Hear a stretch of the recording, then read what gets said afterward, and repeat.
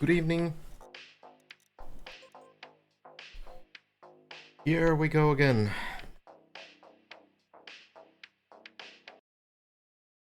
Day 30. It's have been quite the quite the grind. Yeah, I don't think anyone thought that it would be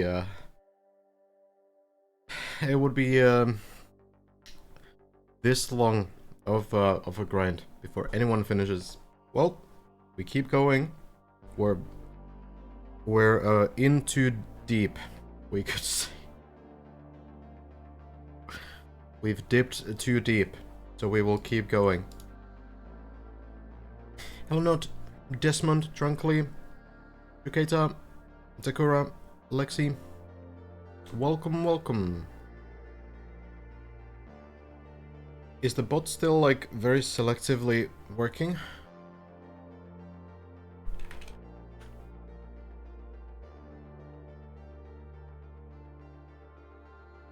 Let me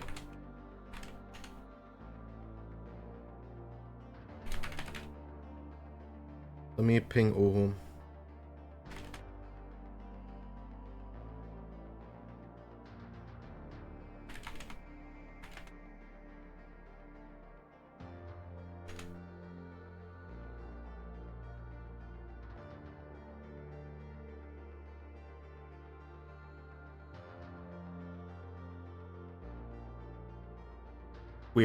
Weird how it's doing this, but maybe we can short the situation out. At least, you know, it's good if this works still, even though it's a couple days old now. Nothing really new. Hello, Ham. Hello, Seal. I'm doing good. What about you?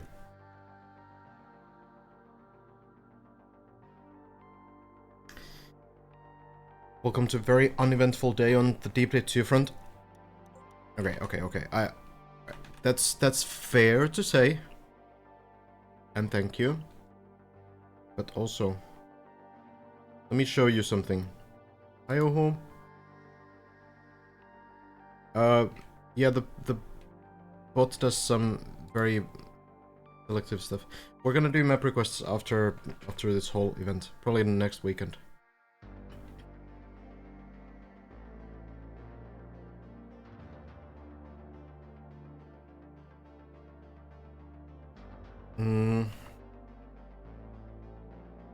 Can people try some random comments? Just for Oho.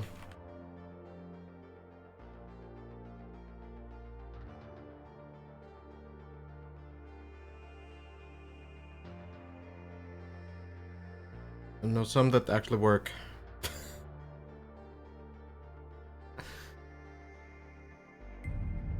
Because yesterday it just didn't. It's weird. Hello, Bato. Hello, everyone else. Also, okay, yeah. So, is it a little bit of an uneventful day? Sure, but I will show you something. All right. Listen to this. Listen to this. This was a speedrun that I did. That took me 35,000 attempts, and this is what I said before the speedrun. Okay. Just one moment. In the beginning of the same run. Hold on. Some good tries. Pretty good corner wall jump back here. This was a very normal day. That's what I said. Literally one attempt before I did the water guard after 35,000 attempts, alright? I thought it was the most usual day with nothing happening at all, alright? So I'm just saying, you never know.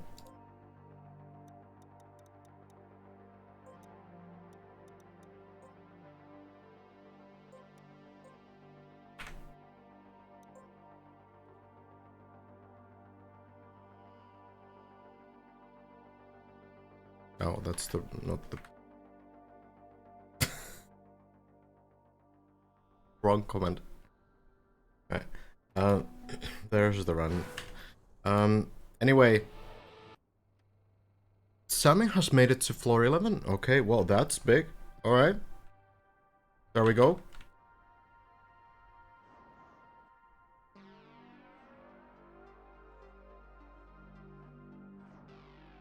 That's a pretty good time to join the server. So we'll go from there, and then... yeah.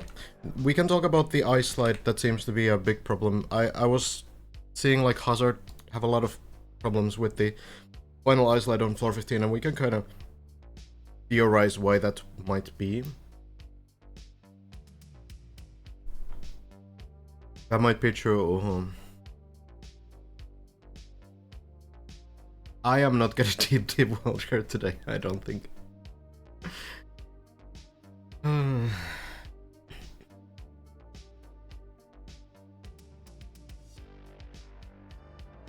You got home today? Nice. Let's go, dude. Shmaniel on PB2. Oh, really? Actually, I should ask Shmaniel. Because Shmaniel has been...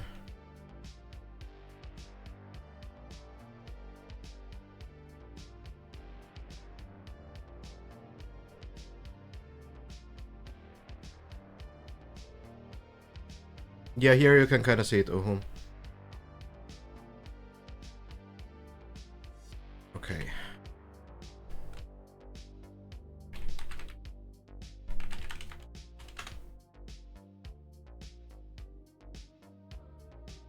Manual is... yeah, floor 14. It's very solid. Very cool, very cool. But on the dead turtle right now, so we don't need to worry about that. We can follow Semi right now.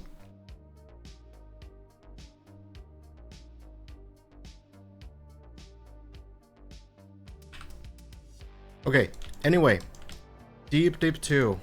Alright, welcome everybody. We're gonna get started with this session right now. So, current situation. Still... that Bren is the only player to make it through floor 16, first few sections here into the wheel hang. And Bren has made it again today, and tried to hold right on the exit again. I suppose Bren figured that it might have been like an old, like a late press or something last time. Oh, Lars made it actually. Oh, I haven't seen that. So Lars made it to the wheel hang as well. I knew that Lars has made it to floor 16. Failed twice in the middle of wall ride. Oh, really? That's interesting. Like, just dropping down in the middle of it? That is actually unusual. That might be about getting too much speed on it or something.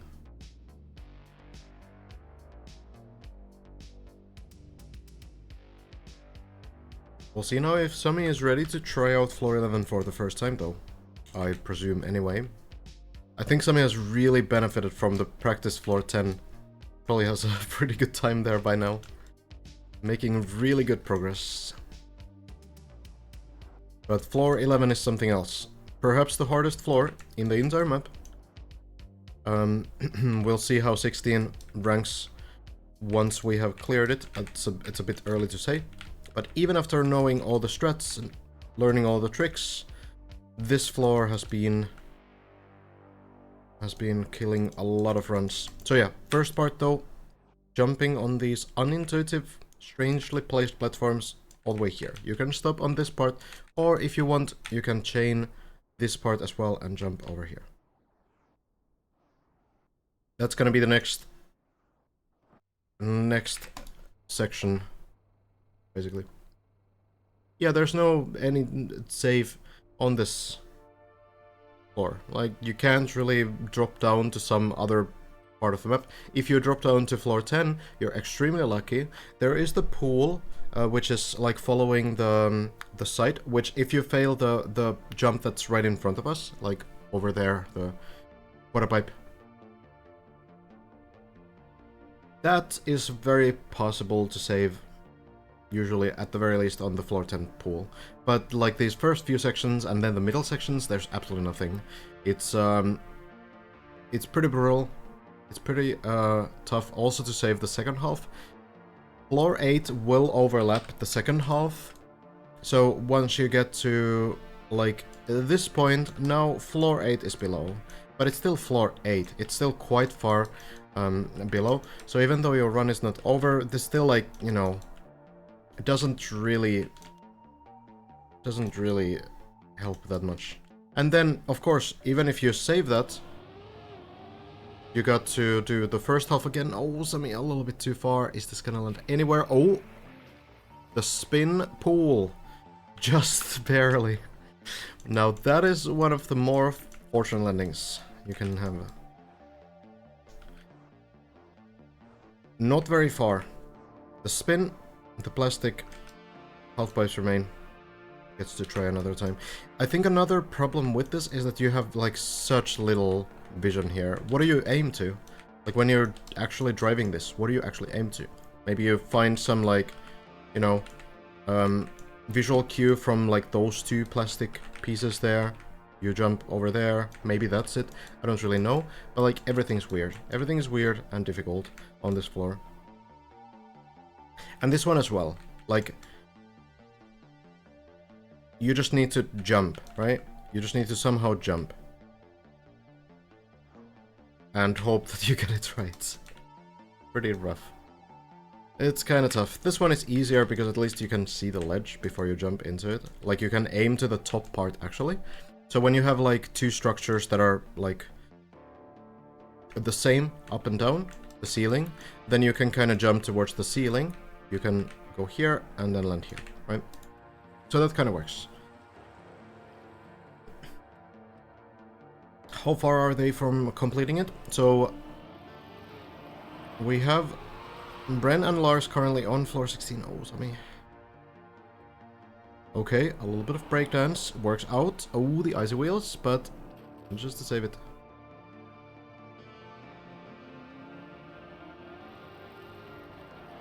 So, yeah, Lars and Bren on floor 16. Bren maybe not further than, like, as I understand, Lars Snow made it to the wheel hang as well, which is here, but fell off, like, in the middle. Not in the entry, was it? But in the middle.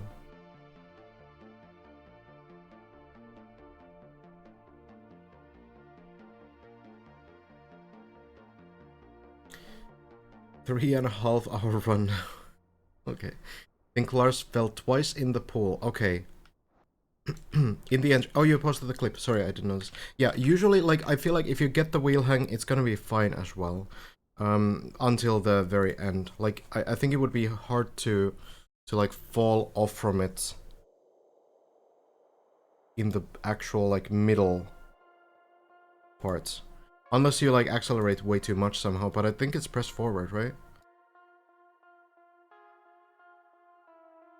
Well, let's see it. So this was Lars's attempt on the wheel hang. Yeah, not getting the entry, not getting the back wheel high enough. That's what it was. Okay. Yeah, the back wheel doesn't go high enough. So that's the reason.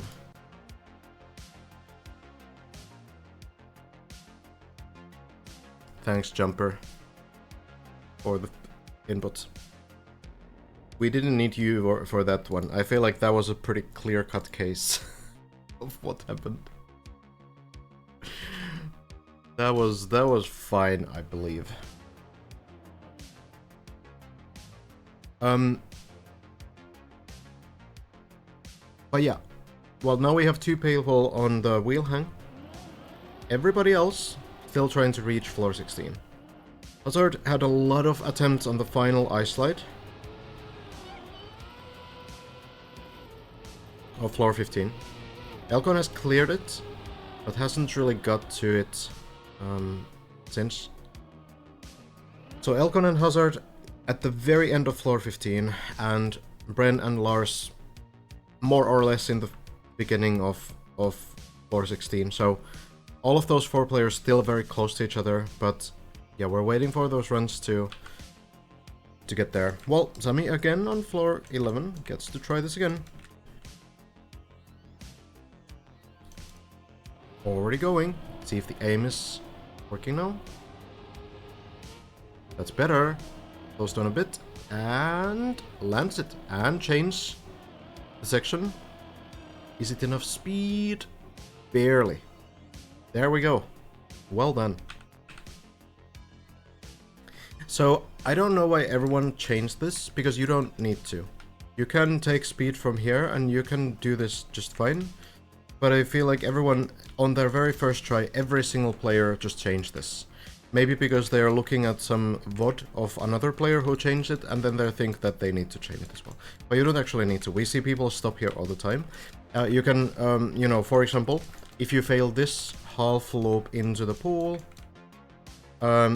you can drop down here and just take speed and do this no problem. So, seems just fine. Seems just fine, but, you know, chaining it is fine as well. Not really a problem. We'll see if somebody can get to maybe that half loop. I think, like, generally speaking, this floor is just too difficult to fully one-shot. So this one will take probably the longest out of all floors. Usually that's the case. Right now, we have Schmaniel on a pretty good run, I think on floor 14. But this PB actually... it's not yet floor 15. I'm not sure what the height of floor 15 is. But it's, you know, 1600 I think is like the early parts of floor 15 still. So probably Schmaniel and Scrappy are still in floor 14, I would imagine. Virtual has been, I think, playing it without the plugin. Has made it to floor 14 as well, no? Oh, it's so hard to keep track of everything when people's PVs are not maybe up to date. Schmaniel on floor 14, okay, yeah. Still waiting for the dead turtle, probably. Virtual's PV should be 1500, okay. So, that means at the very end of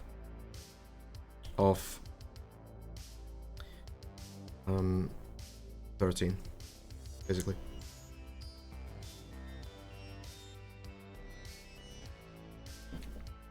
The thing is that I think while 15, oh, Virtual was in 14, okay, the beginning of 14, yeah, alright. That makes sense, yeah. Somewhere around that 1500 range. Because the highest point of 14, highest point of floor 13 generally is the wall, right? Where is it? Here. The wall right here. That's gonna be the highest point usually. And this goes a little bit higher than the floor 14 start. So I guess 1500 is like maybe here, or maybe like maybe when you jump through here, maybe this is the 1500. That might be it. Oh, Sammy has actually made the jump first try. Wow. Okay. Going faster than I thought. This is a really difficult section, but okay. Hey. Not bad at all. 1200 meters reached. But there is starting to be a pretty big difference between the top players. Like we have Bren, Lars, Hazard and Elcon very close to each other. Even though the height difference might seem pretty big, that's just one section. That is the first section of floor 16 that gets you there. So actually on floor 16 you don't get higher at all for a pretty long time than the first section. Which means that we shouldn't be looking at the height at all at this point. Honestly, you know, the closer to the end we get, the less the height seems to matter, because floor 16 goes up and down so much. It doesn't seem to make a big difference. Leaderboard might be absolutely whatever in a couple days.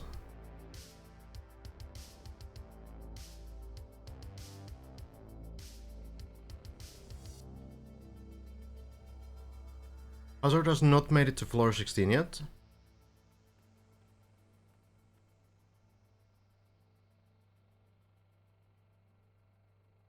Still trying to get the ice slide in. That is a goal. Queen.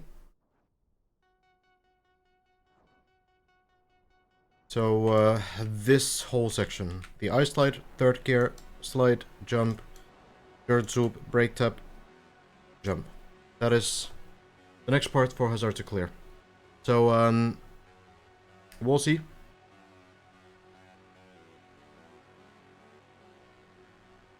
Yeah, has had so many attempts. I was watching last night as well.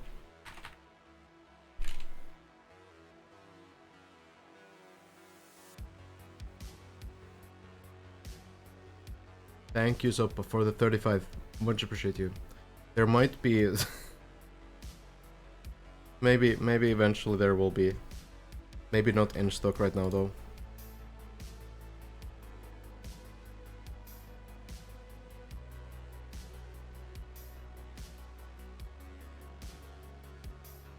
So the goal for Semi here, why put me there, is to get some speed, land somewhat clean into the loop, and land into the pool. Pool will flip you upright. So going a little bit back, this is a plastic block, so you can like smash into this and you can get some speed. But going a little bit back, and then accelerating as close to the plastic as possible, and then just zooming in. That should be enough speed. This will be the highest point you reach on floor 11 for a while. So generally I think we only see people get a new personal best in height when they get to, I think, the very end. Actually, yeah, the very end. Like, not even this part goes higher, but it's like the final jump. So, yeah, this is gonna be the highest point on floor 11, basically. Don't think the high jump even goes higher, necessarily. It's about the same, I think. Yeah, it could be the jump before the plastic slide. Well, trying to get it now. Needs a very gentle touch on the plastic. That looks pretty good. And now going in. And then the jump. That's too far to the left. It's gonna miss the landing, unfortunately. But it slightly misses the pool. Is it still moving backwards? It is moving backwards. It's gonna hit the light. It's not gonna hit the light. So this should eventually go to the pool, and you will be able to flip this bar. Because that's how Trackmania works for some reason.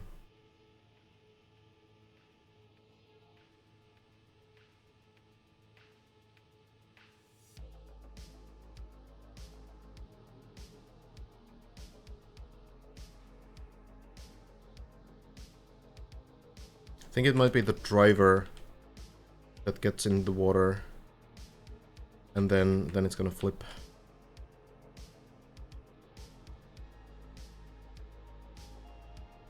As long as it keeps moving, should be fine.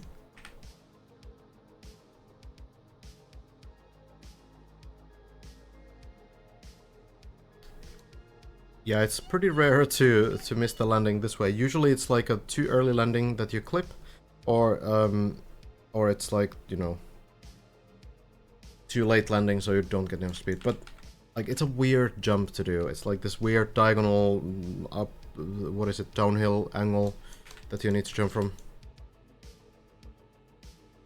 Hi, Anomaly.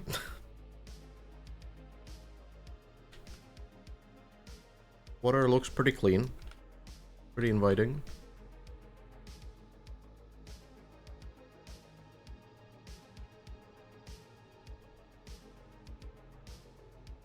Maybe it's like a water repellent helmet.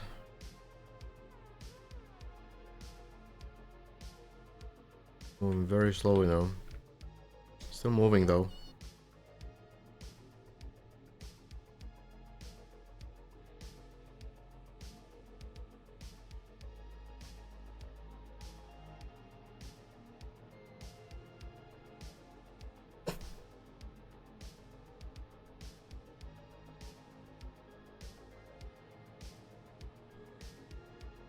Well, it's still going backwards.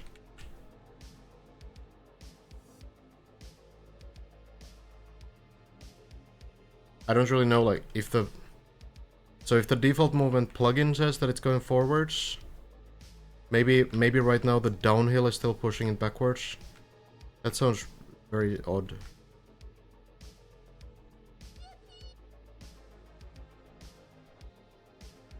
Is it still moving? Moving very slowly. Still backwards though. Like it just needs to reach the first point of water. It's... Oh. That was a sound? I think just a directional input. Is it? Oh, it is a directional input. We literally heard a water sound.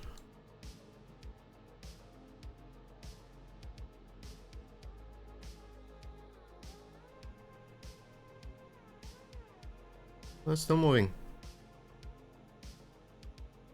Extremely slowly, but it's moving.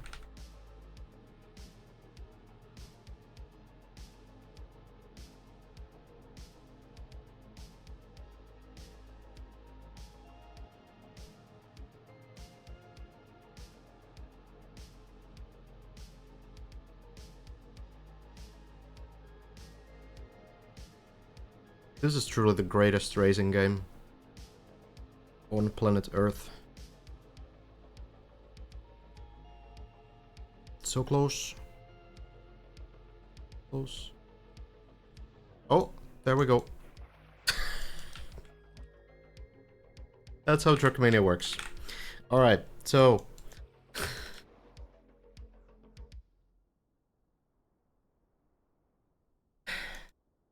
So, yeah. Water will always flip the car. As long as some part of the car is touching water, you will be able to flip the car.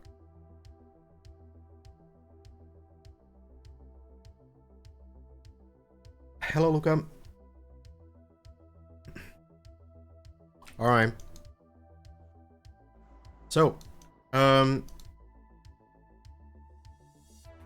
basically, right now, situation. Hello, Hans. However, this loop doesn't seem to be much of a problem. Lars failed it a few times. Bren has been very consistent on it though. So I feel like it's probably okay. This landing seems to be fine for Bren as well now. And both Lars and Bren have now made it to this point. Lars failed the wheel hang, so you need to get both wheels immediately on top of the beam. That has to be done. And then the landing is the next thing to be figured out. So I actually feel like once that landing is figured out, it could be that we make a lot of progress. Maybe on the same run. Bren has had like 4 attempts on it right now. And the inputs are missing. How do you land the car upright? How do you avoid the upside down landing? Oh, that is not quite landing, but something. Back to floor 9. Surely the wall hang is just slow and left.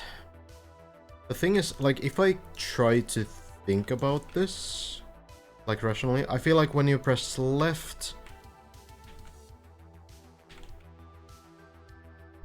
I mean, it could be, I guess, it could be left. But just, like, intuitively, like, the first thought is that it would go even more upside down. But at this point, they've tried nothing. They've tried right. So I feel like left could work. There's more that you can do though. You can, for example, you could press like brake and left or brake and right, but you don't really get grip with the wheels, so it's probably not super helpful. But yeah, so this plastic is on the underside of the car. It doesn't hit the left wheels. So that would mean that if you turn to the left, I guess like the goal is that the wheels, when the car is falling, momentarily gets grip, and the car turns like a little bit towards the left and lands just barely on the platform. I guess that sort of makes sense.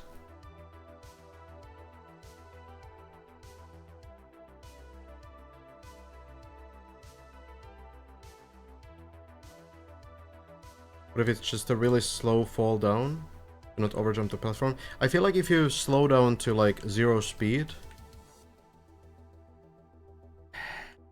it's hard, like this kind of a plastic thing just hasn't been used. It's hard to like imagine this. I guess like the possibility would be that it... Okay, if we think about this, you slow down fully, yeah? One is that you do need to somehow get like over here. So if you slow down fully, then the car will like drop down here. But if we think about this, like you go just barely on top of it. So you slow down, you have 0 speed. The car is here. So then what's gonna happen is that if the plastic pushes the car far enough, then the right side wheels will drop down from here onto the plastic. And then the right side wheels are now touching the plastic, and I think that means that the left side wheels now swing from here towards the wall, right? Because now the right wheels are gripping this plastic. And then at that point, the car will flip and it will land even more upside down. No? Does that make sense?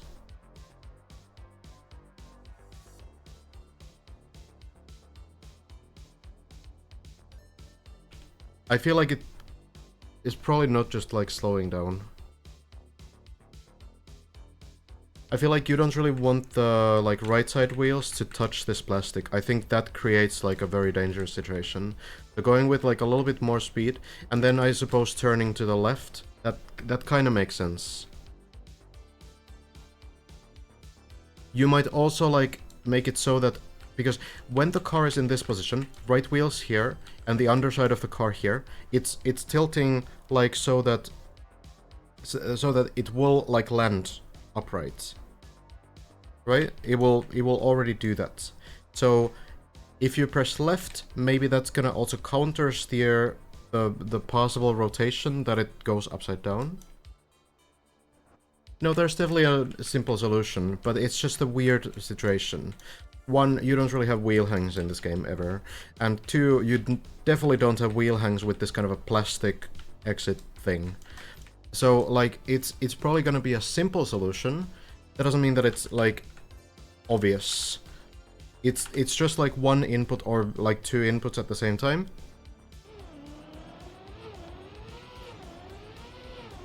But which ones?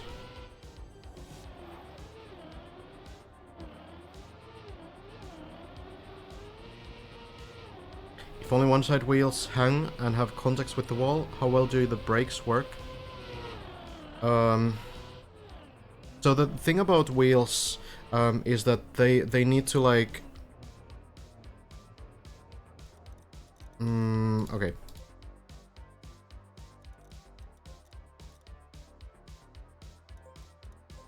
Can I force a like a two-wheel landing? Is that possible? No, right?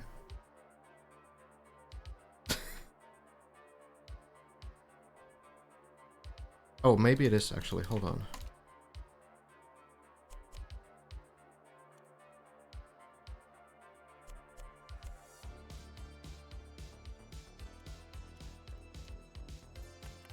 Would it be possible like this? This is too high, surely. Be the ideal height.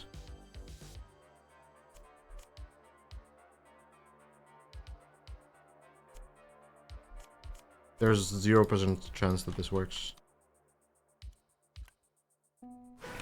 So if I could land with two wheels... This is too high.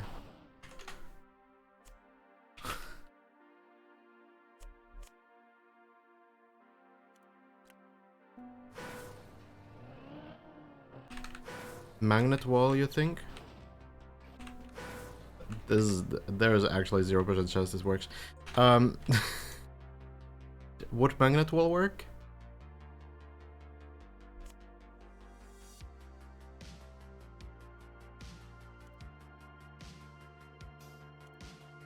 All I want to show is that, like, the side of the wheels don't really do anything. You need to have, like, very specific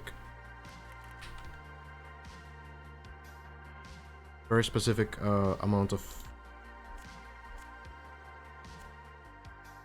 grip on the surface for the car to be able to drive anything at all. Hey, Lewis. Okay, let me go a little bit lower. No, well, just come on. There's nothing to do with the map. Oh. Okay, but now I'm turtling on the magnets. Okay, but I suppose... Alright, this works. Alright, now we're two... Okay, perfect. So I'm two-wheeled. Thank you, Heffa. I'm two-wheeled. And you can see that nothing is happening, right? This is because the wheels are just not, like, gripping the wall at all. And this basically happens at a little bit of a diagonal angle as well. Which means that, basically, if you're in a wheel hang, what's actually driving you is the bottom wheels. If you only wheel hang with the top wheels, they don't have any grip. So that's like one thing about wheel hangs to understand. That when you're like sideways on a wheel like this, maybe not recreate anything in there. How is that recreating anything? What? What section is that on the map? There's no magnets on the map. There's no flip to two wheels on the map. What are we talking about? Guys, focus. So, the main thing is about this, that the side of the wheels doesn't have any grip, and it's also like diagonal, that doesn't have any clip. So basically, the problem with anything at all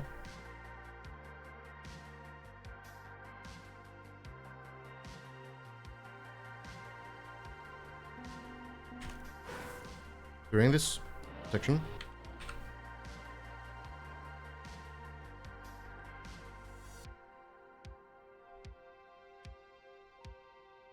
is that when you get to the wheel hang, it's the left side wheels actually doing the driving, because the right wheels are locked in on the top.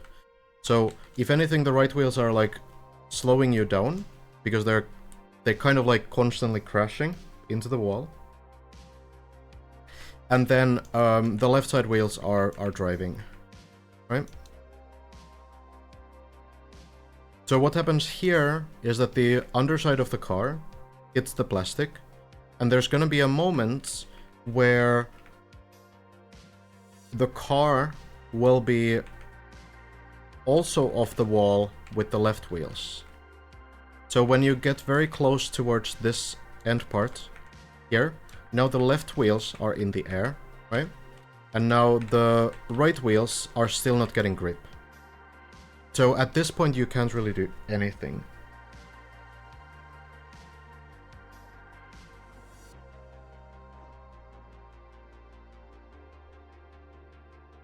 So that's gonna cause any issues with like very late inputs. If you do anything, like you need to do it basically here, anything else will affect you only at the very end when the car already starts falling, pretty much. And like it will affect like airtime too.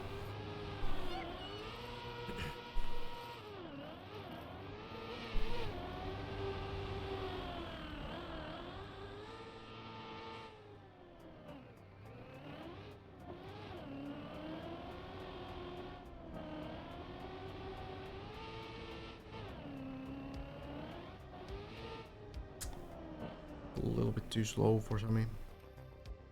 Second attempt, unfortunately, doesn't go that well. Floor 6, it seems... Oh, 3. Just save the run. Maybe. Still needs to find some way up from here, but it's a very tricky floor, this 11. Huge, huge run killer for just about everybody.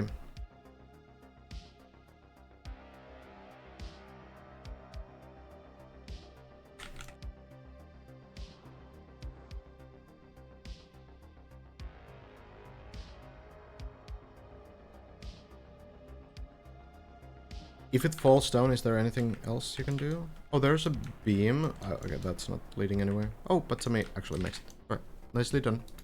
Nicely done. Well, back to floor 6 then. When is your prediction for a finish?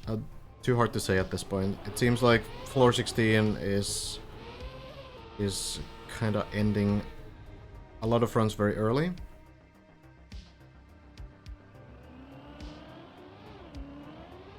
But yeah, I don't know. I don't know.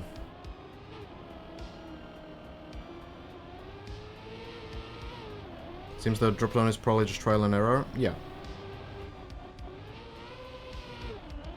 And right now, like, you know, we have a couple errors that we know of, so it's good progress in that sense.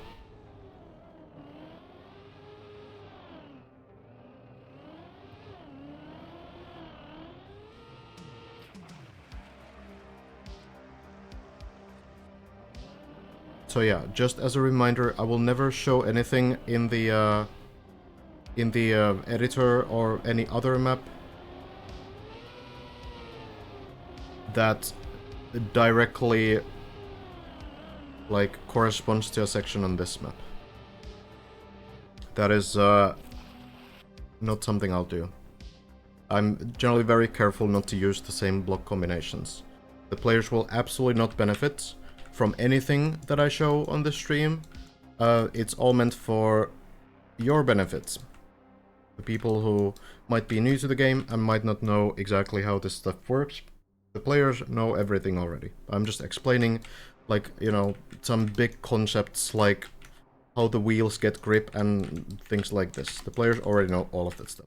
So I'm not gonna do anything else that has any impact to the competition at all. So then, this section I guess will be the next tricky one. Is it legal to practice the next jump on floor 8 practice since there's a copy-pasted block? So, yes. It's not really like... Okay, so it might seem a bit weird, because you might have seen this section here. This was a big puzzle, sort of like understanding what this is and how this is done. This looks weird. There was questions about, do you jump to the right here? Do you maybe bounce on the beams? Do you jump like between these two beams? And what Brandon Hazard found, and what Brandon then tested, was that on floor 7, there is a section that is very similar. Here. There's the same block here. There's the same beams here. So, what they found out is that they could start the practice floor 8. They could go right into this one, and then drop down all the way here, and test out the strategies. And Bren was able to test that you can jump, indeed, over the first beam, and below the second beam, and that can make the landing. So, this is not like a very sort of big sort of block combination.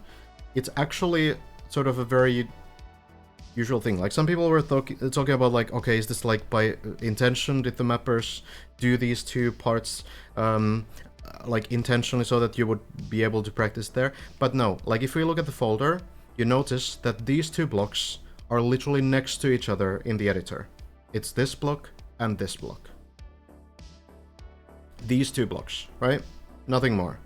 So in the map editor, they are already next to each other, and it's very common that you would combine those two blocks. I've probably done it too in some older maps. In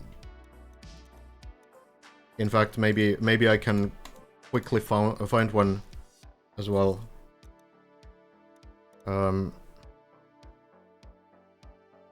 Maybe even this map. Oh, this is an old version.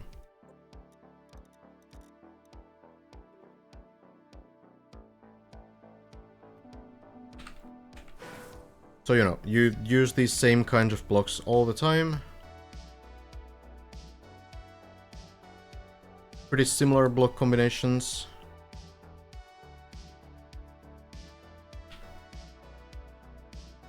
Maybe I haven't used that exact same one though. But yeah, it's very common that you would use those. So it's definitely not intentional. Definitely not something that the mappers planned for. It's just, you know, two blocks that you would use next to each other to create this kind of thing. I'm so close. I have these paths here, but I don't have the extra block after them, I don't think. So, yeah, maybe not. But it's just like a coincidence that the players are now taking a little bit of advantage of what it's gonna be. Pretty normal stuff. But yeah, the players did find out that that is indeed something you can practice there on floor 8. Practice floor, and then you will be able to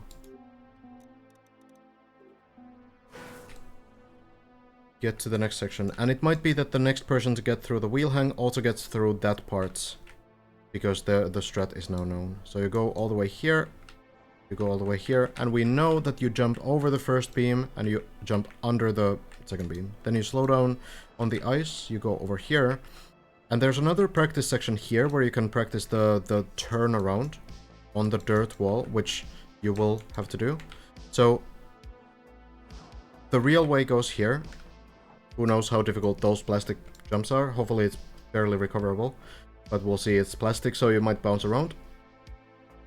And yeah, another dirt zoop, same as we have at the end of floor 15 and on floor 10 as well. And then you jump over here. A bunch of ice, but I don't think there's really too much ice that requires anything more than floor 10. Like, it's very similar. You just land here and then you kind of start an ice slide and you try to make it all the way up. It should be okay. And then over the beams, which, you know, apparently this is not too hard. We'll see though. Then the dirt wall, right, where you need to go all the way around, switch direction with the plastic at the end, and then go all the way here.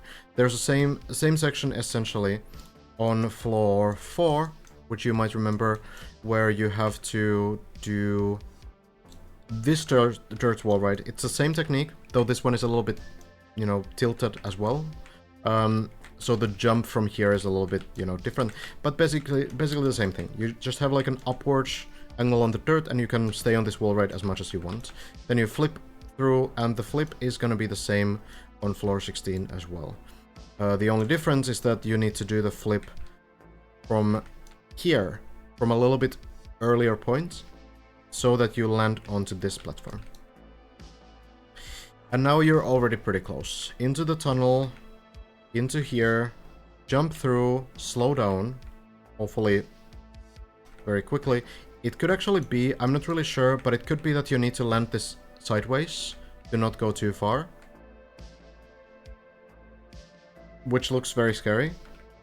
But that might be the reason why ice is the choice of surface here. Then over these places, nothing too difficult there. And then this final thing through into the tunnel right there, which you have barely space to do because your left wheels are gonna be off the beam. So you just hope that this works. You hope that you get enough speed. Climb up. And then this is the end part on the scale. So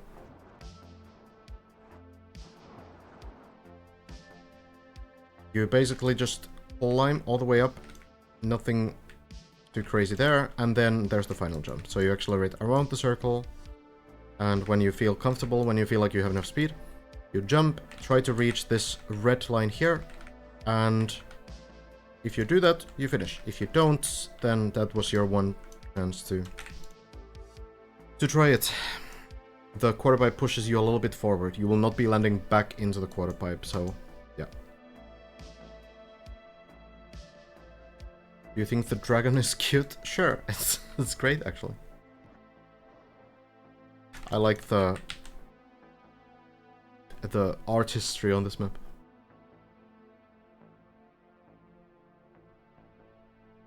I stream everything on this channel, Desmond. Crazy how slow progress has been over the past couple days. Yeah, I don't know if it's crazy though. It's really just that you need to clear all these 16 floors from 0 to 15 to even get to try a new personal best with a section that we don't know how it works. So I don't think it's that sort of unexpected. But it could also be that when someone actually gets that run, because that is the difficulty, getting that run to that section. It could be that there's like a bunch of one-shots and, you know, suddenly you're on the last two sections of the floor and maybe one-shot those as well. It can, like, this can end quicker than we expect right now.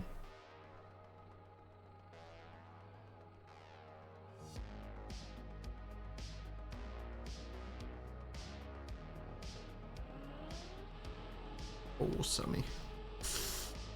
Somehow the turtle ends here right in the beginning. It's a tough one. Tough. Ball. Well. Yeah, wheel hang is still the most recent section.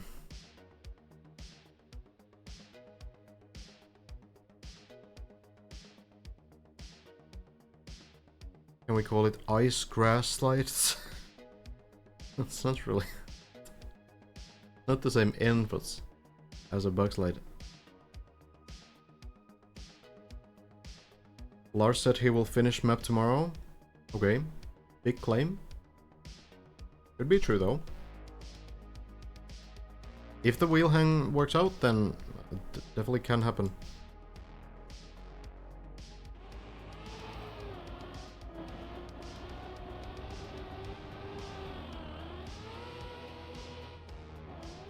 My first language is Finnish.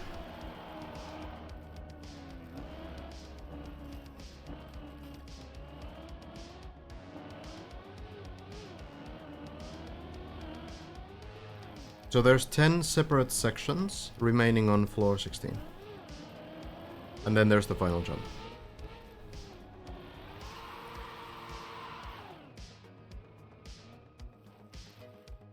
Actually, like, difficult sections are sections that we expect to be difficult. There's probably 5.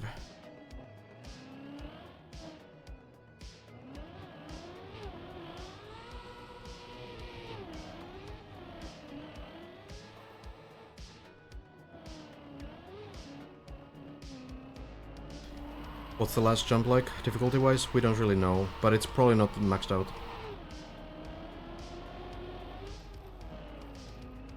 Lars back in 55 minutes, okay. We'll see.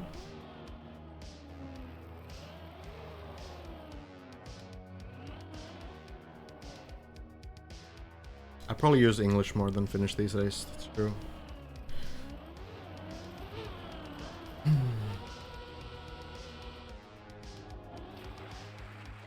It will still take a week. I mean, it could. It could. It really depends, because at this point we talk less about, like, very general sort of progress, like, okay, well, once more players get to this point, and, you know, then we can figure out how to do it and whatever. It's not really about that anymore. It's really about one player just getting the god run.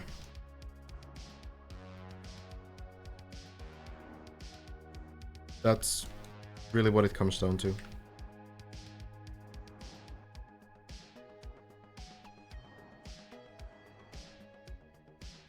You will never need to be consistent on this dirt wall ride, for example. You just need to clear it one time. You need to somehow get through this, you know, you go here, maybe you do something weird on the plastic bounce, who cares? All you need to do is kind of somehow get through this into this point. And I feel like it's entirely possible that the first person to clear this dirt wall ride also finishes the map. It's entirely possible. So really there's very few sections that need to be like understood very well. It could be that, for example, this plastic jump sequence needs to be understood if it's not like super automatic. If you need some specific line, specific sort of speed to get it. Like if you can be too fast or something, for example.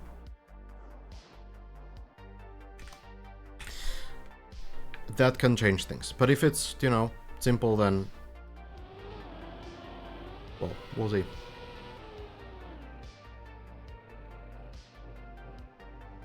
Valenzio. I think Villager should give them an ultimatum if it's not done.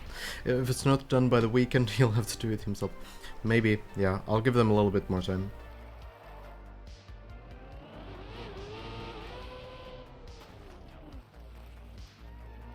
Bren did get to the wheel hang at least once today.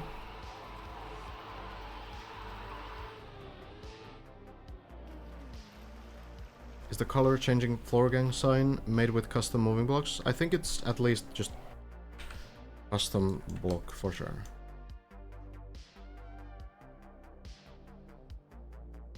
I actually think what's happening here is that it's two separate things.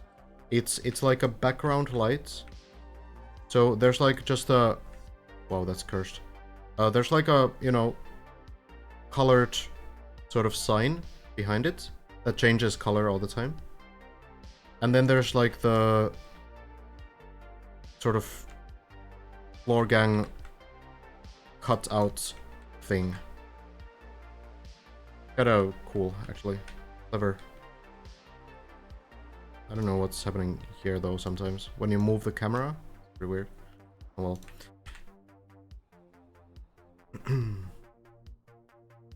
Can you provide your take on current state of DD2 progress? Did things slow down a bit compared to to the first weeks? I mean, kind of, but we were also stuck on some floor 11 sections for a very similar amount of time. With, you know, basically the same amount of people figuring them out. Now that Lars has reached the wheel hang as well,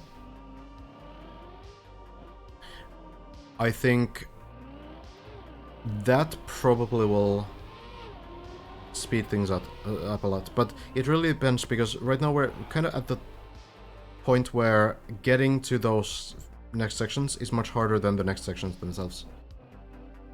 So when we were on like floor 11, the issue really was floor 11. But now that we're on floor 16, it's not really the wheel hang that's the problem. It's everything before that. It's floor 15, the ice slide and the dragon and everything else, the whole jump, the wall thing, the beam landing, floor 13, shortcuts and weird plastic moments, and you know, floor 11 is still a problem, and everything is still a problem. So it's really much less about the wheel hang itself. If the wheel hang was on floor 11, it would be much smaller of a problem. Because we've had like similar issues that we don't really even think about anymore, right? Like for example, on floor 11, we had this jump, right? It was like 1 day of thinking about what to do here. Maybe 1.5 days or so. So, you know, what players were trying, they were kind of trying, you know, hitting this wall and landing on the beam. Maybe it was 2 days. And then Hazard came, and Hazard was like, okay, well, let's just do a spin. Like this. And landed it fine. And now everyone's doing it, and we don't really, like, think of it as, like, a big sort of obstacle on this entire map. It's just that to figure out these kinds of sections on this height, as simple as they might be, it will just be so much slower. So that's really the current roadblock. Lars and Bren have reached the wheel hang, yes. The difficulty kind of multiplies, but I really don't think the wheel hang will end up being like a big issue. Really, it's just a puzzle. Just understanding what you need to do to land it. I don't think it's going to be an issue about like getting it consistently. There's just gonna be a strategy, and once you figure out the strategy, you'll be able to do it.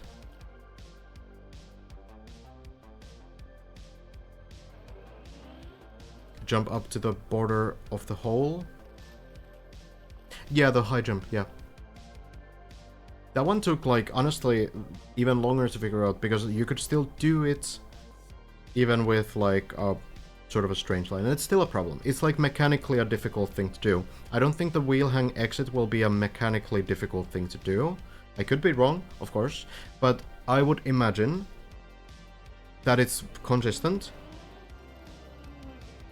In fact, I think we had Jumper say at one point that it's not random.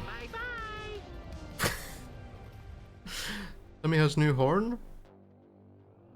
No more yippee.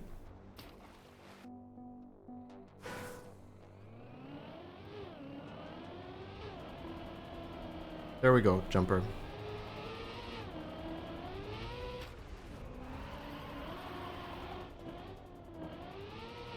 You know what? Instead of custom horns, I think Trackmania should have like a voice line wheel. So you could have like, you know, like a list of things that you can say to other players. I think that would be great.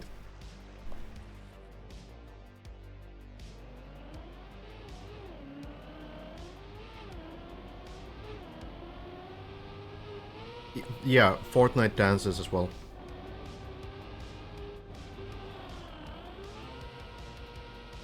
Sell them with microtransactions and make insane money, and then we get more Trackmania content.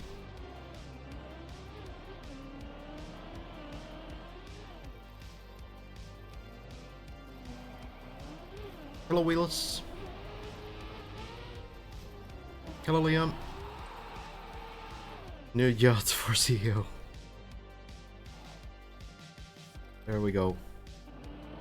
Intellitric, I think on a PB actually. Might have been practicing the practice floors. Mentioned that to Zertrov and it's done in a day. It would be kinda interesting actually. I guess like maybe only people with the plugin would hear it then. I don't know, maybe I'll bring it up. Be kind of funny.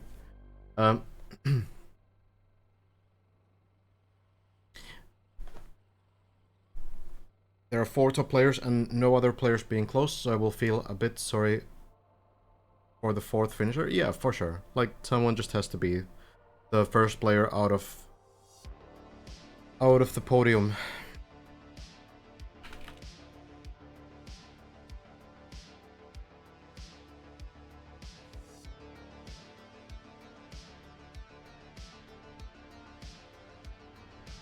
We should not expect from now on streams from top players. No, we should absolutely expect streams, because everyone is getting ready to finish the map. And you need to stream your final full run. So it's going to be basically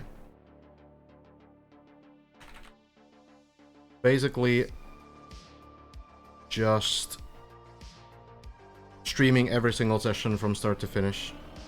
Unless they're like specifically like practicing like a practice floor or something.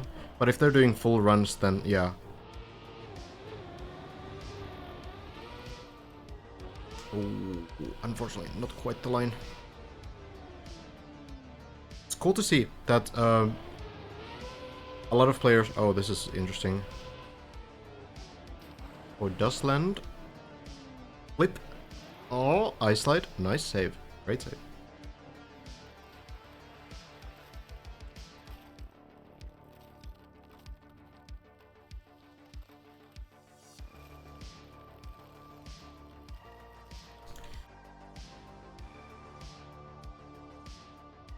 What is Intellitric's Twitch?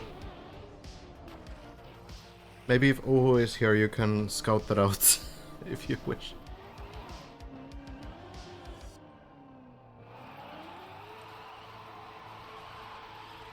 still a virtual believer too. Yeah, we'll see. I think at this point... I think at this point, the problem is that the top 4 is just too far away. Not in terms of progress, like, can Virtual get to the end of floor 15 as other players are there? Yes, but the problem is that everyone is getting more floor 15 attempts right now. Elcon is getting them, Hazard is getting them, Lars is getting them, Bren is getting them. So, the issue that you face is not progress in terms of your personal best, but progress in terms of consistency. Because whether you like it or not, you are not going to one-shot floor 16. Even if you know all the strats, you'll probably not one-shot the entire floor. It could be that, you know, you get like one day where you get a lot of attempts into it, but to do that, to get those kind of sessions, you need to be consistent on the previous floors as well. So if you're still kind of trying to clear floor 14 for the first time, you haven't even seen floor 15 yet, you're gonna struggle a lot compared to the other 4, because the consistency on those earlier floors will make sure that you get those floor 16 attempts that you need to finish the map. So it's like, it's possible. I wouldn't say that it's like not going to happen at all, but it requires a lot of progress, like very, very quickly. Like, you know, Lars is saying that he's ready to finish the map, right? I'm pretty sure Bren is also ready to finish the map. And sure, it might be speaking a bit too early. Maybe there's some issue on the one of the later parts that does take a couple of days to solve. But at the end of the day, I think Lars and Bren both are like far enough on the map that they could make that happen. And I think someone like Elcon or Hazard as well. Like, all they need to do, basically, to catch up, is they need to get through the ice slide consistently. Well, Elcon's case, that's not going to be a problem, but in Elcon's case, needs to get to the ice slide. To this section here. Needs to solve it, needs to get through it, needs to get to floor 16, and clear this first section, get to the wheel hang, and then they're already even. So it's not like a lot remaining, but they do need to, you know, get that done. That is absolutely necessary. So yeah, and then like, who knows what happens when the first run gets through that point. Maybe the next few tricks are surprisingly easy. Maybe they're able to just, you know, barely land them, like, you know, get the luckiest landings that they've had so far, like maybe landing with 2 wheels and somehow bouncing a little bit and somehow landing onto the tunnel. Like, that could happen. And then getting this landing, getting barely a save, maybe 2-wheeling a little bit off the platform. It doesn't matter, as long as you land it. And then go into the dirt. Then get a couple attempts on this, you know, you fail it, you don't bounce off the platform, you try it again, you figure out the speed, and suddenly you're on the wall ride. And maybe you know how to do the wall ride. Maybe you get it. Maybe you get it first try. And at this point, when the first player's here, I think then it's like a very, very big chance, very realistic chance that they actually finish the map. So, like, a few things do need to click, but it's not that big of a list. So the end is the end of floor 16. I'm gonna constantly go up and down now. But again, floor 16, and here. So once you're at this point, this is the end part, which means that from this point on, this is sparklings and not jumpers section. So there's really nothing here. Like, sure, you can fail things, but this is like a nerve test, like a shaky hands test. And really what you are looking for is the final jump. That's basically the distance from end to fin is the final jump, mostly. Thank you for the prime nuke. Appreciate you.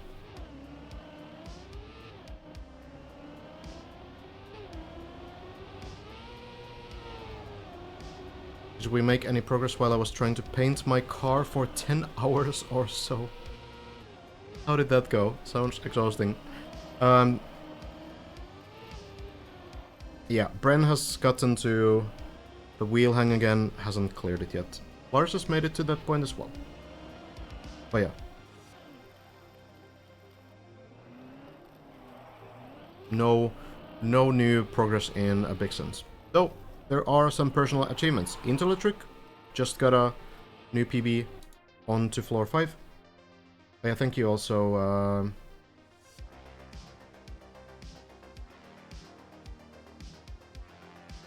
here.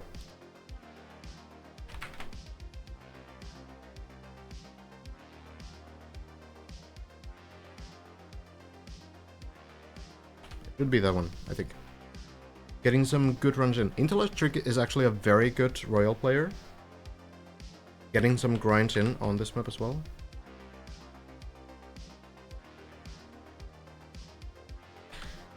Yeah, still a little bit empty. I feel like Sumi is the only player to consistently grind every single day on the server, which is pretty great. It's pretty great. But yeah. We shall see if some others jump in. Not sure if Elcon has had a session today at all. Or Hazard. Suppose Lars will be online tonight at some point. I've kind of also adjusted my stream schedule because it seems like players are starting the sessions later and later. Spam was playing some entrance map, which I thought was your map for like an hour. Oh, the still map? Yeah, it just came out today. I suppose, like, you know, I can quickly shout out that map as well, as it's a huge project. I don't know where it is. Here. This map just came out today, which, you know, it's a big project. It seems like everything's happening today. New Khaki season started today as well in Trackmania Nations Forever, another game. It could be that Simo is maybe playing the Khaki season right now. But yeah, I'll need to add this map to my list of things to discover as well.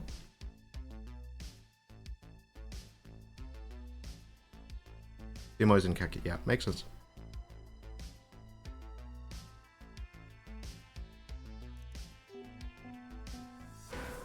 So this map came out, and this is a 1 hour competitive map. Kinda crazy. Probably one of the biggest projects we've ever had in this game. Kinda wild. Looks incredible, actually. Super, super cool. Visually. Yeah, quite the map.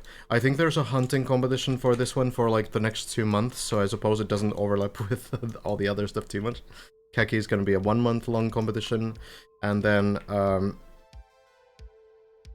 also there's gonna be a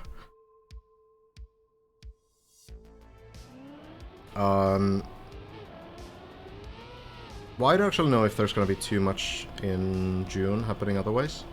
Obviously, Deep Dip is probably, you know, pretty close to the end, we could imagine. So this is like a more competitive map. A very different style, much more flowy. The speed is very sort of stable compared to something like Deep Dip. Built by some pretty great mappers. So I think there might be a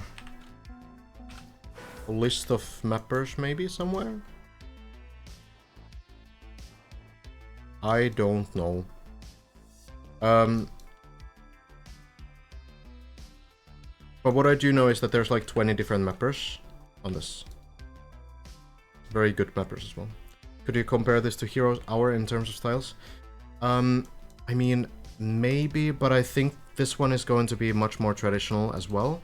I think Heroes Hour is like, it's very compact in a sense, so this one will be like a very different.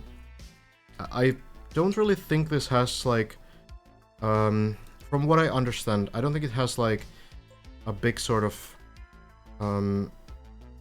difference in styles necessarily. I feel like almost everyone who built for this is kind of like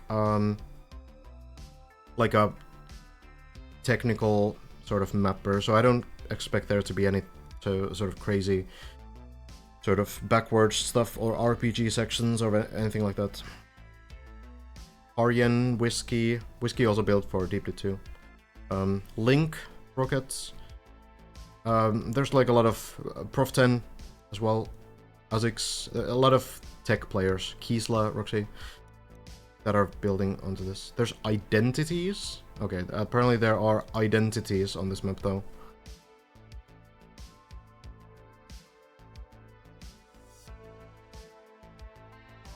Which is a concept from the official competitive maps from the last few years, where you essentially have some like weird section, usually a lot harder than other sections of the map, usually very failable. This doesn't really look like an identity. Who knows? I also have terrible frames on this. I would need some plugins to reduce the visuals a little bit. Oh well. Well, this came out today. Doesn't really look like that. Oh, here? Is that like an identity? Or is it like a new... Oh no, it's just like, yeah, this is just for the map, I guess. Okay, I think it's mainly some speed checks, the identities, so nothing like super crazy. Alright, well, we're gonna play that eventually as well. But yeah, a lot happening right now in the game in general. Hi Illuminati.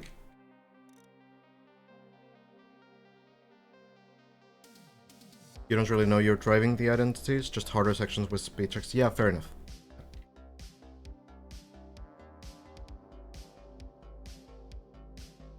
It's a big map. Kakiest Kaki, yeah, is in a little bit of a spot right now where there's a lot of eyes on other things, but here's the thing. Kakiest Kaki in Trackmania Nations Forever always had like its own player base. I don't think it's really going to like have less players than usual, because it's already catering towards like the old school community and, you know, like a pretty stable sort of community that generally plays these kinds of maps anyway. So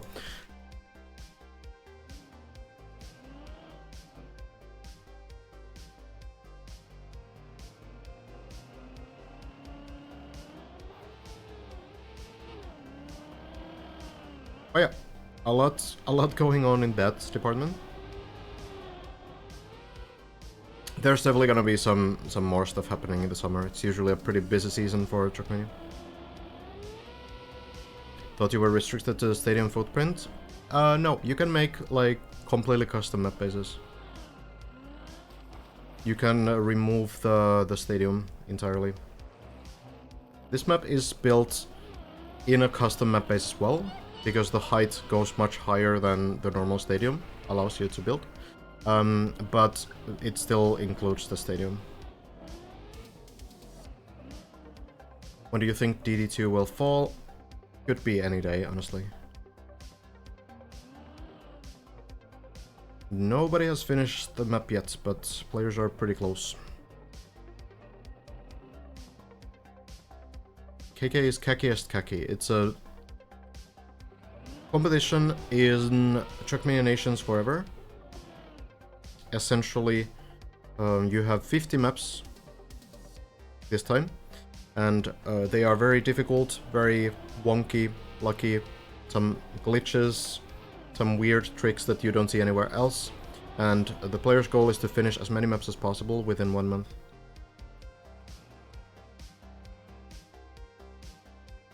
Yeah, go for it, LG. It's gonna be a great season. The mappers are always super great. It's crazy how they can still find new kinds of ideas in the old game too that doesn't allow you to do things like custom blocks or Blender maps at all. It is day 30 because the first day is what, day 1. And not day 0.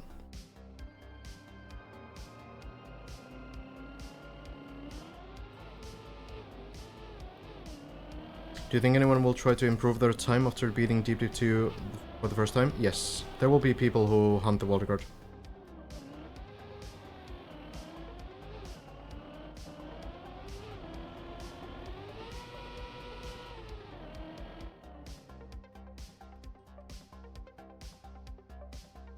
It's an overplayed event. I mean, I don't know. Kaki Reloaded is very popular every single year. Hey Mark. Not much of a Trackmania guy, but I really enjoyed Deep Dip, so thank you for doing this. No problem. My pleasure. Definitely a more of a quiet pace right now, but I think we're mostly just waiting for our top players to jump in. We can kind of check in on what is going on.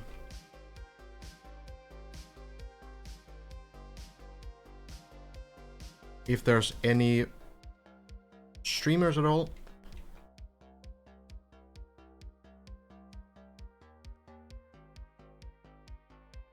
Shmonil is still playing, but seems to be taking a break.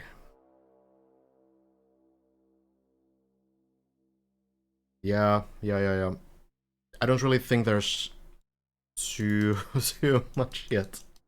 Okay, well, alright. I think we probably try to fill the time with... Oshmanil just ready to semi? Oh, okay, gotcha. Maybe we figure out something to talk about, some kind of a concept. I don't know which one, but we'll figure it out.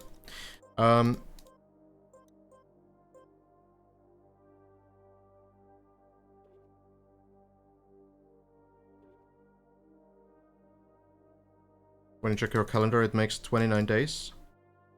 So if we go from, like, day 1 is the Friday 4 weeks ago, right? Then day 8 is the next Friday, yes? Then 15, 22, 29, and today's Saturday, that makes 30.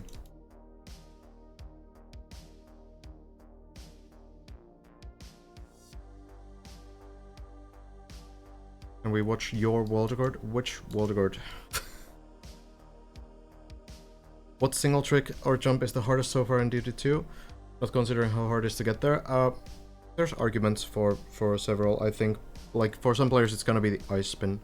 But I think for a lot of players it will be the floor 11 high jump, just because it kills your run so often. The ice slide on 15, I guess you mean, is at least something that you can retry, you know? You don't need to commit to it until it works, but the high jump you need to commit to. Like, if you fail it on 11, then it's GG. It's gonna not work. When you showed at the start of the stream? Oh, the one on the...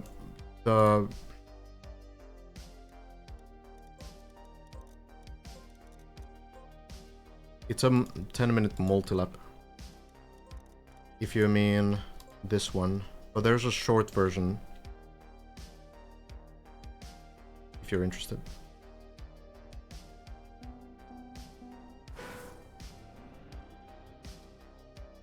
I think the GPS run on this is a little bit faster. This is a style called NASCAR. Meaning that it's actually faster to do small releases in acceleration rather than braking. First turn is full speed though, but everything else is basically you're just avoiding drifting, except there's a small speed slide on this landing. But, you know, it's not really NASCAR style if you ask like old school players, but it's kind of fun. So I don't care. Upside down quarter pipe jump at 11. You mean the plastic section? I feel like that's actually working a little bit better than the high jumps still now. Like, it was hard to figure out for sure, but at this point players understand it a bit better, and I feel like it works pretty well. But I could see that being an argument for sure. Like, it's a very tricky floor overall. Very tricky sort of section to begin with. Okay, okay.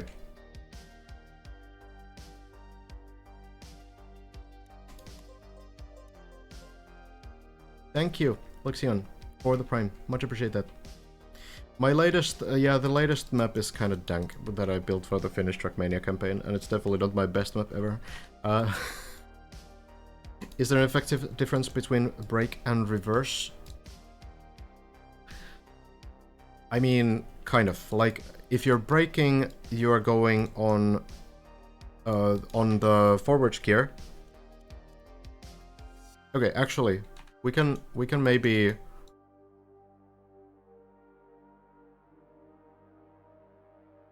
Actually, sure. That works. I've been mentioning this multiple times. So, you know what? Let's just talk about it in like the way of actually showing what it is. So, backwards and forwards gear. What is the difference? I need to. This setup will be so bad. Okay, whatever. I think I should do icy turbos.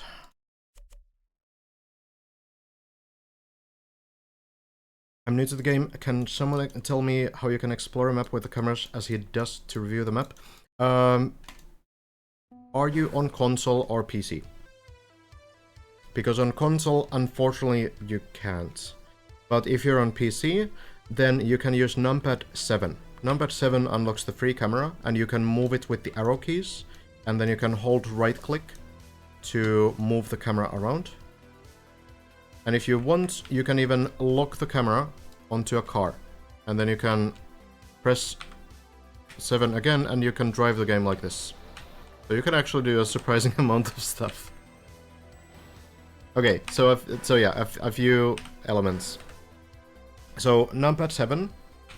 That allows you to do the free camera. By the way, if you get it locked in like this, hold Alt and right click.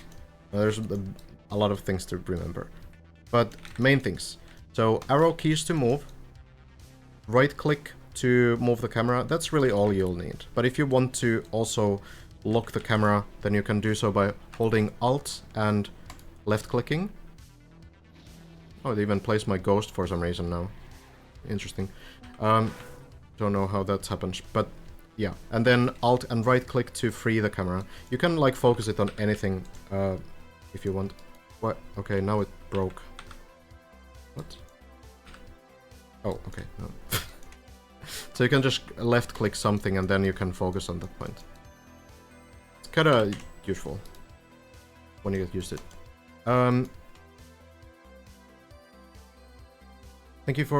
Thank you so much for your DD casts, highly entertaining and informative. Glad to hear. I've been looking too much. You deserve the subs. Thank you, Lexian. I appreciate you. Glad you're enjoying. What are the main differences to playing on console rather than PC? Well, the big difference is that, for example, when I use the map editor, I have this whole list of plugins, right? Not all of these are related to the map editor, but a lot of these will be. So, you know, you have like things like light map priority manager, and you know, you can use this to like kind of change some parts of the. What does my game not work? I don't understand. Yeah, like if I place like a custom block or something, I can use that plugin. Sure, we can use this one. So this is a big custom item. It's fake water also. I can use this plugin to like deprioritize this in the, you know, shadows when I calculate shadows later. Like, there's all kinds of plugins. There's way too many to list. One big one is, for example, Editor++, which allows me to change like block position just barely. I can select a block like this, and then I can move it slightly up if I want to. I think it actually, it needs to be in free mode. But I can, like, you know, select this block and then start, like, rotating it to whatever direction, just very barely. You can do so much with Editor++. You have this whole list of overwhelming things that I don't know how half of these work. You don't have any of this on control. So that's, like, a pretty big thing. All of these kinds of plugins, not only in terms of the map editor, but also, like, the input overlay I have here, the speedometer that I have here, and the checkpoint counter that I have here. And then you can have like texture mods or texture plugins that make ice look a little bit different as well, that a lot of players are using. You don't have any of that on console. So the PC version does benefit a lot just by having OpenPlanet, which is the plugin manager in the game. It's like third party, so people make plugins and then they get approved by the OpenPlanet crew who are in contact with Nadio. So they are like official and usually allowed on competitions as well. At least some plugins are usually allowed in like official competitions too. But yeah, like that's one thing. Is it not cheating? Well, it's not, because the OpenPlanet crew is in contact with Nadio about what they should and shouldn't approve. So there's like a pretty clear list of rules of what a plugin can be. For example, there was a plugin in Works that would show you how ideal your speed slide is. So when you reach 200 speed, you can slightly overlap the wheels. Actually, it's so much easier to use to go here. So when you go on grass or dirt or plastic, you can do like this overlap with the skid marks, very narrow drift that actually gains you speed. It also works on road, but only above 400 speed. And there was a plugin in the works that would show you in real time if your speed slide was optimal or if it was too, if you were turning too much or too little. And that caused a lot of controversy, where a lot of people thought that, okay, well, this is cheating, and it ended up not being allowed. Even though Nadio actually said at one point that they would have been fine with it, the OpenPlanet crew decided that, okay, well, this is too much, players don't want this, so we will not add this to the game. So it's like, you know, you can't do whatever you want, generally. Hello, Sunday! So, okay, what I actually wanted to show here, though, was an actual point here that I wanted to do, because we were asking about, like, backward stuff. So, I keep forgetting, I also have a plugin like this. It allows me to do this. So, if I can turn backwards here with the eyes. So, okay, here's a big difference between forward gear and backwards gear. So you notice now, in the speed on the right side, that I am not gaining speed, right? I'm drifting, but I'm not gaining speed. I'm losing speed, getting slower and slower. Yep. This is not always the case. And basically, the reason why that happens is because I'm starting to drive forwards. There's a section on floor 6 on Deep Dip that has the same kind of a thing. So if I start driving forwards and I turn around, you notice that the gear shows as 0, but it's not really like the...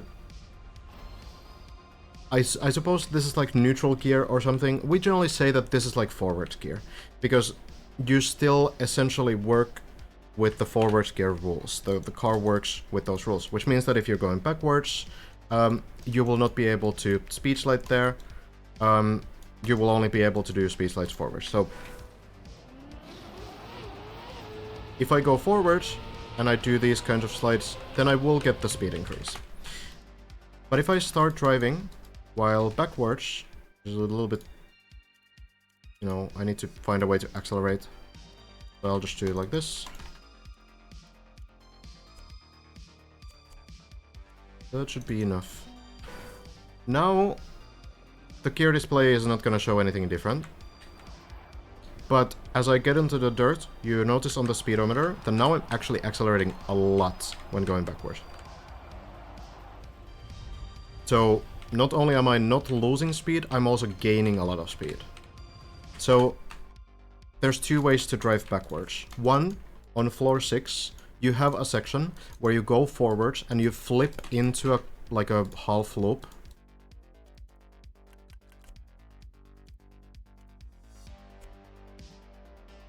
Landing here, and then you drive backwards. You will still have the forwards gear when you do that. Hello Wesley, epic dude. Speedometer that virtual and semifying have show reverse gear. Oh, okay, cool. Doesn't work that well. Okay. But yeah, so on floor 6 you have this landing onto the half loop, and then you keep moving backwards, but you have the forwards gear, so you will actually just lose speed if you speed slide. And not every player might even know that when they get to that point. They might try to slide still, but you are supposed to not drift at all. When you have backwards gear, that is for example on floor 7 section, where you need to have the backwards gear. And the way you start with backwards gear is basically starting from 0 speed. So that's kind of like a pretty big difference. I forgot what the original question was.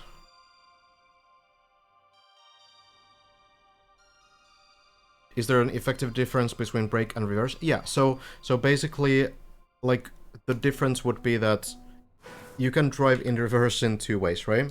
Braking implies that you are going forwards and slowing down. But there's like a little bit of a difference between driving backwards. Also, like, you can get inverted steering in weird ways. You don't need 0 speed, but that is the most, like, consistent way. As a backwards mapper, I can tell you that there are very weird ways that you still keep forwards gear even if you slow down speed a lot. Is there a way to cancel forwards gear and get backwards gear when already moving backwards? No.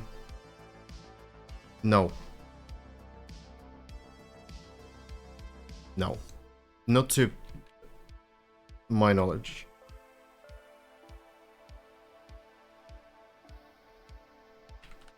Can't imagine a way.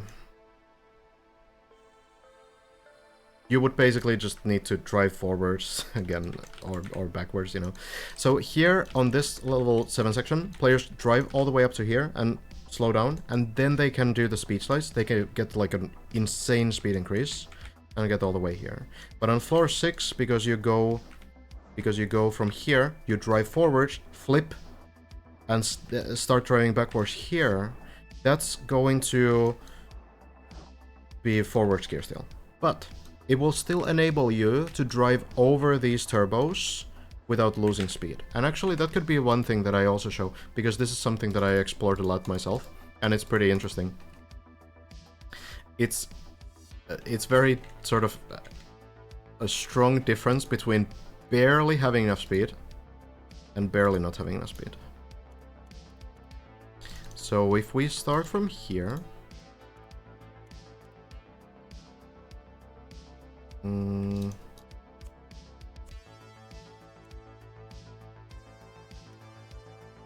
I was actually really surprised when I first tested this. How much speed does this give?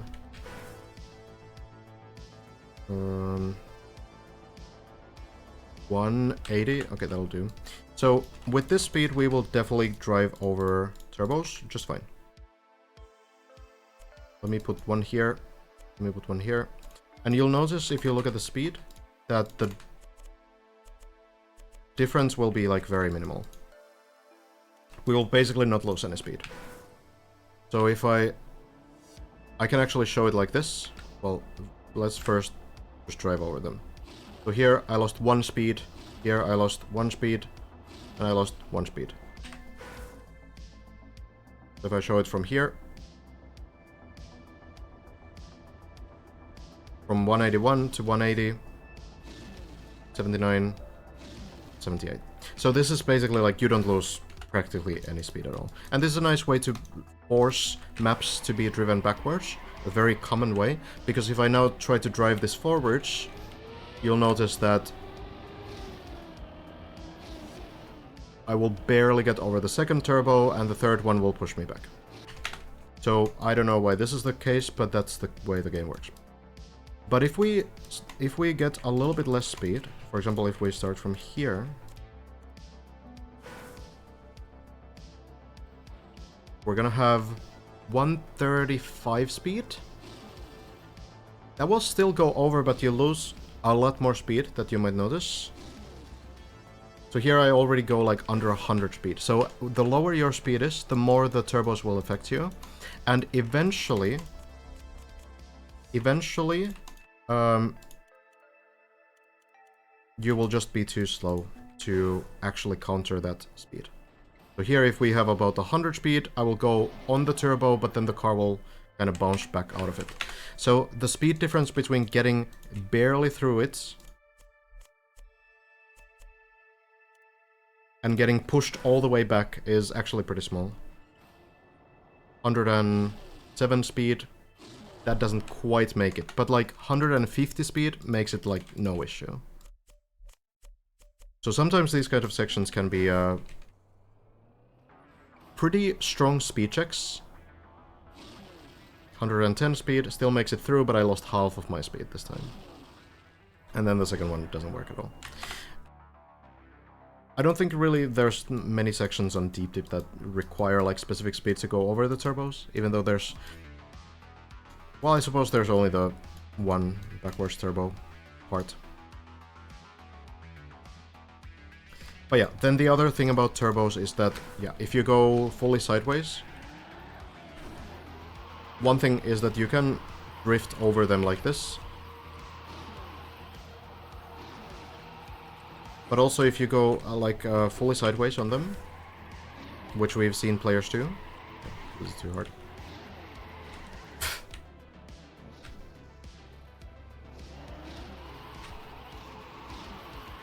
Like this, then the car will not get affected by the turbos. So I'm free to drive here forwards and backwards as long as I'm like fully sideways on the turbo. The moment I start turning, then I will get the boost as well. The turbos are pretty strange.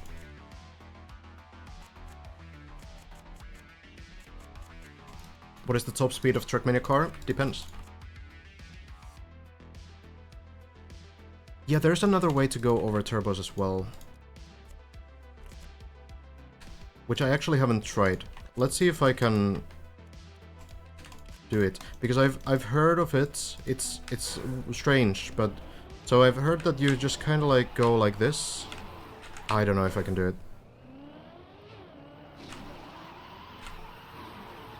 How do you do it? It's just like a... Oh, faster wiggles. Do you just spam? Okay, let's see.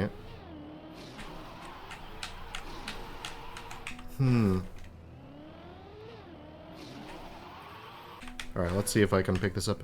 Let me place a platform here. Hey, thank you, Yoltz, for the 420. I am a pretty experienced mapper. I live in the editor. Hi, Rizal. Oh, there we go. That's kind of interesting. It seems pretty risky. If you fail this, it's probably harder to save. Okay, when do I start braking?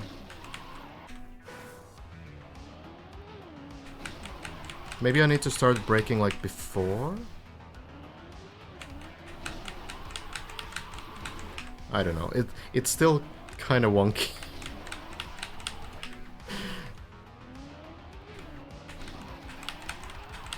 Yeah, I can't do it consistently at all. Maybe I need to practice it. It's a known trick since more than a decade ago. Used to see it in RPG training tracks. Really?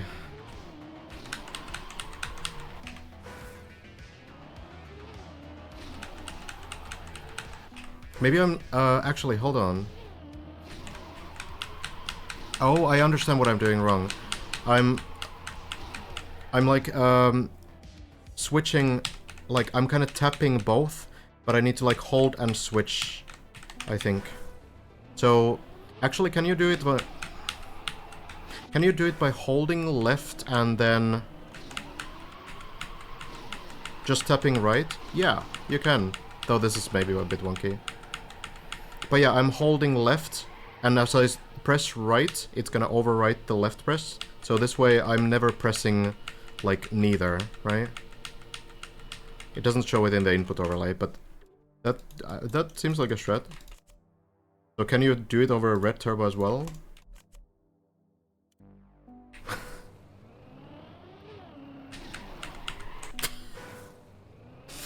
Looks kinda rough.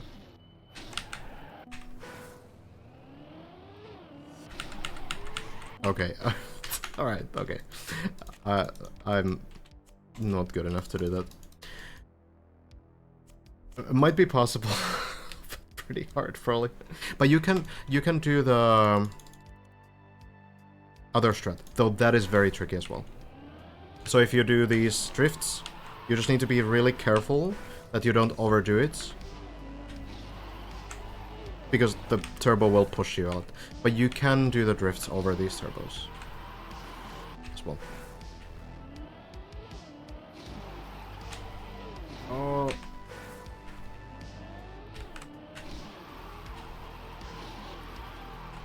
Like, it's possible, but it's tricky. How much speed to drive forward over a red poster? A lot. Like, backwards, actually not too much. You can basically go with that 200 speed or so just fine, but forwards, yeah, it's gonna be a lot. I mean, should be just about the same amount as you get from the red turbo, right? So you get like 400 speed out of a red turbo for 430, I guess. You do lose a lot less speed, I guess, the quicker you go over the turbo. That's probably why backwards, like, also has the speed effect. But yeah, like 450 speed from full red turbo, and then it's like 200 speed from a yellow turbo or so. 260, okay, I was a little bit off. But yeah, red turbos are a lot stronger.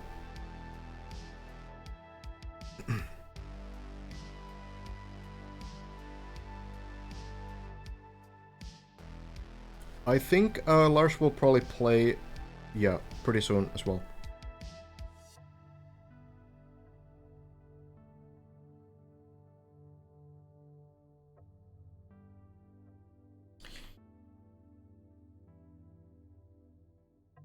Turbo mechanics are pretty wild.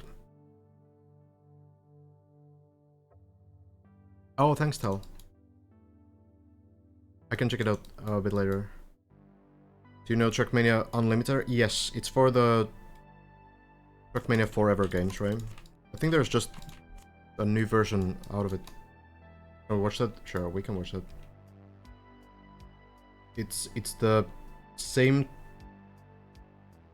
trick.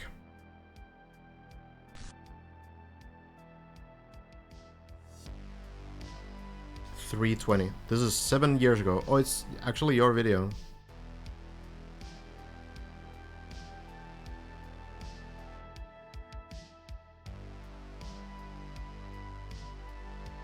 So, ancient Trackmania footage. Yeah, same mechanic. Different game, same mechanic.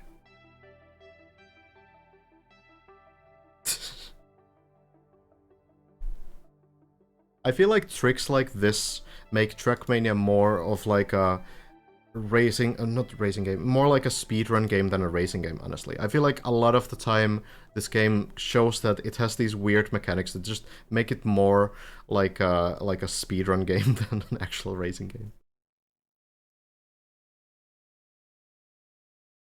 Oh, that was a clutch ending. So cool. Hello, push.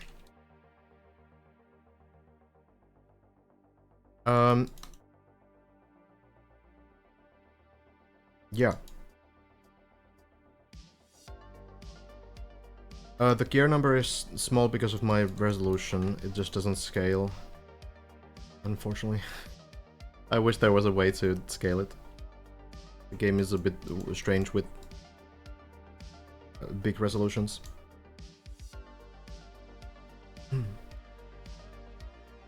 Do you know if random booster max boosts more than red? No, I don't actually. I don't think it's more, but I could be wrong. I think it's the same. Yeah, a lot of different things in this game for sure. And you need to know all of this. You need to know all of this to master a map like Deep Dip. Is making a stadium-free base map like rocket science? No. What people usually do is they just load in a base map.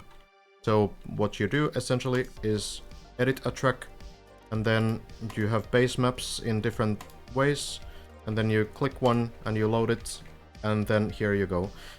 There's a command !map base that lets you download those, but I think I'm not sure if there's the previous patch changed something, but here, you know, there's still this hard-coded wall thing here for some reason that we can't really get rid of, but otherwise you're free to build. You know, this is your entire map base now. There's also versions of the map bases with like the old wooden physics and new wooden physics, but I don't know if those work either. No, maybe they do. Yeah, the whole drifting stuff is already not like very sort of traditional in racing games, I suppose. But it's very cool. I mean, it looks kind of, you know, similar to other games at least, even if it works in a different way. Is there a map series as a tutorial for a trick like this? Probably. What you can check out is TMS, stands for Trackmania School. And there's, you know, for example, like TMS Tricks campaign, where you have like all kinds of things.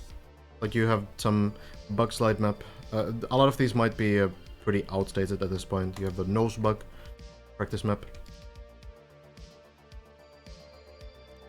I would imagine that these still work. Nose bug is a pretty interesting thing.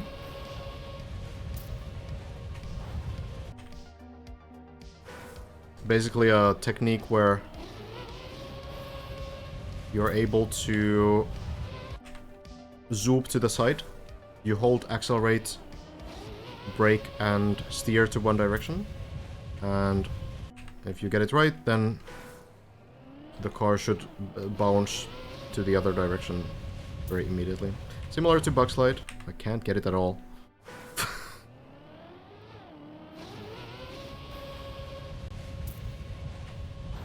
There we go. It's kind of interesting. Interesting technique. But that's how it works. So it is the same as the bug slide technique that actually Deep Dip 2 has as well. Get 80, no thank you. So there was a, yeah, bug slide map as well. Which is basically the same inputs, but instead of jumping like that, you land sideways, and then you run. Kinda looks like an ice slide in some sense. Kinda looks like the dirt zoop.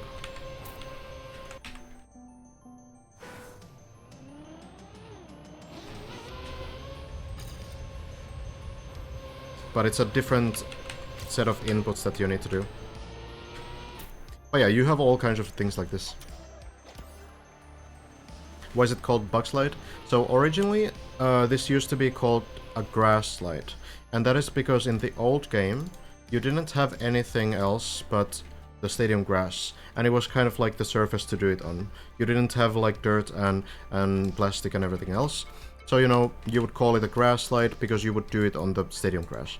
But these days, you know, we have all kinds of other surfaces. You can do it on basically any other surface. Except wood. Wood you can't do bug slides on. But almost every other surface you can do bug slides on. You can't do it on ice either, true, and you can't do it on rubber, and you know. But most surfaces, water, you can't also bug slide on, whatever. Basically everywhere else you can do it. There's actually some very cool maps. One of my favorite maps ever is a wet wheel plastic map called Fufu Adjwa 22 by Viro. It's a fantastic map. Because when you have a wet wheel plastic bugslide, it actually increases speed forever until the car is too unstable to stay on the ground anymore. So what you do on this map is you go sideways like this, and then you just slide, and you notice that I keep getting more and more speed. And the point of this map is that you just fly somewhere, and maybe some run finishes the map. You go like this, you keep increasing the speed, and eventually you'll just fly.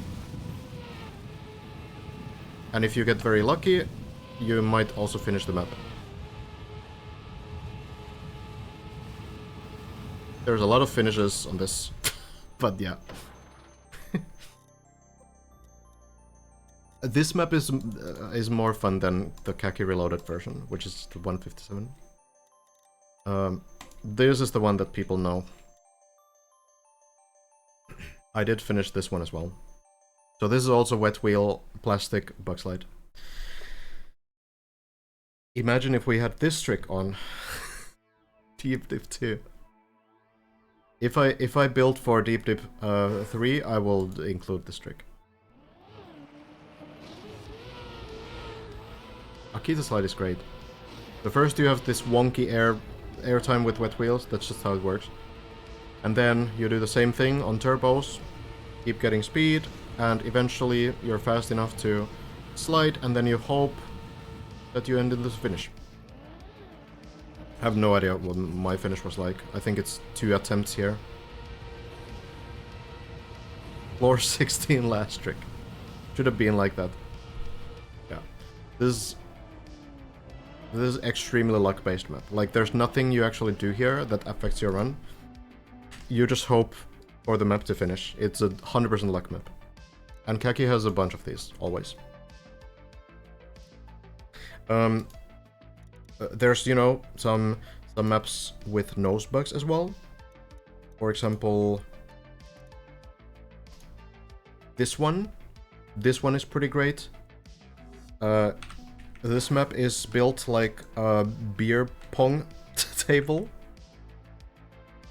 which is pretty clever. So, you know, you have the fallen cups here, and then you need to land on one of these. And the way you do it is by doing a nose bug that I showed just before. So it's a little bit of a different trick. But yeah, if you bounce in the right ways, then you do end up flying right into the finish. You have 15 hours on this map, no fin. Oh no. Well, that's what Khaki is sometimes, yeah. Hi, Mortimus. Yeah, there's very creative maps. And, you know, when we talk about Khaki tricks, these are Khaki tricks, you know? It's playing a map for 15 hours and not finishing, alright? So Deep Dip 2 doesn't really have, like, Khaki tricks in the same way as Khaki has Khaki tricks, but it's still, you know, very different. I didn't see today's GOTD. I can check it out a little bit later.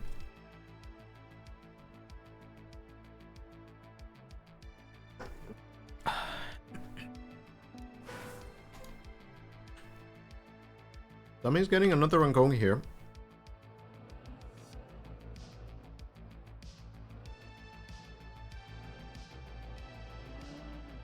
I think you can bug slide on magnets, but it's probably not really a long bug slide because the surface grips you very quickly.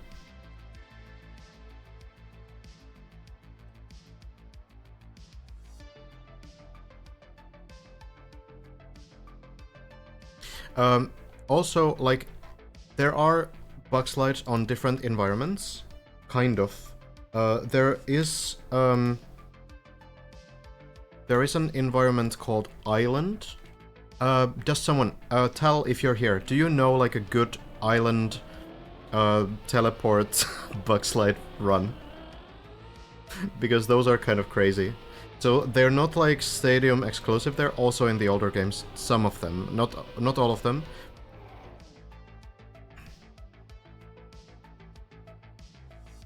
Island is TM UF, yes. or Trackmania Sunrise. Basically any Kimura run, yeah. Basically. They are much more precise on Island than they are on Stadium. Much harder.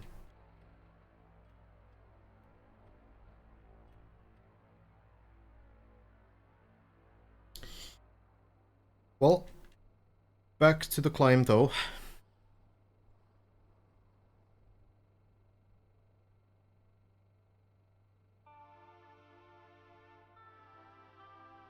Sami's doing really nicely, yeah. Getting to floor 11 today. A few tricks in too. Almost in the big jump now. In the high jump.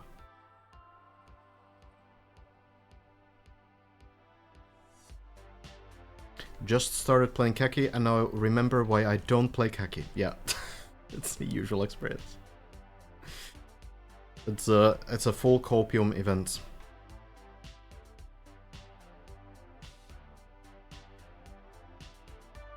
I think our best chance at getting a new wildcard today is Lars' session a little bit later.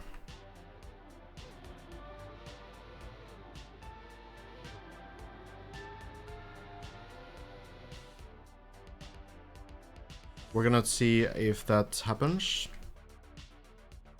I would imagine Lars will, you know, play at least. Our top player's playing off stream right now. We wouldn't know, I guess, but I really doubt it, because I feel like everyone kind of sees how close they are to actually getting a run to the end. So I don't think anyone wants to risk getting that god run and not streaming it. I feel like every single session will be streamed unless they're like, you know, just kind of trying to learn some like trick on floor 10 practice floor or something.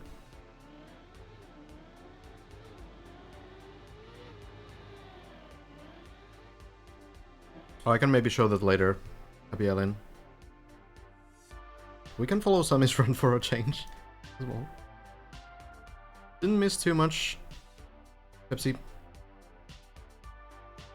Sami, new PB on floor 11. But at the end of the day, like, Bren has gotten to the wheel hang. Didn't get through it. Lars did get to the wheel hang as well, so we do have two players on it, but Lars failed the landing onto the wall, so two players getting floor 16 beginning sections figured out, but not quite yet there.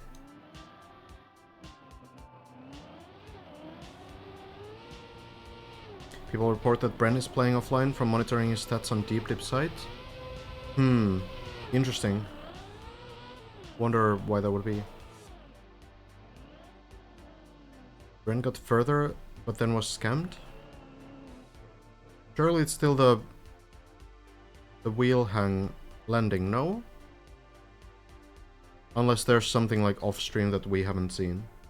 I think that was the best streamed attempt at least. I'm on a dick.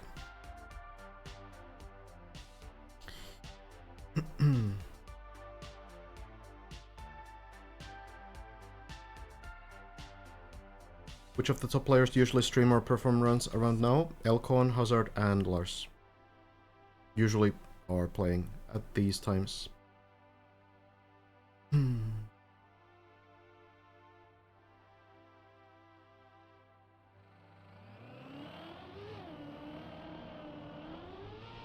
Great landing from Hami.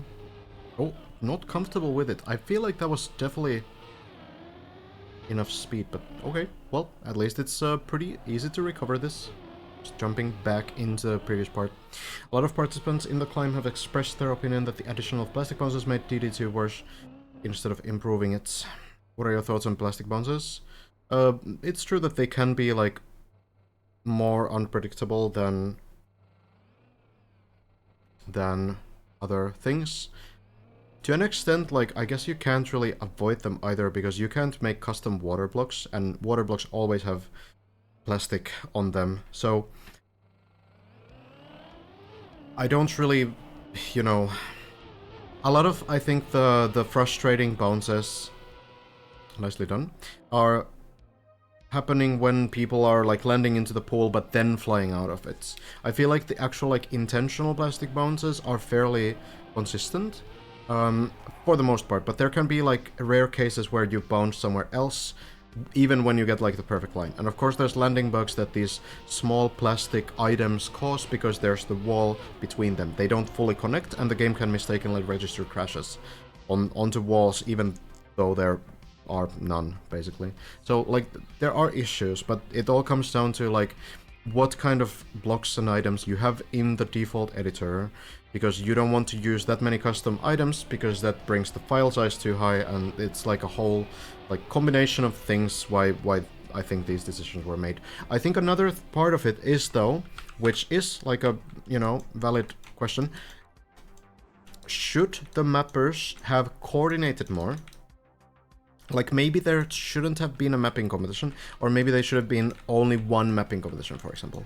Maybe the mappers should have coordinated more about, like, the themes on certain floors, so that there wouldn't be, like, too many similar tricks on different floors. I feel like overall, like, even without that, the diversity of the map is pretty good. Like, you know, we have a turtle floor, we have some, you know, traditional trial floor, like 12, we have some weird stunts like on 13, the turbo floor on 14. I feel like the diversity is already pretty good, but you know, maybe there could be less of some elements and more of some other elements.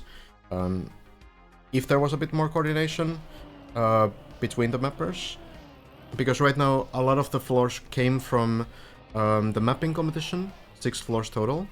Which means that, you know, people are just gonna build what they build, and sure, you can pick, like, the diverse floors there from the mapping competition as well, so you're probably not gonna pick, like, 6 ice floors, for example.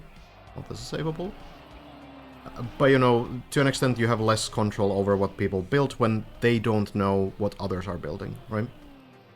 So, I don't know. Maybe that could have been something. I'm not sure what I would build as my own floor. I feel like I would spend like 5 to 10 hours just exploring different ideas in the editor first. I would kind of like to experiment with some faster stuff, but it would be really difficult to fit that all into this like very limited space. I'm not sure how that would work.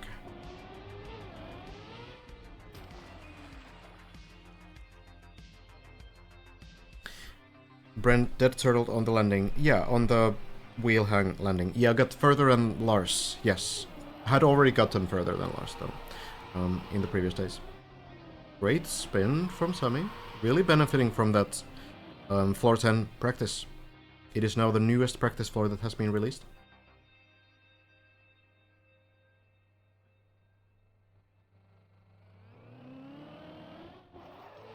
Ooh. Not quite the line. Floor 9. Ah, barely misses it. I think that's down to floor 5. Well, at least for a split second. Big fall. But Temi has been getting these runs up so often. We'll no doubt get back to the section soon. Was one of the mappers, mapper of floor 15. That's why the personal best is -1 meters, because it was not participating in the competition, just playing the map for fun. With that jump on 16 between the thing down onto the ice coming up, and then finding out you can practice it literally in a practice map, as a mapper, would that sting a little bit? I don't think so. I don't really know, like, if the mappers are really, like, looking for their floor to be, like, a miserable learning experience. It might not even be meant to be, like, a puzzle. We know from some comments from the mappers that, like, you know, some floor 11 parts weren't supposed to be that difficult at all. But it's hard when you're building, like, an isolated 2-minute floor. It's hard to imagine how it works in the full context of the map, especially when you don't really know which floor that's going to be. So Jumper as well built the floor into the mapping competition. So there's like no idea if it's gonna be floor 3 or if it's gonna be floor 16, right? So I don't really know if they think about it like that. I don't know if the mappers really want players to suffer on their floors as much as possible. I think it probably just speaks of the player's creativity, and it, you know, adds to the storyline that some things like this happen. That's how I would personally see it. But of course it depends on the mapper. But yeah, this small block combination here, where is it? Here. Dropping from here to here, you can technically practice on floor 7 in the scenery. You have the same block combination, almost. It's not really the same, but it's close enough. Right here. So you can go here from the floor 8 practice floor and test this out. And that's what Bren has done on the official practice floor map. So we know that you jump over the first beam under the second one. That is possible. That could have been something that would have otherwise taken 2 or 3 attempts to understand, so that will speed up the process quite a bit. Schmaniel has been doing really well recently, yeah. Getting closer to floor 15. Ooh, Kubas. Fortunate bounces.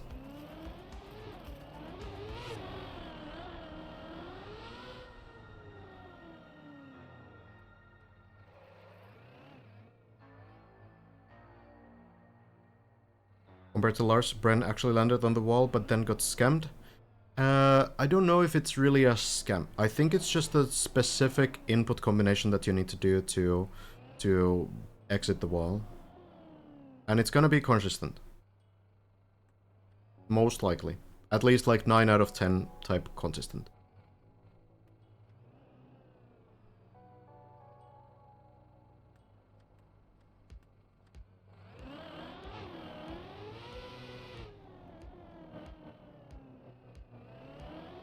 What do you think of Semi's car skin? It's great. One of the nicer ones we have for sure.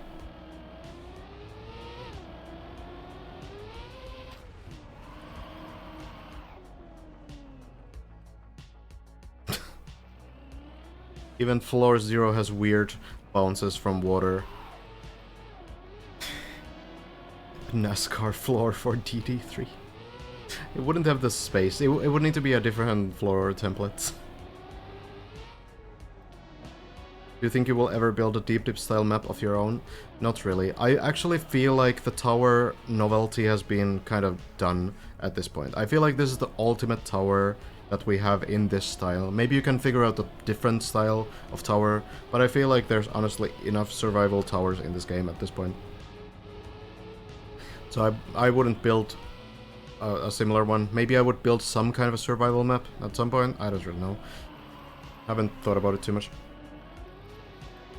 But yeah, I feel like no matter what kind of a tower you build, it needs to like stand out in some way. Can't just build another one that doesn't have like a thing to it, something special to it. So the Deep Deep 2 mappers were part of the crew.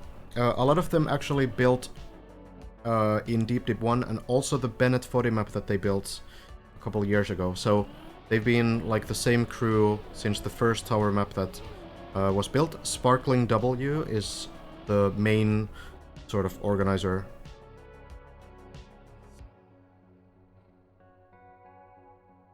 You would probably build a very good floor, from what I know about your mapping.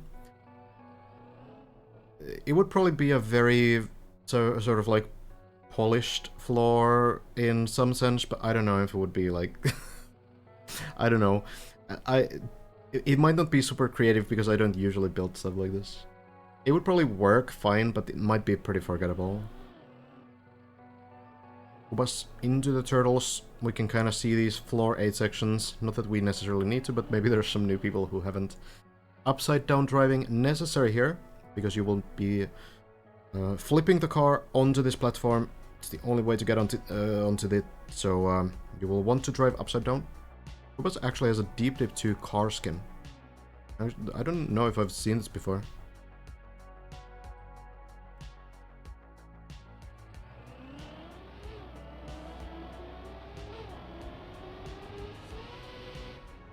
What do you think of my Deep Dip 3 idea? Well, let's hear it. Tower, but with 4 different paths in different directions at the beginning. Maybe one direction has a lot of ice, one has a lot of precision. This means players would have to choose their favorite path early on. Kinda interesting, yeah. Like, you know, if you had, like, let's say every floor had 2 separate, like, routes, that could be kinda interesting. We could see a lot more, like, personality with the players, where they choose, you know, something different from other players. Could be kind of interesting, yeah.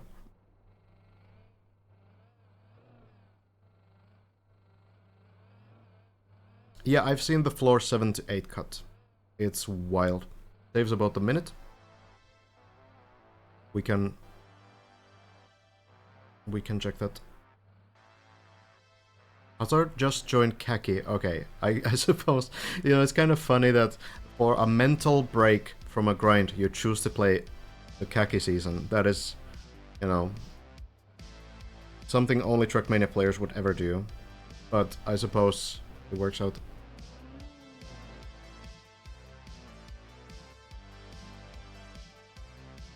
Kubas, like, we don't really know the personal best, because Kubas has also been playtesting, but on the server, I guess Kubas has reached, like, floor 11 or 12?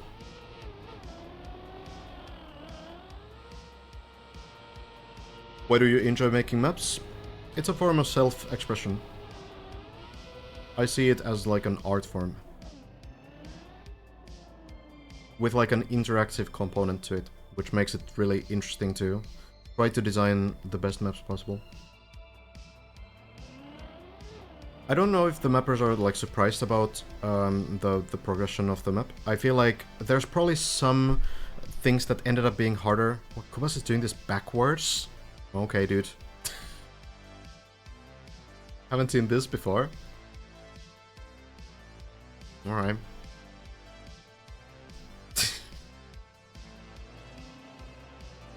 Flexing. Oh yeah, was the virtual showcase thing...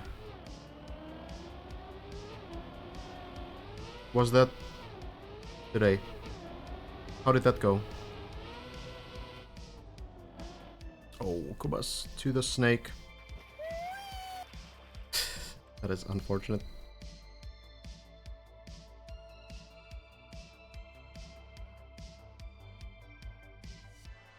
No, -1 is specifically for Kubas, because Kubas was in, like, top 10 at one point. Oh, that's gonna... Is this gonna land to floor 6? Oh. Hey, not a bad strat. That's... okay, wicked. Alright. Kubas. Keeps going. I don't know what he's doing. I don't know if he knows. But alright. Actually, an interesting thing, though, if you hold, brake, and accelerate when the car is in, like, that nose down position, you can actually freeze the car like this. It's very strange. And would you believe if I said to you that it is necessary for some Kaki maps to do this trick? Would you be surprised?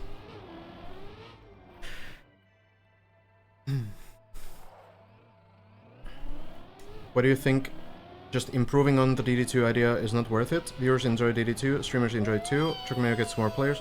Because I feel like a lot of these kinds of grinds are kind of like one and done. This is such a huge thing that I feel like using it again would just kind of like... Oh, still ends. Would just kind of like be part of like the same kind of exhaustion. Like, this is already different from Deep Dip 1 in many ways. This is like way fewer recoveries, it's way harder. Like, Deep Dip 1 took 6 days for Brent to finish for the first time. This one, now we're on day 30 and we're not yet at the goal. So I feel like just building another one, even harder one, I feel like that's just gonna be overkill. And building the same difficulty, now you're just doing the same thing twice. I feel like you want to expand on that idea somehow. And, you know, maybe, as I said, maybe you can build another tower. But I do think that you want to do something new, right? It's kind of like when you make a game, right? the sequel can't just be the same game. You want to include some new mechanics, some new design, a new storyline, whatever. So that's kind of the same thing. So I feel like at this point we're kind of in the like superhero movie state of tower maps, where if we keep making sequels and they are just towers upon towers, people will just like burn out on the tower concept. And I don't know if that's, you know, a good idea. I feel like doing something a little bit different, something new, would probably work better next time. No one has finished the map. No.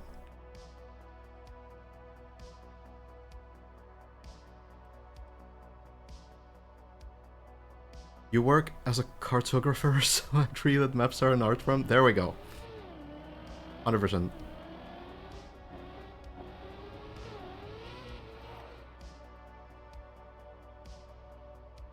Sure, you could have like smaller towers that would be like maybe a weekend thing, and that could be something, you know? But another 1 month, 2 month grind, I don't know how it would work.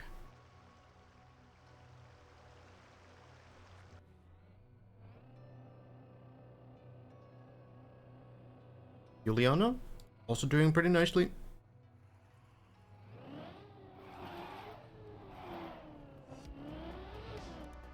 Let me do this thing.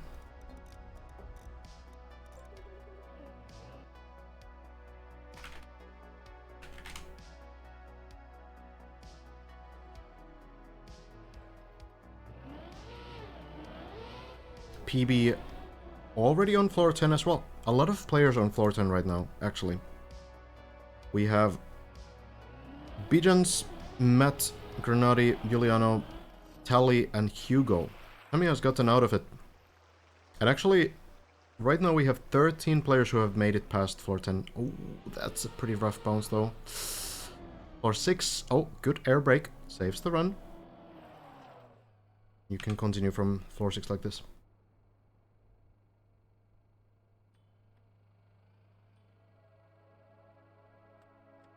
Heard that Bren reached floor 16. That is correct. Hazard is on the ice slide, just at the end of floor 15. Elcon is on the very final beam of floor 15. And Lars has made it to the same place as... same section as Bren. So they're on the wheel hang on 16. So just, like, quantified, it is the third section of floor 16. And there are 13 sections total on 16. So 10 sections remain. How difficult those are, we don't know for sure.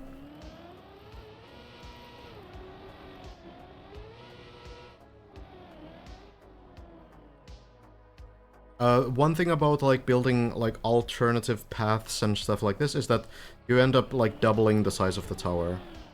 And the problem with that is not just that it's doubled the amount of work, but also that, you know, FPS will be worse for the players, and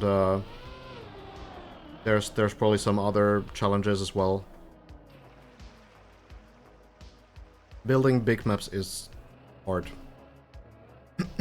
For many reasons. Suppose this map has been working fairly well.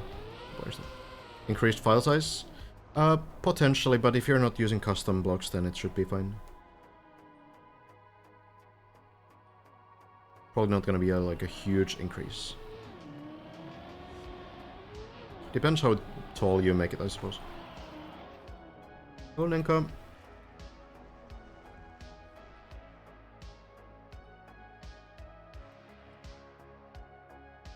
Don't know if the top players have really like scheduled sessions.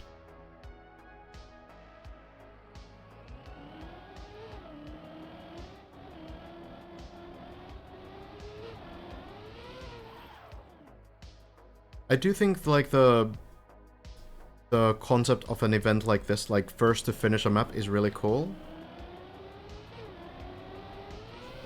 This kind of a survival concept is a very, very great idea. Works really nicely in Trackmania 2. Being good, Shinigami. A bit of a quiet day, but I think we'll see some top players tuning on the map at some point. Probably not on the server, but we can scout their streams. I do have the permission. Did the floor creators have a block limit? I don't actually know. Oh, Julia. Clips that. Floor 6, right below, fortunately.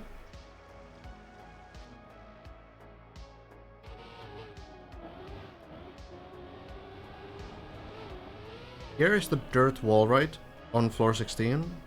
It's the same technique anyway, so you angle the car a little bit upwards and you can basically just like drive on the wall forever.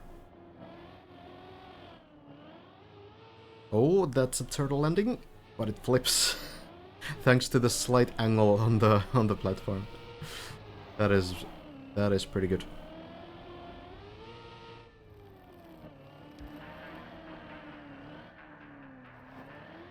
Oh no, Nank. I'll need to play that 1 hour tech map at some point. Very cool. Very cool project.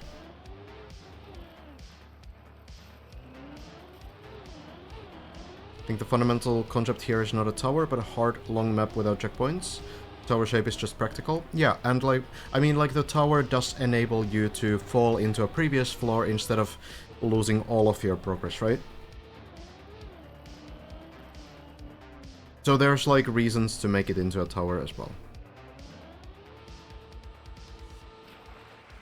Of course, you could make like a non-recoverable survival map as well, where you just need to do everything in one go, and if you fail, then you fail, you restart.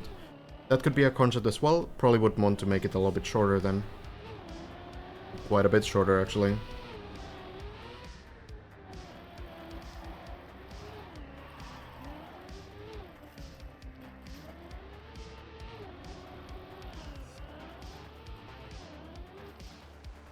Chroma Cell.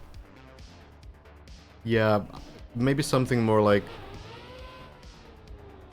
20 minutes and, you know, different themes, like this map has.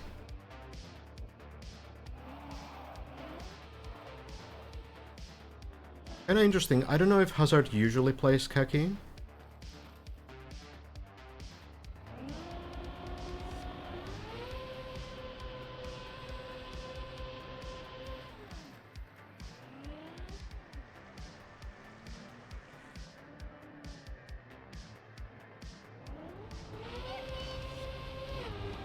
Not really any big news, Alien.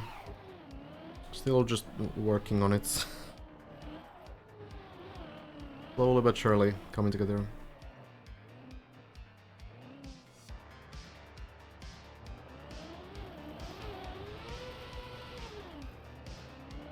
Did you also use the snake from Deep Deep 1 to randomly elevate people to higher floors or horizontally? Probably possible, yeah.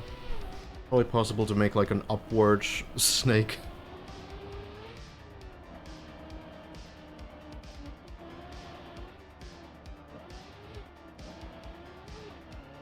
Where none of the top players on the server anymore, because servers are sometimes unreliable, meaning that you can get lag spikes or disconnects or things like this, and when you are ready to finish one of the toughest grinds of your life, you will take every advantage that you can get.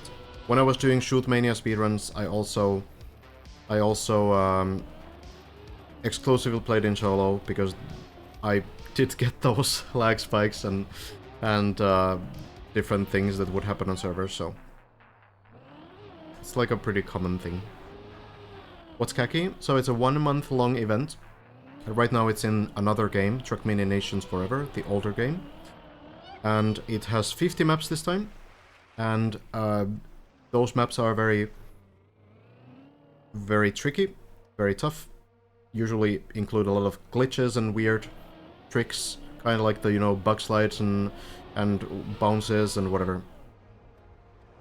Usually they're pretty short maps as well, 20 to 30 seconds maybe, or 15 to 30 seconds. And your goal is to finish as many of those maps within a month as possible.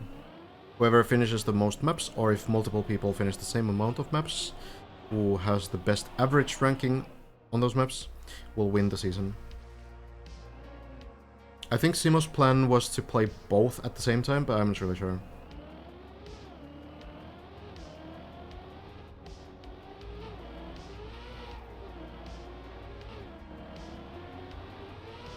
Don't be sorry, Apple. You're fine.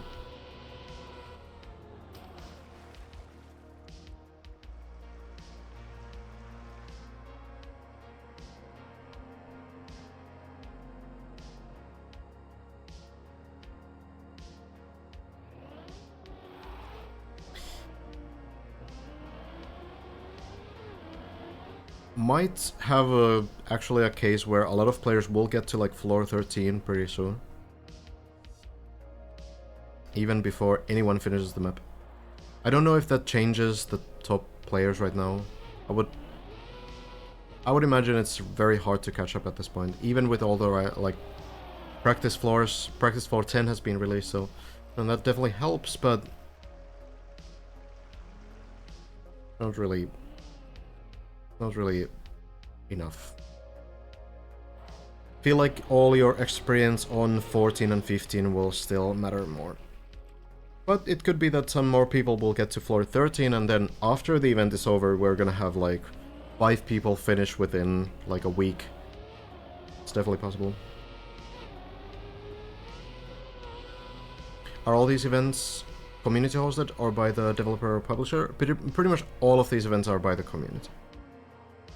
There's like only a very few things that are hosted by the organizers. Some occasional events, some like collaborations with different companies. Like, you know, more or less like sponsored events that the devs do. Or sometimes they will also have like official tournaments like the World Cup, but this year the world sort of the what would I say? The official like competitive circuit is sort of based around community tournaments as well. So pretty much everything is community hosted. I mean, not the ideal line through the turbo tunnel, but it works out fine.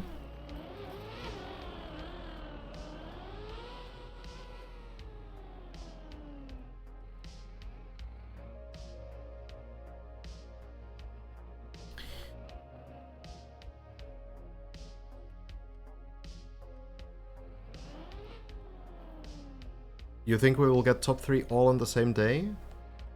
I think it's gonna happen within like 3 days. Like, you know, once someone finishes, it's within the next 2 days 2 more people will finish. I don't know if it's all gonna happen on the same day. It could. Maybe it's a lot of pressure off when someone does win. Has shown all the tricks. But I'm not sure. We'll see. It's possible.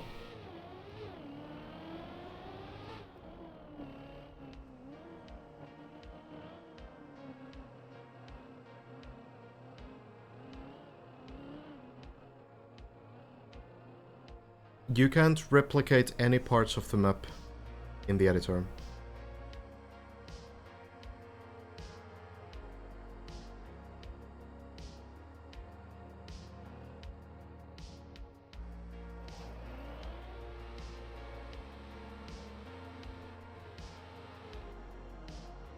Yeah, as I mentioned, Tommy is getting really consistent on this early map. Already back to getting those floor 9 attempts again.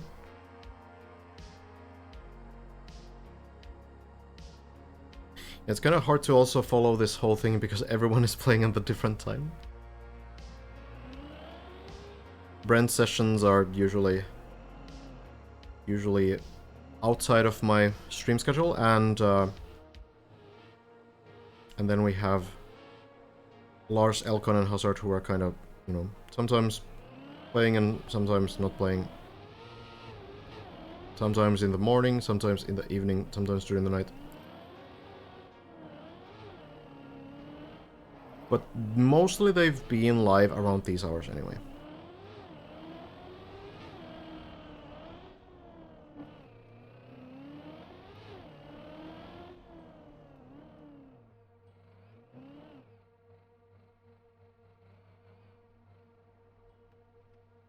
Sammy actually doing the safer path still. I think in the segmented run, Sammy was doing the shortcut here, which if you haven't seen it, you go from the quarter pipe all the way onto this platform.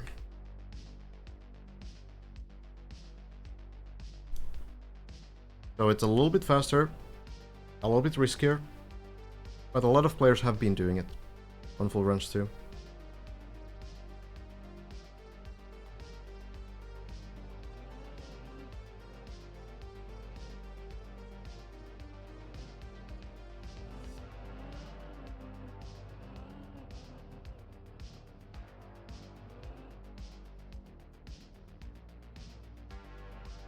Tally has been playing a bunch of Kaki in this game, and I guess now also playing in TMNF.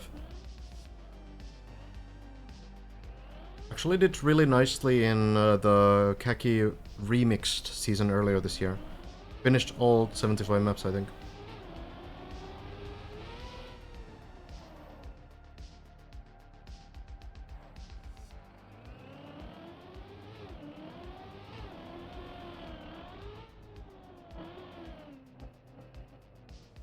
$295 KR fins out of 300. That's big, yeah.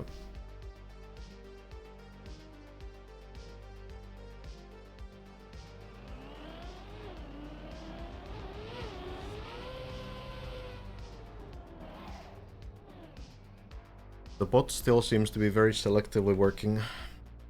Not sure why, but maybe Uhu has an idea.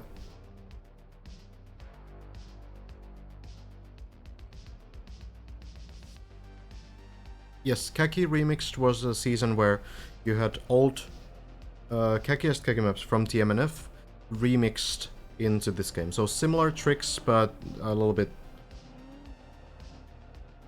different.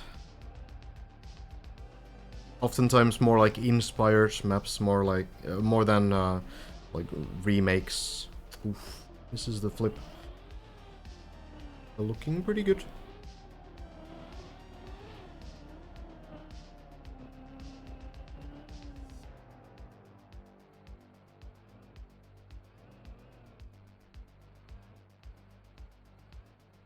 Oh, this is a very weak turtle. Oh, unfortunately not able to save it. It's always these wall hits. When you hit the wall, you kind of risk the turtle getting weaker, and then you need to do really, really precise inputs to keep it going. It's very tough.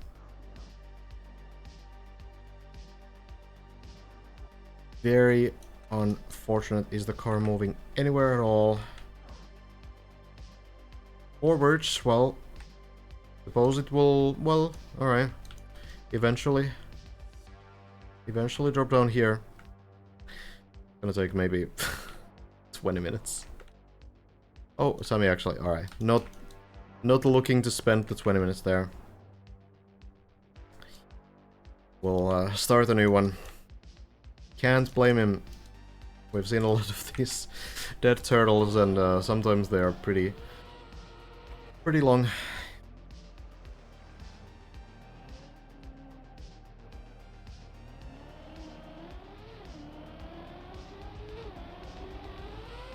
Has Nando ever said anything about fixing server lag issues? No. I don't really know if they would be able to.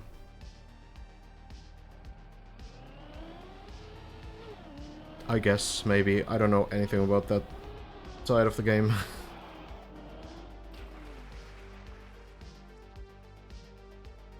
The Deep Dip 2 Discord.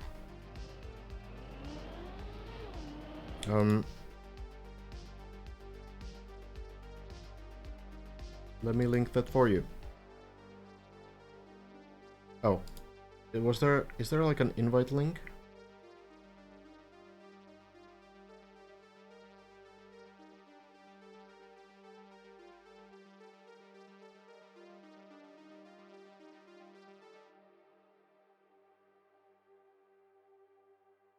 I don't know. Invites are off on the server. Yeah, I actually don't know what the invite link is. There's probably somewhere, but I can't find it super quickly. Unfortunately. Can't even remember how I found it myself. Oh, in the trailer video. In the trailer video. I remember now. Deep dip. Hold on. In the announcement video.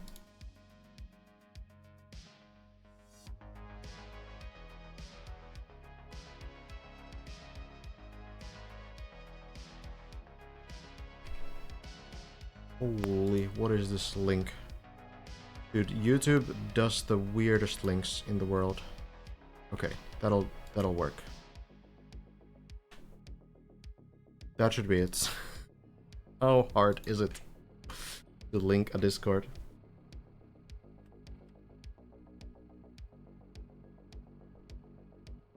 No worries.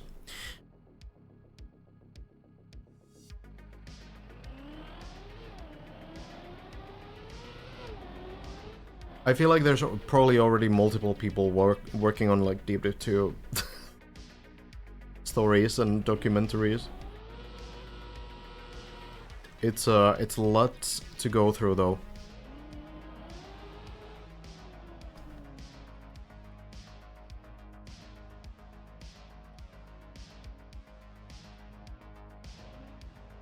Like, you know, we've been documenting a lot and that will definitely help people, but it's gonna be like 300 hours of footage to go through. It's yeah, going to be a long project to make any kind of a comprehensive documentary out of this, unless you make it like very simple.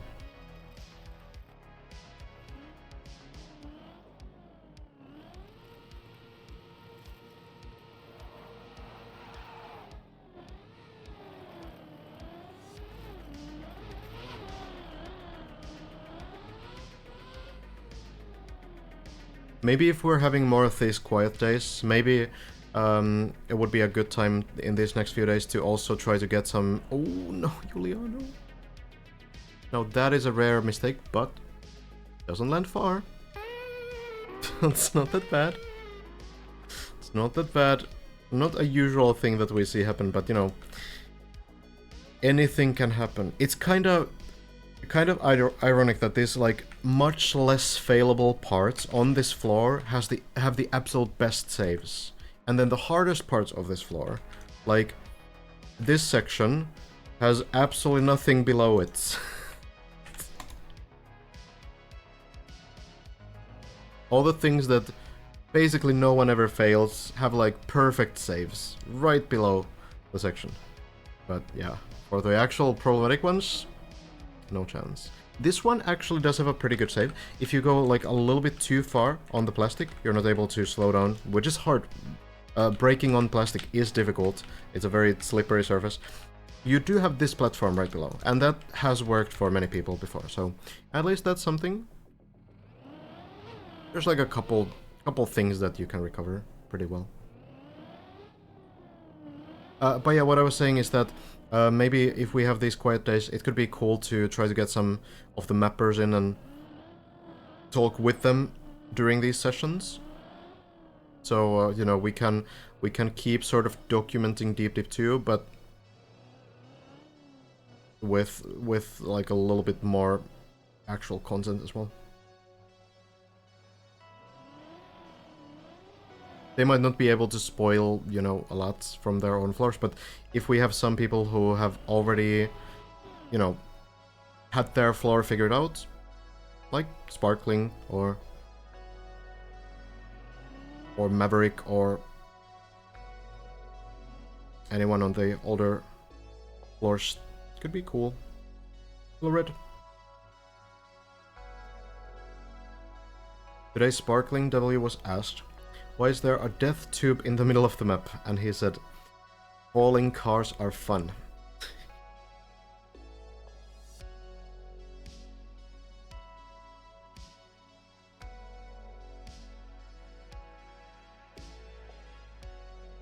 Oh, that's a cool idea here. Like having the same map, basically, but instead of having the voice lines, you would have like a director's commentary. Kind of like, there was the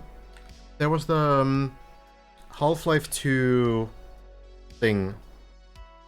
I remember. I guess there's a lot of these kinds of things. I know that like Bioshock also, I remember, had like a, you know, some sound tapes that would describe certain sections as you got to that section.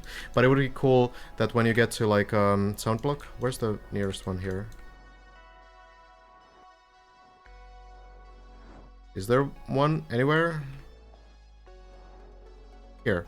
So, you know, having like director's commentary, like mapper's commentary on these sections, that would be cool.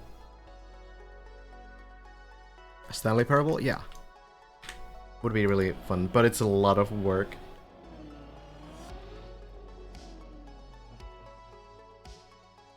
Hi, Clips.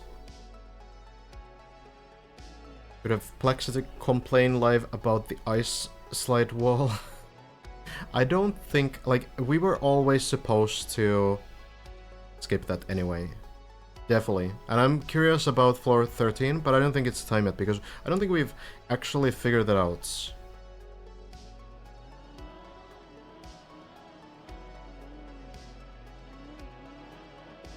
I don't think we've quite figured it out.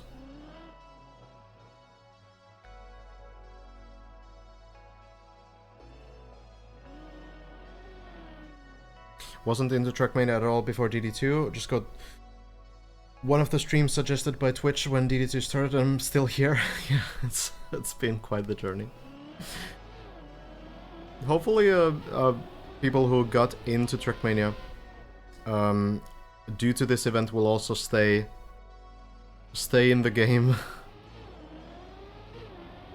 Or at least many of them would stay in the game after too. There's a lot of really cool stuff in Trackmania that people don't hear about to the same extent as Deep Deep 2.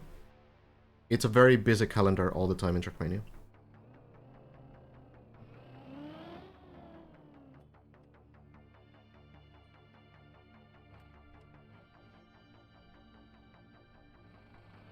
Could be that in the dev commentary version, Plexity's, the sound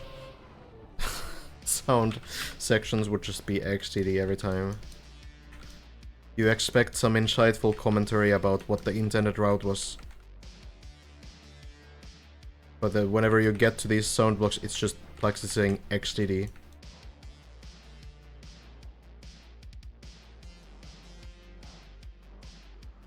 Every single one of them.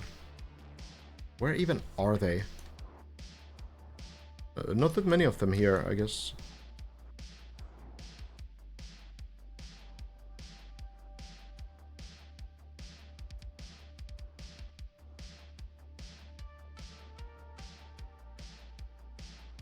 Or maybe the floor is just such a mess that I actually can't find them.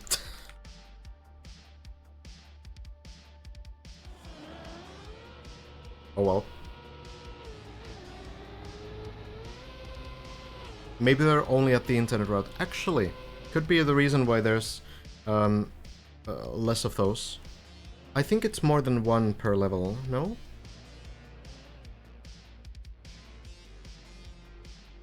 Yeah, I could be wrong.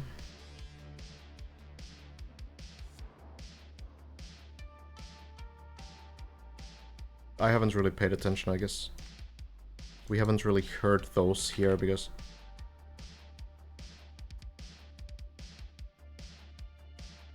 we are only spectating. I guess it might just be one. Yeah, I mean, this... couple with two. Okay, yeah. I guess this one has one, yeah.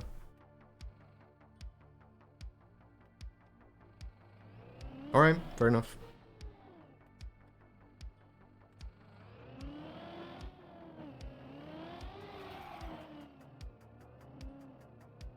I could ask, like, Sparkling to jump in. Can't you see the overview in the plugin? Maybe. Maybe it's possible. Oh, here. But I don't... this doesn't really... because I haven't played it myself, I guess it doesn't show these. Yeah, Valen did the voice lines. Oh, this is a dicey section, but Juliana lands it in. Hey Toto, thank you.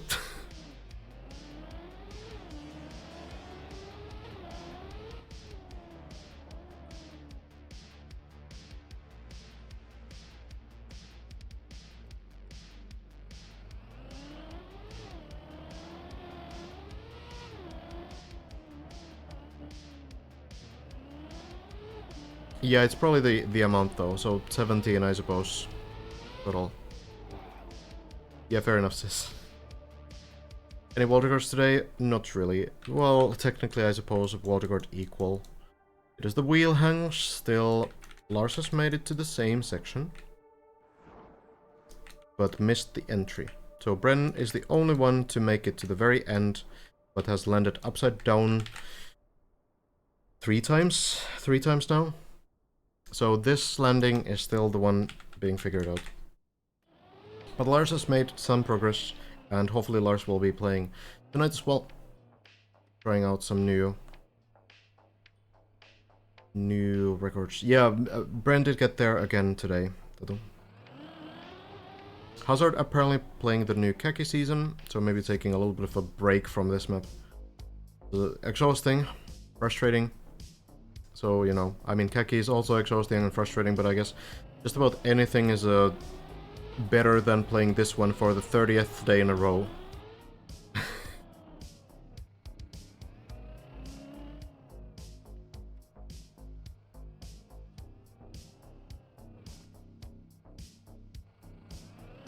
Yeah, Lars is German. So, in Central European summertime. But, yeah, not really kind of playing during the night and stuff.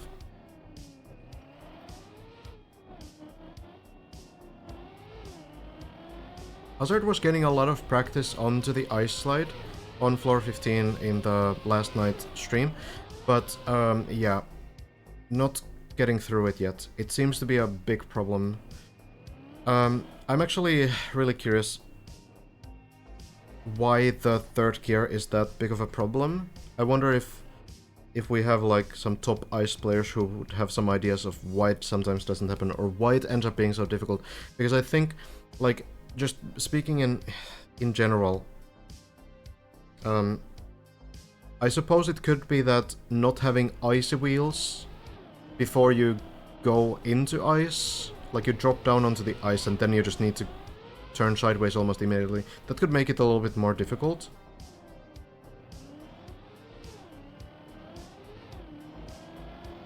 What's wrong with third gear on ice? Well, nothing, but it's more about the fact that you need to get it. And you have very little time to get it. So the section starts here. You get second gear on the dirt. Then you land here with like 130, 140 speed.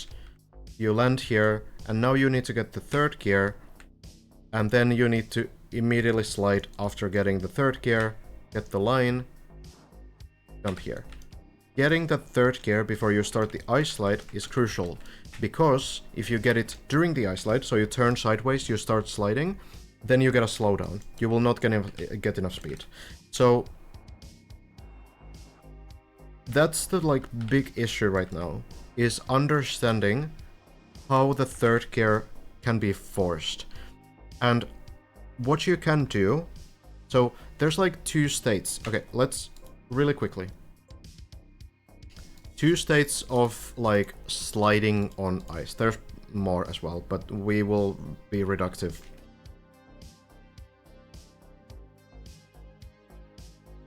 Again, I will not rebuild anything from the map. I will just build an ice platform.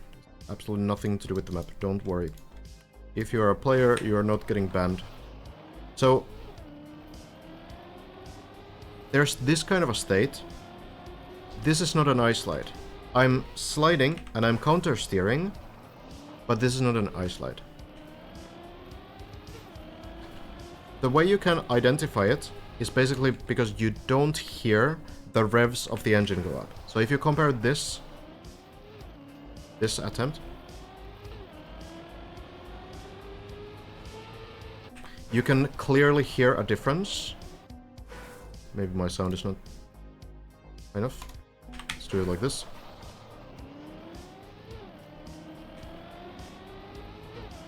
So this attempt versus this attempt, and you should be able to hear the difference pretty clearly. This is an ice slide. Okay, I've kind of messed up the gears there, but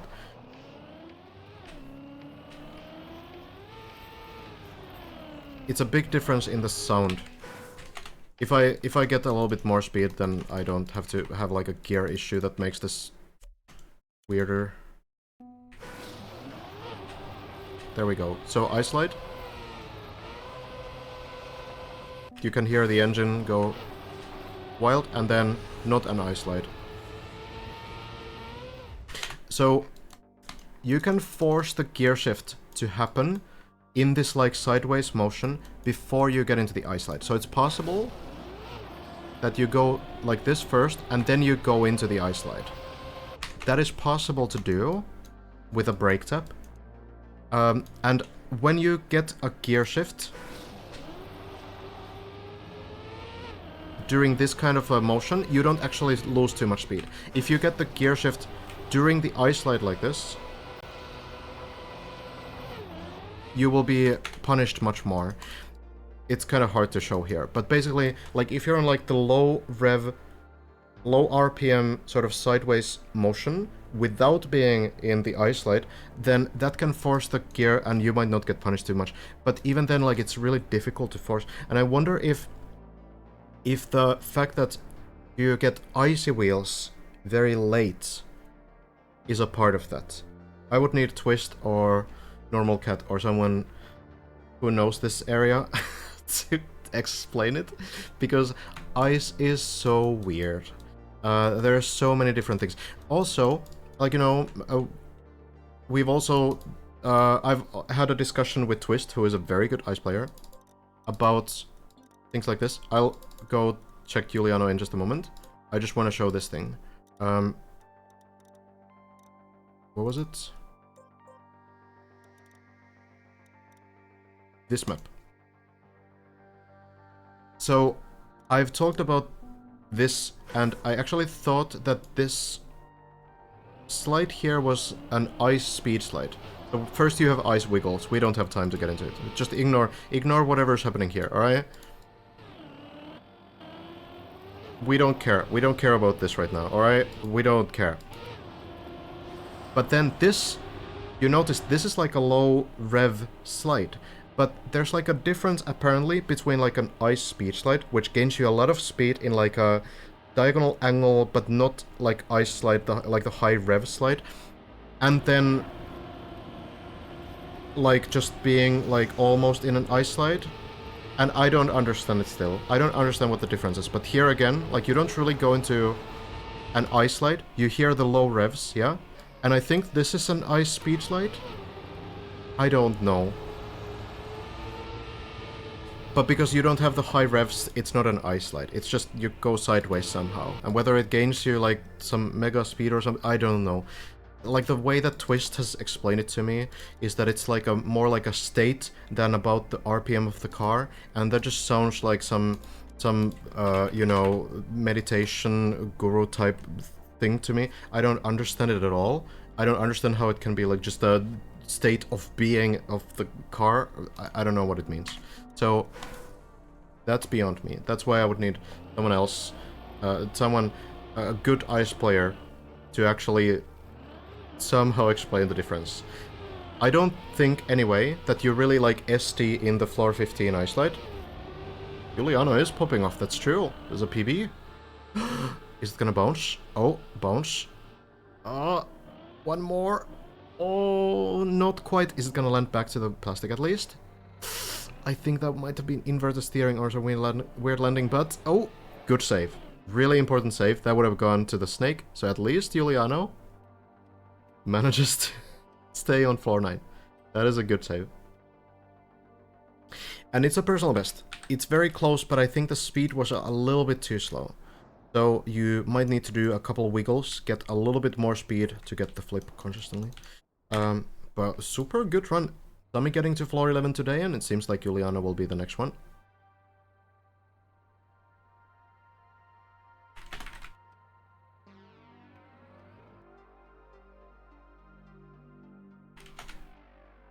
Oh, I pulled down on shoutouts.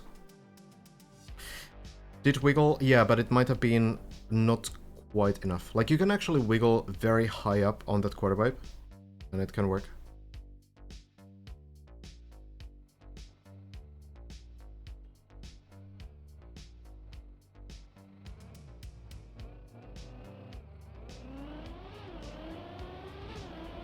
We'll see. Maybe Juliana can get back in there.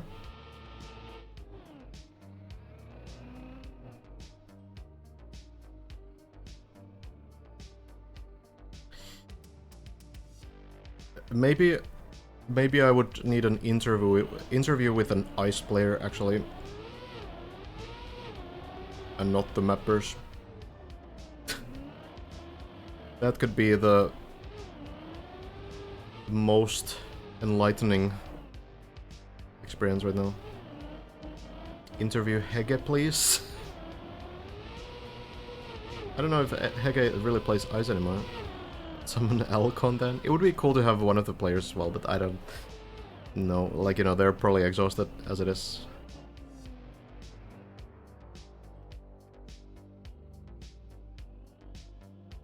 Get Mika on the stream? Could be interesting to ask. There's a lot of ice players who understand these kinds of things, though. End on the scale is the end of floor 16, and then from there you mostly just have the final jump to the end. So not like a full floor from end to fin. So it's a little bit short. It's gonna bounce probably. But goes to the floor 8 pool, so no problem.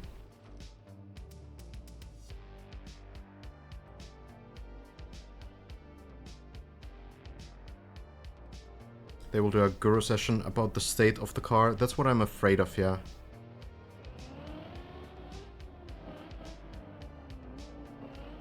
Sometimes in games there are these things that players know how to do, but they have no idea how to explain them. I've faced this in Trackmania where there was a technique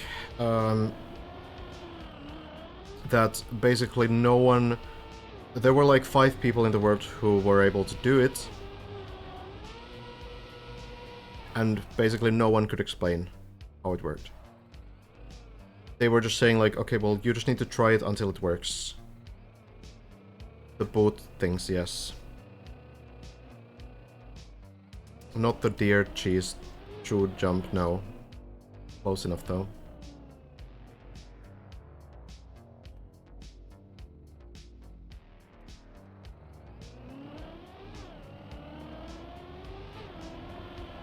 And I learned it. I learned the technique. It took me... Combined, it took me dozens of hours to learn it. Understand how to do it. And I'm not sure if I'm able to explain it either. There's, like... There's too many variables to it. It's like a very muscle memory dependent thing. And maybe ice gameplay is somewhat same, where you feel like you can say like, okay, well, you do these inputs. But then like, if the car is not in the same, like, in the correct place, in the correct angle, with the correct speed...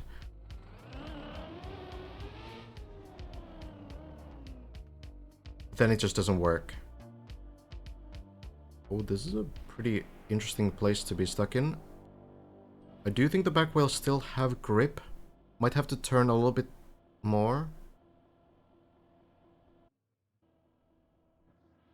There's like an edge here, though. Well. Okay. Close. Might be doable.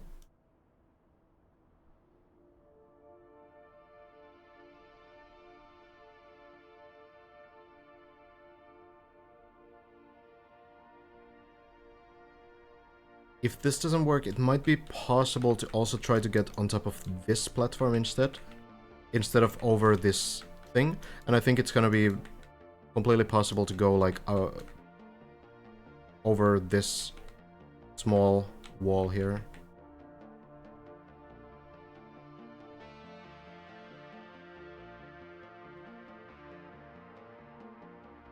So yeah, I think Juliana also trying to turn a little bit. Might be pretty tricky to do that turn as well, though.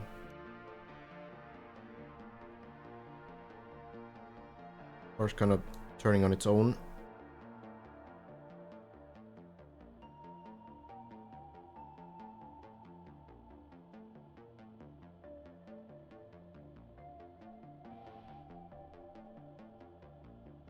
Yeah, now it's turning, but I guess, like, I'm not sure if you can get the right back wheel above the wall. Oh, this looks so savable, though. I think it's just a patience test.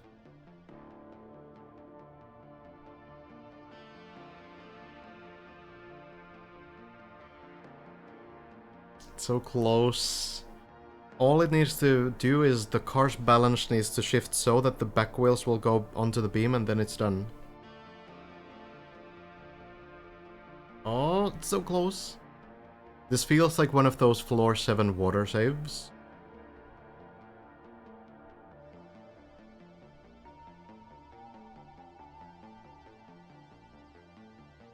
Okay. Alright, turning. And now onto this beam. Somehow. Okay, I don't even know.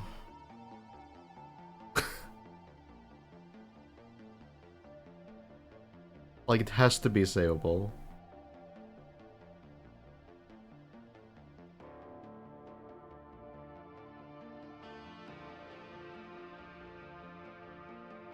Driving slightly forward and then just full push backwards, I guess.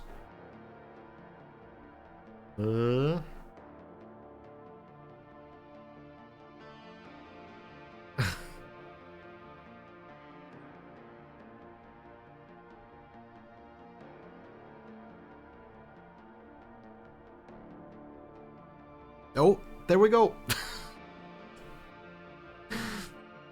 Just the patience test. Works out. Now just the left wheel onto the beam as well. Need to be a little careful there, but saves it nicely. Well done. Bren was playing, I think, earlier today, no? I believe. I'm not sure, though. Exactly, but yeah, I think had some floor 16 attempts. Okay, what was the high-level description of it? So in Trackmania, you will not understand any of this, I don't know why I'm explaining at all. But in Trackmania you have something called rocket wall jumps, which allow you to essentially gain height on a wall. But then you also have something called wall jump flick, which allows you to wall jump and then flick yourself with the rocket away from a wall. So the boot move is essentially like a very efficient way to do both at the same time. Like you shoot a rocket before but also after the wall jump. But it's the same rocket. So you hit the rocket so precisely during the wall jump in such a precise location that the game essentially gives you the pre-wall jump height boost and the post-wall jump speed boost.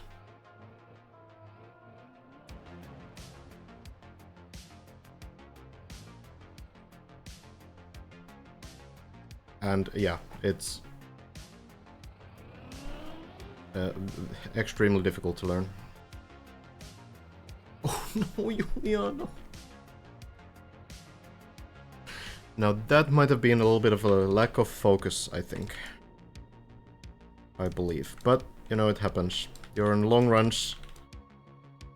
At the very least, it does land, and you can get back to floor 8 and get to the next. Forgot there was a hole. Oh, it happens. It happens. Yeah. You know, deep dip day 30. That's what it is. That's what the game does to you. So, here's the wheel hang.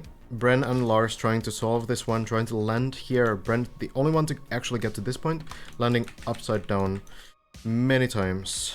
Lars has failed the actual wheel hang part in the beginning. And then if we go back, you jump from here, and you do this loop from here, Elcon, on this beam. And then going backwards a little bit more. Hazard on this ice slide. And this is the ice slide where you do need to get the third gear, and you need to somehow just figure out the timing. Get that done, and yeah.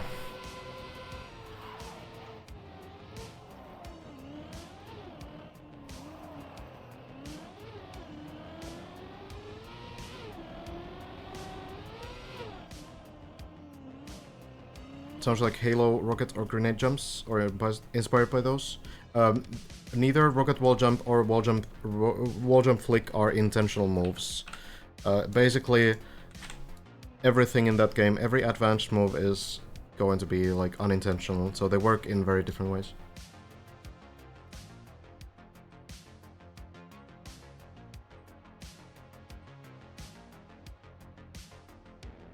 Maybe he was just too fast on exit.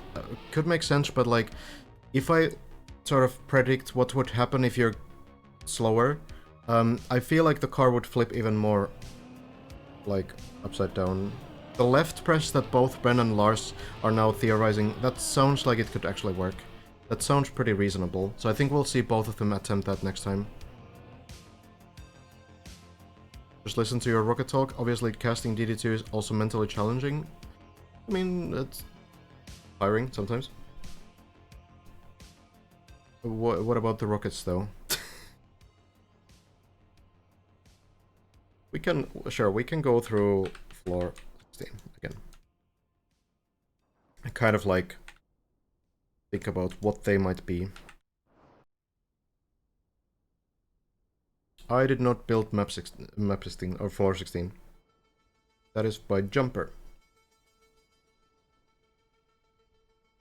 A lot of games with rocket jumping, but shoot-made rockets are very different. They're much weaker, and you need to combine them a lot very quickly. Is there a free camera on Xbox? Unfortunately not. Hopefully one day there will be. Okay. So, first part. You get into floor 16. Starts over here. What you do is you go here, then go backwards over these turbos. You need to do it like that so you can actually get through. Then don't go too far. Get maximum speed. The turbos will boost you this time, and you flip onto the loop, go all the way around, and then you jump here. And you drift here to make sure you don't go too far, don't fall off the platform here. Then this kind of a jump a little bit to the right, landing sideways here. Then to the wheel hang, and you can practice the wheel hang on the right side. That is a nice thing from the mappers to include, though it is failable. You can fall from here and get weird bounces from the pool, which happened to Bren one time. So it's not as safe as it might look, but it's pretty safe, I think. Well, you get the wheel hang, so right side wheels on top of the beam, and then you will stick to the wall, and as long as the entry goes well, that should be fine. You shouldn't be falling from the beam afterwards.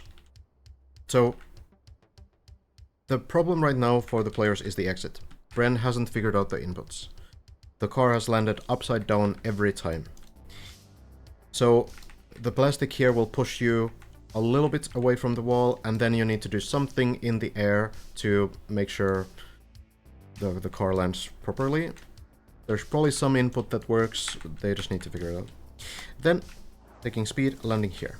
Then taking speed, jumping here, and jumping here. Then over here, and the strategy will be to jump over the first beam, under the second beam, landing onto the ice. And then you save yourself, don't slide too far. Over this beam, and now you can practice a dirt wall ride.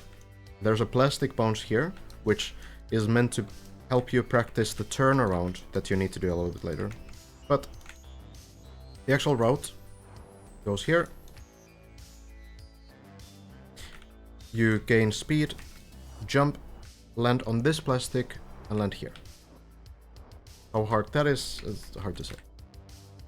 Then accelerate from here, go over the ice, and now we do the same kind of a dirt zoop that we have on floor 10 and on floor 15 as well, at the very end. Don't need to break this one for sure. I think it's very similar to the floor 10 dirt, where you kind of just steer and accelerate. The car will go very fast in a half circle. Then you go onto the ice, chain the speed, and jump over to this ice. Then you go up, avoid these flags, go right next to them. I don't know how difficult this is, but some people are saying that it's not that hard, so I'll take their word for it. Then, so this is apparently, to expand on that, this is apparently a trick that has been used on other maps too.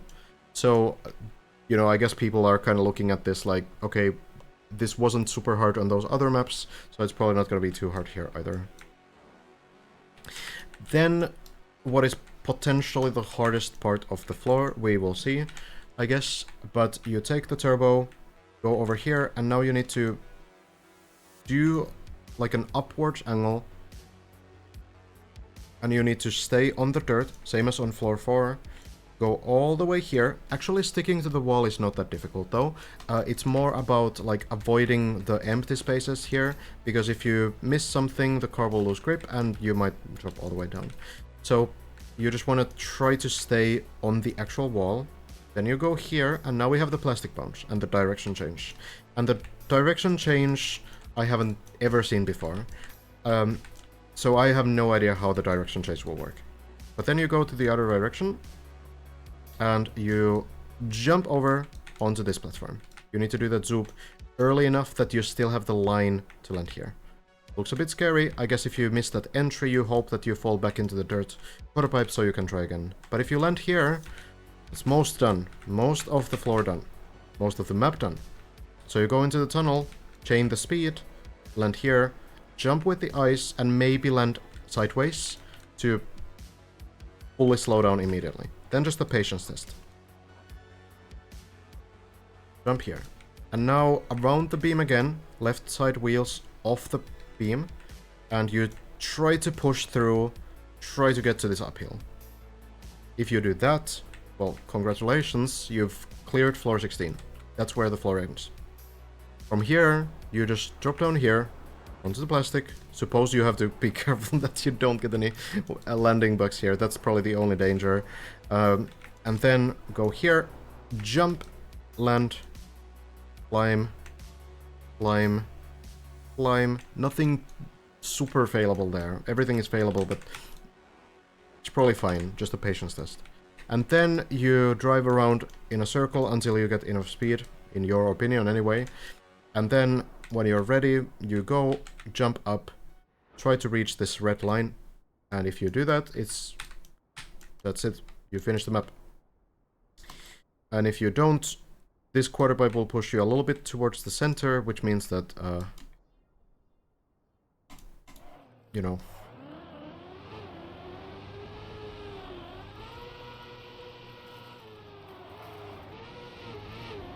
Juliano, a couple more wiggles. This should land. And there we go. Should be fine. Just a careful line. Nicely done.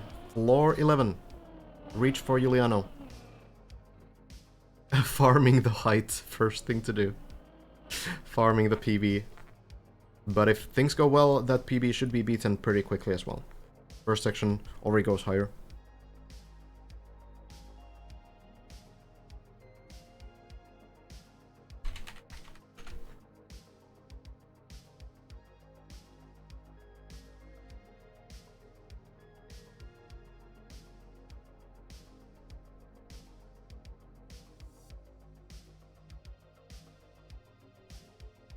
There's nothing similar on the map to practice the current water guard jump, the wheel hang, because the exit is so specific.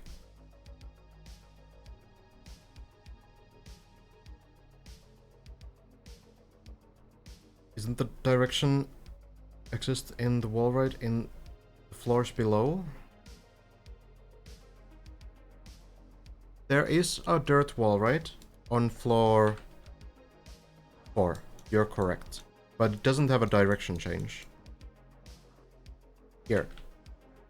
Similar trick, but without the direction change. So everyone knows how to do that kind of a wall ride. But how to do the direction change is a different question. It's probably gonna be okay. I feel like generally it's gonna be okay. If you just make sure that, you know,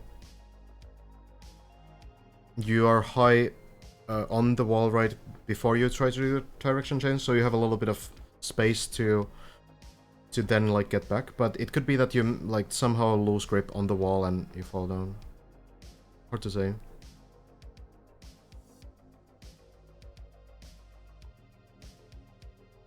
How's the progress for the top 3? Right now, Brent's been stuck for 2 days on the wall hang. Lars has gotten there today. Elcon hasn't made it through the final beam on floor 15 in the last 2 days. Hazard also hasn't PB'd in the last 2 days, I think.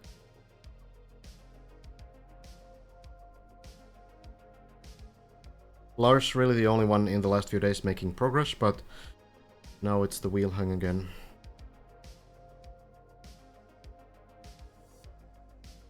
It's probably not going to be an ST for the final jump, Ham.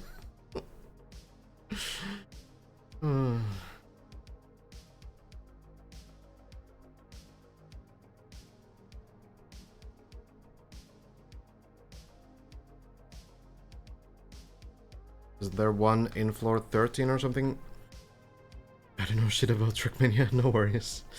But I remember seeing someone drive a wall and bumping. Yes, okay, yes. I know exactly which one you mean. So, good point. Good point. There is not only a wall right here, but there is this wall right here. This is probably what you mean. Elcon has done this wall by accident, because Elcon failed the shortcut that's supposed to get you into the pool.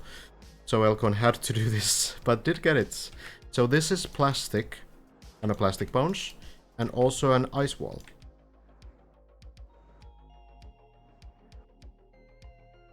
So every surface in Trackmania works in a little bit of a different way.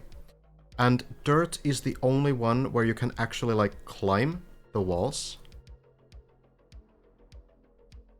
And you basically have like different ways to play on ice as well. So on ice you can actually like ice slide. So you go straight up, you face straight up, and then you counter steer just like you would ice slide on like flat ice, and you will be able to grip the wall. And this is a very like used trick on like ice trial maps, for example. Dirt is really the only surface that allows you to like kind of like zoop up the surface on the wall.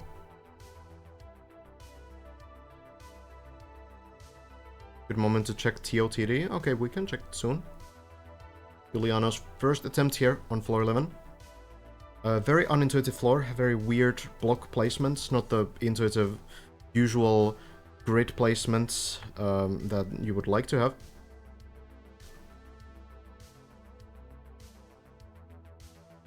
That is really the difficulty in floor 11. Also, the lack of visibility sometimes to the next landing definitely doesn't make it easier.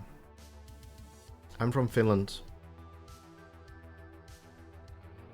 Wood... Okay, yeah, wood walls actually do allow you to climb in like a weird way. Juliana, a little bit too far to the left. There is a save here. Back to the ice spin, I think. I don't know if there's anything better. I think what you do is you fall down and go to the ice spin. You need to chain these first few jumps. You can land here. But I think you go to the spin, like Juliana does.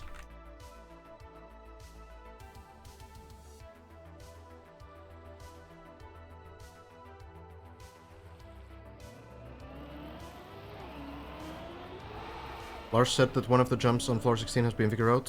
So unfortunate for Juliano. Maybe landing? Okay, landing on floor 9. Sure. So yeah, one of the jumps on floor 16 has been figured out because it's similar to a jump on floor 8. So indeed, that is true. We have a clip of it by Bren. So Bren and Hazard noticed that you can go to floor 7 So you can open up the floor 8 practice floor, and you can drop down a little bit to floor 7. So right now we're on floor 7, like decoration, which you can drop down from the officially released floor 8 practice floor. So it's just below the beginning of that floor. And what you can do here is you can drop down here into one of the scenery blocks. It's just, you know, innocent decoration, basically. But it just so happens that this decoration on floor 7 matches the design of one of the floor 16 sections. Pretty much exactly. It's only 2 blocks, but Bran was able to find out that you can jump over the first beam and under the second beam. So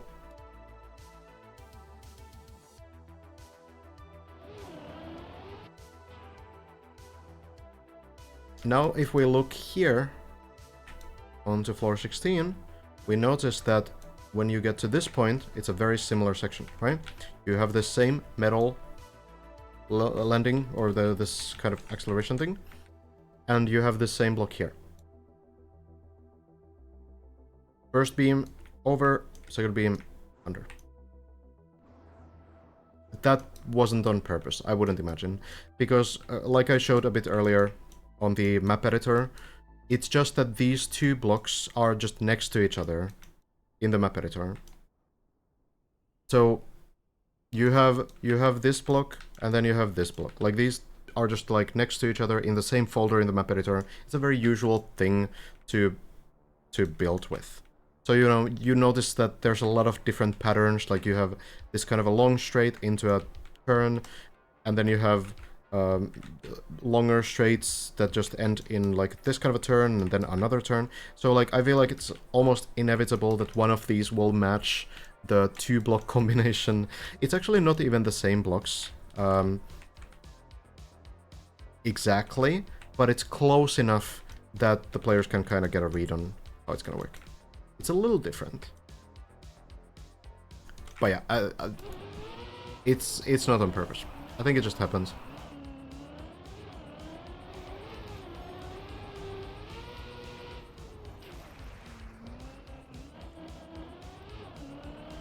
Still can't visualize that part. Like, my Trackmania brain says that the part is dead. Yeah, it's still like, even after seeing the clip, it's kind of like, is that actually possible?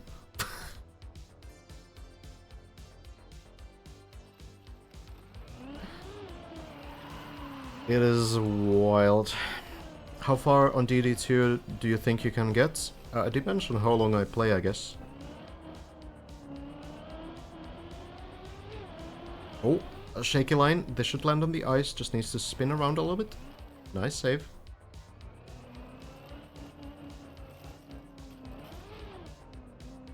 I think in like one session I might be able to reach floor 3 beginning, but that would already be like pretty ambitious, I think.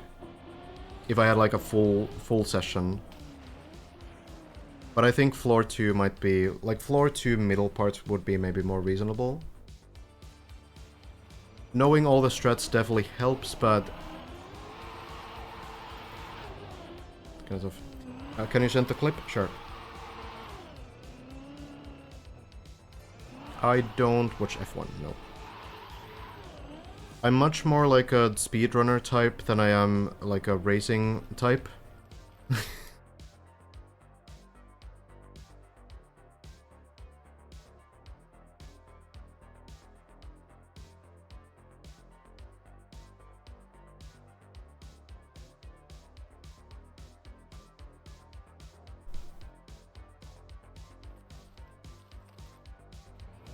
No, floor 2 is very difficult. Well, the turn is a little bit late, but stays on the ice. Or a little bit early, rather. The car still had a bit much grip, but looks pretty good. Just, oh no, wiggles. Okay, confident with the speed. Well, it will work as well. Gets another attempt already on floor 11. Well done.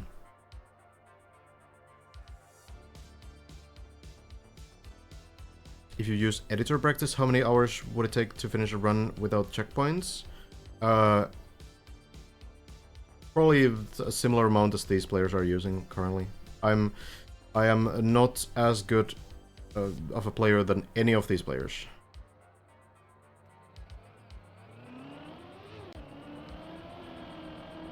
For top players... Oh, that's a little bit to the side. Is this gonna land anywhere at all? It's gonna miss floor 10, I think. Floor 7, potentially, if there is a lucky landing, but no, it doesn't seem like it. Straight down the middle. Usually it's floor 3. Still a really good progress from Juliana, though. Making some good achievements today.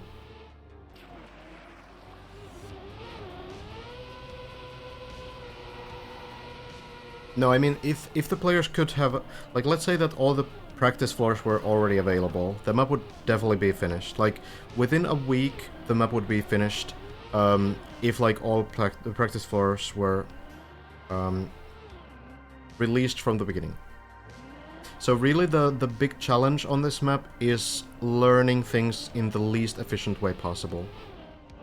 But even then, there is still the challenge of actually doing every single thing you've learned in one go without mistakes. So the biggest challenge definitely like learning things with the worst way to practice as possible, which is that you get one attempt, and if you fail, then you fall all the way down. And then you try to learn something from that attempt, and then try to, you know, maybe do something else next time. But there's still like that mechanical side to it as well. These things are not easy at all.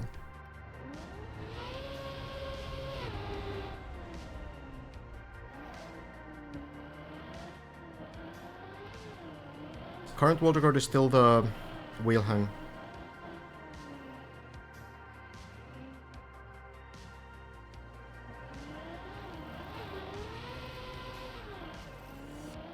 Technically, I guess Bren has gotten a little bit further, but both are trying to clear the same section.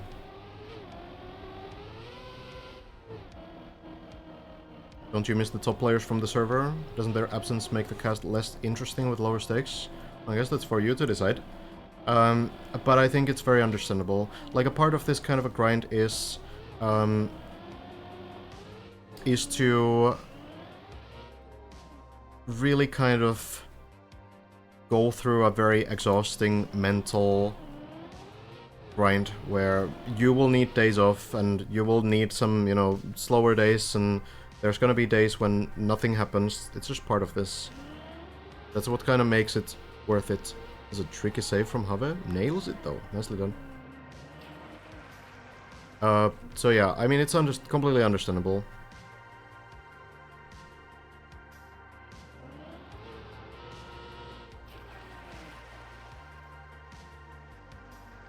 I mean, it would be cool if servers were stable enough and didn't affect your performance, that, you know, no one felt the need to play in local sessions, but, like, it is what it is. You don't want to have some disconnect on the worst possible run, or worst possible moments that ends your run, even though, you know, you did everything right.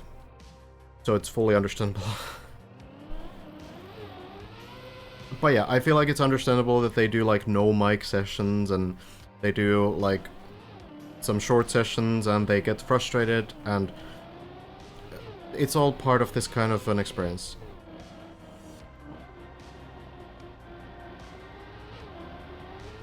I don't know if it was the intention, but it's kind of like a more player-centric event than it is like a viewer-centric event. Of course, like, it's still being super interesting to follow for viewers as well.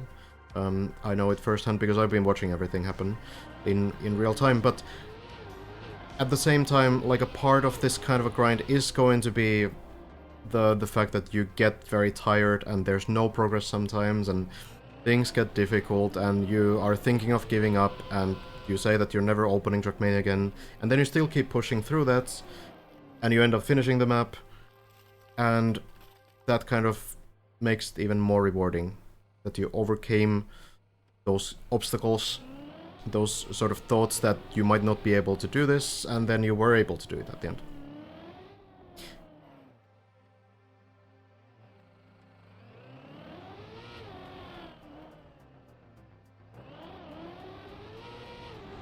But yeah, Lars on a session, not on the server, as expected.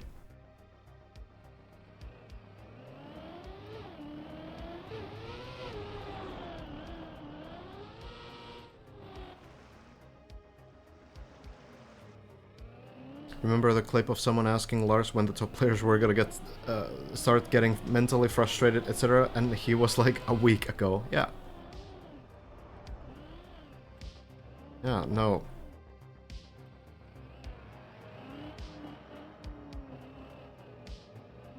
If you go very deep into a grind like this, you might actually, like, lose your sanity. Depending on, you know, how far you go. Like, you know, there's been some speedrun waterguards that have taken, like, maybe even years to actually complete, right? Maybe like 6 months of playing almost every single day. And at some point, you just get like almost like a Stockholm Syndrome type thing. Where you just like force yourself to think that you're enjoying it still, even though it's like the most difficult thing to endure that you've had. Like, you basically force yourself to deal with the burnout. It always looks so much easier. Because as a viewer, you don't need to have those those feelings of exhaustion. Though you can have viewer burnout as well, in many cases.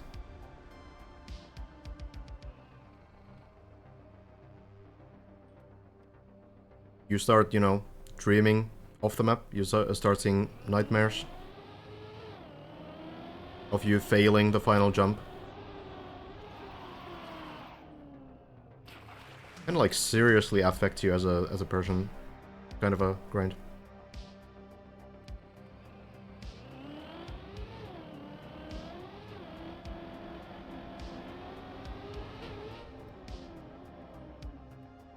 Brent said a few days ago that he doesn't play on the public server now that he is close to finishing because he kind of feels like he deserves the viewers and didn't want people casting him.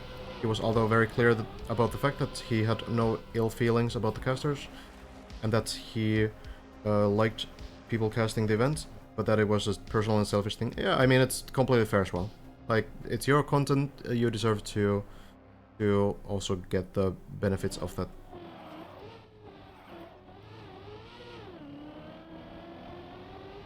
All good.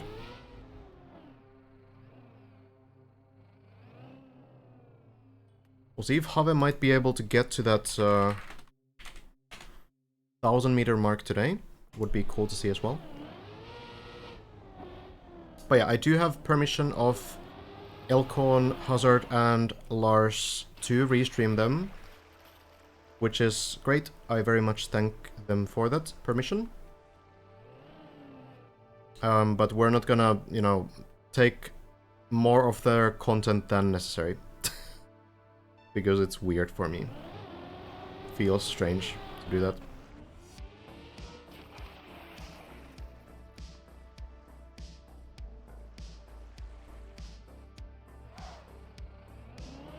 How do you know Lars is playing? Well, people said that Lars was live. So I, you know, are people lying to me? What?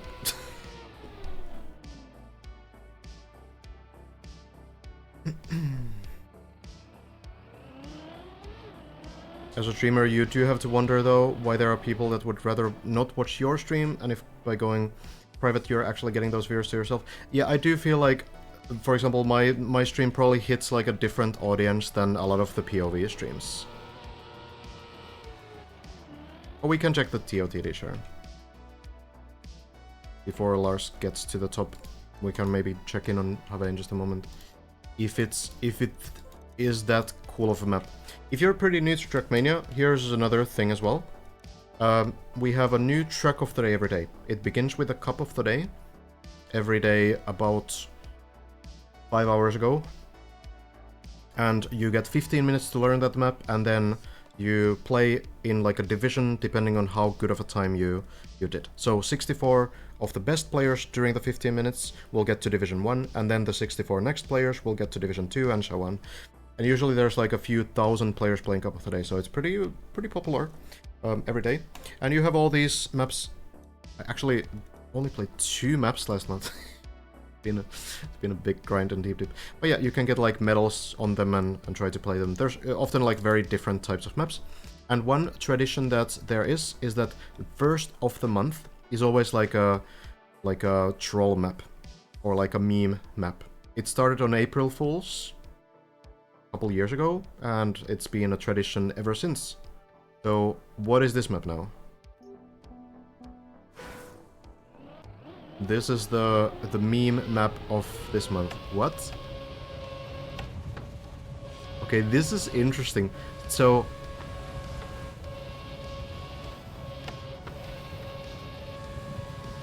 you're not actually steering. I mean, you are, but basically you're stuck on this track. That's such a cool idea. So there has to be like some invisible plastic that kind of keeps you in here.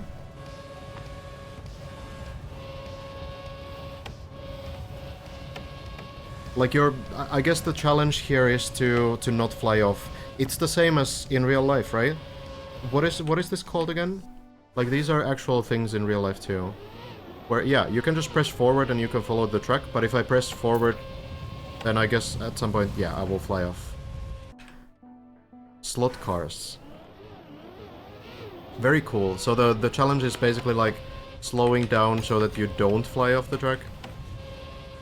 Just barely staying on it. That's such a cool idea. There's so many cool maps. Maybe I don't go for the full grind now, but that is a really creative idea. We have some different kinds of maps all the time. We had this map, which was actually an invisible map. No, this one was a bit controversial. Essentially, you always have like a picture of what the route is, but then the actual route is invisible. So this was pretty dank.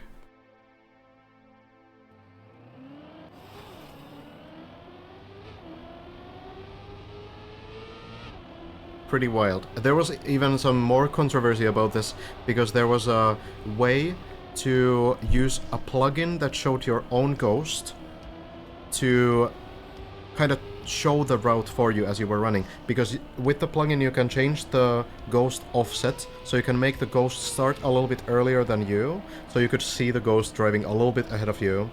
And that was like a bit of like cheating in this case. So sometimes plugins do cause situations like this. Hey, thank you, makes you high for the Tier 1 gift sub. Heading out. Thanks for the stream. No problem. Hope you have a great evening. Super cool. Yeah, there's so many of these kinds of cool maps. This one was pretty nice as well. Sort of like a casual stroll with the snow car. So yeah, Trackmania can be so many things. So I know that RES, who builds these kinds of maps, actually builds these maps entirely in the in-game mesh modeler. So this is not even made in Blender, this is all made within Trackmania.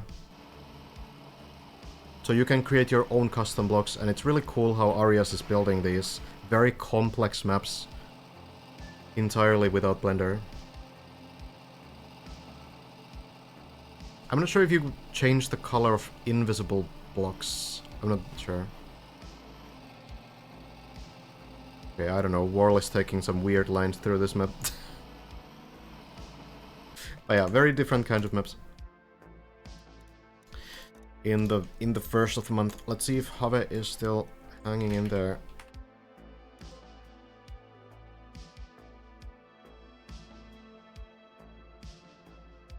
Super cool maps that we have in this game.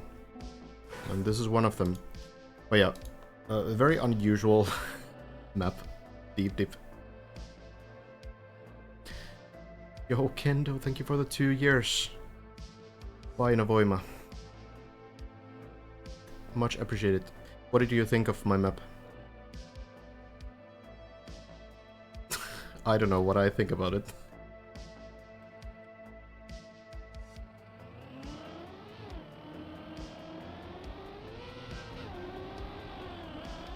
Fun and dank. That's fair. Hello, Flink. Hobby. Through floor 8. Let's see. PB floor. PB attempt. I'm trying to do floor 10. My biggest issue are the pipes. How the hell do you drive pipes? I honestly don't have, like, too much tips to that. Like, it's usually, like, you need to push for that very inside line, right? So you need to be pretty brave pushing speed through them. I don't really know if there's more to it. Like, the surface is metal. I don't know if you need to really care about that, honestly. I feel like it works pretty much the same way as tarmac pipes would work.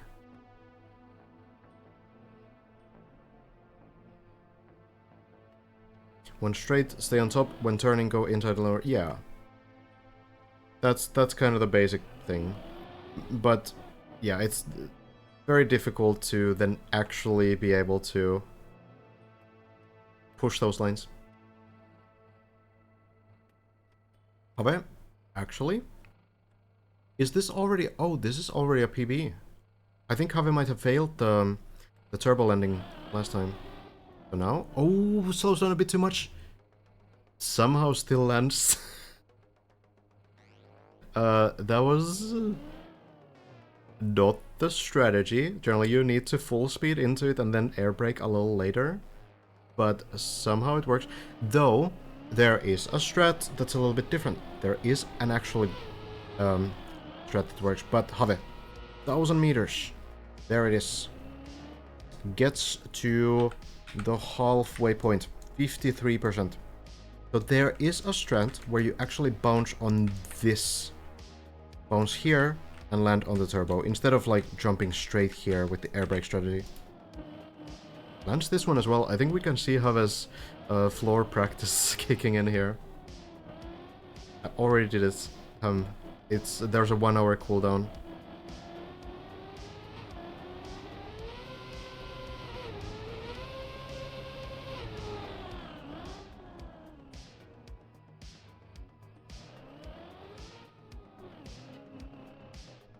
Yeah, definitely knows all of these tricks. Which line is Have using?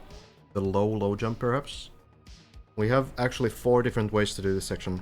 Low jump, high jump, high jump. That is kind of like a low jump. Oh, and the landing. Perfect. One shot.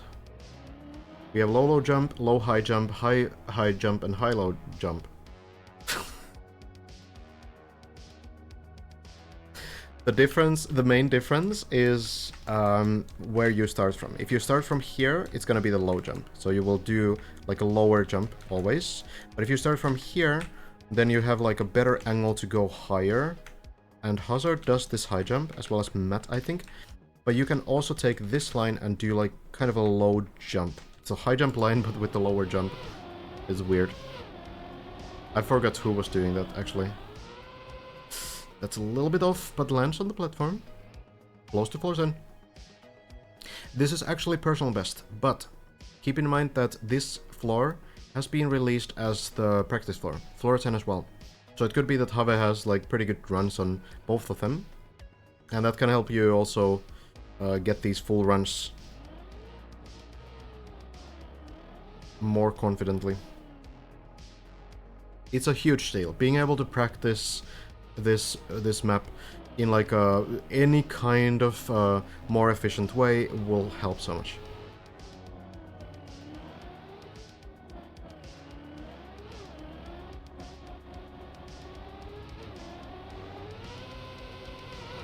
Back we go. Landing and landing.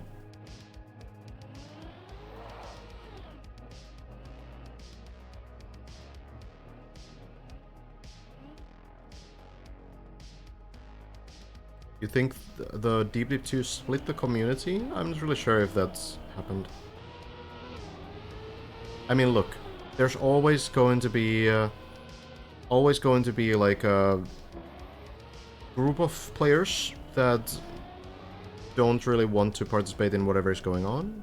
Like for example, when there's a khaki season, we always have like players who are kind of tired of the fact that everyone is playing khaki, right? That's normal. Same goes for any big events. Whenever there's any kind of like a big thing happening, there will be players who are not into that, and they will be a little bit tired of always hearing about the thing that they're not into, you know? It's normal. Oh, this jump! Oh, barely lands. That is a bit of a ramp bug there. It works out just fine. How can I have an opinion on the TOTD if they aren't streamed?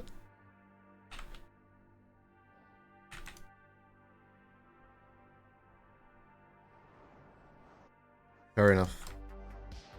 Habe into floor 10. How many players have reached this floor now? Is it already like 25?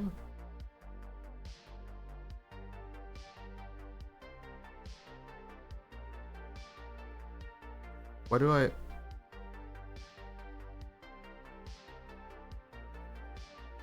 Is this the wrong thing? Where's my leaderboard? Where's my... Why don't I have the buttons here? Where did they go? Oh, there... Oh, I needed to scroll up. Oh, okay. Alright, they were just hidden at the top. Okay. Right. I was like slightly off. Okay.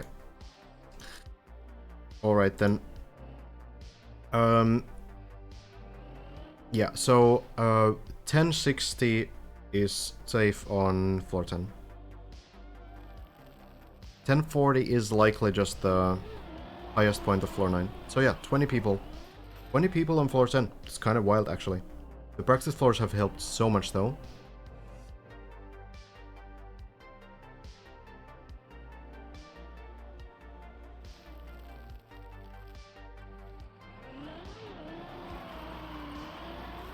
Oh, that's a little bit to the side. A little bit too much correction as well. Lands nicely on floor 9. I think this is a little bit safer to fail, because you don't really have the icy wheels that much, because you go over the dirt and then over the snow just slightly, so you don't really get full icy wheels, so at least this save is a little bit easier. Yeah, I have no idea what the difficulty of the still map is.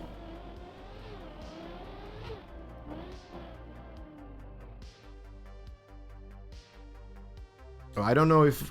it's probably not something that affects the competition, that we have 20 people on floor 10. Someone like Schmaniel might still be able to contend for the podium. Close enough for sure. But it's... yeah. It's more like... I feel like we will probably see at least 15 players finish this map. Oh, that's not the greatest jump. Does save it though. Where are we? Okay, we're here. So I think you go back to floor 8 from here, unfortunately. You would need to get here, but this section needs to be changed, and I don't think this ramp can be done over here. That doesn't look possible. I think it's down to floor 8. Well, Have's gonna try it, I guess. I don't think it's doable. I think you just go down. Yeah, so still is a new 1 hour long technical map. And it's a pretty like advanced map as well. It's meant for like experienced players. It's probably finishable by newer players too, but I don't think it's really built for them. Not that I heard of any, Mike, but I've been on the PC a lot today. Here we go. Back to floor 8. Into the pool.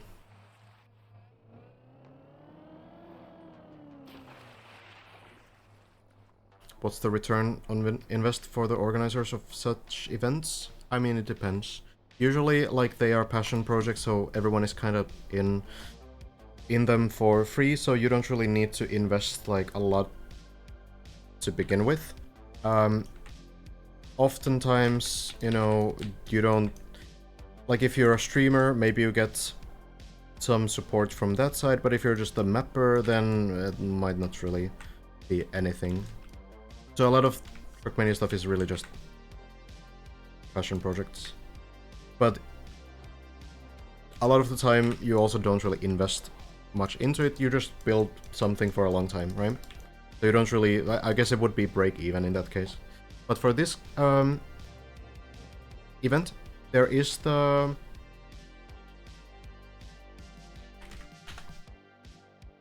GoFundMe, which we can check is currently at 24,137 Australian dollars, which maybe is like 15,000 US dollars divided by 20.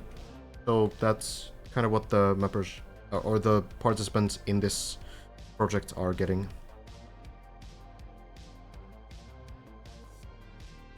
Lars is getting run started. Okay. Looking forward to those.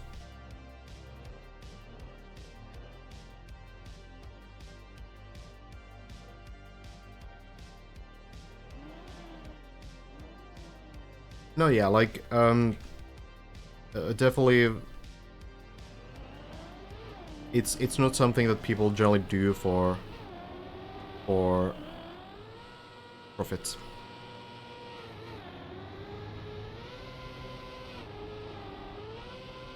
It's a little bit too far to the right, and down into the pool again. We'll be able to continue from here, though. I think I will get some hydration as well. Have a dropping into water, and I will also, well, get some water. Not drop myself into water, but yeah, I'll be back in just a minute.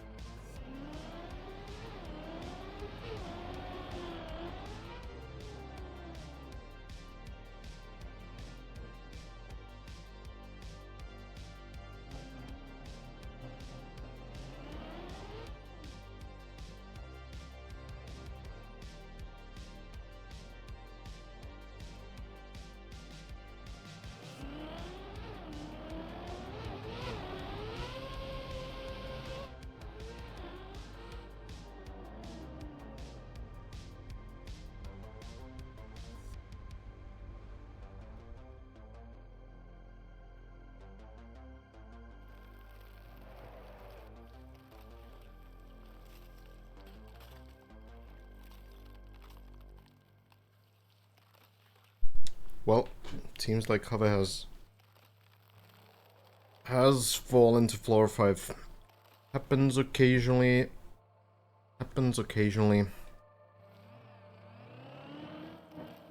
So far, runs have tended to end in a fall, eventually.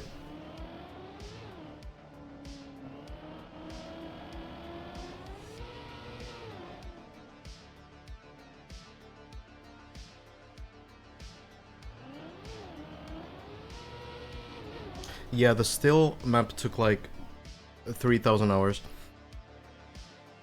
It's a lot of mappers in that project. I think there's like 20 mappers in that as well. Huge project for sure.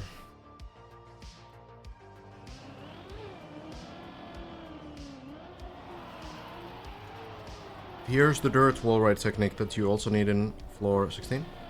Is your super long map out yet? Not yet. That will hopefully be finished this year as well. We will see.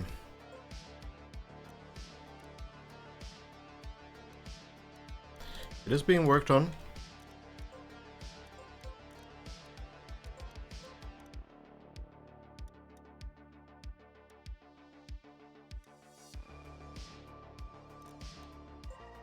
One.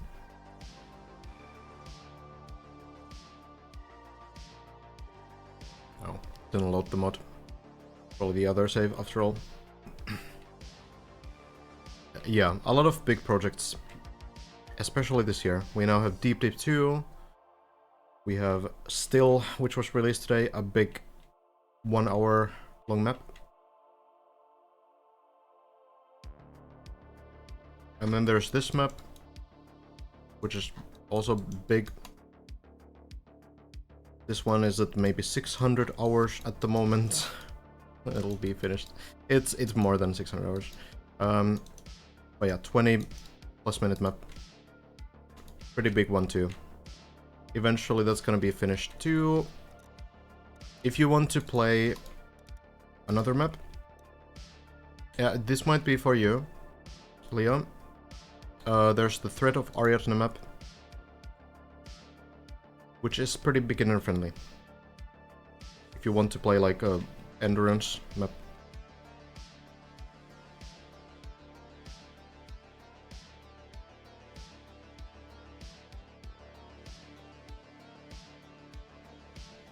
What's the longest map to ever be finished? Like, most work? I don't know. It could be the Still map, honestly. Okay, here's this map. It's also a big map. But this is more beginner friendly.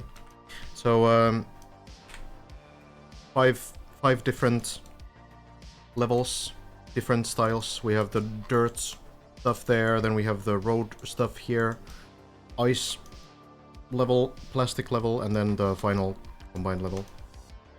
Driving time. Yeah, I'm not really 100% sure. There's also a 20 lap version of this Rope of Ariadne. Takes about 7 hours on a good run if you want to play that too. Wasn't there that one some kind of like a default movement map that took like 30 hours in TMNF? I don't know. 50 hours? Okay, yeah. There's big maps. The game has a lot of these kind of projects. Thank you, Abrexis. Played this earlier today, it was very fun. I'll have to come back and actually learn it sometime. Yeah, it's definitely difficult.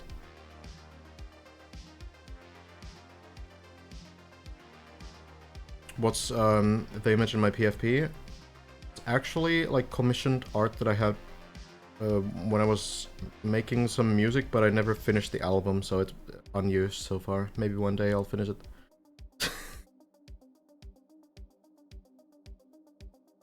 I think the Still map is in the Still club as well, so you can find it over here. And yeah, it's big. Big map. You can already tell from the thumbnail. That's pretty wild. Similar. But yeah, it's like 3 times Threat of Ariadne size. But it's also slower, so, you know. Those Ariadne times were very close to each other.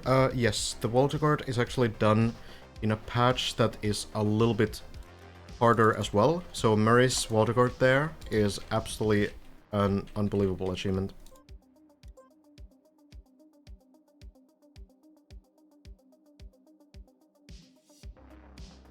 Played that this evening. Oh, nice. Many people have played it recently, it seems.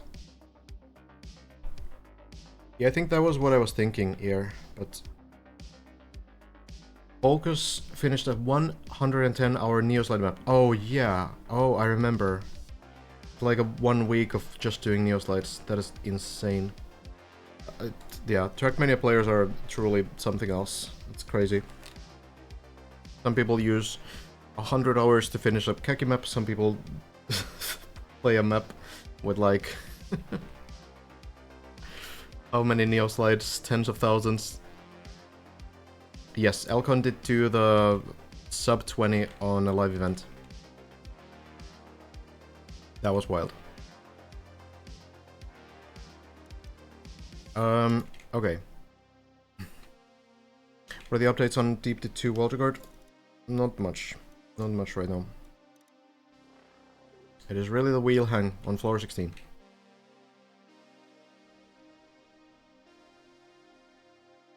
Lars is live right now.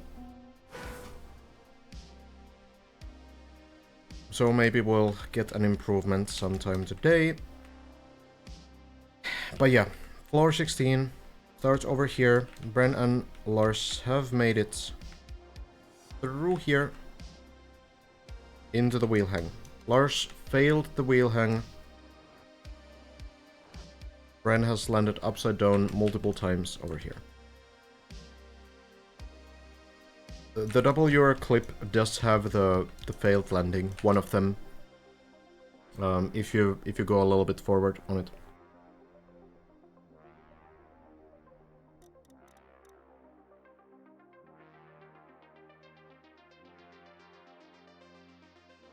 It's pretty close to that.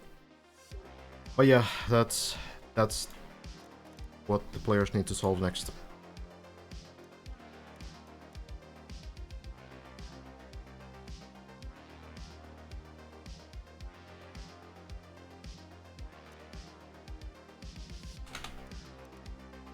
Okay. Well,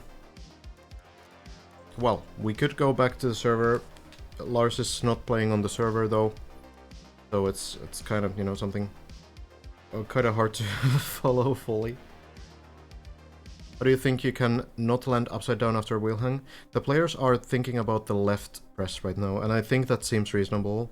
Brent tried pressing nothing. Brent tried pressing right. I feel like pressing left might be the next step. Thank you, Marmok, for the gift sub. Very much appreciated. Thank you, thank you. Okay. Do we have anything that we haven't talked about that relates to Deep Dip 2? Some kind of a mechanic. I feel like we're covered entire game. One thing that's kind of interesting is like braking. Like how inefficient braking truly is.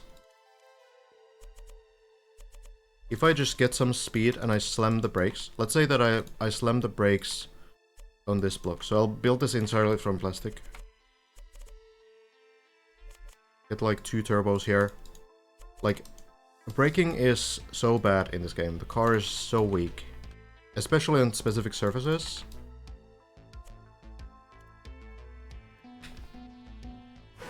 So if I start braking, I just slam the brakes on the yellow plastic. It takes like quite a while for the car to actually stop.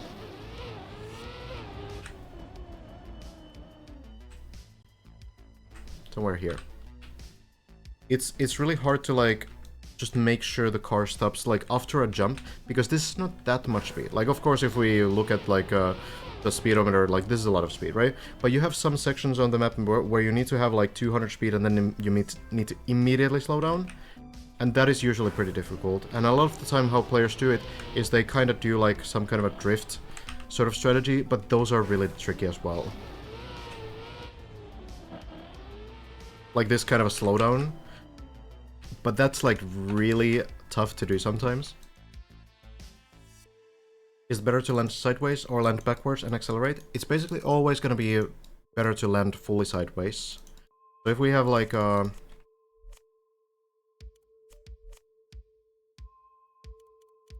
jump.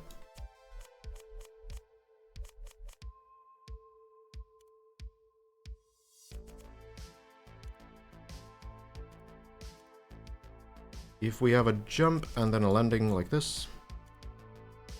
What about wet plastic? I can show it. It's kind of ridiculous. So if I manage to land sideways, I'm gonna miss the landing there. That should be pretty much like full stop. More or less. That was not like perfectly sideways. Also, I got inverted steering in the landing. But if I land like this, it's gonna stop like very quickly. If I land backwards and I just stop pressing things, then the car will go for a pretty long time. In some cases, I guess, like, you could probably land and accelerate, but it's not that effective. Please explain inverted steering. Sure, it's easier to explain in a different scenario. So, in a moment. That one is one of the weird parts of the game. But yeah, like, if I then go into wet plastic and just slam the brakes, this will be absolutely miserable. Like, I don't think that the car will actually stop during this. I don't think I will be able to stop the car slamming the brakes after the turbos. So on this block, I don't think I'll actually stop the car. So now we get wet wheels. And now I'm slamming the brakes. It doesn't actually slow down at all. I didn't even remember this. Yeah, it actually literally does nothing. So yeah, it's not about the distance at all. An unusual thing to do, so I didn't even remember that it works. It you know, literally doesn't work. Okay, so then we need to find some other way to slow down with wet wheels, right? So okay, slamming the brakes, not enough. Let's try to like do kind of like weird steers, right? But even this takes so long to actually stop the car, right? So a lot of the time players will try to do, you know, a similar like sideways sort of thing. Where they, you know, try to turn the car somehow sideways and just, you know, do some backslide or slow down. You know, if I can slow the car down enough that I can kind of like backslide like this, that could save me sometimes. But like, you need a lot of space to do that too. Very difficult. There's some cases in which like even releasing acceleration does nothing.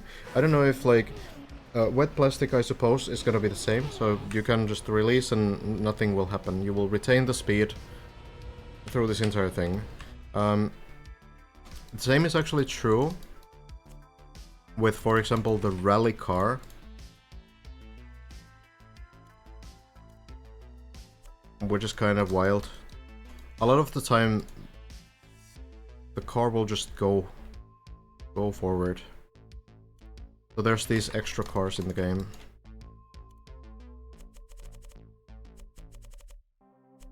Or whatever. Doesn't matter much, does it?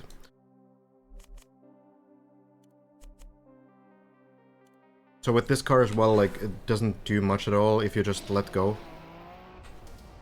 Kinda just... It slows down very slowly, but it will just keep going, basically. So with this car as well, you need to slam the brakes to do anything. It's pretty interesting, and sometimes that causes a lot of issues. Does the same happen with engine off? I would imagine so, if braking already does nothing. Yeah, plastic is truly a strange surface.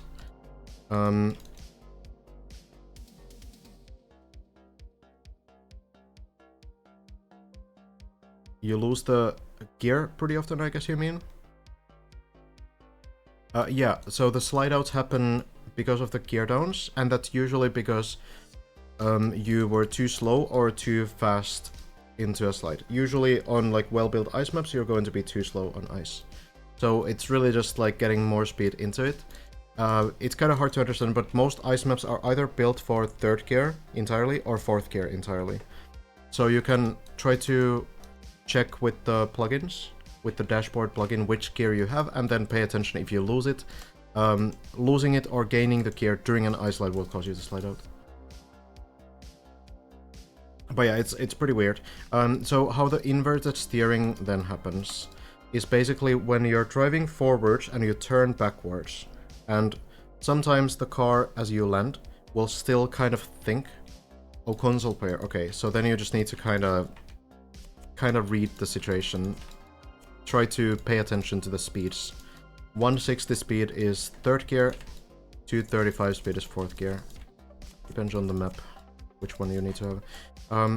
So yeah, inverted steering often happens when you're driving forwards and you turn backwards, and the game doesn't really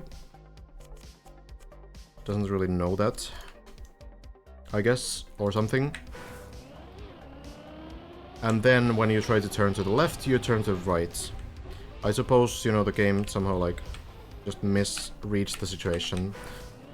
It happens a lot actually on floor 6.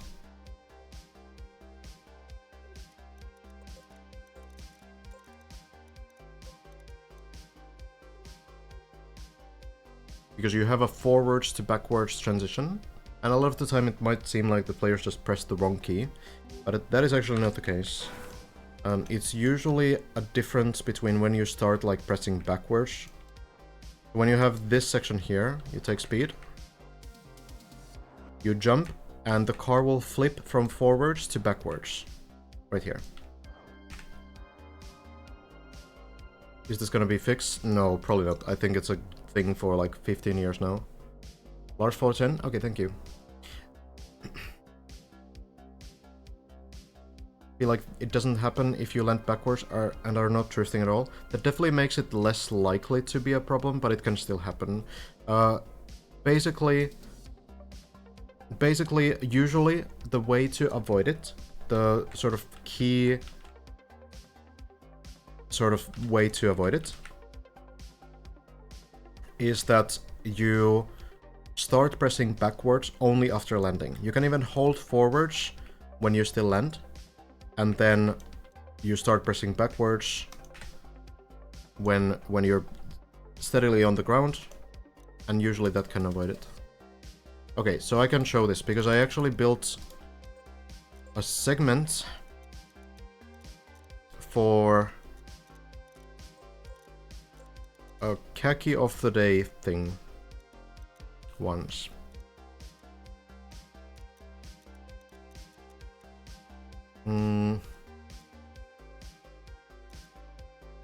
I don't know where it is. Here.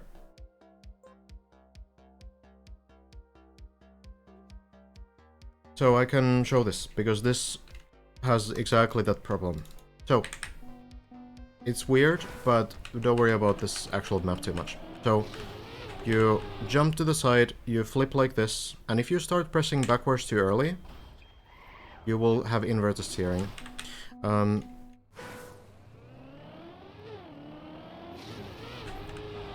Okay, yeah, so this will help understand what's happening. So here, I'm pressing left, right? And I'm pressing backwards, right? There's also an engine off, so it's a little bit different.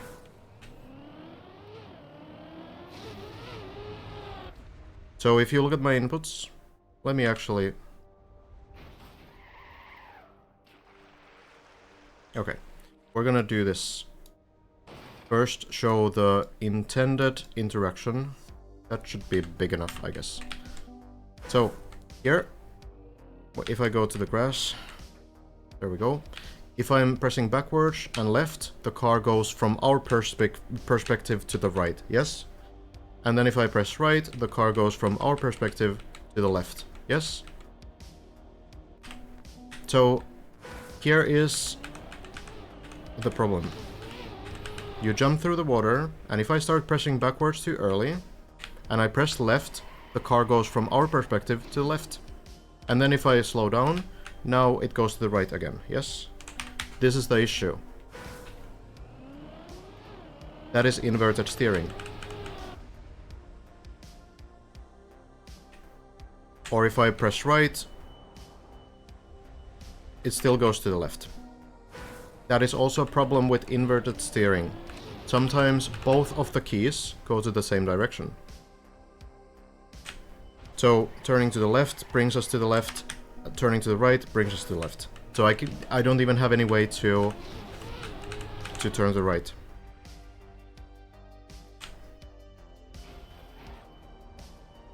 Both keys bring me to the same direction. Yo Jack, thank you for the raid. Hope you had a great stream. I'm not sure why this would be in the game, but it is in the game. So, yeah. But obviously, both keys shouldn't bring you to the same direction. So how do we avoid this issue? Because surely I wouldn't build a map where you have like an unavoidable situation. All you need to do is only press backwards when the car has landed. And now I can steer to the correct direction. And finish the map. That's what you need to do. If you start pressing backwards in the air, you will always, pretty much always, like here, I start pressing backwards. You will always have this issue, basically.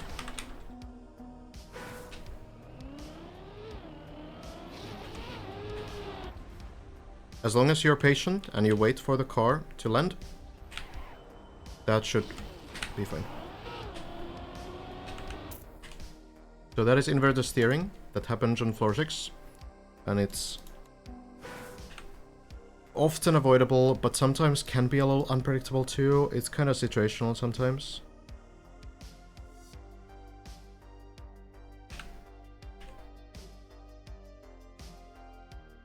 Not something you need to generally worry about, because usually you're driving straight on maps.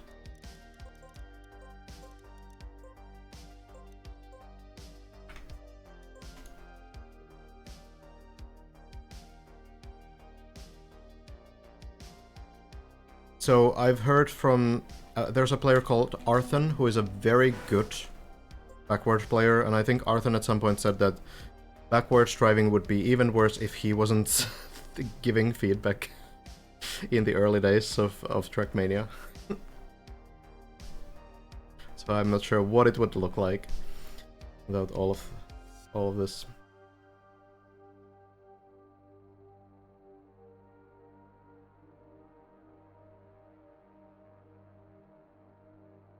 Started with Trackmania with this event and just finished the campaign. Except you all with author medal, nice. Stream helped you a lot, nice. That's awesome to hear. I'm sure you can get the rest as well. Still 1 month before the next campaign comes.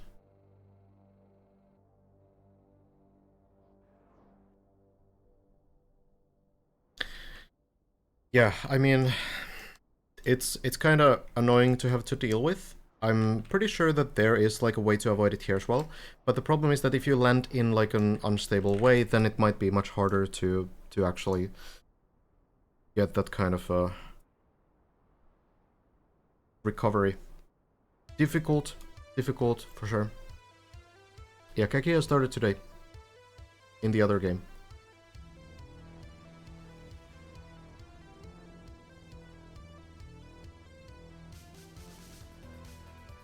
Juliano is Juliano. Campaign Hunter.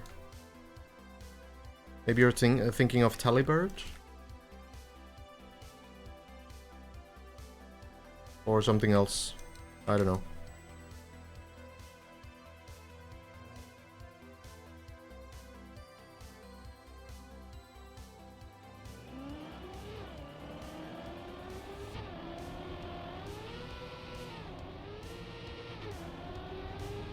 Getting onto the turbos. Landing in. Well done. Not for TM20, yes. It's TMNF. The khaki season.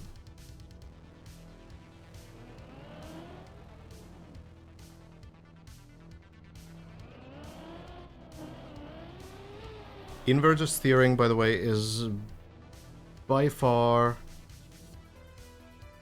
not the most important issue that Nerio would need to fix. There's probably some others that would take priority there.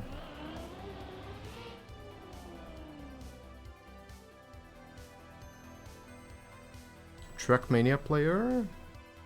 Tornado? Don't think this Giuliano ever played to on big, so maybe it's another game? Something? Like what? Well, I need to think. Oh yeah, Counter-Strike. There's someone. Yeah, I think I've heard of Juliano in Counter-Strike. True. Yeah, fair enough. What would be like the biggest game-breaking issue right now? Oh, actually a good recovery. That was a pretty smart jump. Not a bad one at all.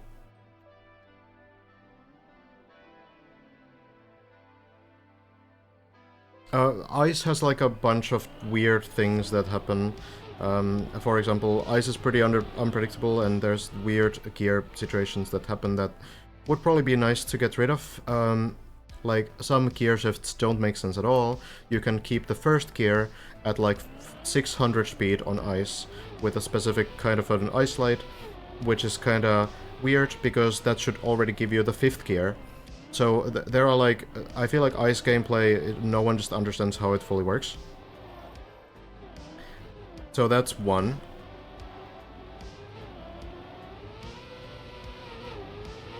Thank you, Steve, for the Prime sub. Much appreciated.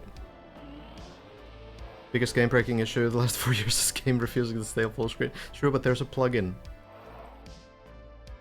Hi, Joanna. No one has gotten past the wall hang no.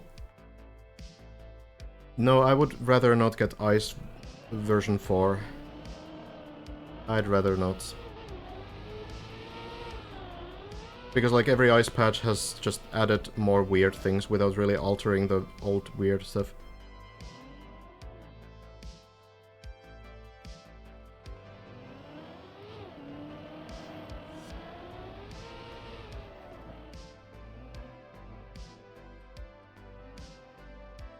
Some of the glitches on Ice are beneficial though.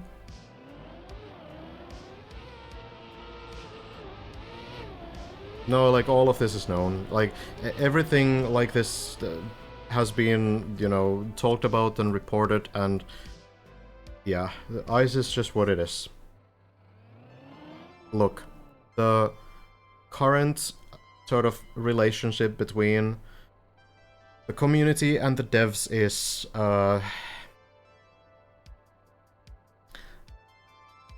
it's how would you describe it? Usually there's like an update that changes something, and usually it's a thing where players don't really want that kind of a change to happen. We could say the ice updates, we could say the water changes, we could say the recent wood change that broke a lot of old maps. We could say the recent royal change that, you know, made the old royal players not really enjoy the game anymore. A lot of examples. And then the community writes long, detailed posts about why the changes are not great and why they should be changed, and they are generally met with silence from the developers. That is usually how it goes, or maybe there's like some Twitter argument between the devs and the community.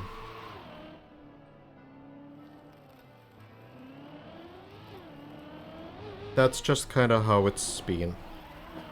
The game is great, but it would be nice if there was a little bit more collaboration between people who have, you know, spent thousands, tens of thousands of hours with Trackmania, and then the developers who are presumably trying to make the best game for not only casual players, but also those more experienced veteran players who have spent like a couple decades of their life in this game series anyway. Oh, Juliana, hard save. This will, I think, again go to floor 6. Oh, slightly misses every single landing there. Tough times, tough times. Juliana still good progress though. Floor 11 reached today.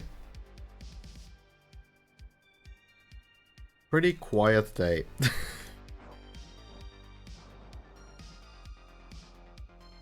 For sure. But yeah, multiple players getting to floor 11. Sami got in there. Juliano has got in there. And Clever got there not too long ago too. Ave. Some new PBs as well. Doing some good runs onto floor 10.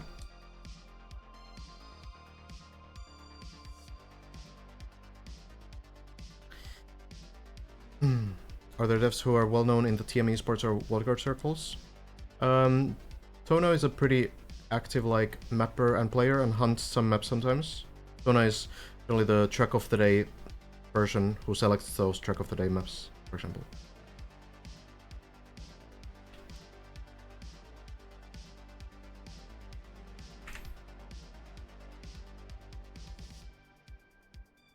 Top speed at Ice Slide. At some point the ice slide just doesn't really slide anymore. So like maybe 500 speed you can still technically ice slide, but after that it's kind of rough. You can have 1,000 speed. 1,000 speed on ice slides, but it's not really, or ice, but it's not really ice slides.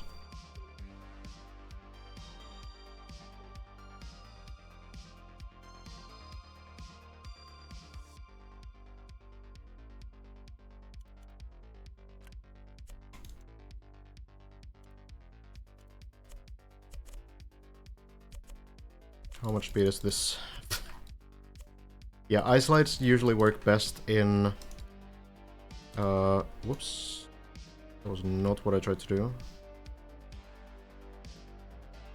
Usually work best at like 3rd or 4th gear, so below 300 speed. At these speeds, it's kind of like it doesn't really do anything anymore. Like it's kind of going somewhere, but I lost 300 speed while doing that. So you're basically just like going sideways. So, and surfaces have slightly different speed limits. Why does my backspace not work anymore? It's supposed to be able to remove all the blocks.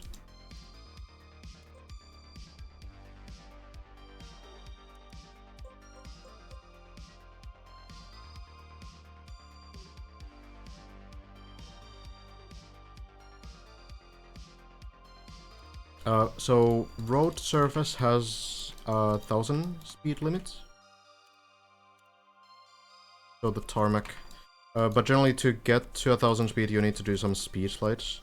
So usually at like 800 speed the acceleration just kind of dies.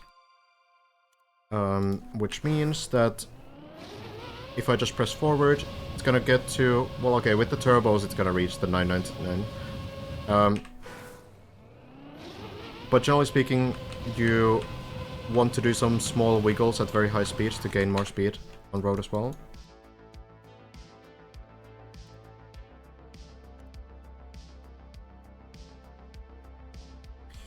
Plastic has the same. And on plastic it's a little bit easier to do the wiggles.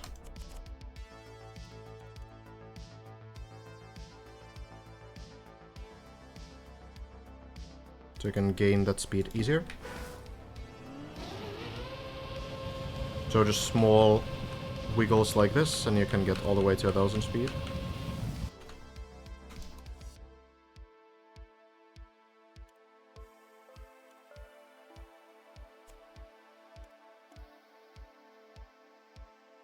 Grass and dirt have a little bit different speeds. So on grass, you can only go at 800 speed. And on dirt you can go at 900 speed. I don't know why, but that's how it is. So here it caps at 800, and then I get to the dirt, and then I can go to 900, basically. If you look at the speed on the right side, the turbo kind of disables the the speed. But yeah, 800 on grass, and then 900 on dirt. Yeah, holding space can place these blocks quickly. If you want to do this thing, that's with Control F, but it requires a plugin. I think it's Editor++ that does it. I think so. But yeah, some differences between these surfaces. I think on water you can also go at 1,000 speed. Anyone ever done an Uber bug at 999 speed? Definitely.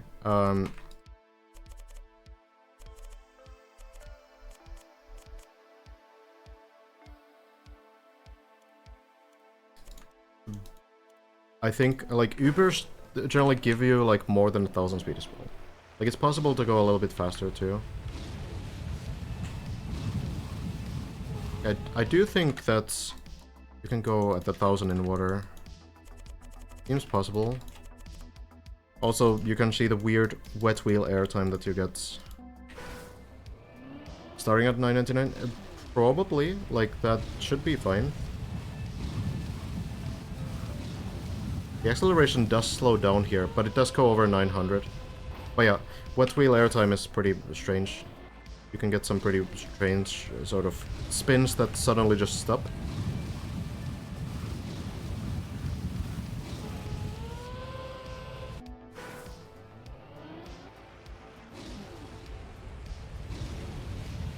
Kind of hard to force those weird kind of things to happen. Maybe if I turn just before. Yeah, I mean, it's kind of like changes its rotation and stuff. I don't really know what they did when they made wet wheel airtime, but it is very strange.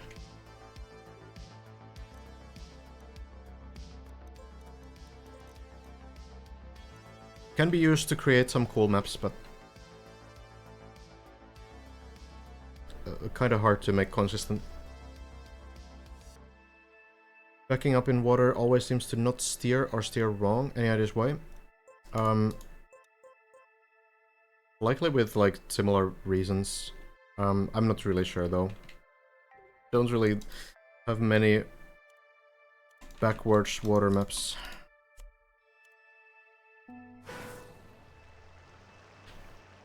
Slowing down in water is also miserable.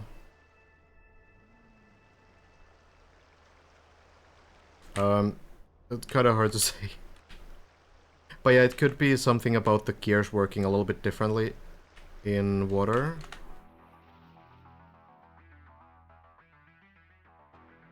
Would the rally car yeet glitch work vertically? I don't know. I haven't really even like tried it. It's just like moving blocks, right? We have these moving blocks and then you just go into one with the rally car or something. Is there anything more to it?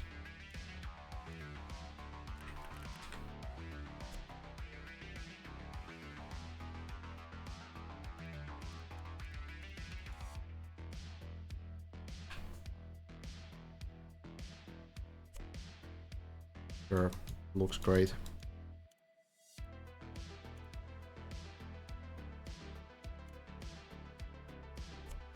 Good map. Yeah, I actually... I'm not really sure. Oh, did it get patched? Oh. Oh, that glitch. Oh, yeah. The new thing. That did get fixed, yes. Okay, I died. But there is like a Uber glitch with the rally car and moving blocks, right? But I'm not at all sure like how you can force that. Oh, that's kind of it, I guess. Like the car can just kind of fly. I think it can fly very far as well. I'm not really sure.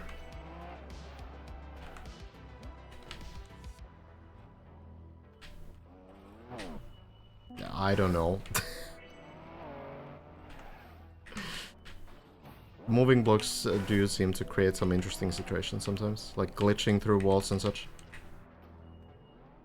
Okay, I don't really know. There's like some clips of weird things happening. Basically, like what's supposed to happen is that the car sort of like flies into the air. I don't really know if I could go like drive into this kind of a thing, for example. Yeah, the kill mechanic, I guess, is, you know, that's definitely intentional, right? I don't know if you need to like drop down onto this for it to do something, or I don't know. I've just seen like some things where you just like drop down onto one of these and the car just flies away.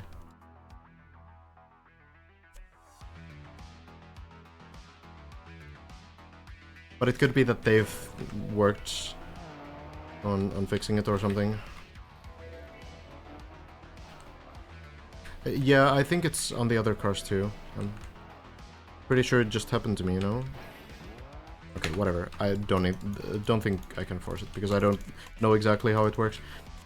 But yeah, some pretty weird things. There's also some custom bumpers you can make, which make things pretty interesting. There's like if you want broken things specifically.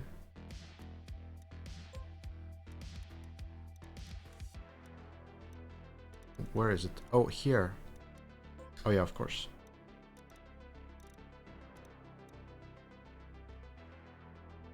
There's like an extra path on this map, which is very interesting. The map itself plays around with the new wood grip, and it's also very strange. But there is this magic journey to the left side, and it's truly different. Large follow 13. Okay, we can check in on that in a moment. But yeah, so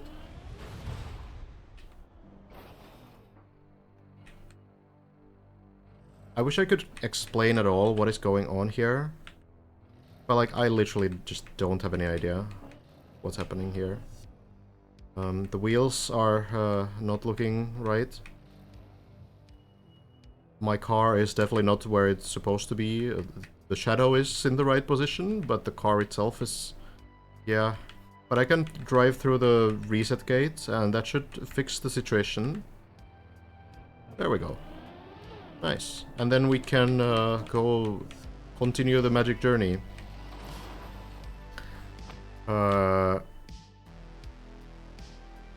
Where's my car? Am I like turtled or something? The car should be somewhere here. It's not... oh, there's the driver. What?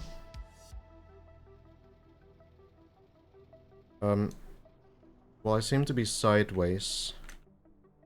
Is the car like here or something? Why does the driver disappear when I get too close? Excellent. Oh, there's the car. Oh, there it is. Hey! There it is, yeah. I thought that was part of the sign at first, but no, that's my car. Right there. I can't go close, it disappears. But yeah, this is very broken, and I am not sure how they've done this. I am absolutely clueless, but... this is floor 17, yes. There's also a risky finish on this map, which is kind of crazy. The map itself is as weird as... well, maybe not as weird, but pretty weird. You have these weird wall grip things. I don't know what's going on here. And then there's the risky finish jump. There. Oh, it's from Wesley, also the Walter Guard. Wesley was here earlier. Impressive. Yeah, but that's... yeah, a video game. So, I think it's fair to say that sometimes the game doesn't really know what to do.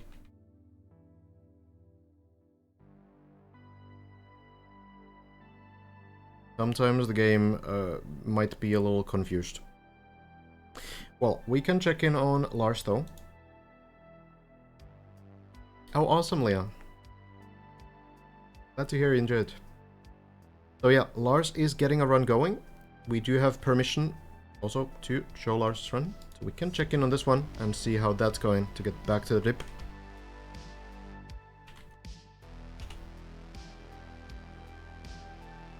Has been doing pretty nicely, and you know, Lars has kind of talked about potentially finishing the map. Go on.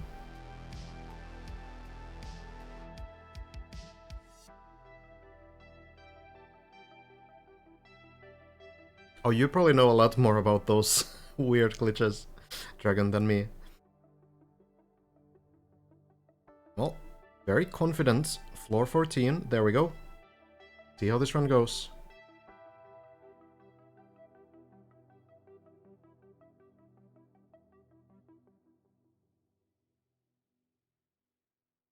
Game knows exactly what to do, and sometimes it decides to troll you. That could be it. Lars said long sessions don't work for him at this stage. He will try shorter sessions. Yeah, that's a That's actually a good point, because at this point you need to do like full focus runs, because the challenge is not like experience. The challenge is not to learn things like more, but it's to do everything that you've learned so far very consistently. So in that case, yeah, shorter sessions will usually be a bit more sort of fruitful. Yeah, I'm not sure about Bren. Don't know about the schedule or the plans of really any of the players.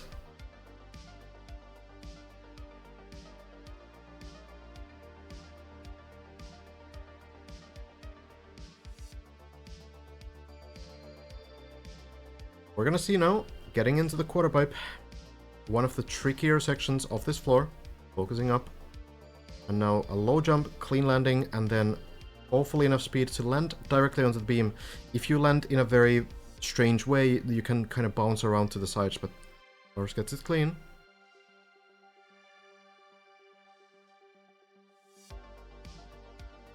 Now the long section. Clean landing to the quarter pipe. And turn around. Very good. And now into the wall. There we are. Well done. So these turbo walls, they affect the car as long as the wheels get grip. If the wheels are like sideways onto the wall, it's not going to work. They need to actually like drive on the wall. So lining up for these sections is pretty crucial. Lars, onto the ground, flips upside down, and now spams left and right to try to counter steer. Try to do something to stop the car from rotating, and it works out. Very usual strategy.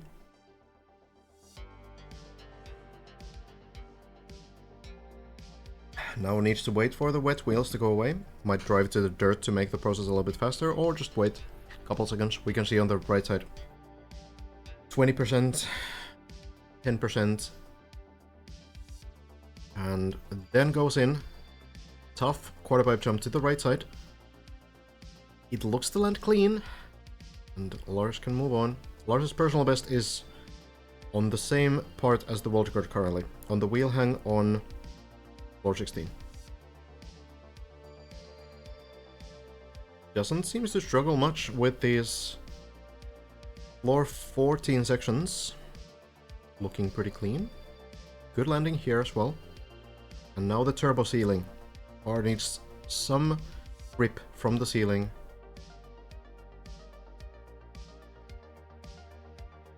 So to the right, the grip and the pool.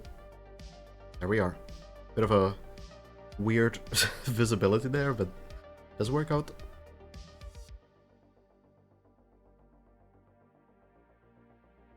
And here we go. Floor 15.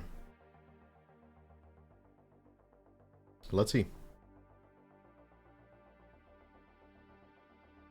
Pretty long first section. Need to get these first jumps clean, and then the quarter pipe jump up to the right. Good landing there. And the landing here, it's a little short, lands on the edge, but still works out. Now around the hole, getting some speed. Clips the hole, so we go again.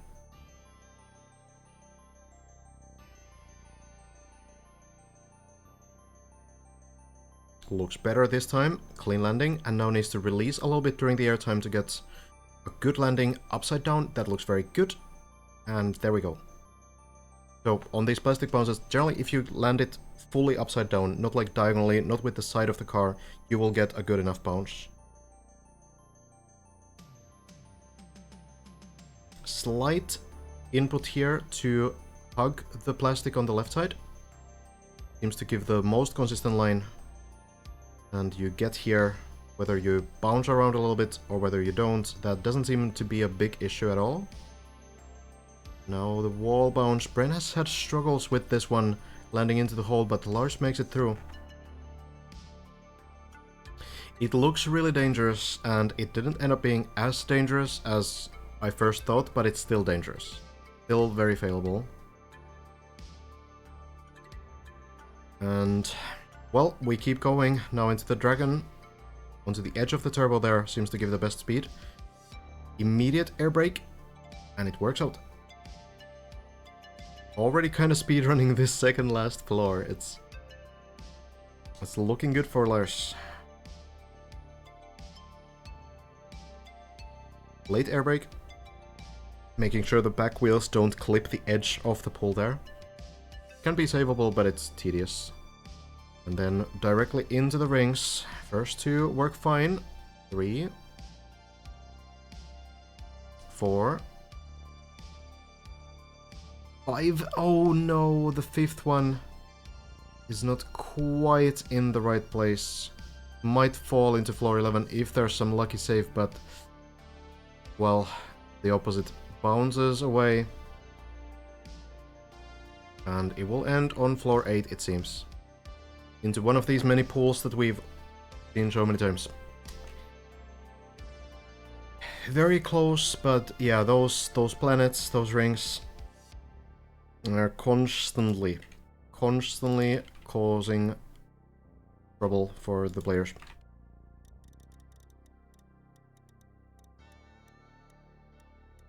So,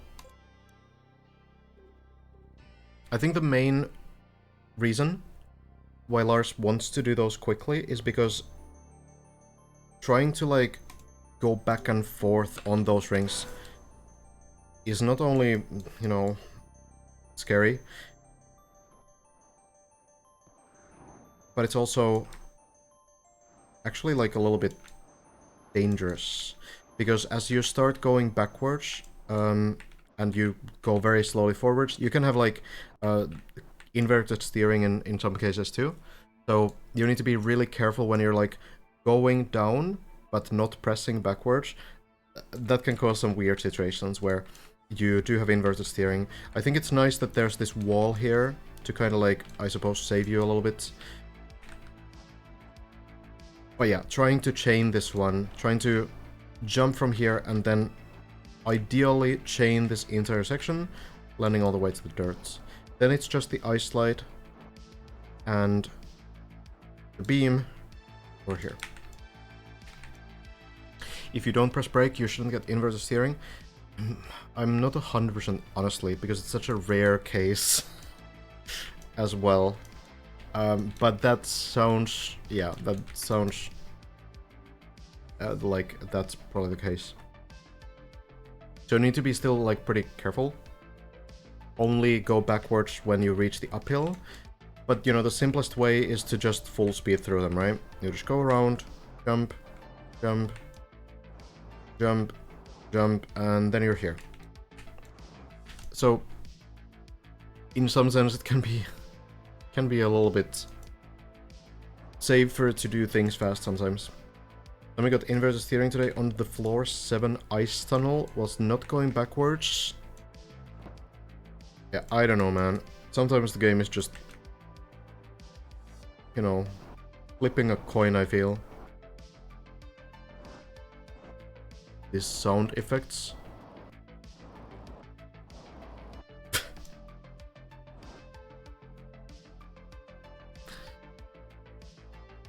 Delete the backwards gear. Hey, but how would you do cool speed slide like this one without it? Hey, nice, Samuel. Solid first run.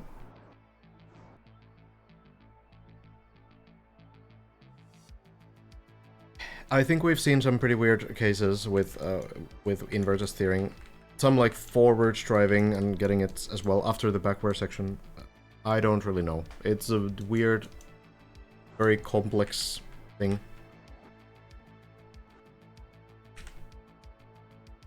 Suppose the mappers know. I guess the mappers know.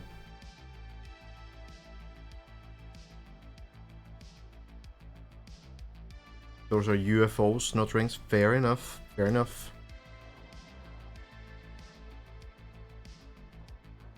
Why they implemented inverted steering at all? I don't think it's like specifically put into the game. I feel like it's just a byproduct of something else.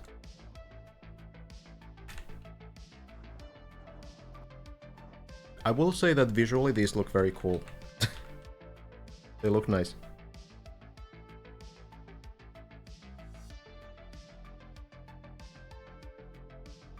Yeah, it's I also think something that it's like the game thinking about like forwards and backwards in the wrong way.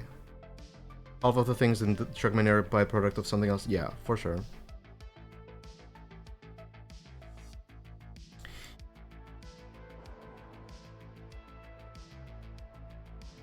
Maybe it's something about the four-wheel drive. Yeah, that could be related to that. Maybe. Yeah, good job, Sammy. For the PB. Have as well. A lot of PBs actually on like floor 10 and 11 range today. Juliano as well. It's cool to see. Cool to see. I think that after the events, there's probably gonna be, like when all the practice versions are released, like the practice floors and the checkpoint version, I honestly think like in the next like 2 weeks after that, we'll probably have like more than 10 finishers. Might be a pretty big bet, but I feel like it might happen. How did you fall 75 times without ever driving? I don't know. I don't know. How have I fallen 2.5 kilometers? How do I have 500 resets? I guess those are joins on the server, maybe?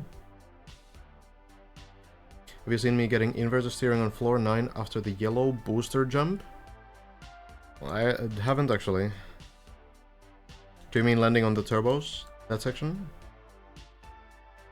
Or not this jump, surely?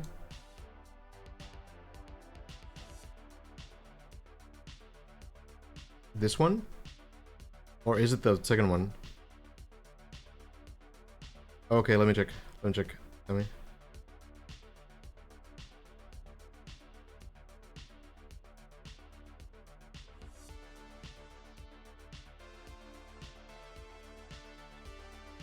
Oh yeah, this one. This one, this one.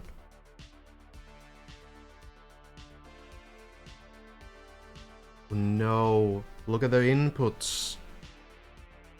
Even the wheels are going to the left.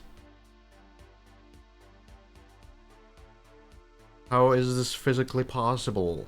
That the wheels are pointing to the left and the car is going to the right. And you can, one thing you can see here is actually the steering turning. Because like you're still holding left, right? Oh, you actually, okay, you actually turned it right afterwards. But like at some point usually, like if you get inverted steering, eventually the steering will go to the right way as well, as long as you hold it. But usually it happens only when you drop enough speed. It's very weird.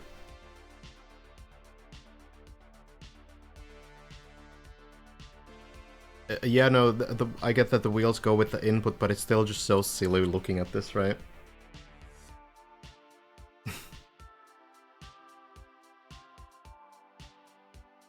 That is frustrating. Yeah, I feel like this is just the bane of slower maps to an extent. Where, you know, if you need to do like very like frequent like forward and backwards corrections, like weird things can happen as well. A lot of things exclusively happen at low speeds, I feel, like this, related to like steering and braking and things like this.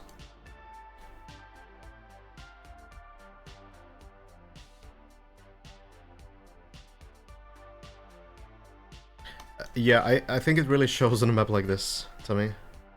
And you know, sure, like, there might be ways to work around those, but it's still frustrating when those things happen.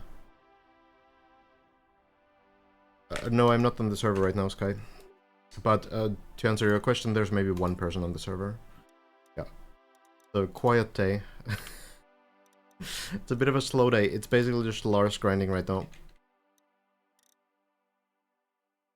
If you guys want to see, like what backwards gameplay is usually like, though, because there are backwards maps. They're just very different.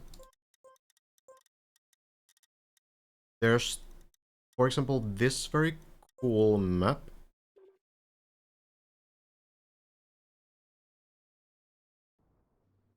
pretty long one. It's from Arthur, who is a very good player.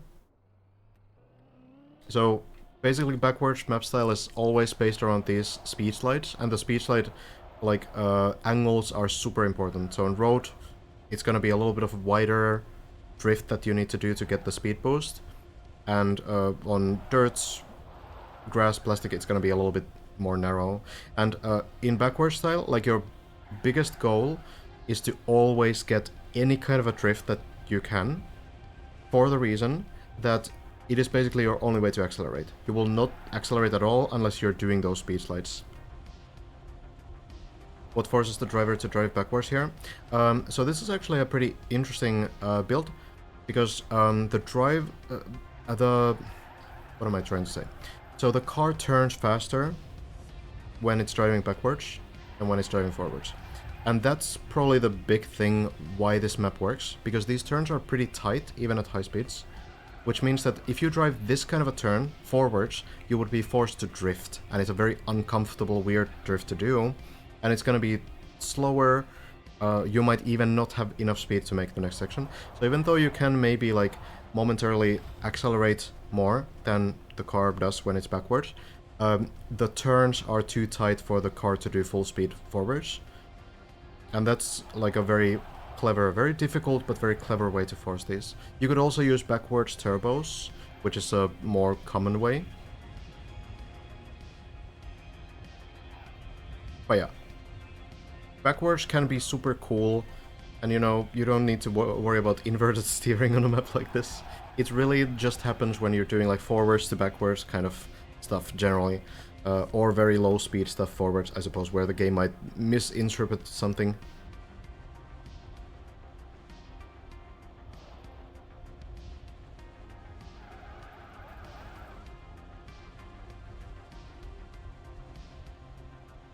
By the way, this is incredibly difficult. I tried this map for a while and it's too hard for me. You need really good speed everywhere.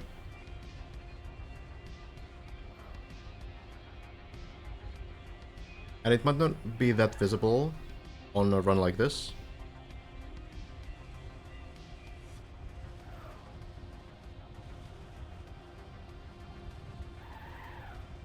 Oof.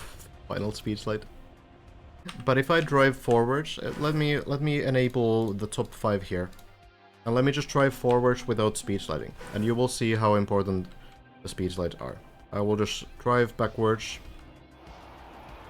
Like this. I'll kind of just, you know, drift around. Not drifting. Yeah, they're gone. Didn't take long. 20 seconds to not see the other cars at all anymore. Without speed sliding. So, when I say that you basically have no other way to accelerate, that's true. Couldn't even make that speed check there. You really need to constantly do those small, narrow drifts. Yeah, no, it looks so much easier. Backwards is one of the hardest styles to master. It's a very cool style, but super tough to master. There was maybe here.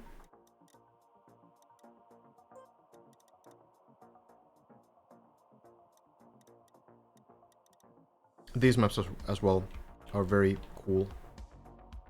So these maps have also some turbos to make sure you don't drive forwards. Everything's broken. Old links not working. I did pretty well on this campaign. Yeah.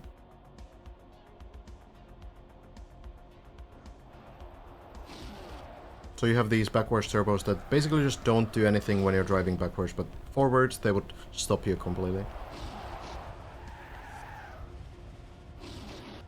There's some other techniques in backwards driving as well. I don't know if this map has any, but there's something called skid boost, which is not a drift.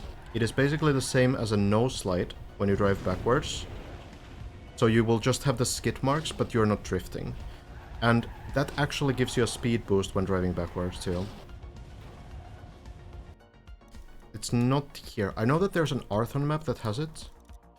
Is it maybe...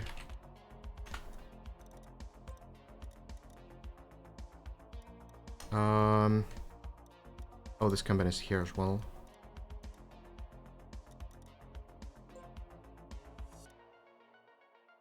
Is it this one? Oh, it's this one. Yeah, I think so. No, yeah, it's like, it didn't really have a name initially. But yeah, we just started talking about it as Skid Boost. And it kind of worked out. So here, actually, that's a no slide. It's kind of interesting. I suppose it's similar. But, so how you initiate that... I think this next turn is one. No? Not quite. Okay, I'm not sure then. Maybe... Does Arthur do it? No. Thought this map would have it.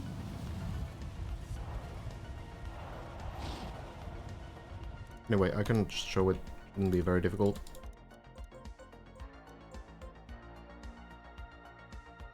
So many techniques when driving backwards.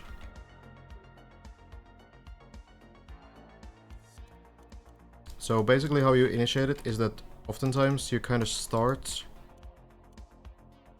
drift, but then you cancel it right away.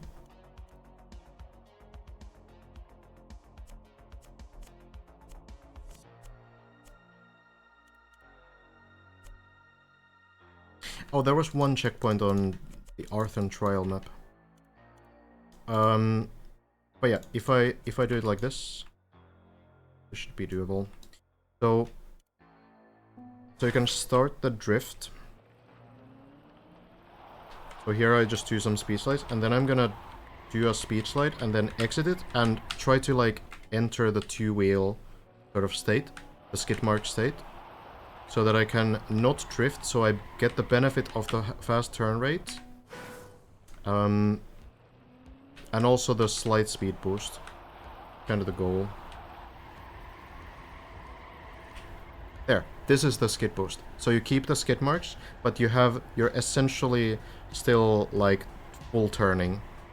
And there's actually a way to start another drift from here. If I very slightly release the steering... Okay, now I kind of started an auto slide. But you can start another slide from there by very slightly releasing the steering. So if I kind of tap the steer, I need a little bit more speed, I guess. It should be possible to initiate another like speed slide from here. Yeah, a couple taps and then you can slide again. So there's like a lot to learn, a lot to do, and like all of this is so important if you can do these tricks, because that's the only way you accelerate. It's extremely technical, this whole style. Backwards driving, like probably in the top 3 styles of like highest skill ceiling. The top backwards runs are kind of ridiculous. There is the competition.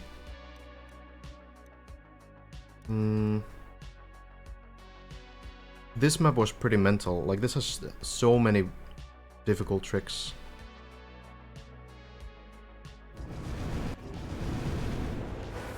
Like, my run here, 39 seconds, like, that's not like a bad time, but it's just nothing compared to these guys who are doing sub 37. So you start, like, speed slides everywhere you can. You do, like, the perfect overlap all the time. Dog is also, like, a super good backwards player. Super clean lines all the time. Small speed slide on the magnet there.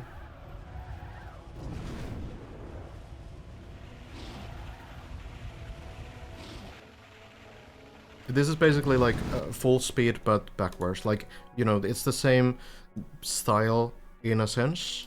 But, you know, you have like the speed slides and such, so it's kind of like the same snowball style. I actually had an author time on this map, but I think that map was updated. Very cool as well. So here as well. Charles also, I think Charles might have won the backwards cup actually. Ice, full speed, backwards, probably those have like the highest skill ceiling, yeah. I mean, it's hard to say, but yeah, I feel like those are the hardest styles to learn, probably. Very cool map. All of these are very cool maps, but very difficult as well.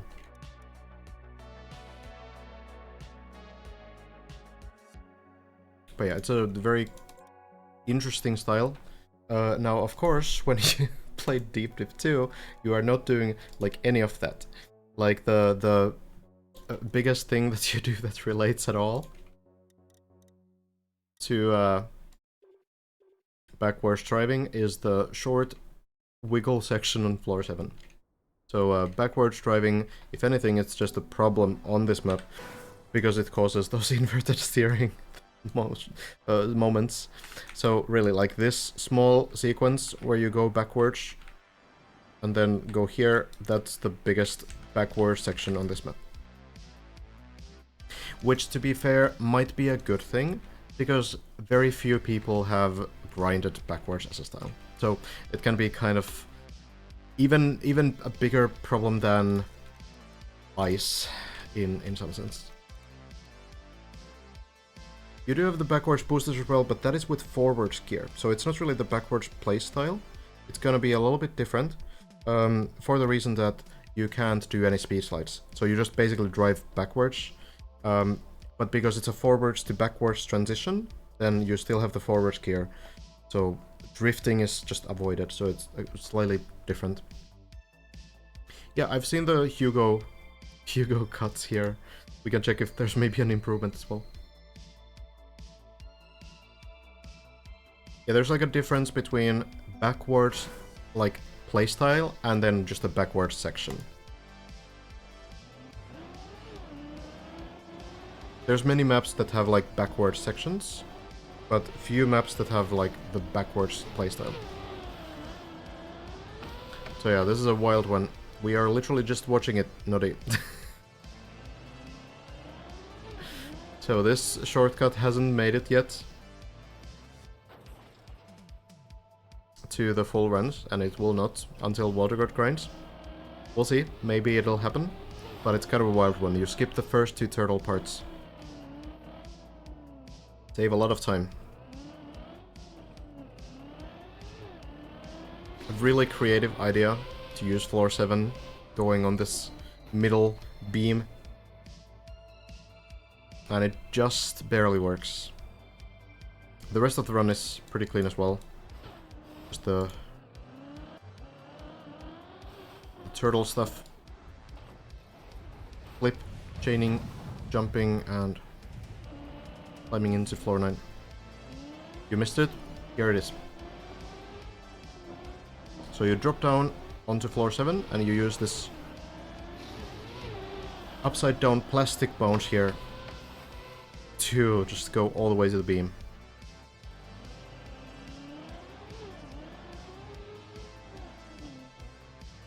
Do you think it could skip even 2 floors? Maybe you can do it from floor 7 directly. That would be even more time saved on the full map, but I don't think you can skip any more than just this. Virtual has the 3rd time on this. Oh, did he? Actually didn't know this. Could be that, you know, some of the top players have found some useful practice on these sections as well.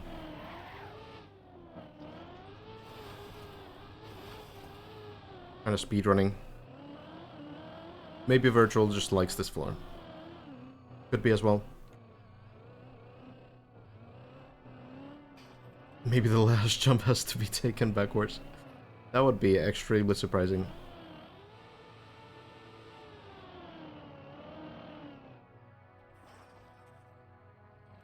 How did the Virtual speedrun thing go? I couldn't watch it. I asked earlier, but I forgot to look for an answer if someone gave one. More practice doesn't hurt, yeah.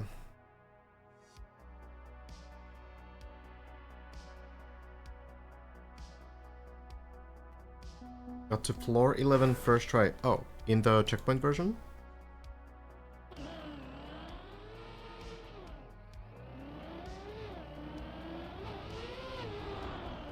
Oh, the normal map. Really? During the showcase? Damn, that's pretty good.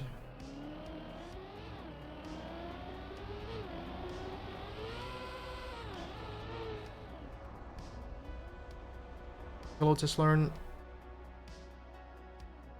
Went good. Missed the 10 floor run. That was nice content after, and he said it went very well. Nice.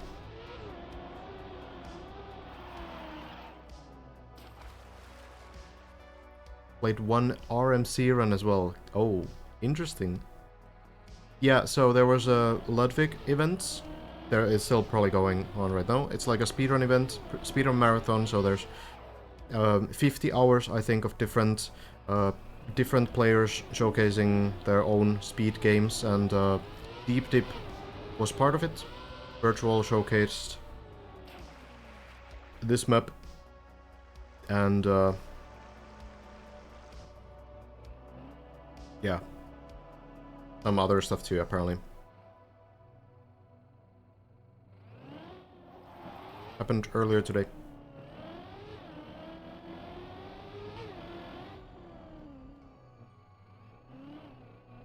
It does seem like a day off for a lot of players. Hazard has been playing Kaki, it seems, so, you know, kinda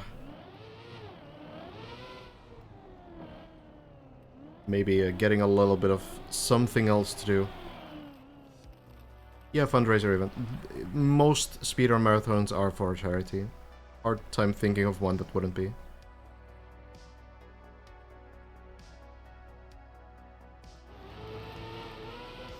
Spotter playing as well. Very good ice player. Well, as I say that, you know. Hey, but it saved. That works fine.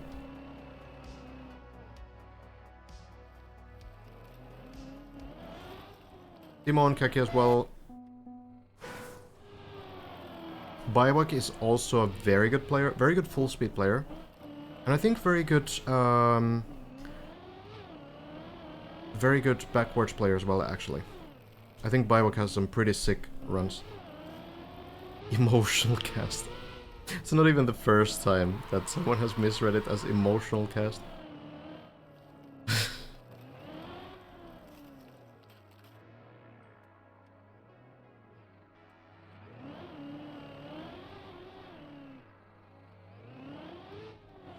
No, that's what it is.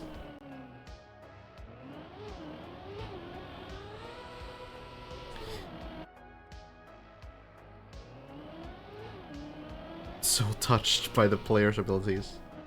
I am. But I need to keep it together here.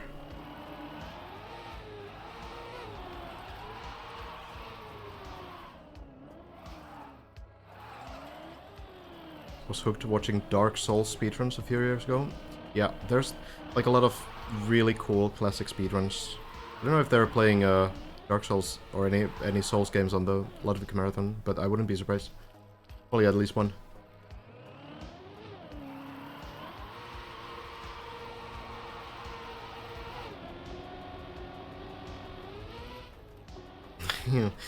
It's understandable that people aren't playing on the streamer server. Also, Biowak kind of optimizing this, not going on the beam, just going directly on the plastic. I mean, why not? That seems smart, yeah.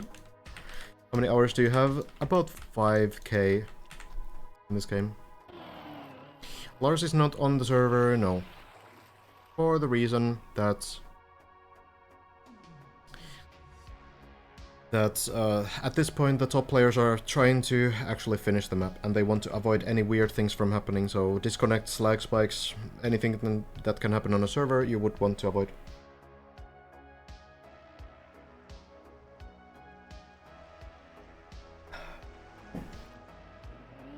It's probably the biggest reason.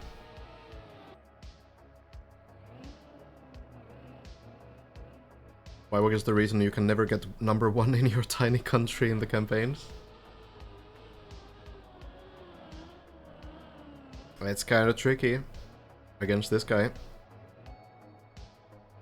Oh, no worries, eShadow. I do need to figure out how we're gonna do these next few days. If there's, you know, if people are not actually playing the map though. Because I want to keep documenting the few runs that do happen, but I also need to, you know, find some way to not just sit here.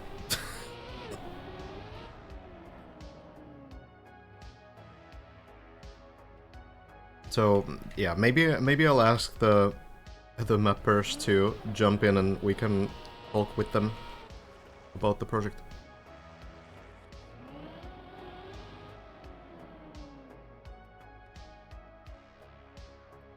Could be fun. To an extent, at least.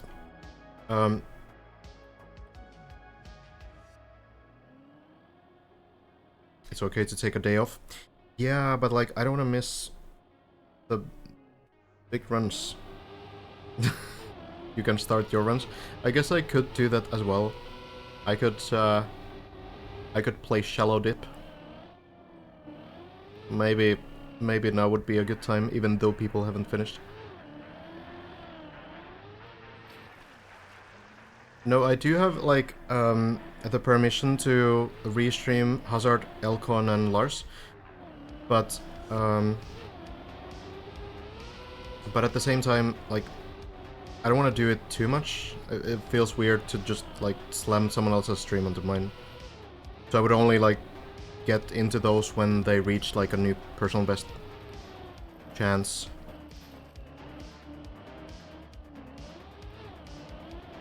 If you had to guess how long it would take for someone to finish, how long would that take? It can happen on any day at this point, honestly. It's really difficult to say. Cover other events or mapping? I mean, I could, you know, I can do whatever, of course. I can go into the editor and build stuff. But it feels that I also want to, like, archive and document what's happening on the dip. But sure, like, if there's, like, a not happening, if no one is playing, then, you know. Lars said he has 5% chance of finishing today, and that should go up each day. Okay. Yeah, sounds pretty realistic, I think.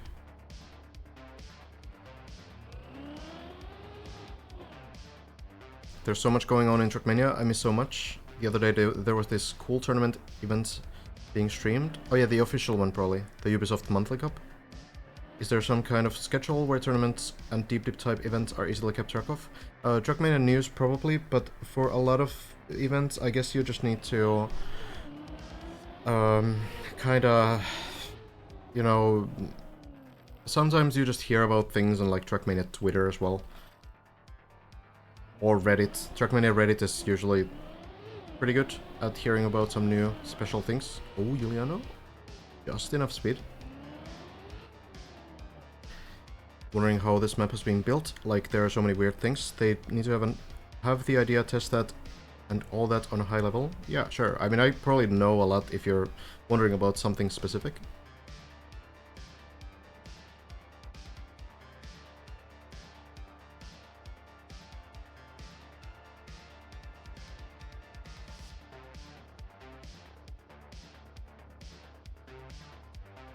Liquipedia does have tournaments as well. I'm not sure like how much that's updated in general.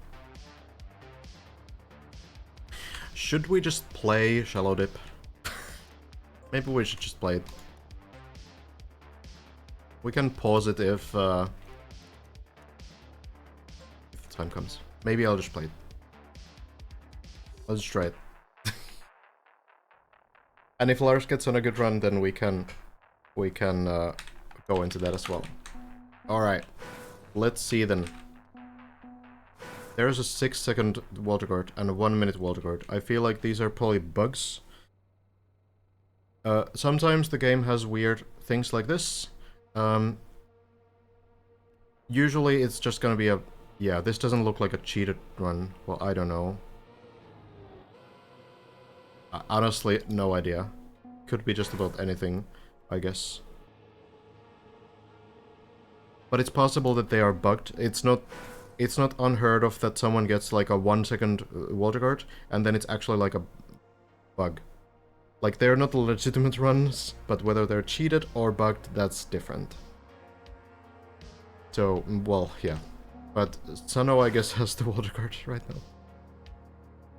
Try the main map first. Yeah, I don't really know if there's like a good order. What about general education about the game? I kind of tried to do that a lot already. I feel like we've just covered like just about every surface and trick on deep dip. So yeah. Definitely bugged. Yeah, I would guess so. Calcit, thank you. Let's just play this map, yeah? We can try this out and kind of like go over what's actually going on. Let's give it a go. Oh, hello there. Here we are again. So we actually get the voice lines. Feels familiar somehow, doesn't it? Like the cat in the Matrix. We've been here before. I know all the optimization strats. Need to be a little careful. Time to make sure we didn't fall victim to a certain cliche. You know, the one where the sequel isn't as good as the original. Yeah, to hell with that. We have brought you a challenge that's going to keep you up at night. A dedicated team has come together with complete disregard for your sanity, and we are finally ready to present. God damn, there's a whole intro screen as well.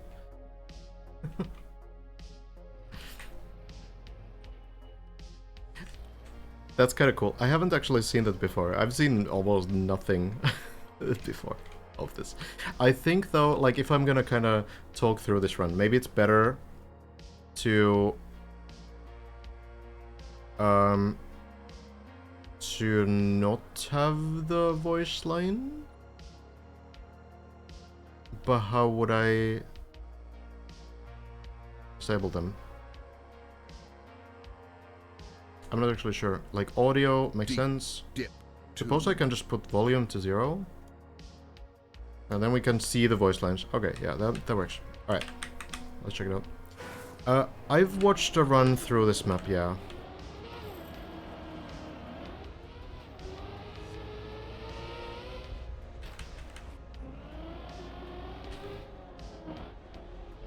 We can try this out. No. So yeah, pretty basic stuff. Need to avoid the wet wheels there, I guess. A little bit of camera changing. Oh, I already choked. Car is just too weak. This is how you notice it. There we go, and then jump up to the pool. Oh, that was a bit too short. Try it again. It's always like you see these being done. Oh, that was not the angle. But then, like, knowing exactly how much speed is needed, that's kind of like something you get by feel. Am I stuck on the sign? Surely I can get out of it. There we go.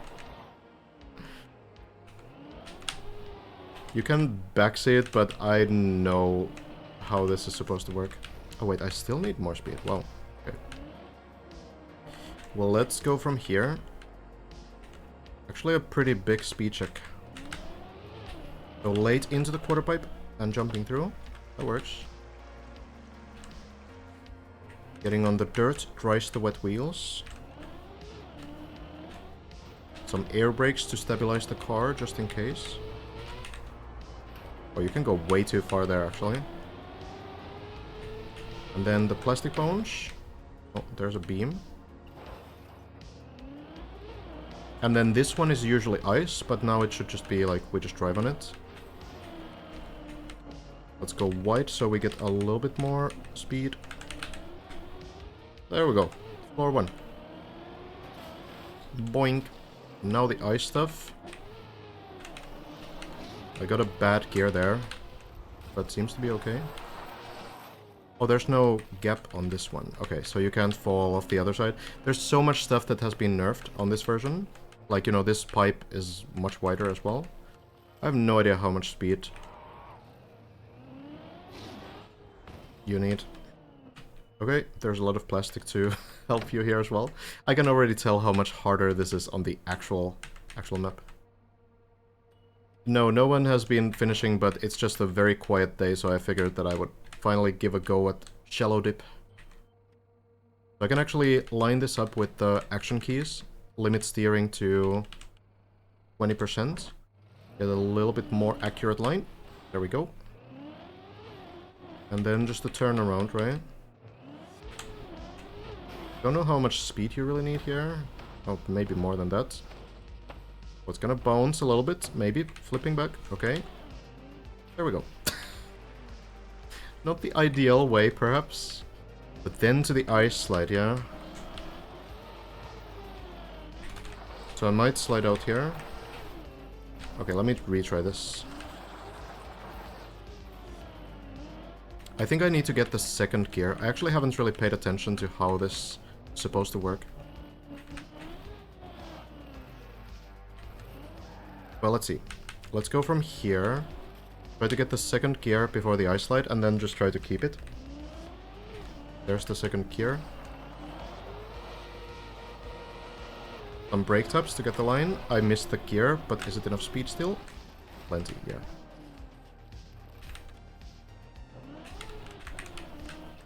I dropped the gear, but I got it back late enough, so it didn't slide me out.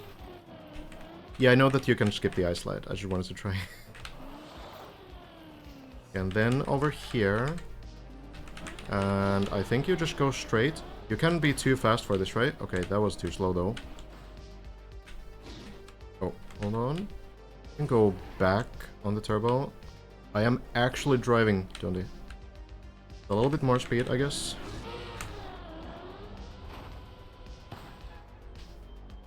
There we go. Into the pool. Hello, Pingus. So then we have this jump here. I have no idea how much speed this required. Maybe I just drive from here. Changing the cameras, by the way, is a really good way to turn the vision around. You probably see players do these kind of camera changes all the time too. So I kind of like changed the camera there to be able to see forward again. That's why the players do them a lot. If I'm doing something that you don't know why I'm doing it, just feel free to ask. Here, probably camera 3 to make sure the camera doesn't turn backwards. I can fully see what's happening. Okay. Okay, and then these jumps. I think I'm... No, yeah, this is the shallow dip version. I'm playing this one right now. For the first time.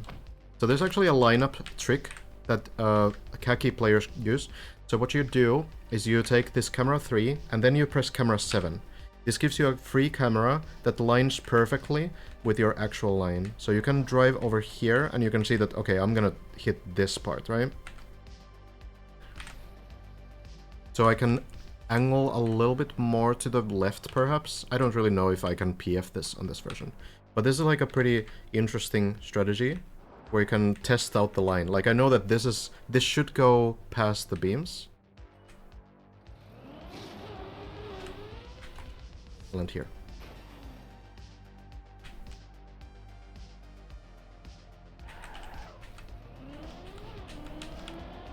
Jump. Oh, that was a bad jump, but still worked. And then there's the ramp here. There we go. No, deep dip is not beaten. We're just trying shallow dip.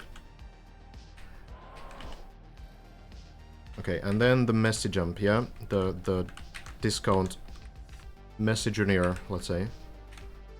So here as well, I could line this up, but probably not really necessary.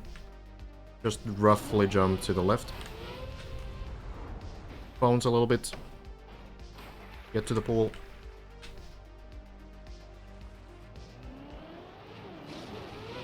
And then a clean jump over here. That would have never worked on the full map.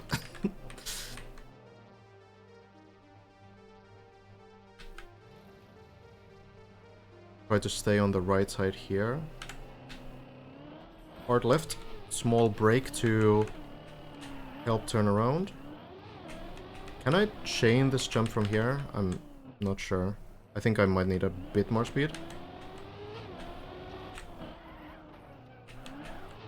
Okay, I don't know if that's enough, but probably good enough. Oh, that was the worst jump I could have taken. It's pretty tricky still. Boing.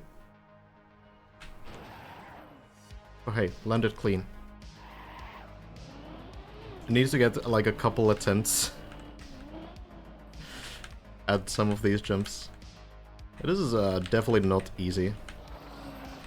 Let me try the ice slide again. I know it's not necessary, but I'll test it out. I'm definitely sliding out here. Oh, no. Okay.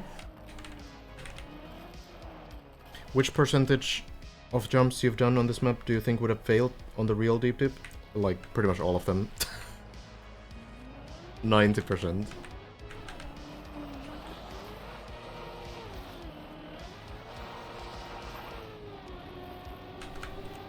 That was a decent line. That would have maybe worked on the full map too. That felt pretty good.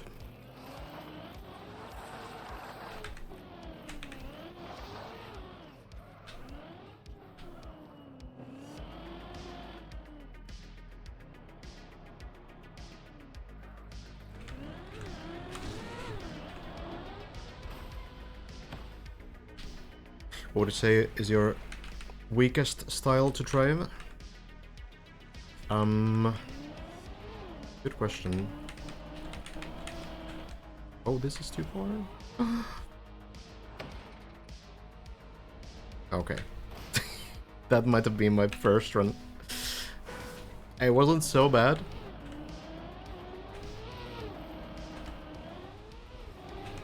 It does require a little bit of practice. It's not an easy map.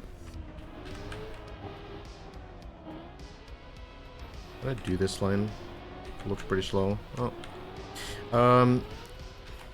Yeah, I'm not really sure, actually.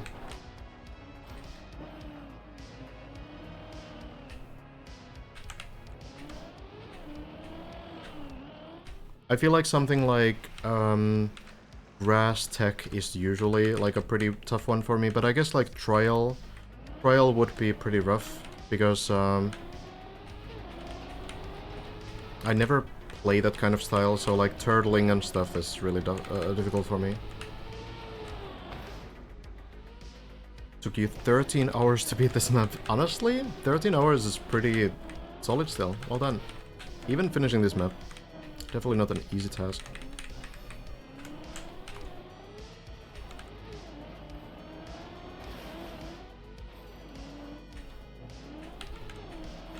Whoops, that was a terrible line. Let me redo that one.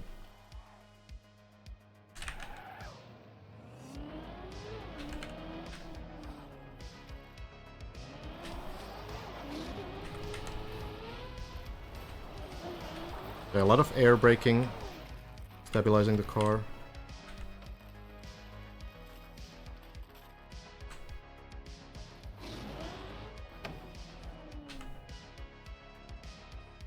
I have like 5k hours.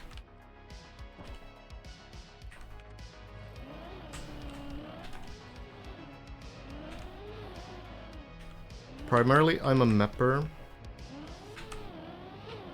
I definitely don't build stuff like this. It's a little bit outside of my comfort zone, you could say. Is this gonna land? I might be stuck here. Oh, well, hold on. It's bouncing. Plastic is weird.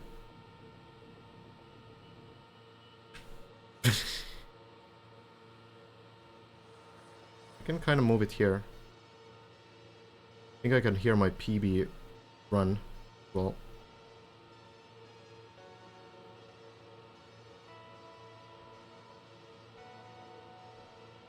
We're experiencing the default movements experience of the players.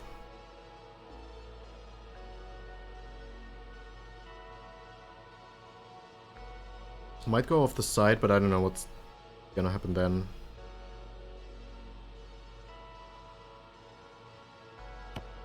Oh. What even is this, really?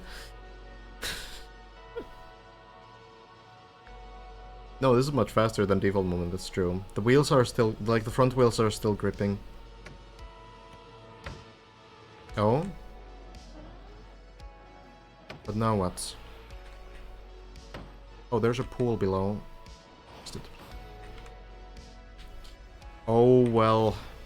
Floor gang. Classic. The 6-second run is most likely a bug. Not sure what kind of a bug, but they do happen. That was my first ever floor gang.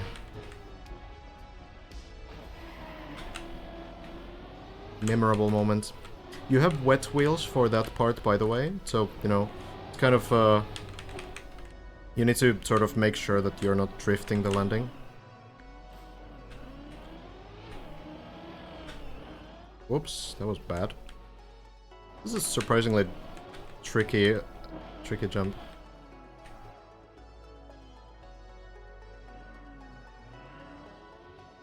Can I brake, please?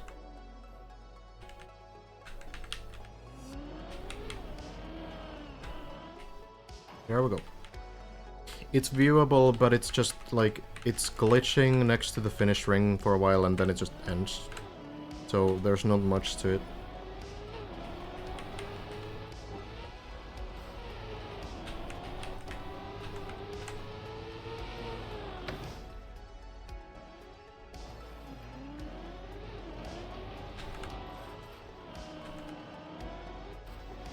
It's such a cool idea, though, that they decided to make this version.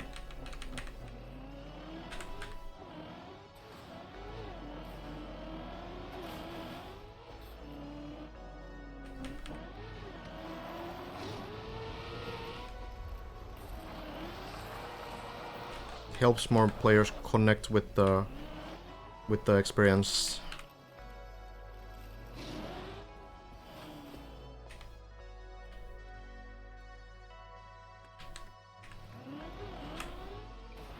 Oops, bad gear, but still worked.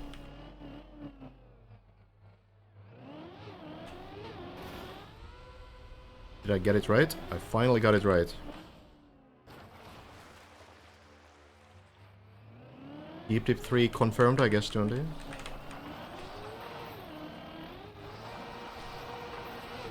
Have you been talking about it a lot, at all? With the others? About what you might do? Is it gonna be another tower or something else? Whoops, almost turtle. Not yet during this synchronous, but I'll probably do it, like, this weekend. Alright, come on now. Oh no, I didn't want to go all the way up. Gonna bounce, maybe flip, thank you. Yeah, TD2 is not done yet, so I kind of figured that you would want to wait a little bit. Is this enough speed? I'll just try. Barely.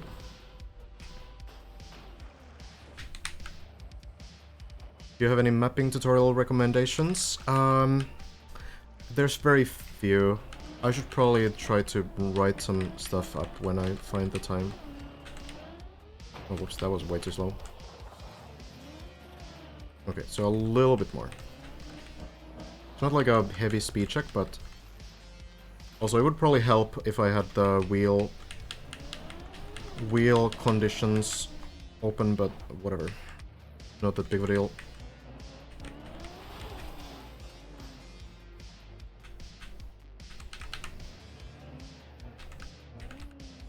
There's like some mapping tutorials about specific things. Like, I think, did Nolafus have some, for example? I think, though, that as a mapper, like, it's mostly important to learn, like, some general concepts of the game. It's less important to learn, like, some mapping specifics and more just about the like, basics of the game, like gears, speed slides, these kinds of things.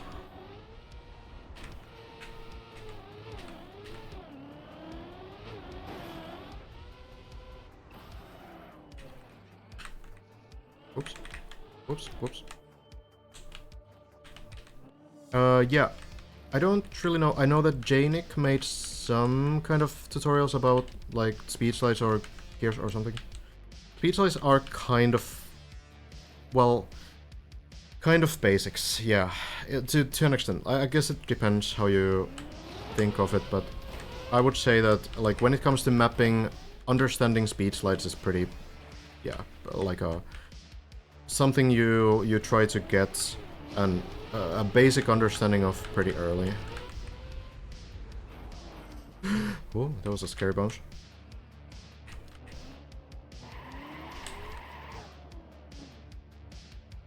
Let's try this again.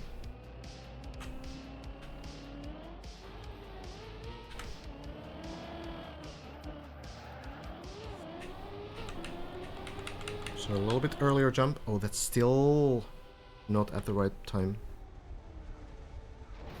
Kinda tricky, kinda tricky. It's actually not made that much easier. But yeah, I need to jump off this quarter pipe a little earlier. Where am I? I guess go here?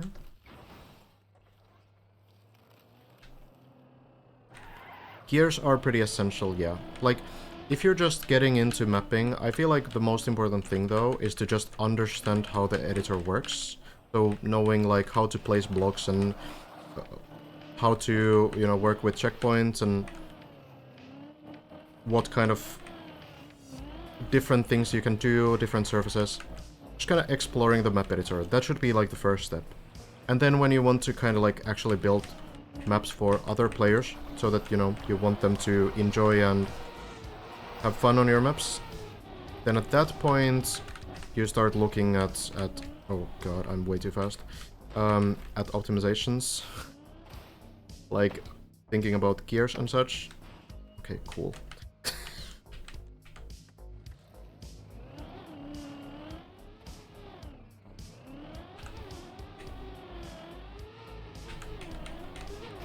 This is not fast enough. Why am I taking these slow lines all the time?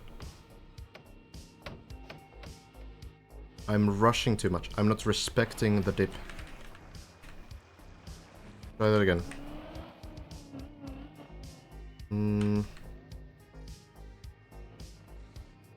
What's the save here? The gears are automatic, always. But they happen at specific speeds. Oh, you just dropped on here, okay. And they will happen whether you like it or not. And there are still good gear shifts and bad gear shifts. That's why it's important. So if you're drifting, so for example on the plastic just before, I was kind of drifting as I got the next gear.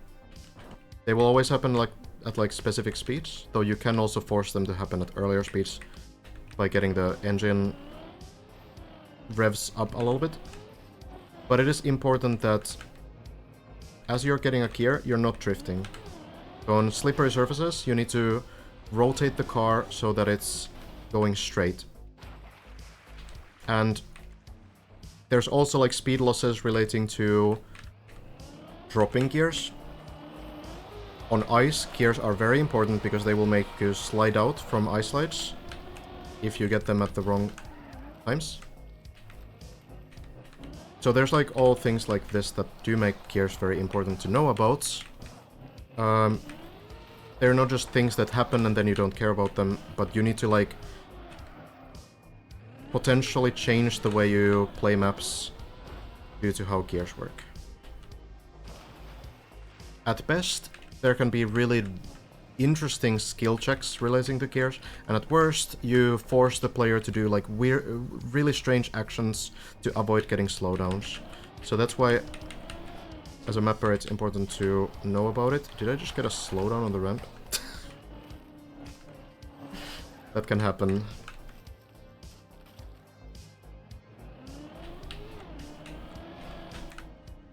You would not want to go like in between, yeah, the double ramp, but yeah. You would want to stay ideally on only one ramp.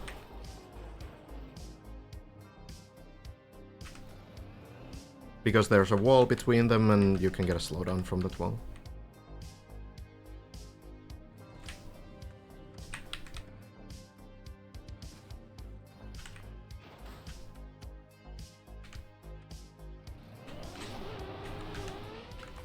This jump does not seem that tough.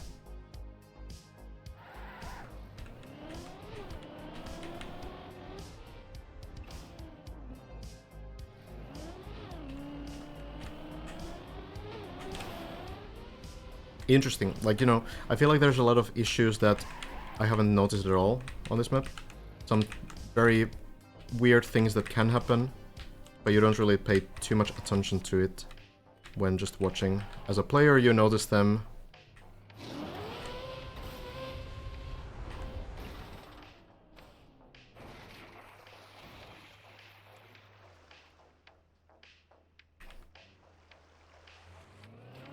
Yeah, it's like 50-50. It's pretty rough.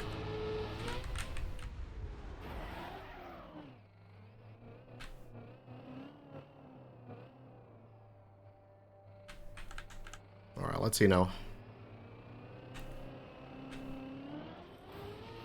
Floor 3.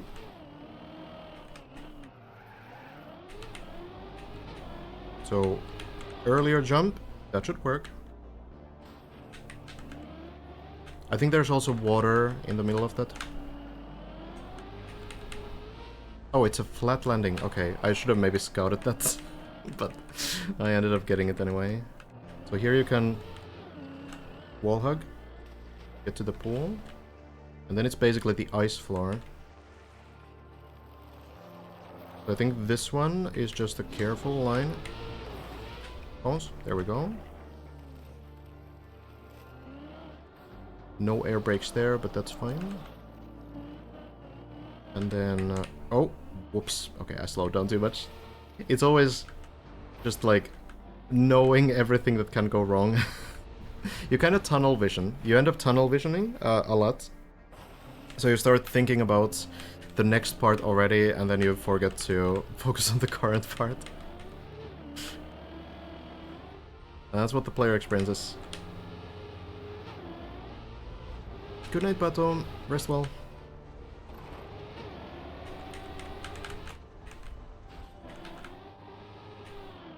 But it's interesting. This definitely does already provide perspective, especially when it's only the easy version, right?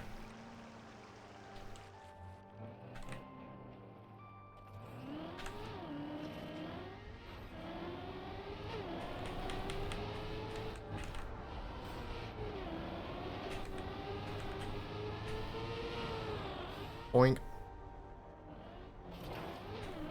Did that the first 2 times you got to floor 3. Oh no.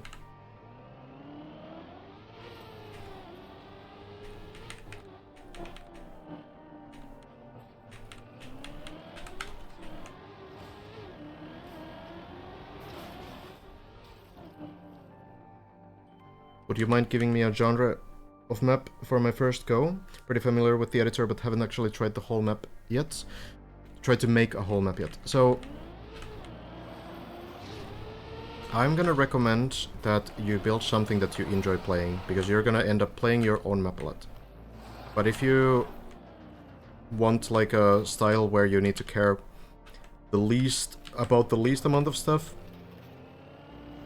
that's probably like dirt speed fun, meaning that you get the 5th gear, you get like 400 speed pretty quickly, and then you just, you know, do some drifts, do some wide turns, that kind of stuff. That can be like something where you need to worry about the least amount of things going wrong or unexpected things that players find.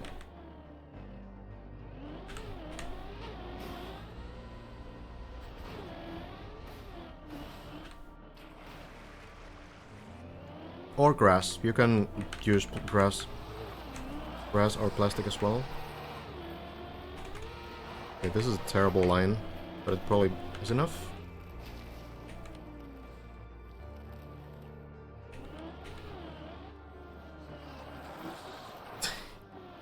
Plastic can be pretty fun, but it's maybe a little bit tougher than dirt or grass.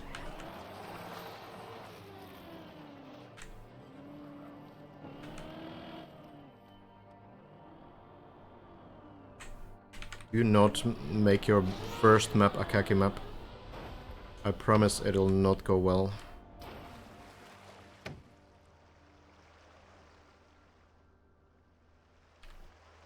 Yeah, the landing is very different on this version on floor 3 than on Deep Deep. I am playing Ham Solo. For like the first time in a month, I'm actually playing the game. I feel like a part of this, honestly, is that I haven't really played the game at all.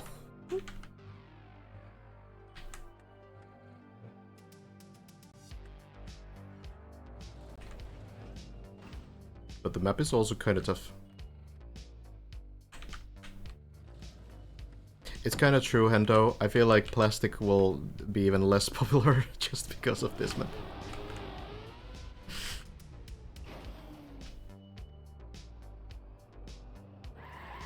Mao, thank you for the 8 months.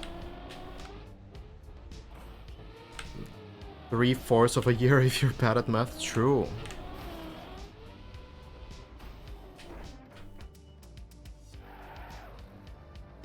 Thank you very much. I appreciate you.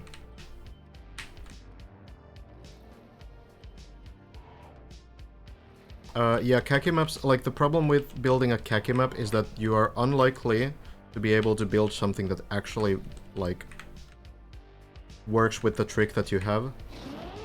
I can honestly say that building khaki maps is an extremely difficult style.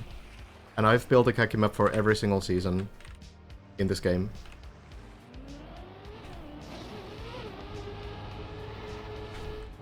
It's fun, but it's so frustrating to try to build like a trick that's kind of fun, but still inconsistent and difficult. It's so hard.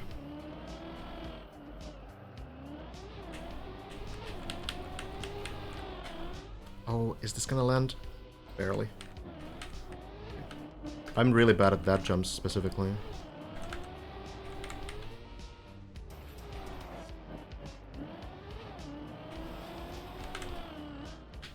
Can you overjump this pool? Oh, I think you can. Want to make SPV and Techie proud? Give it some time. You'll be ready to build khaki maps eventually. It will happen. When you enter the turbo will kind of push you to the direction that you have. So you can just like line up towards the plastic here. It shouldn't matter what your momentum really is. Oh no, Maka. Okay, let's try to be a little bit faster here then. Oh, that was exactly a little bit faster.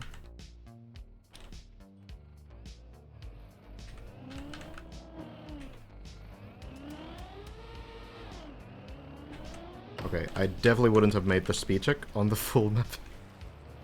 Well, enough what I just did there. And then the uphill. We're getting speed here. Oh no, the plastic. That's kind of tricky as well. Interesting bones. Alright, we go to floor gang. Need to definitely like learn what's important about these sections. You don't see all the mistakes, you know? No, yeah, I probably should take that a little bit slower.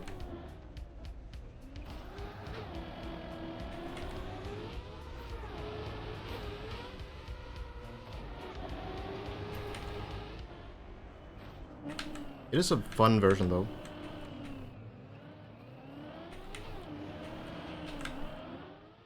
Starting to go better as well. You can really see the like progression already here. Getting a lot more comfortable with the first 3 floors really. It is really just the like inefficiency in learning things. The main challenge.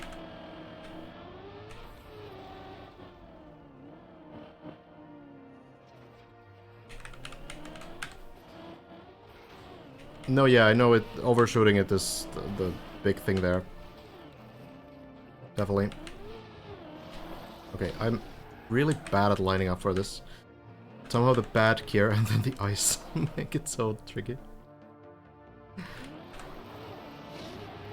But I don't need to avoid the water. I'm avoiding the water even though it's not there. It's kind of maybe the issue.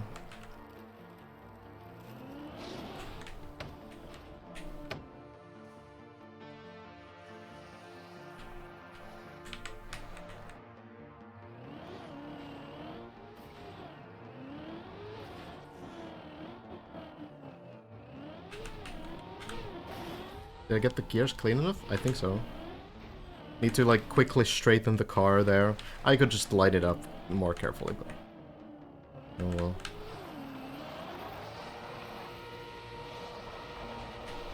Is the ice the same here? Like is only the speed check changed?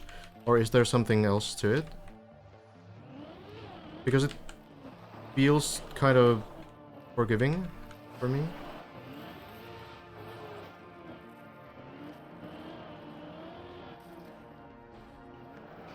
I'm not respecting the dip enough at all right now. Maybe I'll try to be a little bit more careful this time. Yeah, the landing is slightly longer, but what about the ice?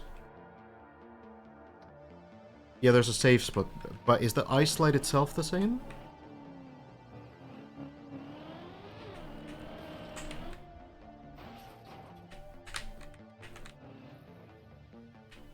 Oh yeah, that's what I'm wondering, Slowdodo. Like, if they made the small, like, height difference a little bit different there, maybe that's... Maybe that's something. I just drop down from here, right? But I guess I'll go here. Potentially a little bit safer.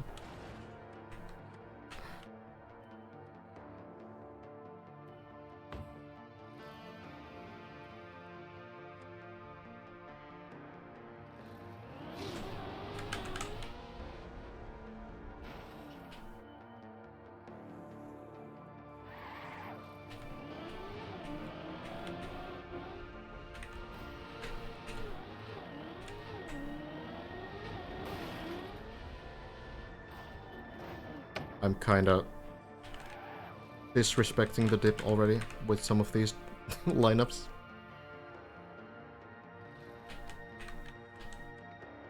It is something about like having seen some other players do this and then, you know, doing them myself. No green timer. Oh, true. Oh well, let's see if maybe I can already get to the higher floors.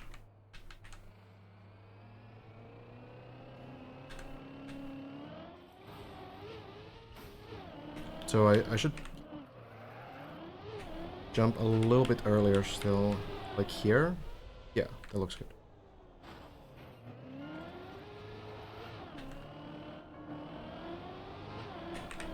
Oh, that's pretty far. A small bug slide though. Worked fine. Okay. Here we go again.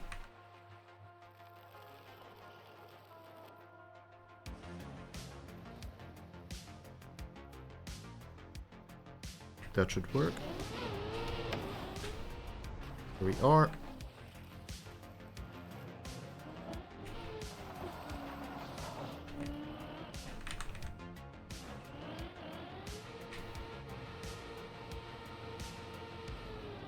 Boing.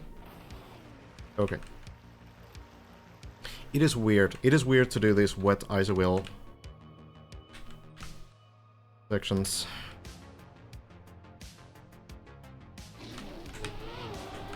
Oh, this is not clean enough. Oh, is it? Okay. That worked. How tough is this section? The backflip should be fairly automatic. Nice. Here we go. And then there's the ice. How did this look again? Okay, I'm actually gonna scout a little bit. Oh, it's a pretty low jump, so probably no ice slide. And then, you know, just... There's a wall. Nice.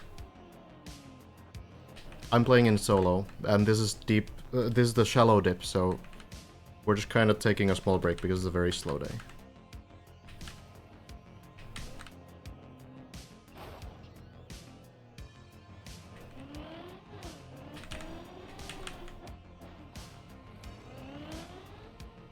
There we go. Do the 360. Sorry, I read that too late. Okay, hold on. I don't actually want to go to the turbo yet.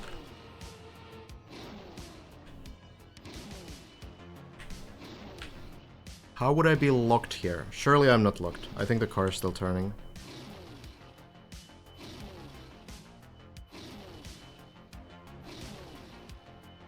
This doesn't seem like a possible position to get locked in. Okay, it's not. Alright, yeah, I don't know. That was strange. So can I actually... Yes, okay. Thank you. So when you're fully sideways on turbos, it should just work like this. Is this the buck slide? Do I need to buck slide here? I guess I'm just going to. I have no idea what the angle is gonna be, but I guess we just try. Hey, let's go. A bit of a careful one. But hey, it worked. Drop.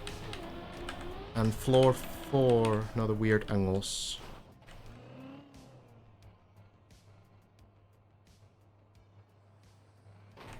Oh. Skill checked already. Oh, there's a nice wall here as well. Okay. So, I should know all of this. I should know what to do. Oh. Okay, so a little bit backwards. Oh, not too much. Car behaves in weird ways. It's a weird angle for sure. I'm also accidentally changing cameras a lot. So, can I just go from here? I guess I can. I can just take speed from here.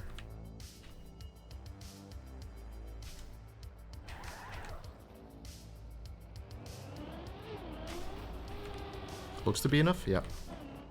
So then the quarter pipe. So it's just a little bit wider, I guess. Alright, let's just try it. No one has finished Deep Dip 2, no. We're playing Shallow Dip. Oh, this is maybe not enough? Okay, barely worked. Definitely wouldn't have worked on the full map. Okay, and then to the bobsleigh.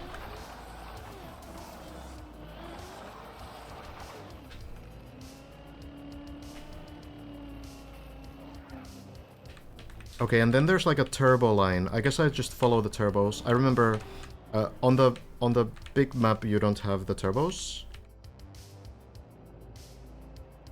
I think I'll do this in cam 2.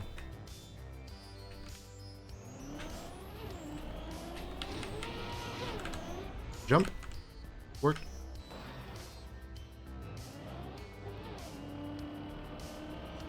Jump. I don't remember these landings. Why am I just going? I don't want to really cam set on this one. I just trust that it's a clean landing. Yeah. Alright, and then this should be the same. Okay, I need to test out the speed a little bit. Top 2 are most likely just bugs.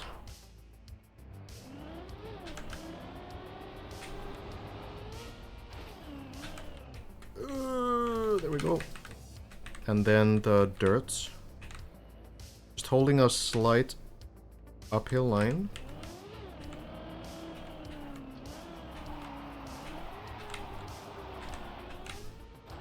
Okay, there we go.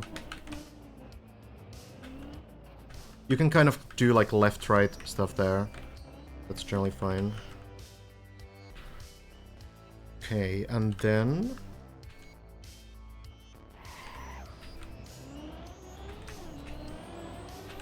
avoid the tree. Oh, it was actually a fairly easy jump.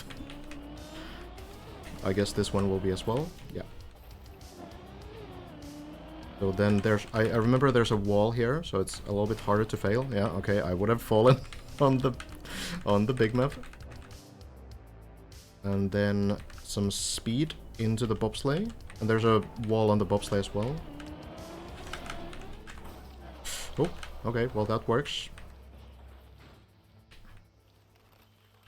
How did this one look? Turbo, and then jump. Okay, so the hole is a little bit more forgiving.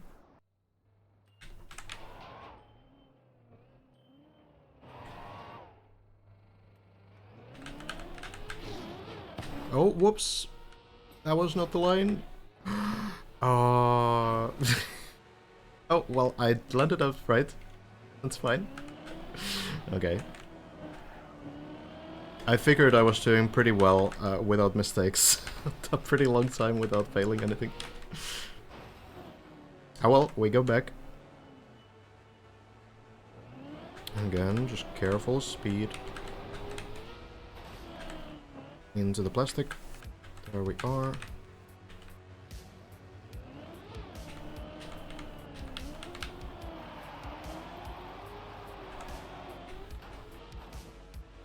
Oof. Hopefully not too many turtles there. Water guard is likely a bug, not necessarily a cheat.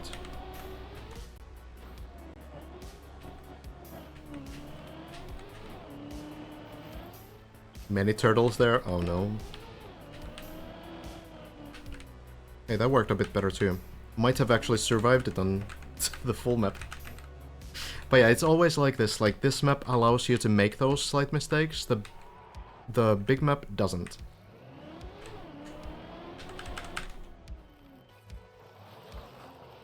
So that's the main difference, like everything is so much harder to learn on the full map. Well, let's try this again.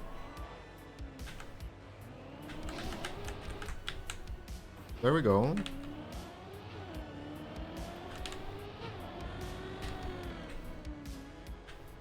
And then the turnaround. And the landing. There we are. I do remember like all of these sections. By now it's, you know, fairly obvious what the next part will be. What is this going to be? Is it the same kind of a plastic sponge? Oh yeah, it's just like you just slow down at the end, I guess. Suppose we'll have to try out the speed a little bit, but it's oh, this is too slow, isn't it? Slightly. Okay. It is kind of weird seeing the different lighting here.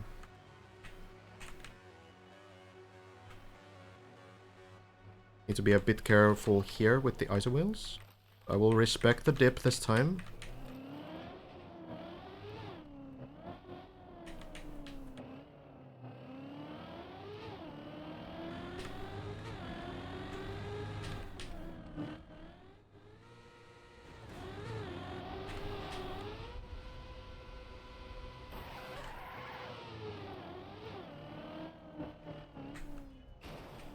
There we go, and second try, a little bit more speed. That might work. Nice. And then we have the water part, and I tried to brake in the water and didn't do anything.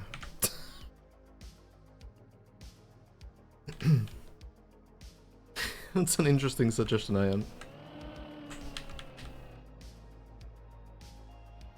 It could be fun.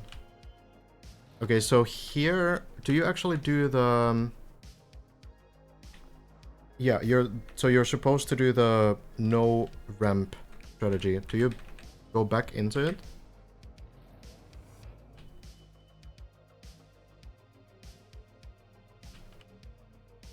So there's a ramp here,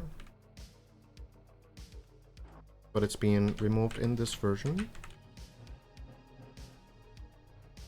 So then just a careful drop down somewhere here. There we go. And then you... I guess this is gonna be the same? I'm just gonna do it.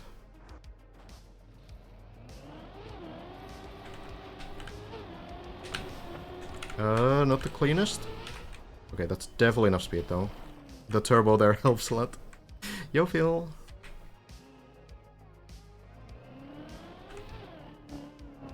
Then into the bobsleigh.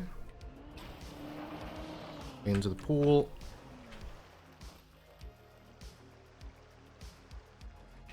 And then the turbo. But you don't need to chain this here, right? Yeah, I remembered that it's only on one side.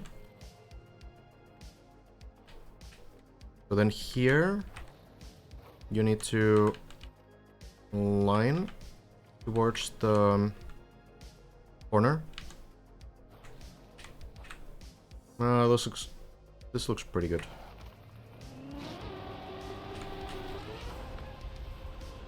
Bounce into the pool. Nice.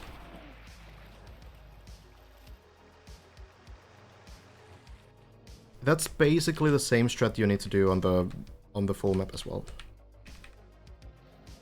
So then I have no idea what this one's gonna be. I guess it's gonna be a slight slowdown still onto the ramp. And then jumping here. Oh, there's a wall. Okay, so I just need to focus on getting like a straight line here. This camera can help. That looks pretty good.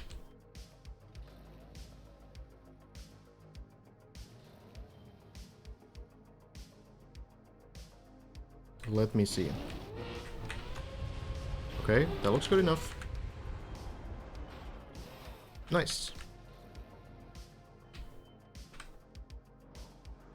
Landing turbo.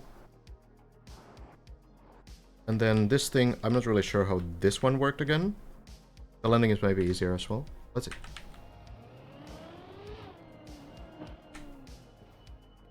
I'm not chaining this one.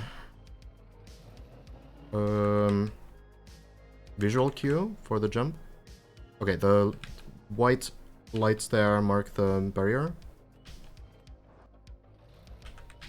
Is this gonna be enough speed? Hold on.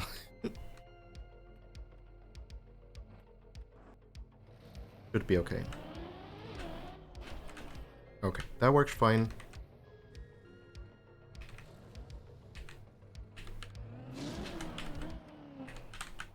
There we go. And then I guess just very slowly. Only accelerating when I think I have a clean line. Air brake. I have a very weird line here now. Maybe it's gonna climb enough that I can turn carefully along the edge. Very barely. And then the final jump. This is not something on... This is from Deep Dip 2, right? Or Deep Dip 1, I mean. So just the careful lineup. Yeah, that was very close, that climb. So let's just take wide speed and jump. Oh no, so close. That's a tough ending. Ah. Okay, bouncing. Ah, it's a big fall, I think. Well, hey, wouldn't be a deep dip experience if I didn't have a big fall at least once, yeah? I could try to get a little bit of a better run at this point. That was a pretty decent try though, overall.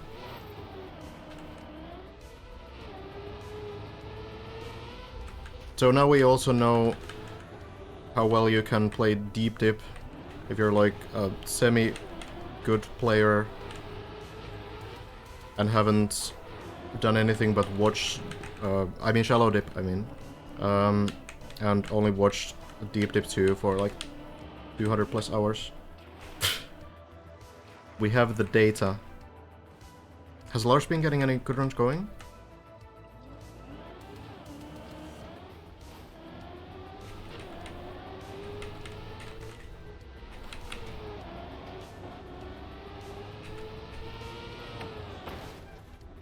He's on 8? Gotcha.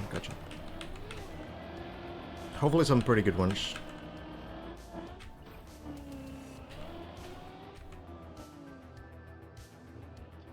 these jumps, Han Solo. Those are still kinda tough, yeah. You can skip them with the shortcut, that's true.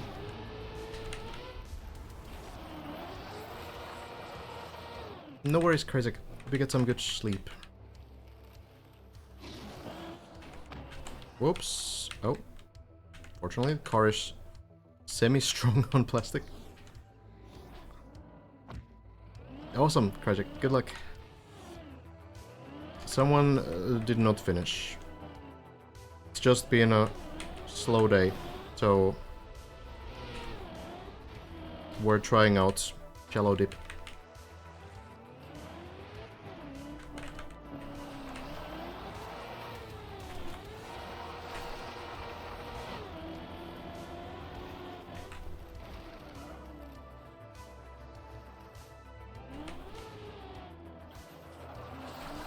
This is shallow dip. It's the easy version.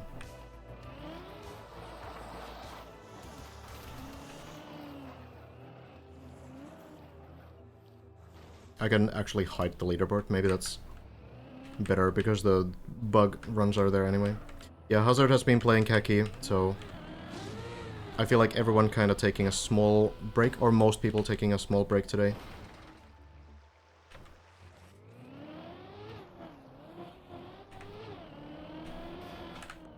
I can understand it. Very exhausting grind for everybody.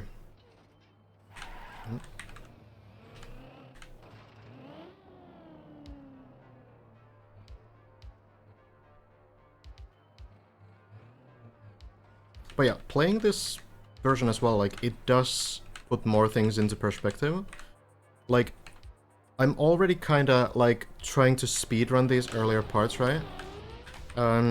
Because I know how to do them. I've done them already, and I'm, you know, trying to be faster, because I don't want to, you know, spend the same amount of time as on my first run. And, you know, this is kind of like the pressure that players have as well. Whether it's shallow dip or deep dip, like, it's kind of like the fact that you will make more mistakes when you try to get more confidence, because you're tired of doing things very quickly all the time. I feel like I'm already kind of tired of doing things slowly on this map. And I've played like one run on this.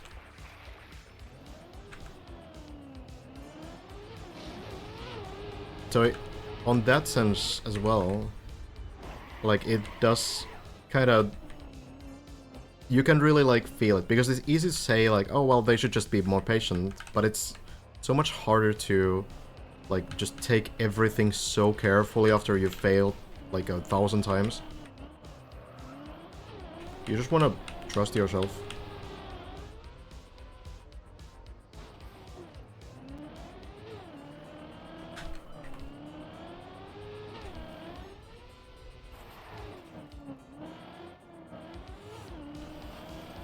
I'm sure you can get it, Phil. But yeah, it gets tougher, of course. Well, I don't know, like, there's a 6-second wall record right now, so maybe that's a bit hard to beat. But after, maybe that's gonna be removed, you know? Would be nice if Nadio could do that. Boing.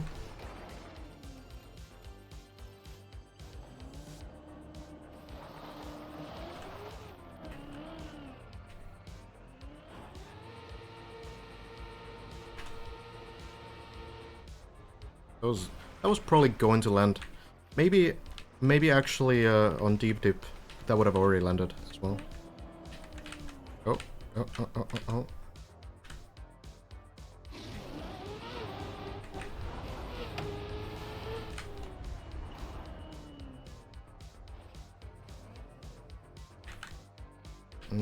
I'm scared. It's like the weird snappiness of plastic combined with the ice physics. That's really, like, at these low speed corrections, you can really feel the difference. Oh no, landing bug. Is this enough? And yeah, we're already, you know, I literally just got a landing bug there, so I can feel the player's pain in that sense too. You messaged Sona? Gotcha.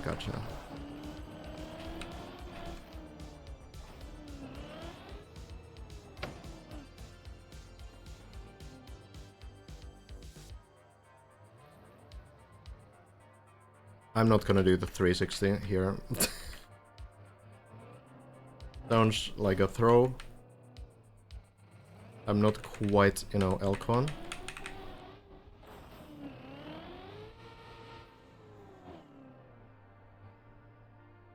Okay, a little bit of speed and drifting in the water. And then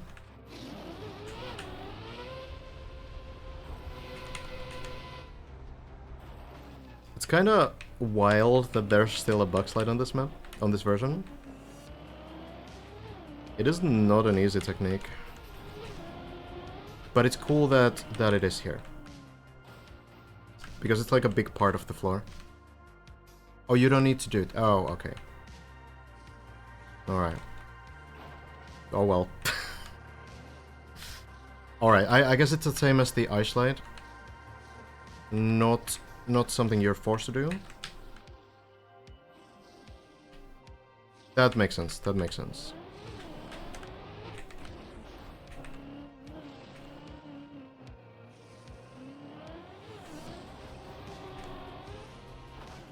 Whoops.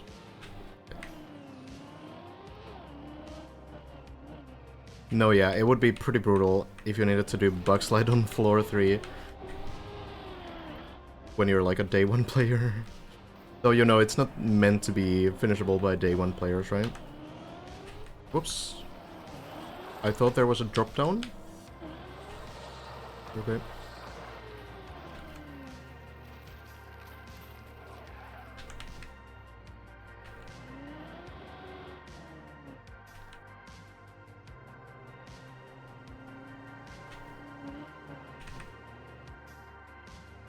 So, back through the turbos. This is a well-calculated jump. Like, I have absolutely no idea where to go there, and it just works. I just kind of go through the turbos.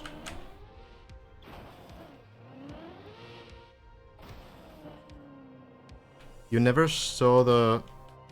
Oh, you never... Oh, you've seen the practice. Or... But yeah, okay. It's possible in the full map as well, right?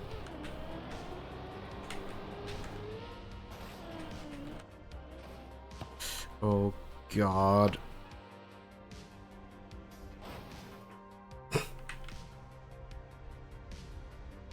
The turtles strike again. Where do I go from here?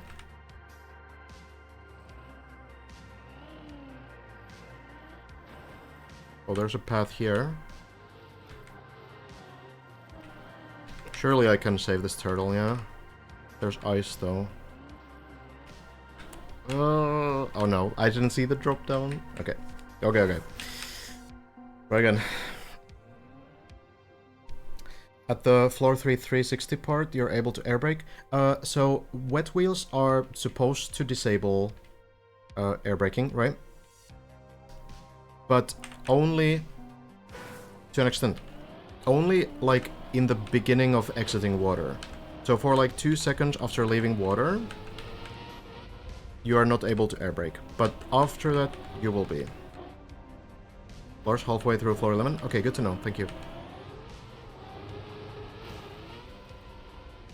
Already made floor 12? God damn, how is that so fast?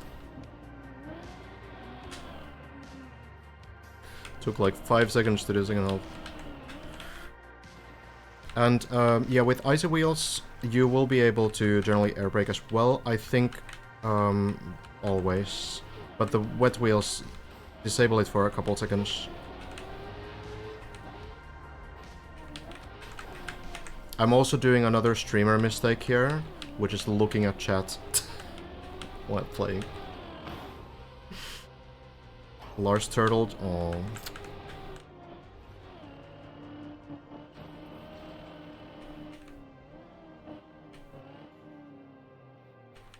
Any save for the turtle?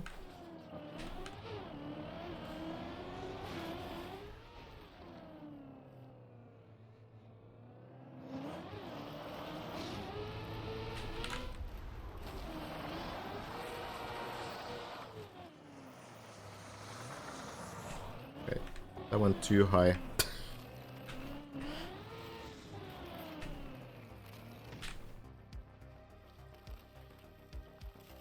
Falling down to 3. Okay, that's brutal. That's not great.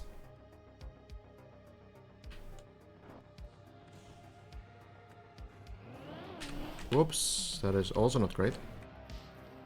Maybe I can actually land nicely here. I can.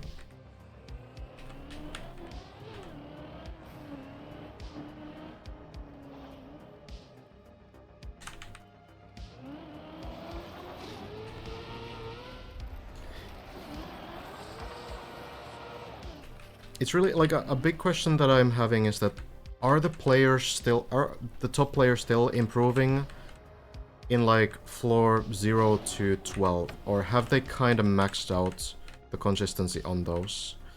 That's kind of like one of the big things that I'm actually wondering about.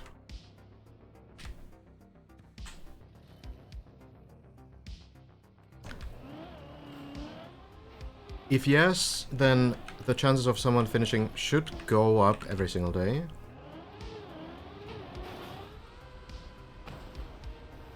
Okay, that was interesting. Guess it was gonna work. But if no, then that would mean that essentially someone needs to get lucky one day to finish the map, and then it could take like a long time, you know? Whoops. Oh, there's a wall. Oh, I didn't see the wall at all, actually. I thought I completely failed. 11 maybe not maxed for some players. Some players are looking really good at it. But yeah, it's hard to say, because 11 is also just so hard. That's kind of the issue with that floor.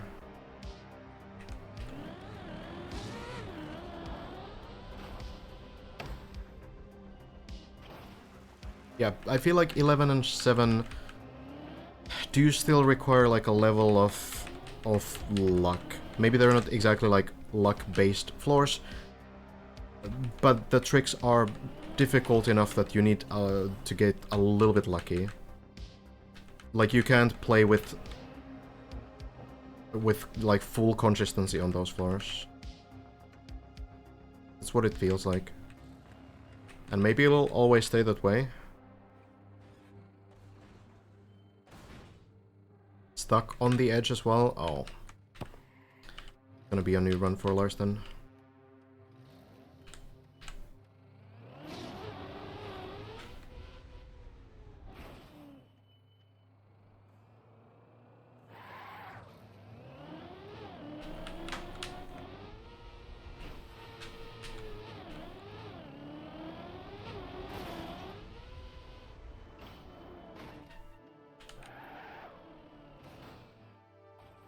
It's actually a fun map though.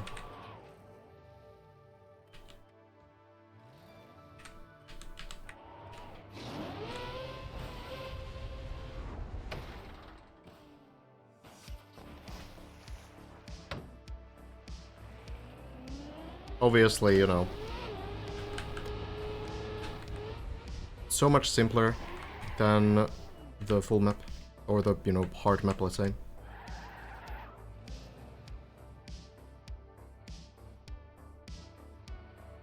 Yeah, plastic turtles can fail if the bounces stop, or if it doesn't bounce at all. Possible to just land, like, flat on plastic too.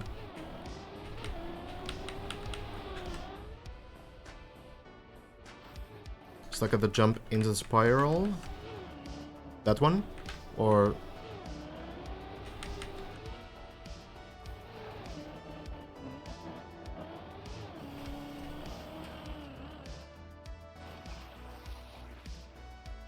Two-hour break for Lars. Okay, gotcha.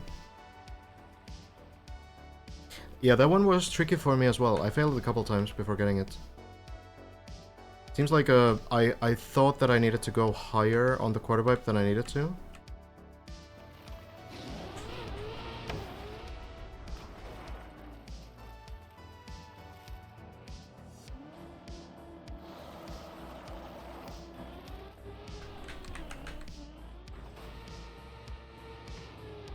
Oh, whoops, that's not a slide. Okay, there's no speed check here, right? Yeah.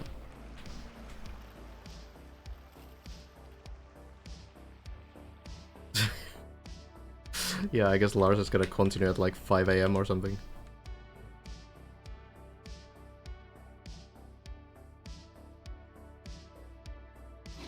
This looks reasonable. Yeah, it's fine. Oh, whoops. I didn't turn sideways enough. Well, the lineup was fine. Okay.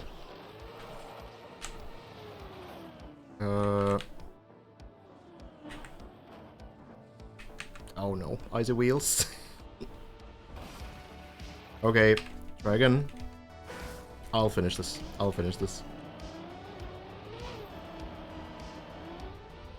Really, like, more or less no one playing right now anyway, so we might as well. Whoops, that's the wet wheels kicking in. Losing a little bit of grip on the slope.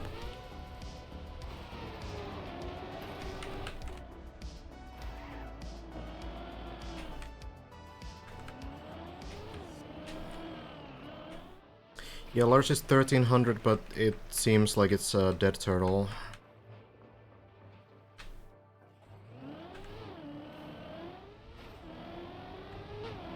From what I'm hearing. Oops.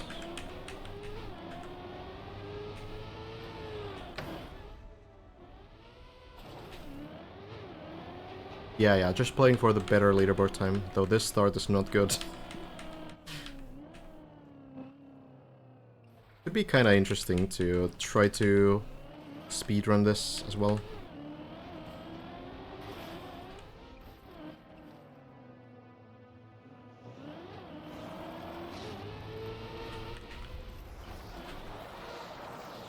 Had the stream muted, but you were looking at a bunch of random backwards maps. What was that about? Basically just like explaining what backwards gameplay usually is. Because there's like a couple backwards sections on Deep Dip, floor 6 and 7. So I was just essentially showcasing that it's an actual style that people play, but it's very different from what you do on the dip. That was a bad gear. Luckily it doesn't matter here on this version. By bad gear, by the way, what it essentially means is that I'm getting the second gear as I accelerate up the hill, but I'm dropping the second gear as I go up the ramp there, which means that I will get a speed loss because I will drop the second gear. So that is also what the players mean if they talk about bad gears.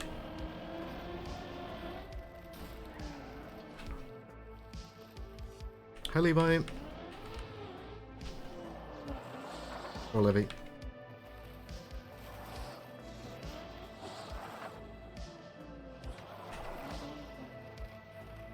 Oh, gotcha.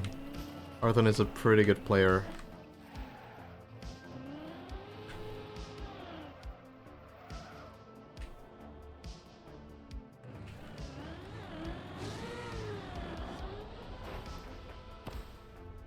You do pick up, like, the lineups for these kinds of jumps pretty quickly. That's what I'm noticing. Of course, they're harder on the big map. But in general, like, it doesn't take too long to kind of get a feel for some of these early jumps. When you get to, like, floor 11, they are just so much more punishing that you really like to find some visual cues. Here, it's not that necessary.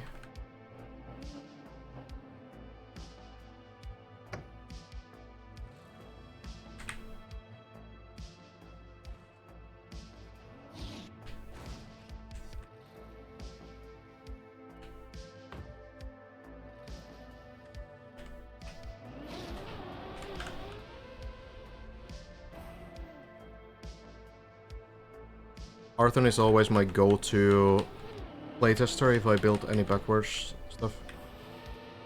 Just a super good backwards player. Always able to break my maps.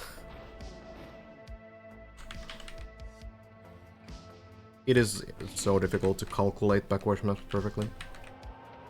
The issue with it is that, you know, you need to speed slide to gain speed.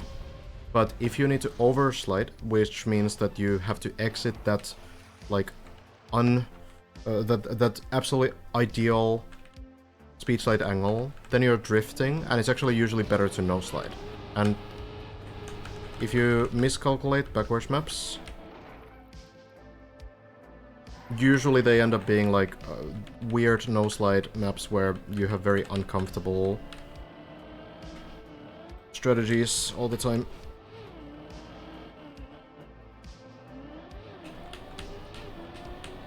So here, pretty early jump. Works. Yeah, there's water there, so you will be able to flip the car upright. Do you have any thoughts on effective verification for projects like Deep Dip, where normal verification isn't practical? You mean the validation through the plugin? It's a very standardized practice, or normalized practice, I will say. I feel like it's really cool that no one validated the map like in like a legitimate way. They've of course like validated all the floors separately. They've proven that the map is possible to finish. But I think it's really cool that the first finisher of the map will actually be the first finisher of the map. So there's no question like, oh well, but the mappers actually finished it first and stuff like this. I feel like that's really cool that you will actually get that title and there's like nothing, there's no like, you know, asterisk to it, right?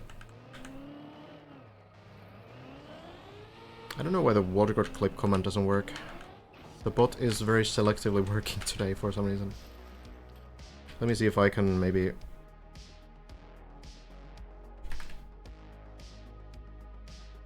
No? Okay, let me look in a moment. Maybe the bot is just down. Yeah, I think the bot is just not working at all. Let's try this again.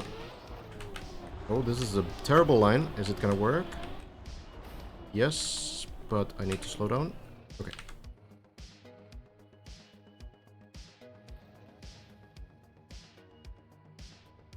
Thank you, Jose.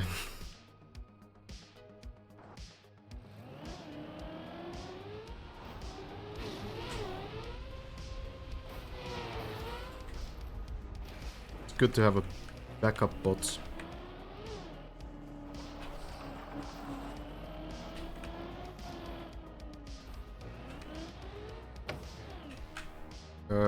Okay, alright. I was pressing left, but okay.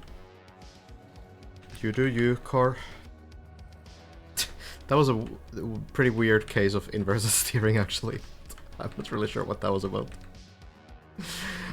It seems to be a pretty common issue. 360 or reset? You set it too late again. I already was in the middle of the drop down.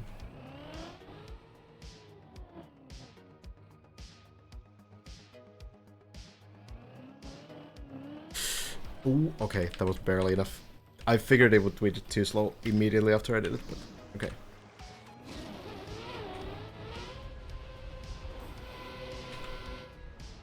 So I'm actually extending the bug slide there to make it a little bit safer. I'm basically like releasing the steering there to make it go a little bit wider. Come on, Ham. I would like to finish. That almost turtled.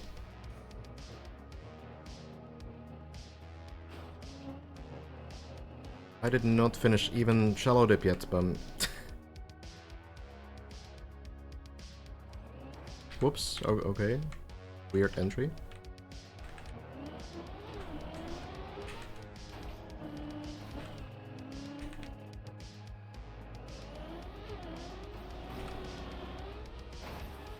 Whoops. Okay. 4-3 save. Okay, we're on sand somewhere. Okay, I need to respect that section a little bit more too. Anything I can do? No. Not one of the better sand sections. Doesn't seem to be too many like saves so far. Wait, hold on. Oh, the beam maybe? There's this thing. Oh, I can get back to floor 2. But I need to somehow get down first. How do I do that? Yeah, no one has finished yet. It's been a slow weekend overall. I wanted to go between these two, but okay, I'll go a little bit further. Need to be careful so I don't start sliding backwards.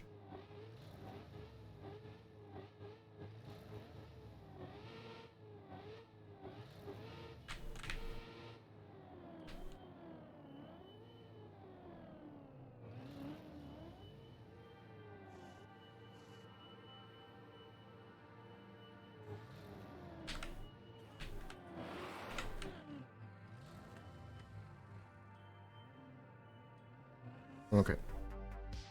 And here. There we go.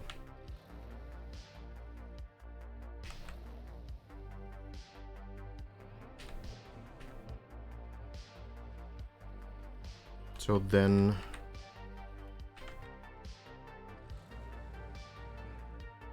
might be a bit scary too. Maybe I'll go here. And then turn... Oh. God, the inverted steering and low speed, like, it's really difficult to deal with that. Like, when you're just going super slow, it's rough. Oh, there is an actual, like, extra save here, too. I guess I'll just follow that path, yeah? You just land on this sand, and then go here, and then go here. Okay. Alright. Did I lose too much speed? Can I do this jump from here?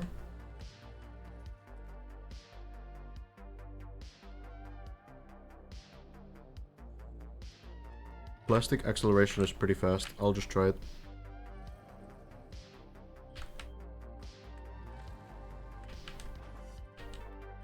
I'm sure this works.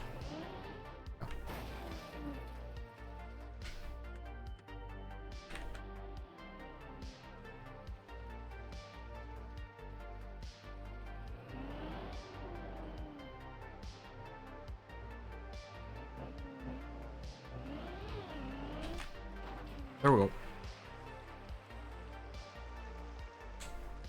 This is a long save. Wait, hold on. How does this work? I need more speed. Way more speed. Car, please go backwards. It's painful. Painful. Low speed driving is definitely not what the game was meant for. You're meant to zoom. There we go. Yeah, I would need to learn how to do these kinds of things properly to play this map at like a serious level. Okay, I want a little bit less speed from the water already, I think. I would be surprised if there was bun.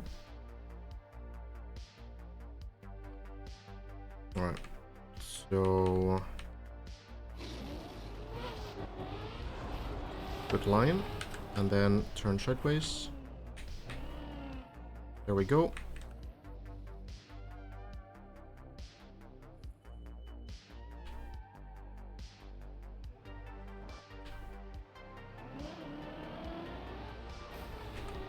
Landing bug. Alright, whatever.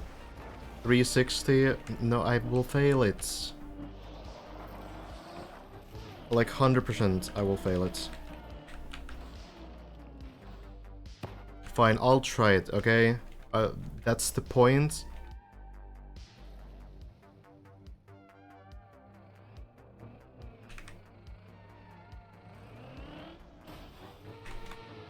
I kinda did it, alright? Was that close enough? I failed the entry to the second slide, I guess. That better be enough, Ham, okay?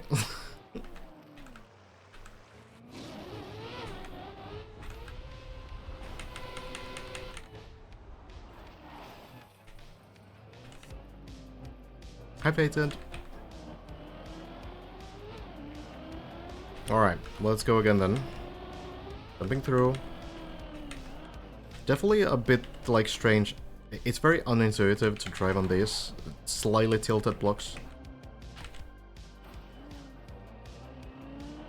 some weird lines and a weird acceleration.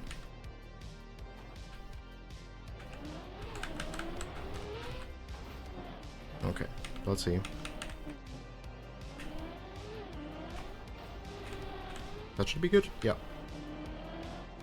What is happening here? I'm playing Shallow Dip. It's a very slow day in the dip, so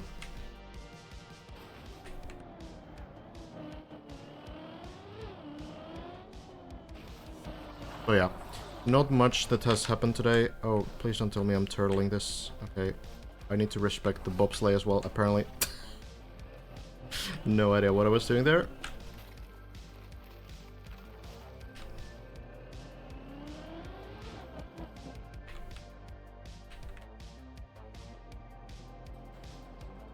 It's so hot in Finland as well.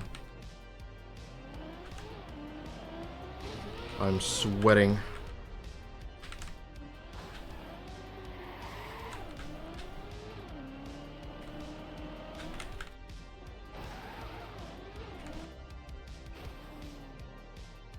$8 Celsius? God damn.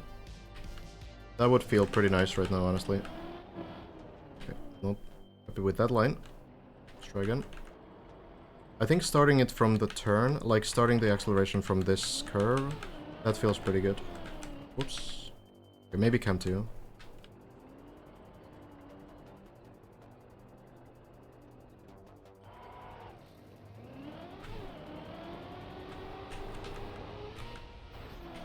And then... oh no! Honestly, is this harder than on Deep Dip? Because it feels like it's more likely to turtle with this incline on the block. I feel like this is harder than what it would be on the full map. Yeah, it's like 20 plus is considered hot, basically. I guess there's a save here. Yeah, maybe I should try to do it a little bit safer. I don't know. Okay, to floor 3, I guess. Looks like. Well, that'll do.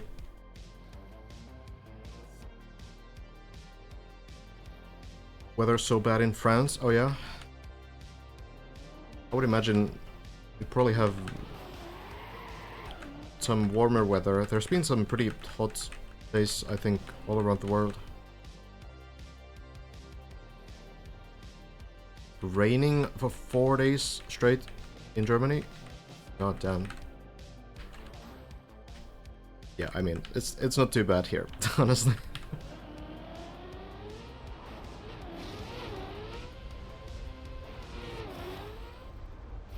It's just unusual.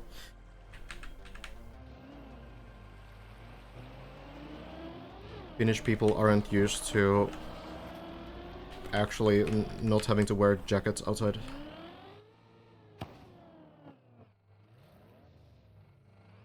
Was just thinking about a bit about map validation because of Kaki and how hard those must be to validate, and how even though they could be validated, they would be terrible floors or something like Deep Dip. Oh yeah, they would absolutely be terrible. That is true.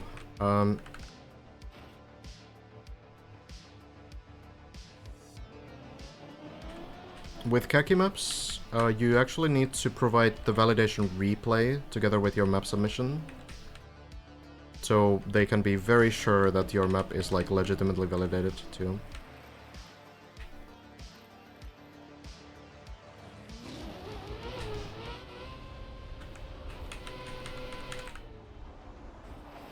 You just finished Kaki map? Let's go, dude. How's the season?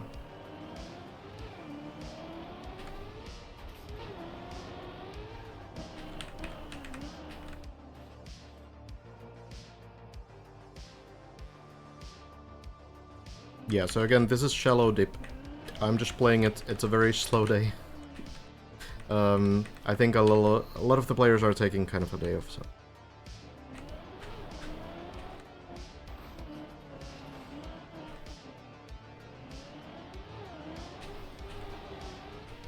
I think avoiding the third gear there works pretty nicely, so less than 160 speed on the jump.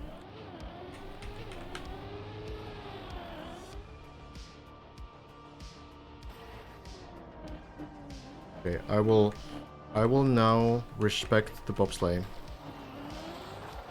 So I will turn around. Oh, whoops. Okay, I kind of failed my respects, I suppose. At least the end worked well. Yeah, a bunch of people playing khaki. I feel like that, you know, it's not that they would play deep dip if khaki wasn't the thing. It's just like a welcome change of pace, I think. You want to do something else, literally anything else. And it's kind of crazy that khaki is like your way of kind of relaxing from another grind. It is wild, because usually it's the other way around. You're tired of the khaki grind, so you play literally anything else. But this time khaki is the anything else, right? Dude, not again. I guess I should aim for the pipe. Oh, okay, got it. That was a bit lucky with the way it landed.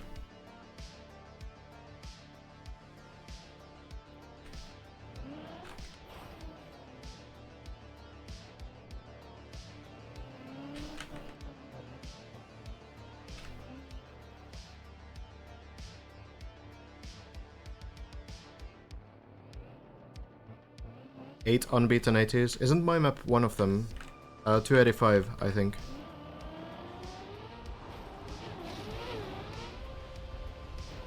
I don't think that one has been beaten yet. Or maybe I just forgot. Whoops, this is a bad line. Okay, that was a good correction at least. Yeah, okay. Yeah. I don't think so, Sigfason. We can check later if you remind me. I think people are close, but my run was pretty correct. It's so actually great because the map that I built is number 285. And the author time that I got for that map was 28 seconds and 5/10. 28.5. No, no one has won. We're just gaming because no one is really playing today. Or right now at least.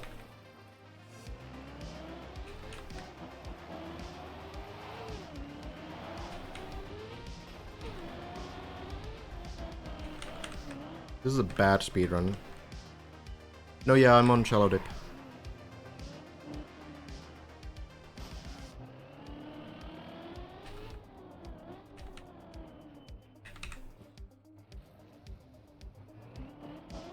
Can be a bit hard to tell from some of these sections. It looks very similar, even though there's so many changes.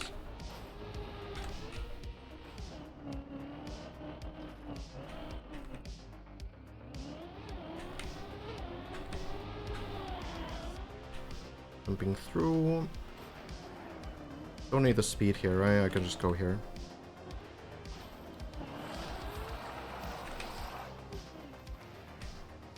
It is weird, these kinds of angles. We'll get it, Livy. We'll get it. I was already on the final jump before, but I failed it. I failed it very barely. I hit the finish and everything.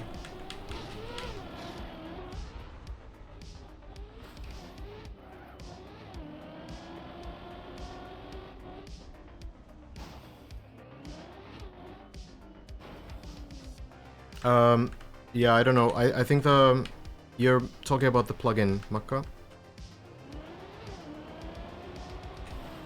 Whoops. Okay, that wasn't enough. Alright, maybe I should be more careful. There's like an extended landing there. Alright, we go back, I guess. I don't respect the map. Alright. Right now, this map is being finished by 877 people. It's kind of crazy, actually. It's not an easy map.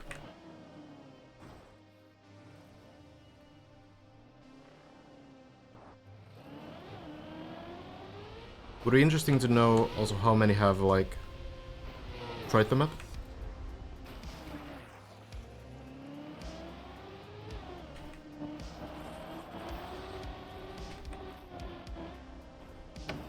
Oops.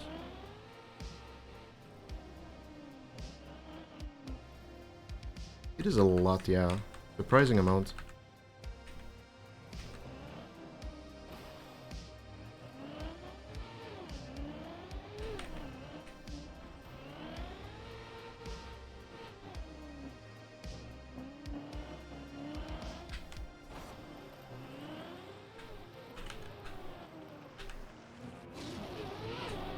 Here we go.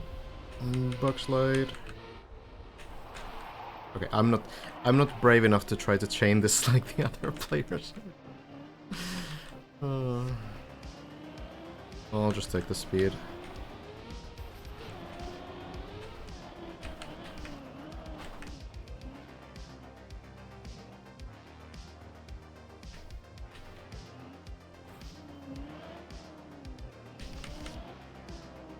It is a really cool version though. I think they did a really nice job nerfing the sections. There's some choke points for sure. But I think it's nice that, you know, you have some key sections that you need to focus on.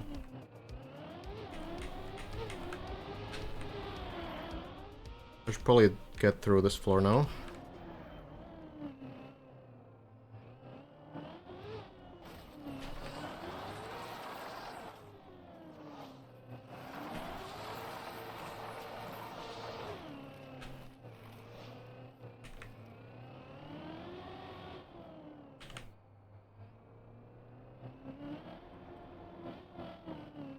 Like, these turbos seem really well placed.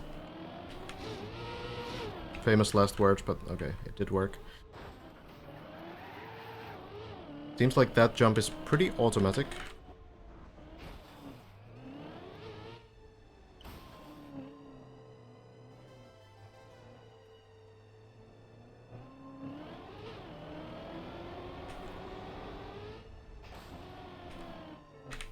Okay, onto the beam.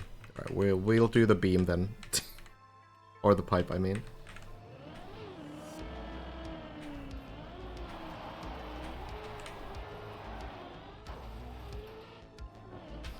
There we are.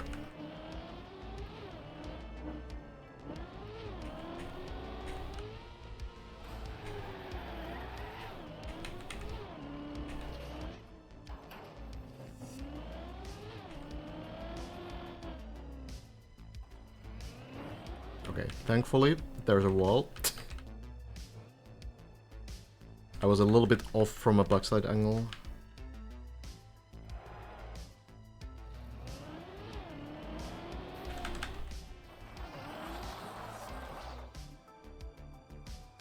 Actually kind of hard to control the car on these slow ice sections too. At higher speed, it's like the inputs are so obvious in a sense.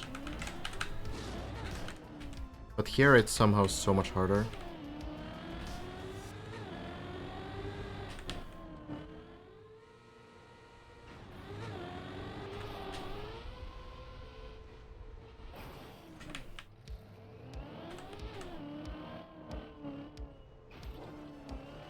How much speed did I need for this again? I'll just try something.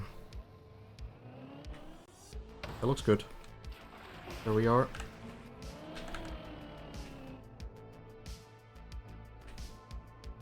Is there dirt here or not? Actually, I don't know. I can go forwards into this, right? I feel like the turn does work if you go forwards. Does it? I don't... Okay, I'll just go backwards because that's what I did last time.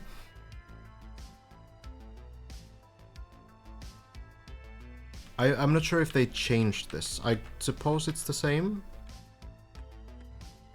on this version. Oh, okay. Oh, there's an extra beam. Alright. Making it a little bit easier.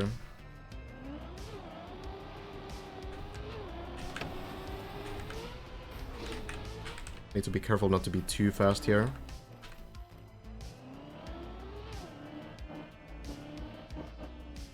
Oh, that's a weird line. Works. I feel like this floor might be a little bit more forgiving than the previous ones. in this version. Maybe, you know, to make that a little bit easier ending. I don't really know if that's true though.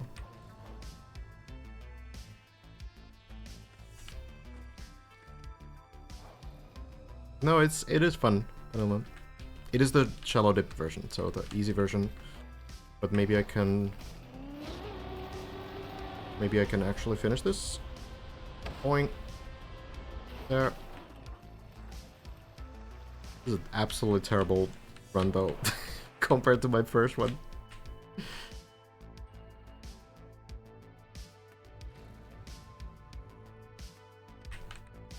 Need to be a little careful. Not to go, you know, in weird directions. This should work, I think.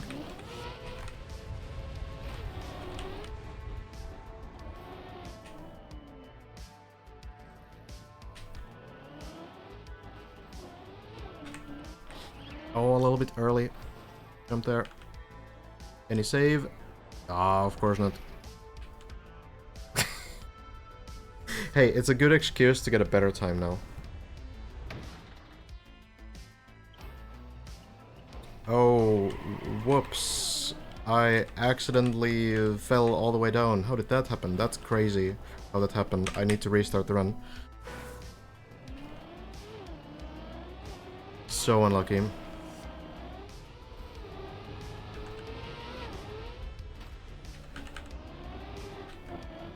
Alright, let's get a good run.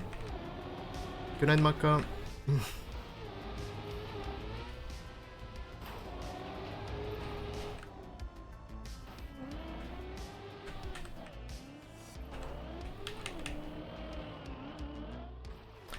The bot is down. Okay, let me check the bot real quick because it just seems like it's crashed.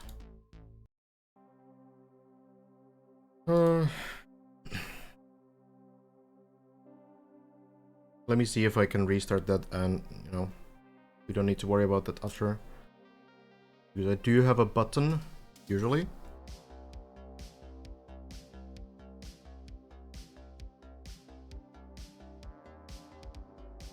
Did that work? It still says that it's crashed. Try again.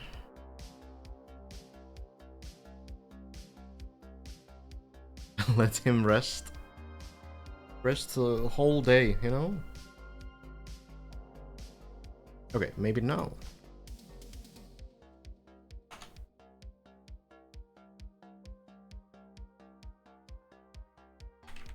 Come on. There we go. Alright.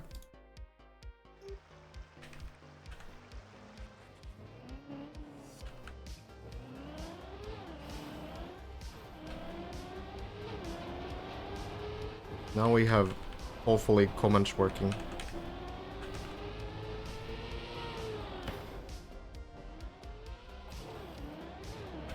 Yeah, we're not really baying the bots, that's true. Could be a process thing, maybe.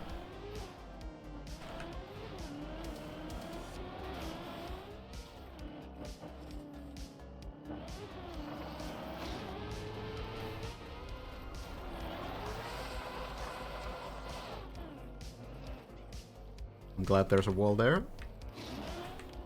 Would have been a little bit ambitious.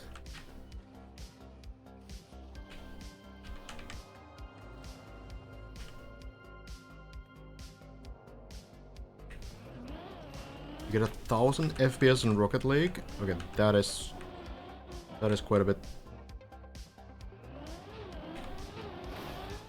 Yeah, the height world record is getting to a pretty high point. I'm not actually sure what the highest point of floor 16 is.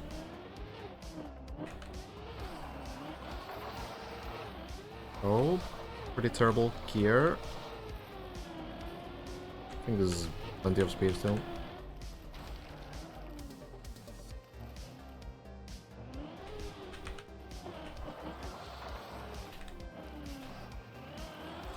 But yeah, currently the situation basically is that Bren and Lars have made it to the wheel hang on floor 16. They are not yet through that part, so the next thing to figure out is how to how to actually land it without turtling the landing.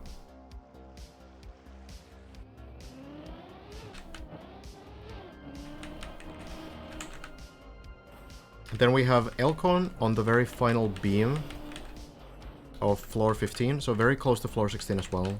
The wheel hang is 3 sections in, and there's 13 sections total in floor 16.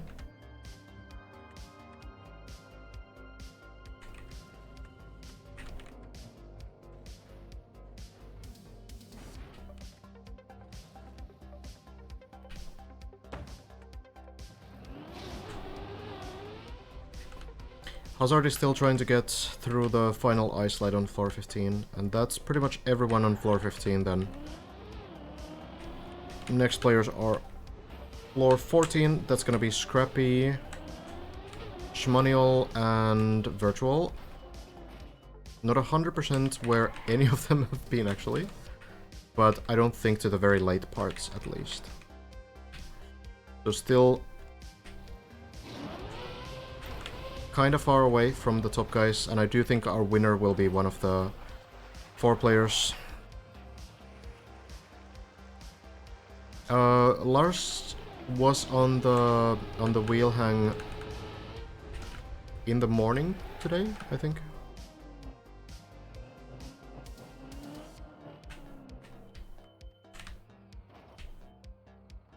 Hope Hazard can get past the ice slide. Seem to be having lots of trouble getting the 3rd gear. Yeah, I'm actually really curious, like, what makes it that difficult? Is it just about getting the landing as early as possible, or is it something else? Oh, that might fail? No.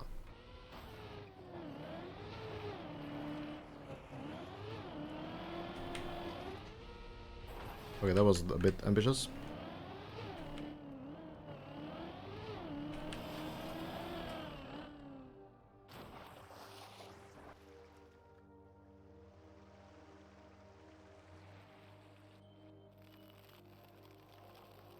Yeah, I feel like everyone is confused about that ice slide except maybe Elcon, because Elcon is like the only one who seems to be comfortable with it. Everyone else is like, sure, getting it, but like, Bren was also in Hazard's chat, talking about how he's not like fully understanding the gear either. Lars said that a lot of his failed attempts would land, but he didn't want to risk it since it's an unforgiving fall. Yeah, it's right down the center, so when you can redo a section like that just for comfort, then I guess you just always will, right? Makes sense.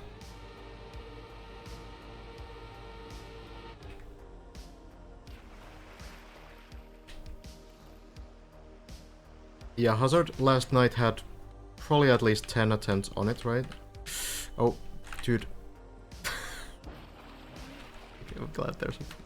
Dude, the inverted steering. Oh, I'm in so much pain.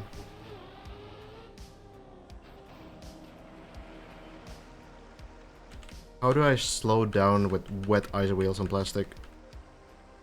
That is insane.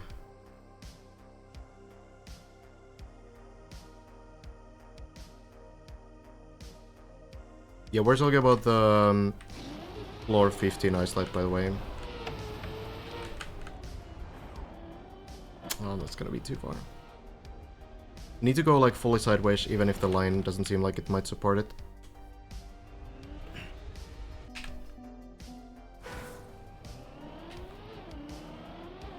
I'm just clicking like random cameras, Sigfuson, to get visibility. Alt-cam 1 can still reset the camera, you know?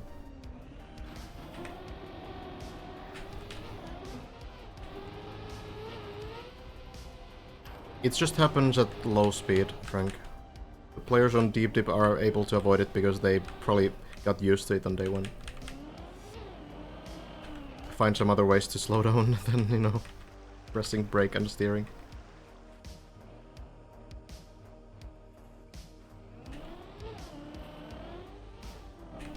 Okay, I was not watching my game there. Alright, let's focus up a little bit. Trying to keep up with everything.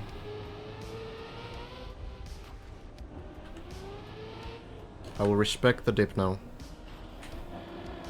Full respect. It would be cool to have like a reset camera button. Yeah, that would be really nice, actually. Like, replace Alt Cam 2 with that one. Oh, what? Did I get a bad gear or something?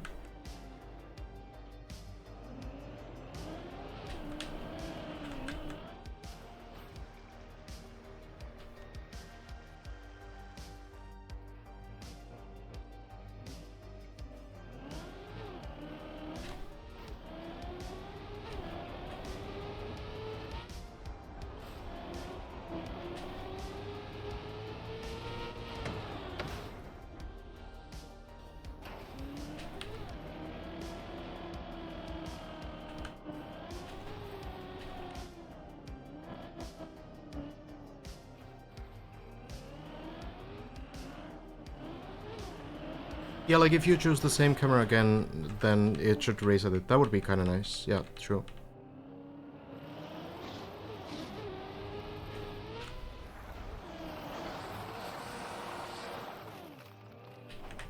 Boink. Alright, let's finish the map.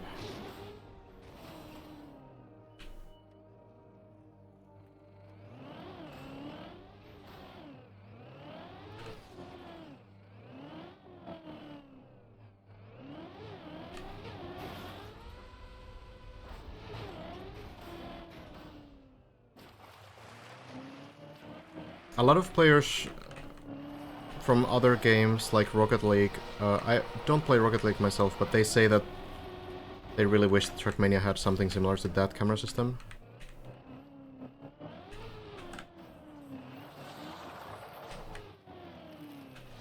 Haven't looked into it personally, but sometimes it's kind of rough to, you know, get the camera pointing the right direction. That was not enough speed.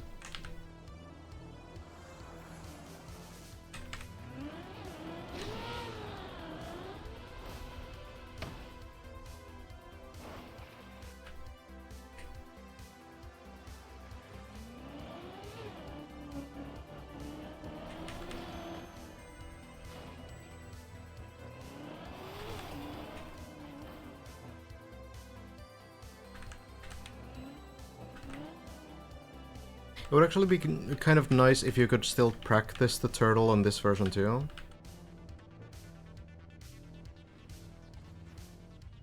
Like, you know, it would be cool if some tricks that you can do on the normal version were still possible here. Like, you know, it's cool that you can still do the floor 3 bug slide at the end, for example.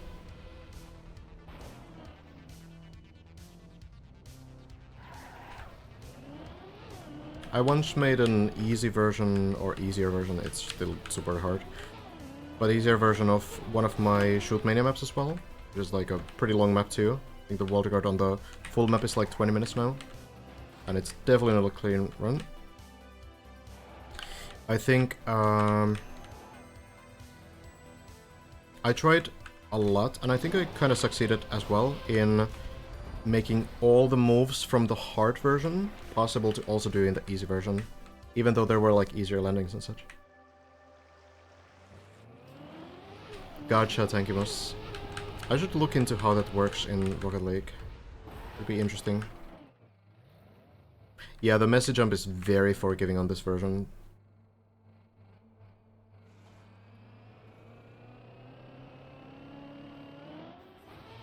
Landing in.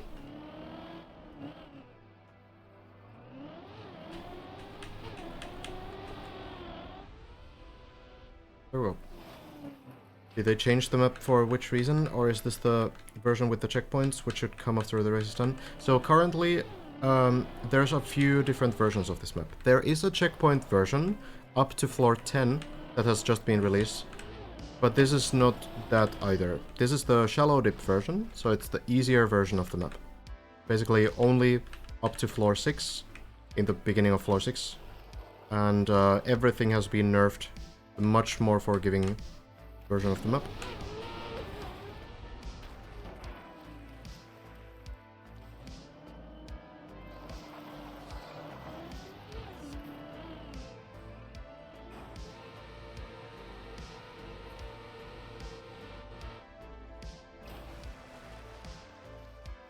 It's a fun version, but very very different from the big one.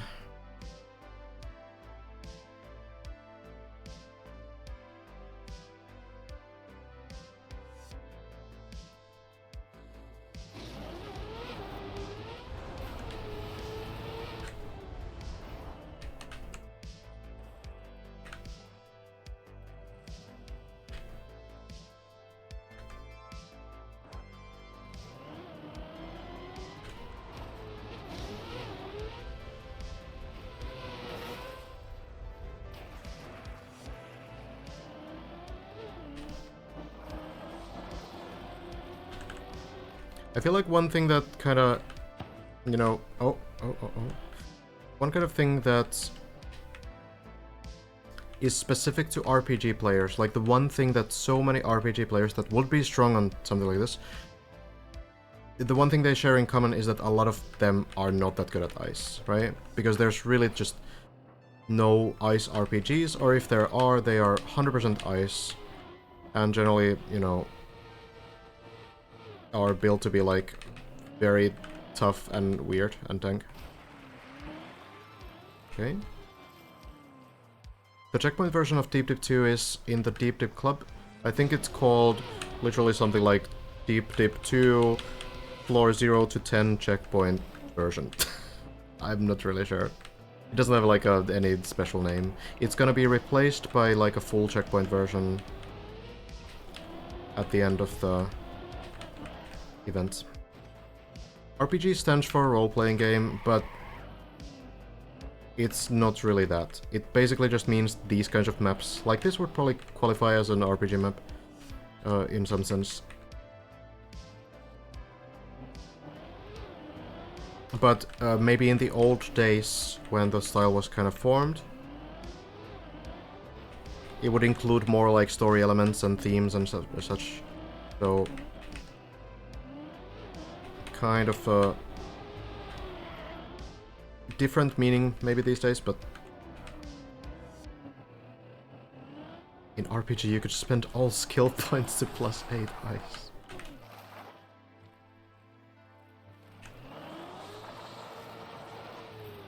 Some players would probably like to be able to do that right now.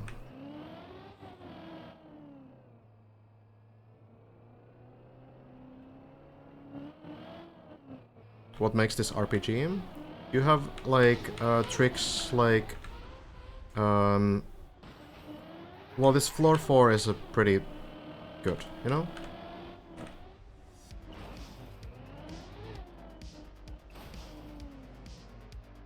So you have like air brakes, you have weird landings, you have quarter pipes, you have all this kind of stuff. Tricks that you wouldn't see on like normal maps, unquote.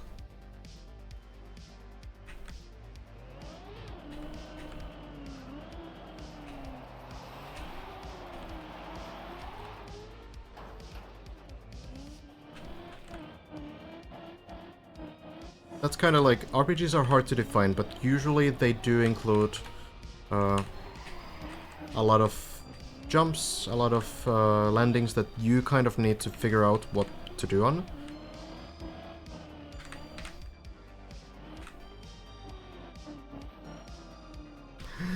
Oh, I almost thought I failed there.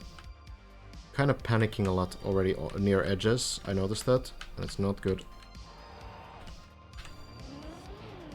Yeah, I like that they kept the wall ride trick on this version too. It's super nice. It's super nice that you can relate to these same things that the top players are doing on the big map. Really good design. I really like it.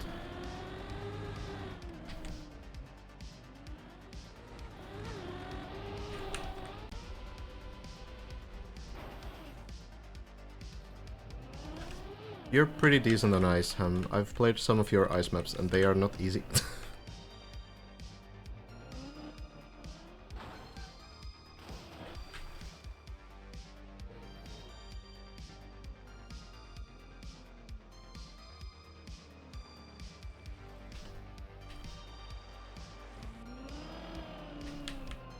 Oops. Okay, you can apparently drift this and it's gonna be fine. Feels like the RPG term replaced trial, kinda. I don't really know. I feel like, well, maybe to an extent, but trial is still a thing. Just much less built. Maybe the thing is that, you know, generally speaking, RPG maps might have more pathfinding. They might have generally like more one-shottable checkpoints, and maybe some like even filler checkpoints in a sense.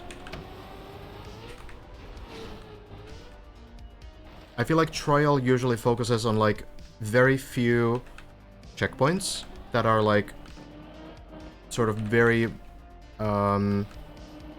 maxed in a sense. Like they are usually very difficult and you need to understand everything about the map before you are able to finish. RPG maps are maybe more about like finding optimizations after you finish your first run and such. I feel like a lot of it is really just coming down to difficulty. But it somehow feels a bit reductive, say that as well. Feels like, you know, it should be something more, but I think like it's often just really just difficulty.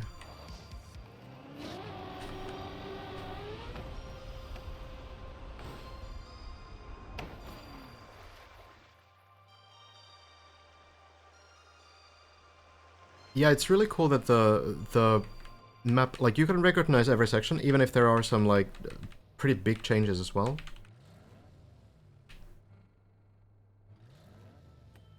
And you still feel like you're playing the same map as well, that's difficult. There was this, like, official league in the game, which was called Trackmania Grand League, and they wanted to, at one point, put matchmaking, like ranked gameplay. They wanted to use the same maps as in the Grand League, for more relatability, I suppose. Maybe let me try to finish this map this time. Let me see. I guess I need to go even slower this time to get a cleaner landing. I need to actually brake. That better? Looks good. Okay, so how do I do this jump? Do I just need to jump higher? I'm really bad at quarter pipe jumps in general. I think maybe I should try from the other side.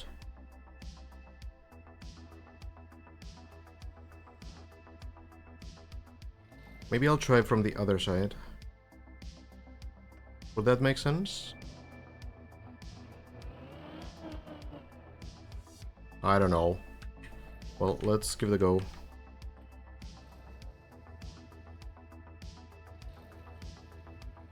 Kinda depends how much speed I have. I could do like a corrective sort of left input and then jump a little bit to the right. I don't know. Alright, let's just try it the same way. It was close enough.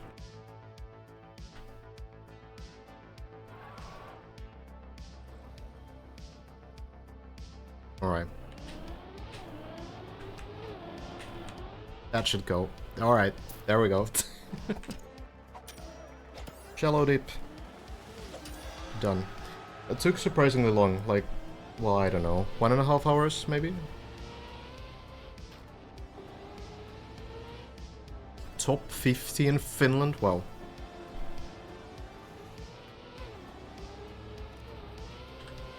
Can you play epilogue? I don't know, I didn't get any option like that. Alright, that was fun though. Oh, here. Play epilogue.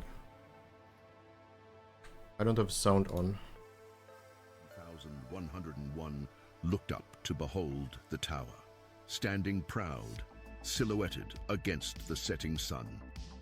Everest had been conquered. Brimming with a sense of accomplishment, the driver knew all those hours had finally paid off. All that It truly hour. had been an afternoon well spent. To think, Trackmania Driver 19101 had summited the most challenging Trackmania map ever built, and with so little practice at the game too. I must be one dang hot gamer, thought the driver. This game doesn't seem so hard after all. I don't know what all the fuss is about. But then a new thought entered their mind. This tower, it looks kind of wrong, kind of unfinished, and the doubts started to creep in. Mind reeling, their eyes glance to the map name, and suddenly the driver freezes. Yes, Trackmania driver 19101, you are correct. That is what E means. The easy version. Hey, it doesn't Now have the that E you here. know the truth, you have a choice. One that will change the course of your life forever. You can leave the game now if you want. Go back to your life knowing that you conquered Deep Dip 2E. The story ends, you uninstall the game, and you believe whatever you want to believe. Or you can choose to stay, to try the real map and see how far the Deep Dip goes. Yeah, I feel like the jump from this map to the Deep Dip is pretty big. Map name was changed like 3 hours before release. Actually, it ties together really nicely into what I was about to say though. They had the E versions, the easy versions, of the Trackmania Grand League maps. And the fact is that those maps were so difficult that to actually build those in like a realistic way where, you know, newer players would be able to do rounds on them in matchmaking, they needed to like nerf them so much that they basically ended up being a completely different map. So it wasn't really successful, like nerfing those, but I feel like nerfing this map, it has been really successful. This is really great. Well done. So this is Shallow Dip. This is Shallow Dip, the easier version. Yes, that was the epilogue for completing Shallow Dip. They copy-pasted the identities, that's why those maps were horrible. Yeah, they were definitely not like super great. So the world record is probably a bug. It looks like this. Not all that much to look at there. Pretty much, like, this is likely just not like a cheated run, it's probably just a bug. Same with this one.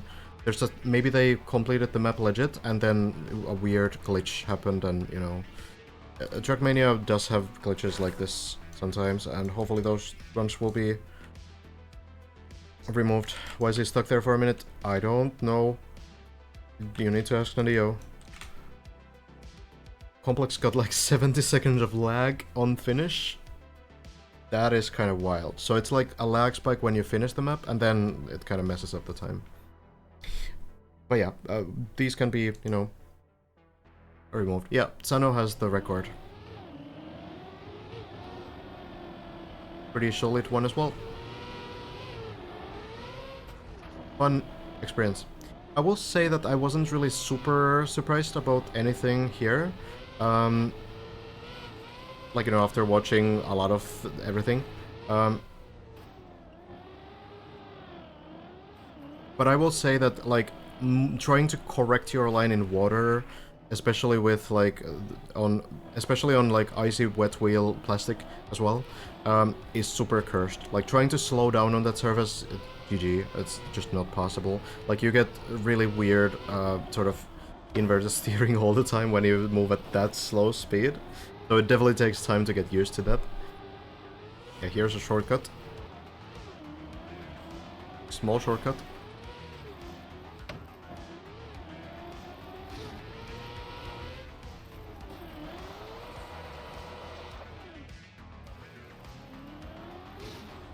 I'm actually surprised that so many players beat this faster than 14 minutes though. Like, I'm not even on the, like, better half.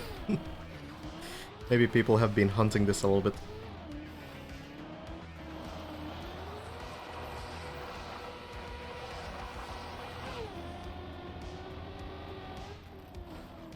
Maybe I'll need to do that as well.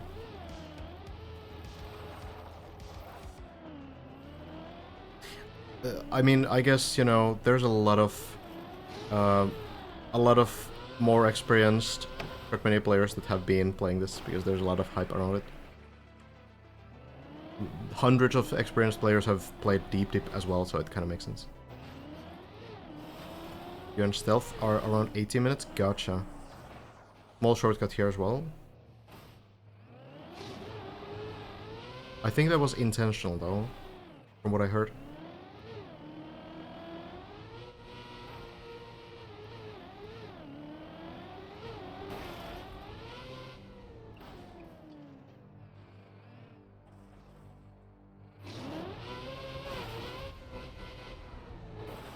Oh, that was a fast transition.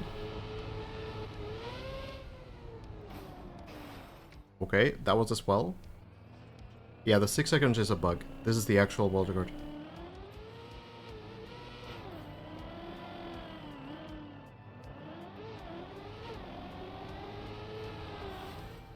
Chaining this part?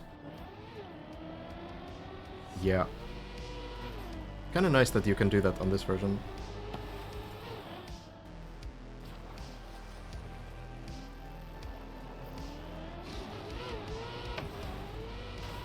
You can go straight from jump to pipe on the previous. Yeah, I suppose, but it looks very scary with the speed that you have. Suppose you slow down in the air though.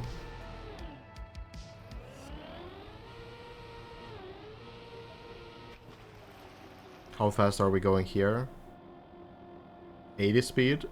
Okay. Good control.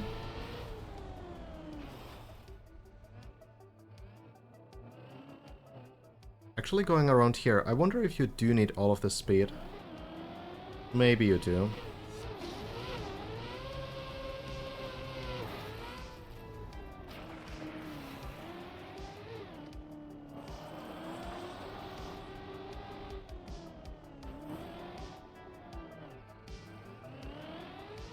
I feel like we're gonna see a sub 7 on this. Doing the slight 360, that was kind of like my 360 earlier. Not really landing in the slide. It's not necessarily cheated. The top two are not necessarily cheated. They can just be bugged. I think especially like complex, like people saw that run live, so it's a bug.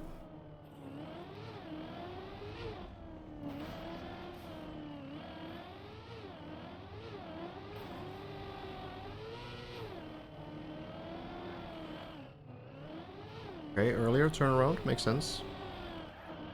There's not much to watch, Chris. It's just like they are both like frozen next to the finish line until they cross the finish line. There's no like run there. Just like very sort of broken.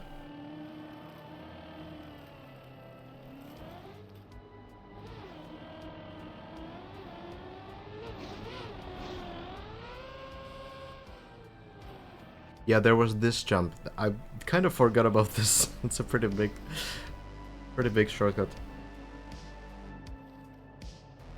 There might still be more as well, you know?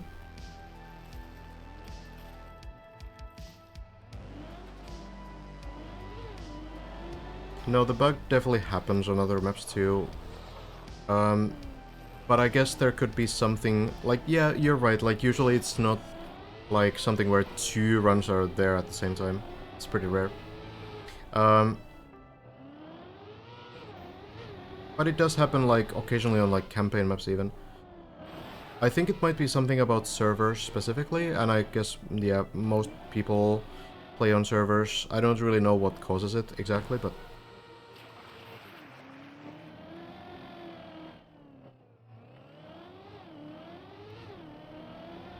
Oh, nice strategy there as well. This looks actually really fun to try to get a good run on.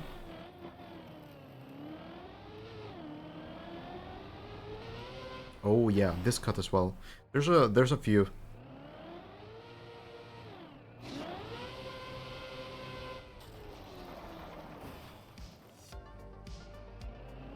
It's funny how this section is slower on this version than the full version because you don't have the plastic wall. the bug drones will likely get removed, yeah. We'll just need to wait for Nadio to do that. They are the only ones who can do it.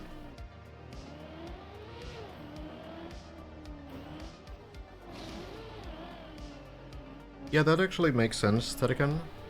Like, basically the game decides that, oh, you finished the map, but you're actually lagged on the start line, and then it starts a new run. That would kind of make sense, yeah. Oh, a very high jump, actually. Okay, that works. Alright. Very solid run, honestly. It's cool. Cool that people are hunting this. Well, there we go. Now we have a medal on this campaign as well. So there's also the floor 0 to 10 checkpoint version. This is the Deep Dip 2 version. And there's 6 people who have done this one. Virtual has done this as well, probably during the showcase. So this one ends on floor 11, and it has checkpoints on each floor. So in the beginning of a floor, you will have a checkpoint, and then if you fail, you can respawn on it. And this version will be replaced by the full checkpoint version. Oh, Virtual, yeah, play the actual normal version. Pretty ballsy. It's kind of cool. But yeah, the checkpoint version will definitely be, like, I think I will be able to finish the checkpoint version once the full thing is out as well.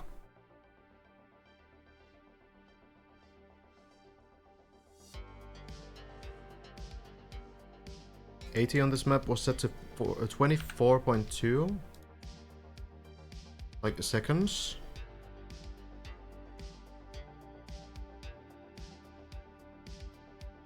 Oh no, minutes, okay.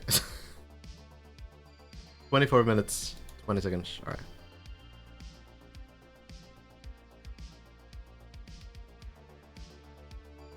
But it's cool that this version is already out, if someone wants to practice the future wildcard hunt. And yeah, then there are 10 practice floors as well that you can play. Pretty cool. We'll get into those as well, eventually. But yeah, it has been a pretty slow day today, truly. Lars probably still on the break as well. Just played the many checkpoints DD1. It was fun. Oh yeah.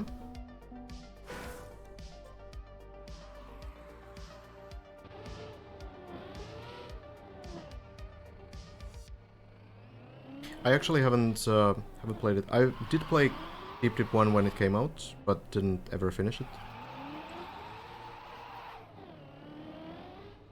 Maybe someday.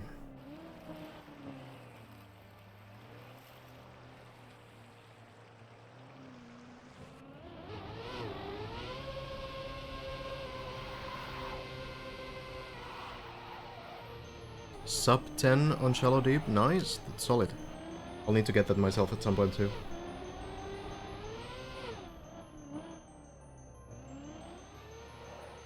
Just in general, like, checkpoints become so much easier compared to this kind of a map, because the main issue that you'll have is that you get, like, very inefficient practice at everything. So if you can fix that issue by, you know, practicing things with checkpoints, then that obviously does help you a lot.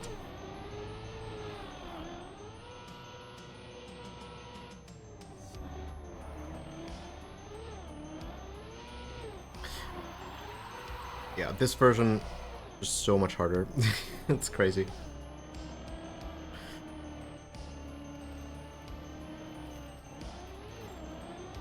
I feel like I need to at least reach floor 6 to compare the two experiences. That would probably be a good goal, eventually.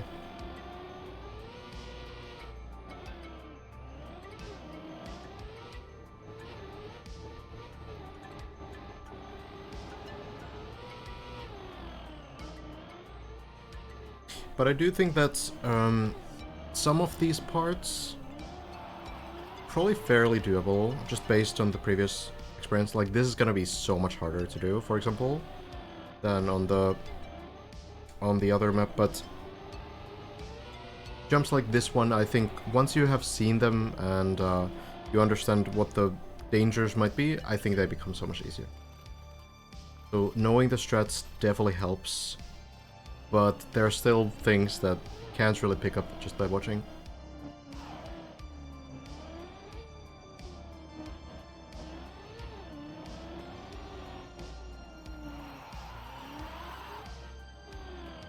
I can check it at the end. I suppose Lars still on break, yeah?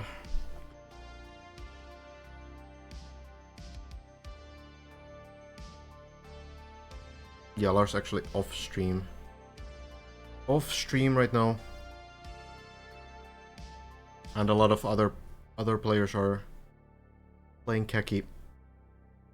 That's fair, you know, a lot of players I guess weren't really ever looking to finish this map, so they are kind of moving on to the next one.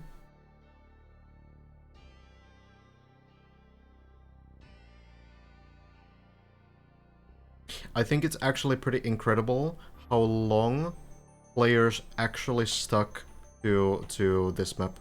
Like, generally speaking, if you're new to Trackmania, generally speaking, the content cycle in Trackmania is super fast. Usually, like, if you have people playing something for a week, that is already, like, incredible. That is, like, a very successful project for whoever's organizing it. But here we've had, like, a very sort of serious grind for a month now. And it still keeps going. A lot of the time, like, some events last only, like, for a weekend. Or, you know, if there's, like, a new big map that comes out. For example, there is now the Still map, right? The Still map that took, like, 3,000 plus hours to build, the, you know, 1 hour long technical map. So that's gonna be a 2-month long hunt, and I guess, like, I'm hoping that a lot of people do grind it, and, you know, put in serious hours to it, but I feel like the competition that we have on the Deep Deep 2 map, that's gonna be really hard to match.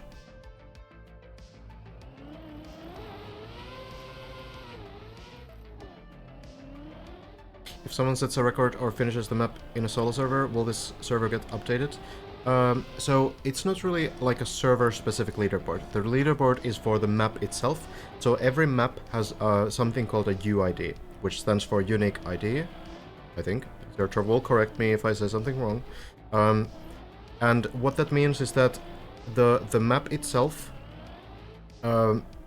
has basically just the like one very long ID, and if you make any change to the map, that also changes the UID, which means that basically the leaderboards are specific to the version of the map that you have. So this map, whether you play it on server, whether you play it in solo, whether you play it on whatever server, is going to be the same map, and the leaderboard will be the same for it always. If it's like, if someone makes like a change to the map somehow, like changes the finish position or something, that's gonna change the UID, and now it has a different leaderboard as well. Hey Nuke. Sounds unrewarding for mappers. I mean, yeah, well, you know. That's kind of what it is. I'm extremely privileged in the fact that people are still playing some maps that I built, like, years ago. Ooh, barely making it. But yeah, that's not the common experience. Even if you have like a prize pool and you get streamers to play your maps, it's going to be pretty rough to keep them actually on a grind for like even a week. Because there's always something new. There's a competition, or the next map releases, or, you know. Yeah, that's awesome. End of lore.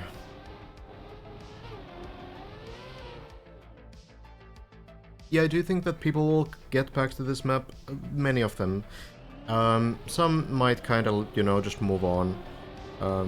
It's hard to say. I don't think every player who has been to like, you know, these kind of sections will end up finishing the map. Maybe their goal was never to finish the map, or maybe they will just get occupied with other stuff, you know? Can happen. Would it be the same if there was no prize pool? Probably not to the same extent, but I do think that, like, a lot of this, why it's like this, is because there's been so many viewers, and I think the reason why there's been so many viewers is because there's the prize pool, right? Like, that's part of the reason for sure. So, I don't think the players necessarily are, like, that like insanely motivated by the prize pool. I feel like for the top players right now, it's a lot about the personal achievement and actually wanting to win. But I think for a lot of the viewers, the prize pool adds the stakes that make this worth following. All the tech guys will hunt it surely. I hope so.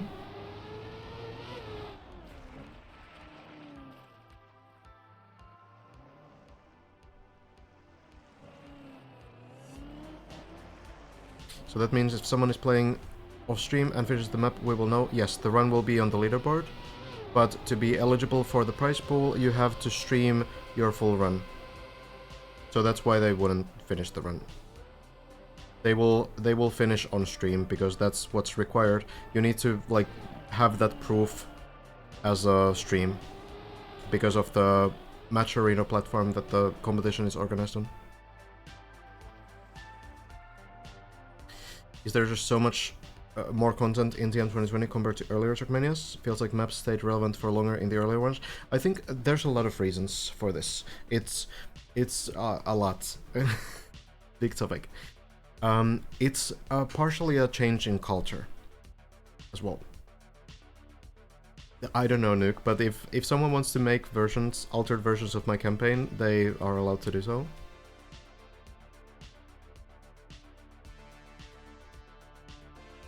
Yeah, I think so too, Basti. So, the culture in this game, think about it. So, we have seasonal campaigns. Campaign is 3 months long, the official campaign, and whoever wins it, and then we move to the next campaign. You might have physics changes that even make some world records unbeatable. Maybe some maps are super easy to beat afterwards. You have these patches that change how older maps works too. Then, like, one of the biggest things in the game is Cup of the Day and Track of the Day. That is a 24-hour map. We have 365 of those every year. So the content cycle of the official content is already either 3 months with the official campaign or 1 day with the Track of the Day. And I think that has partially shifted the culture from, like, doing very short grinds instead of having, like, this, like, prestige in grinding something like AO1 in Trackmania Nations forever, where, you know, some players might spend like hundreds of hours getting that kind of world record. It just doesn't seem as worthwhile in this game because of things like physics changes or you know, the what is the negative version of permanence? Impermanence? Unpermanence of the campaigns? That is a new word for me. Goddamn. Impermanence? Cool word. I need to remember that. Of the campaigns, right? Temporary, yeah, that's also a word. Temporariness? But yeah, that's kind of the main thing. Like, I feel the culture is really in, like, fast content, I guess, you know, that's overall, you know, we could make the big TikTok talk, the boomer stuff. I'm not gonna do that because I think it's very boring. But I do think there's like this sort of fast content phenomenon in Trackmania as well, where, you know, we play something for like 1 weekend and then there's already a new thing. People are making their own campaigns, their own projects, big maps, whatever. There's always something new to play, so you will never run out of anything at all. So in TMNF, the physics don't change, the maps are permanent, the campaign is permanent, you still have these achievements that you know that if you get a world record, that's gonna be the exact same experience that someone else who had the world record prior to you was able to beat. So I think that changes things quite a bit as well in this game. I like the seasonal campaign concept, but I do feel like it would be nice if it was paired with like a permanent campaign as well. Then if they have like a 50 map permanent campaign, they could then experiment more and explore weird things more on the seasonal campaigns too, which would make the whole experience kind of balanced for newer players.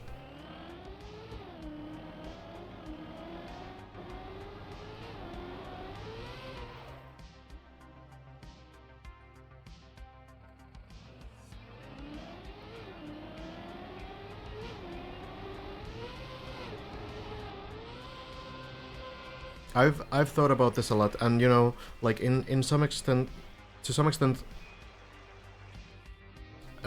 you often kind of think as well, like, okay, well, is it worth to even build big maps like this? As someone who does do like very, like, you know, spending hundreds of hours on a single map, I do think about that a lot. A good example, there's a player called Yannex who also played this map a little bit in the beginning. Not too much, was focusing on Zero Tours tournament as well, but did get to, you know, I'm not sure where exactly.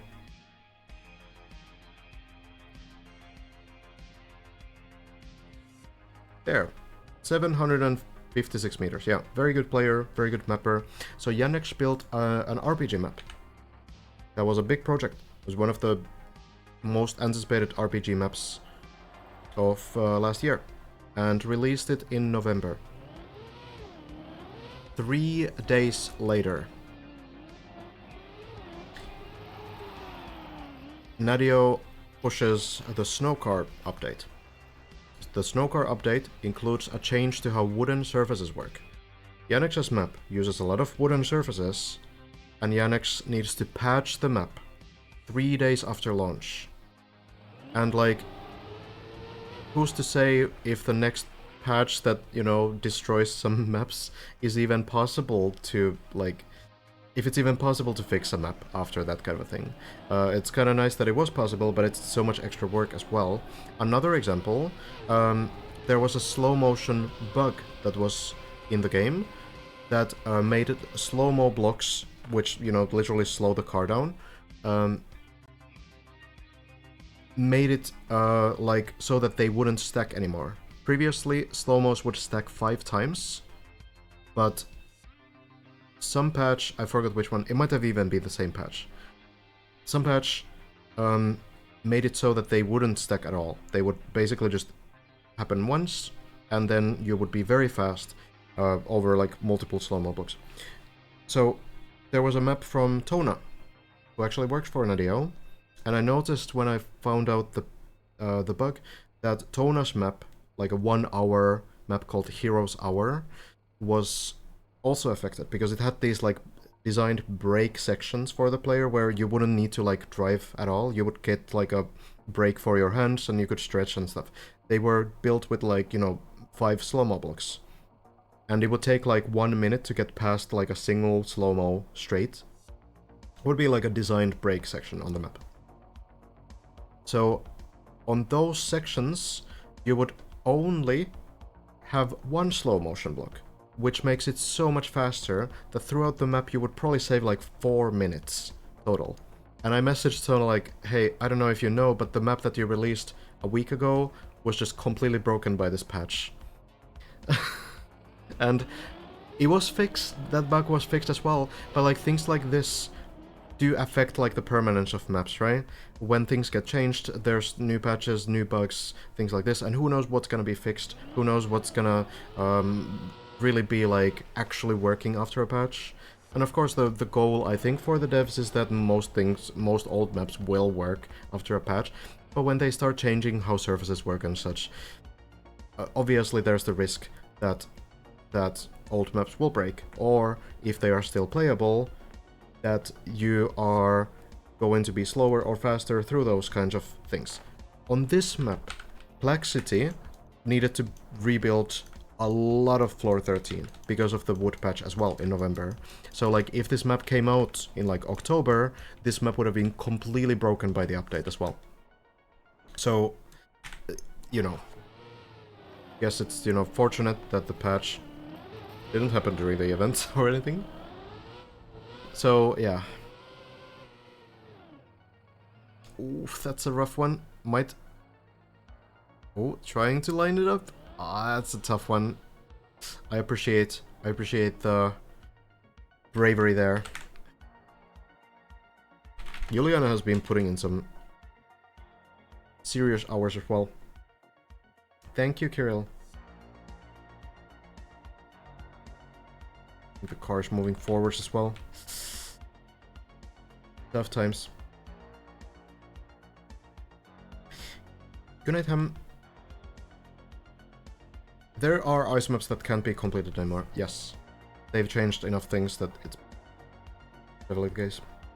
Some ice maps are faster, but there was also an old ice patch in 2021 which made ice turbos weaker, and that made some maps impossible.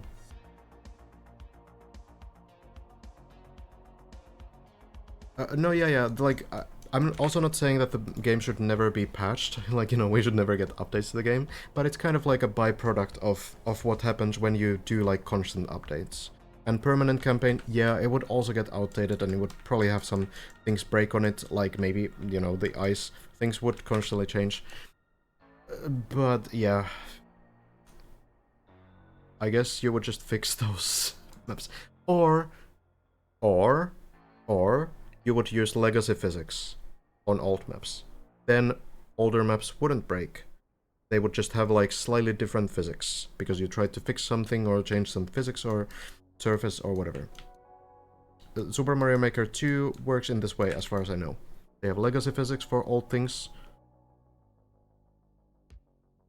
Yeah, it would be more work and, you know, but that's a solution. Whether it's like a reasonable, realistic solution, that's a different question. But something like that could be beneficial. Midori is playable, but it is slower. So Midori author time is likely not possible to beat. I don't think it's possible to beat. I think it's quite a bit slower. Oh, the car... Okay, actually the default movement reversed there. Pretty fortunate. Might actually fall down to this point. Hopefully not bouncing on the plastic.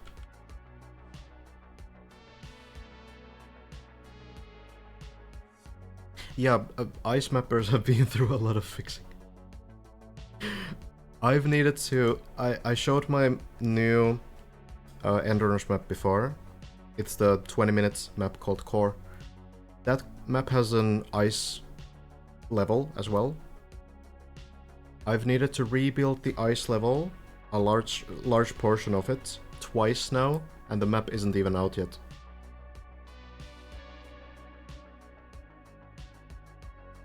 Ice Patch has added like probably 50 hours of extra work for me on the map. But you know, it is what it is. I'm not saying they should never update anything. But it's not fun. When everything worked and then nothing works and then you need to go through the process again.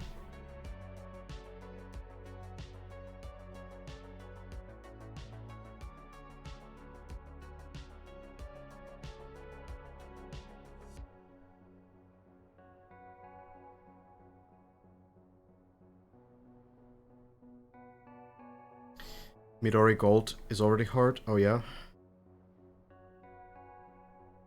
Gotta say, I haven't really tried the map after the patch.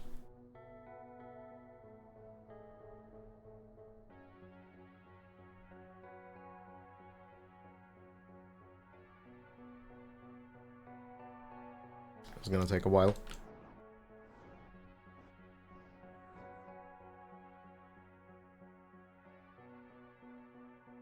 One thing that I do know, without knowing anything about the legacy physics topic really, so, you know, you probably shouldn't listen to me too much, but I do know that Trackmania which is the FPS game by the same company that made this game, works in the same game engine, actually like accidentally had multiple different, like slight different physics. It had like test mode in the editor that was a little bit different from like validation mode in the editor, but it was different enough that some very precise tricks didn't really work. But like some weird situation where there seemed to be like two different sort of physics running at the same time depending on how you entered the editor gameplay.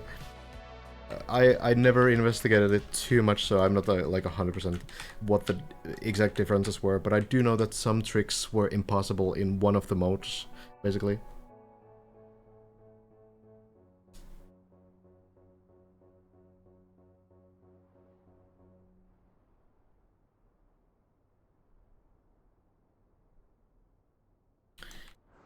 Incredibots was a Flash game that was 100% creator content, and they wiped their servers when they closed down the studio. Now that is a bit brutal. I don't think Nadio would do that, fortunately. And we are lucky to also have Trackmania Exchange, which is a fully community-run website where you can upload your maps and people can download them. It's really cool. Wasn't there a difference depending on the rotation of the blocks? I can't remember exactly. But yeah, like... I mean, you might know better than me, Radon. You've probably built harder stuff than me in the editor.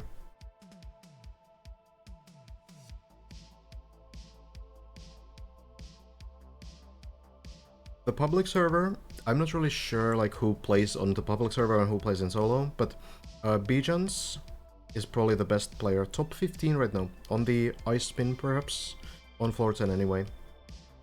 Hasn't been playing on this server at least. This is a whitelisted server, so you need to get whitelisted, and also the whitelist is closed right now, so you wouldn't really even be able to get in.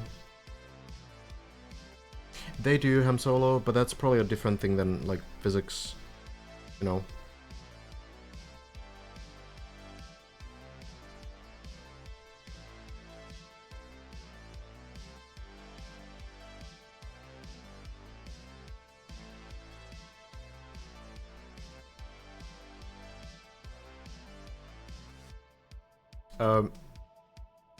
Honestly though, like the amount of maps that don't function the same way as they used to is pretty high.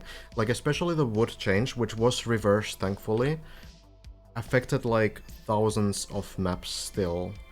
And it is a bit painful to deal with that. Like as a mapper, you do get like a feeling that, you know, when your map is broken by an update that no one really asked for, and which doesn't really seem like it improves your situation, you kind of get the feeling that they aren't really like concerned about what you want as a mapper, right? Which I think is completely reasonable as well. Like, you know, the wood change was basically changing an entire surface. They changed these wooden blocks to work with different physics. And the reason why they did that was because they added other wood surfaces. So if I show really quickly. So Nadio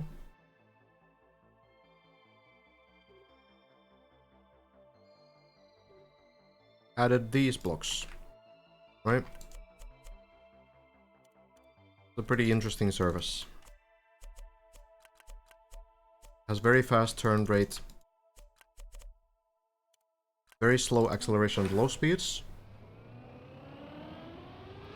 But yeah, you can get like very fast turns on this surface. And it has full grip as well. So what that means, what full grip means,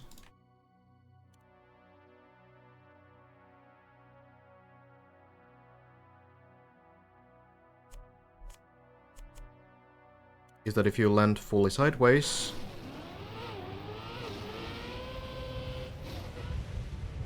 this happens. That is what full grip means. And previously, we had these wooden pillars on the sides of these blocks. Yeah, this is wood. And this material was the same as this material, tarmac. These two surfaces used to be the same, but Nadio, after adding the wood blocks, thought that, okay, well, we can't possibly have two wooden surfaces. Players will confuse them. Players will think that this surface will work as this surface, and they will be confused if they work in a different way. So then they said, like, okay, well, let's just make this wood surface also the new wood surface. The problem, extra problem that they had with that is that they applied that change retroactively, which means that if your map used this kind of a wall ride, for example, your map would now be broken, because this surface works in a very different way than the tarmac surface as a wall ride. You could also use custom wooden blocks, which ended up in some very goofy situations where, you know, some maps that were built previously, I don't think I really have like any replays anymore actually. I think the records have been removed. But you know, old maps would get like insanely fast with wooden blocks and they would be completely broken. So then the community said like, okay, well, this seems unnecessary. Surely players can understand that this wooden surface is different from this wooden surface. They're like completely different looking blocks, yeah? And then there was even a question like, okay, well, why do you need to add a new wooden surface? It's like a nod to the old environment, which, yeah, the old wooden surface was in the game 20 years ago, and that's what they kind of wanted to replicate. But you could make this anything else. You could make it like some other texture, and it would be completely clear that these are two different surfaces. And then Nadio, doubling down, said that, well, actually, there's also the reason of file size. We don't want to add a new surface, also because of file size, because it adds to the file size, and we're trying to keep the game optimized. So that sounds... I'm not a programmer, but that sounds a bit like an excuse. I don't really know if that's really like a... Anyway, so the community still kept complaining about it because it really didn't seem necessary for old maps to be broken because of this change.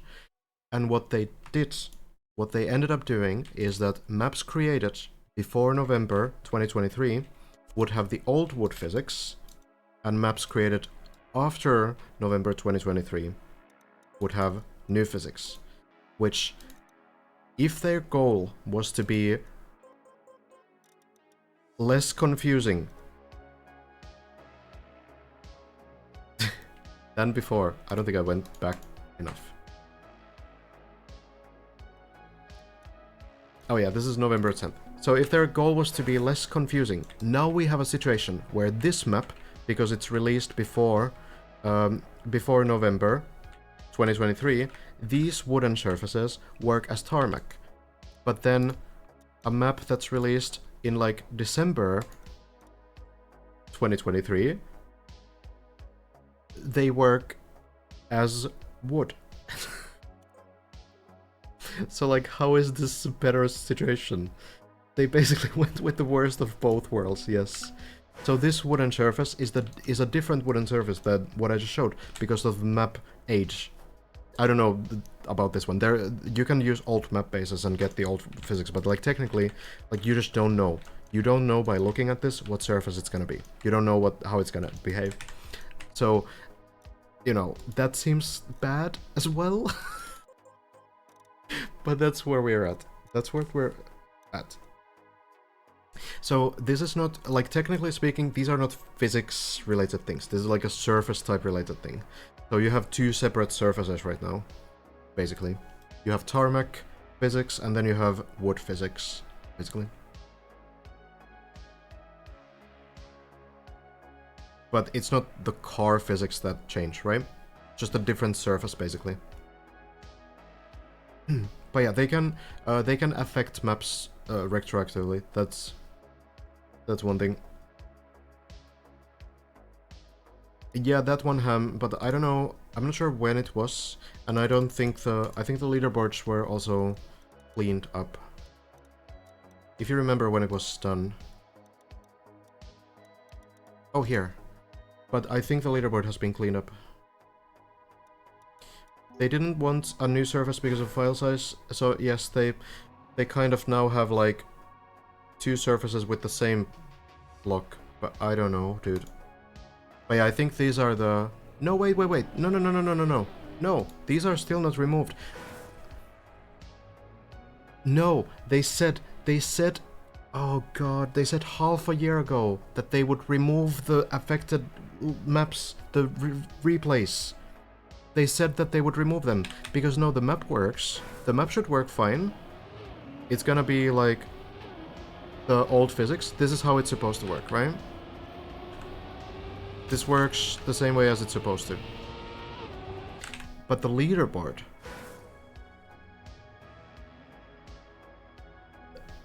Leaderboard is not right. They never removed the leaderboard runs.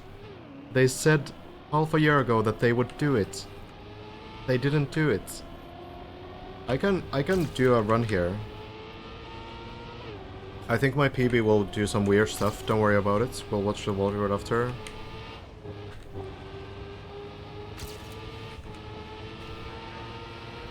Don't worry about it.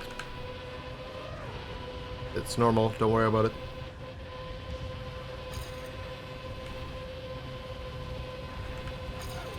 Okay.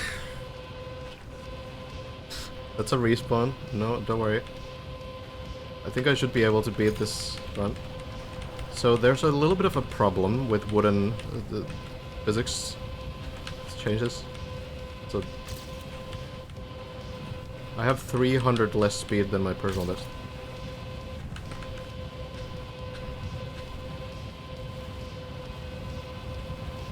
Okay, can I actually PB? Yes, I think I respawned enough on my PB. So the Walter Guard is about very fast. One, it actually goes on the grass because the wood has such low acceleration speed when this run was made.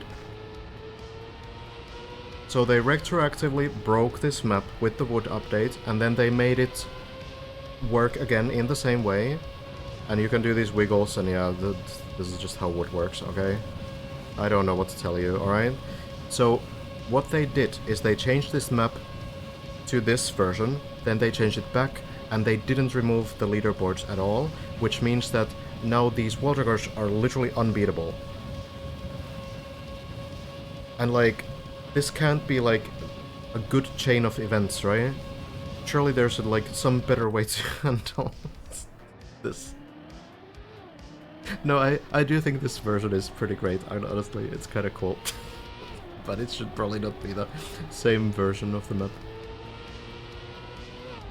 Yeah. But they did say that they would remove the, like, these kinds of records that are done with the new wood surface physics in old maps. But I guess that didn't happen.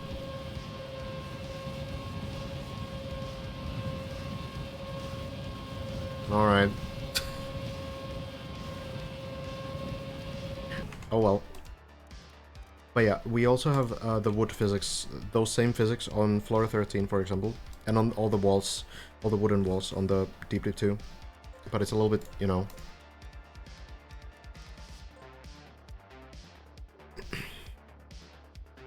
It's not really high-speed stuff, so you can't really get the 1000p stuff.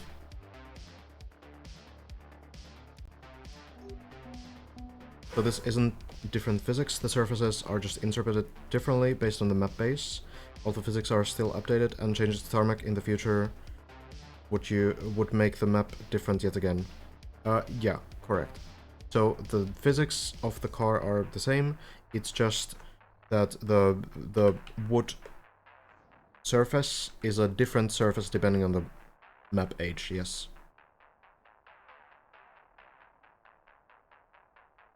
So on floor 13 we do have that wood surface here as well.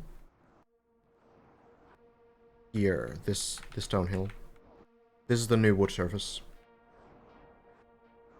You need to be a little bit careful with the with the turn rate. But yeah, like surely there could be like some things that could be done differently in handling this whole wood thing. But yeah, like, you know, as a mapper, it's a bit scary sometimes when these things happen.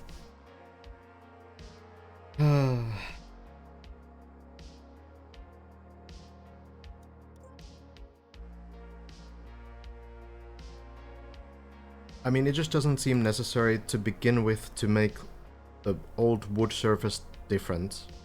They would have just... They could have just made a new surface from the beginning. That would have been completely fine.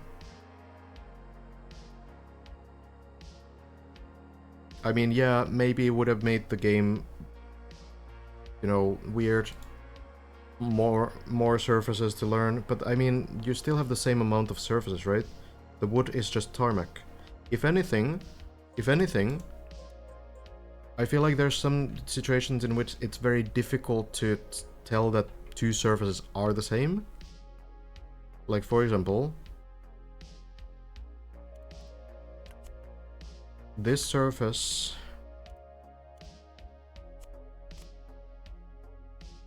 These two surfaces are the same surface. They're the same physics. But like, how would you know it as a new player? Surely if we can have this, we can also have two wood surfaces, and, you know, it's not any more confusing. Nothing that you need to really learn more than this, right? Yeah, it would be probably okay. Shows a trick that you would show on a bar table. I don't know if I have anything to bring to a bar table. I built this map once though. Also, I needed to check, is this author time really unbeaten? I feel like it is.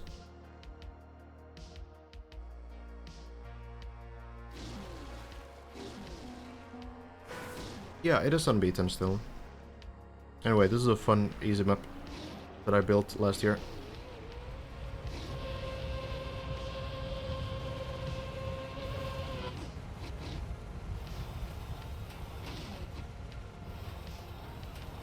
Don't worry about it, I don't know what's happening either.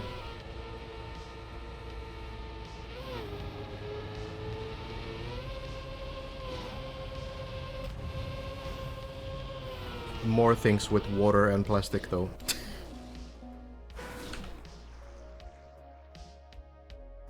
We don't have enough yet. Plastic can be so cool though. All of this tunnel is plastic as well.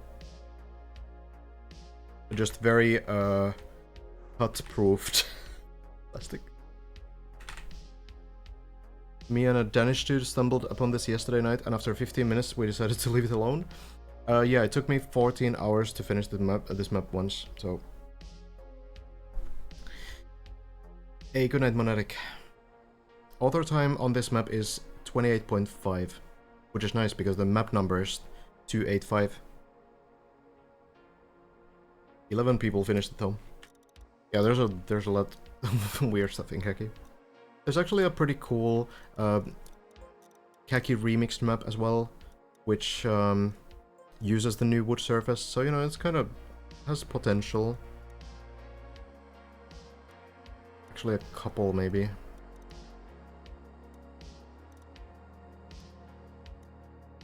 I don't remember what the number was.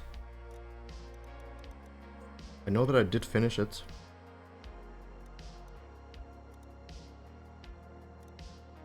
Here. I didn't know that, Snook. Good night. Exardion. Well.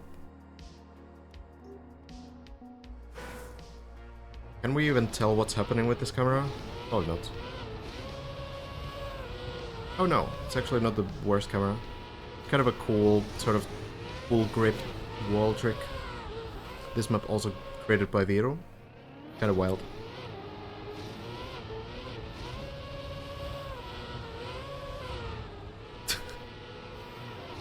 That's just how the wood surface works. It basically just has like infinite grip. It has like 100% grip. It's very difficult to drift at all on that surface. You basically need like wet wheels or ice wheels.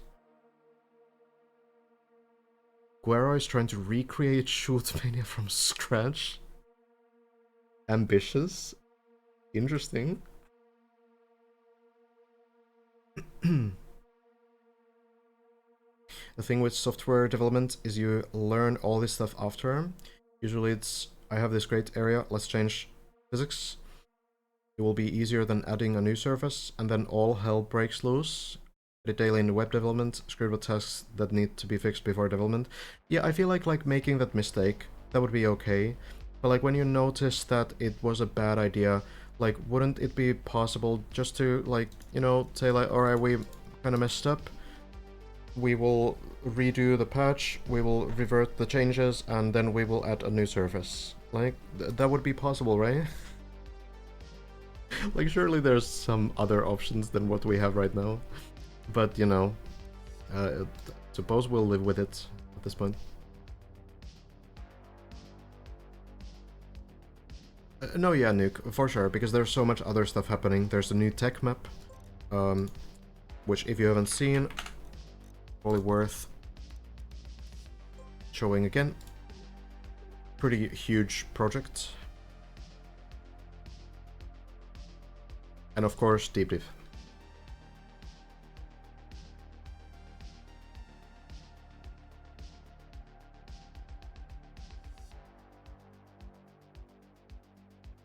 Huge map.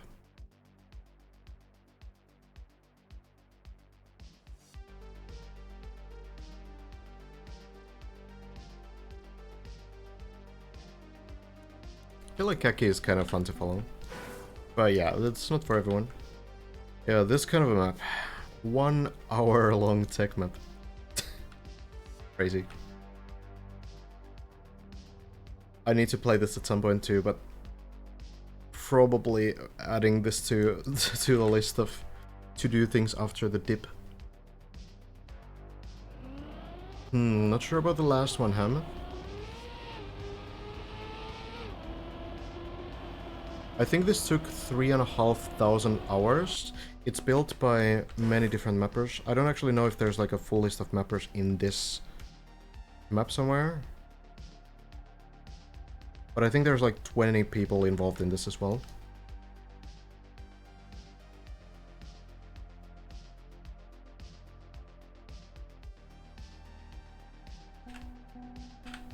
Something in the beginning?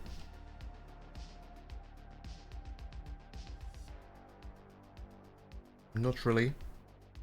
Maybe something at the end, but I don't know where where the end is. No idea. How would I ever find it? Oh, I know how. We have the technology, actually.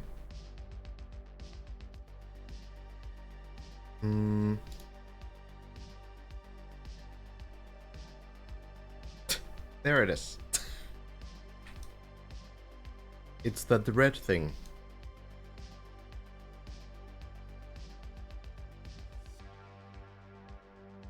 There we are. Alright. Yeah. All of these people were involved. So mapping is like 1, 2, 3, 4, 5, 6, 7, 8, 9, 10, 11, 12, 13, 14, 15, 16, 17, 18, 19, 20, 21, 22, 23 people. Wild. And then there's like testers and everything else.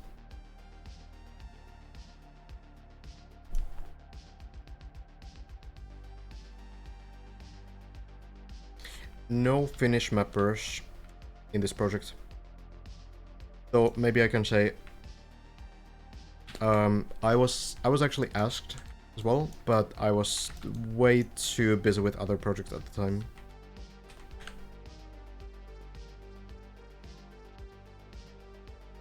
Unfortunately. Would have been cool. Of course it's bait, but it is what it is.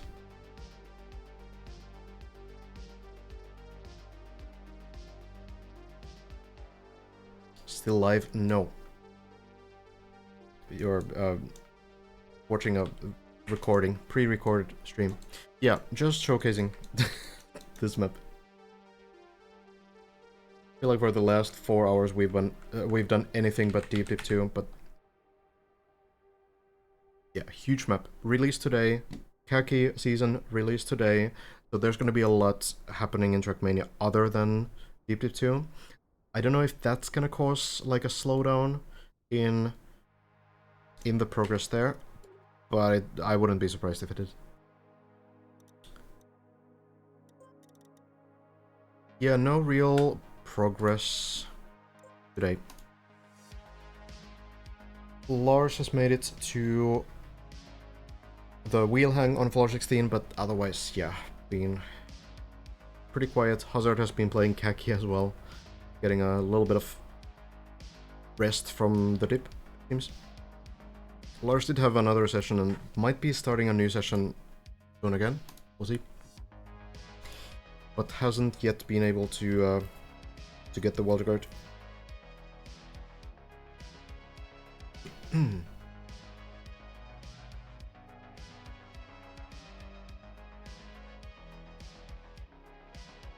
Why is it called 666? I don't know. I guess they made 666 versions of it during the building process. Like, you know, I also out of this whole map I also had quite a few versions. I don't even know. Here's version 159, but then there's the polish versions, which means the route was done. Which there are like 50, and then there's route fin versions, which is that the route was polished. There's like 50 of those. And then there's respawn versions, which there are like 20 as well. I'm probably getting close to like 300 versions as well.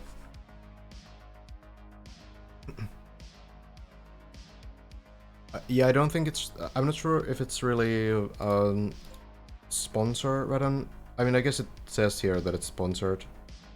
But I actually thought that... Like, I don't think it's like a sponsorship. Sponsor might be the wrong word, because they have just donated to the prize pool, which is crowdfunded, right? So it's not like a contract between them, basically. They just donated to the crowdfunding thing. That's my understanding. Like everyone else. Well, okay.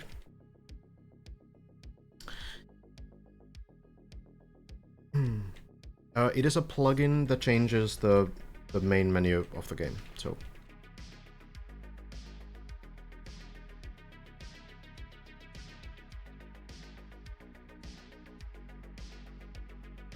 But yeah. Maybe we're gonna be done for today. It's been a fun session still, even even if the actual dip wasn't a big one today. I could throw you guys to Giuliano, who is still playing. Still pushing 7-hour session. Ah.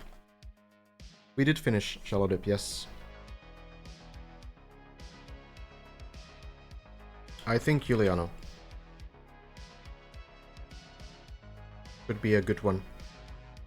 But yeah, very much appreciate having you guys here. We will continue tomorrow, and we'll see what it brings. Last week, Sunday was the busiest day of the week on Deep Deep as well. I know if there's no players, then we'll just do something else, I guess.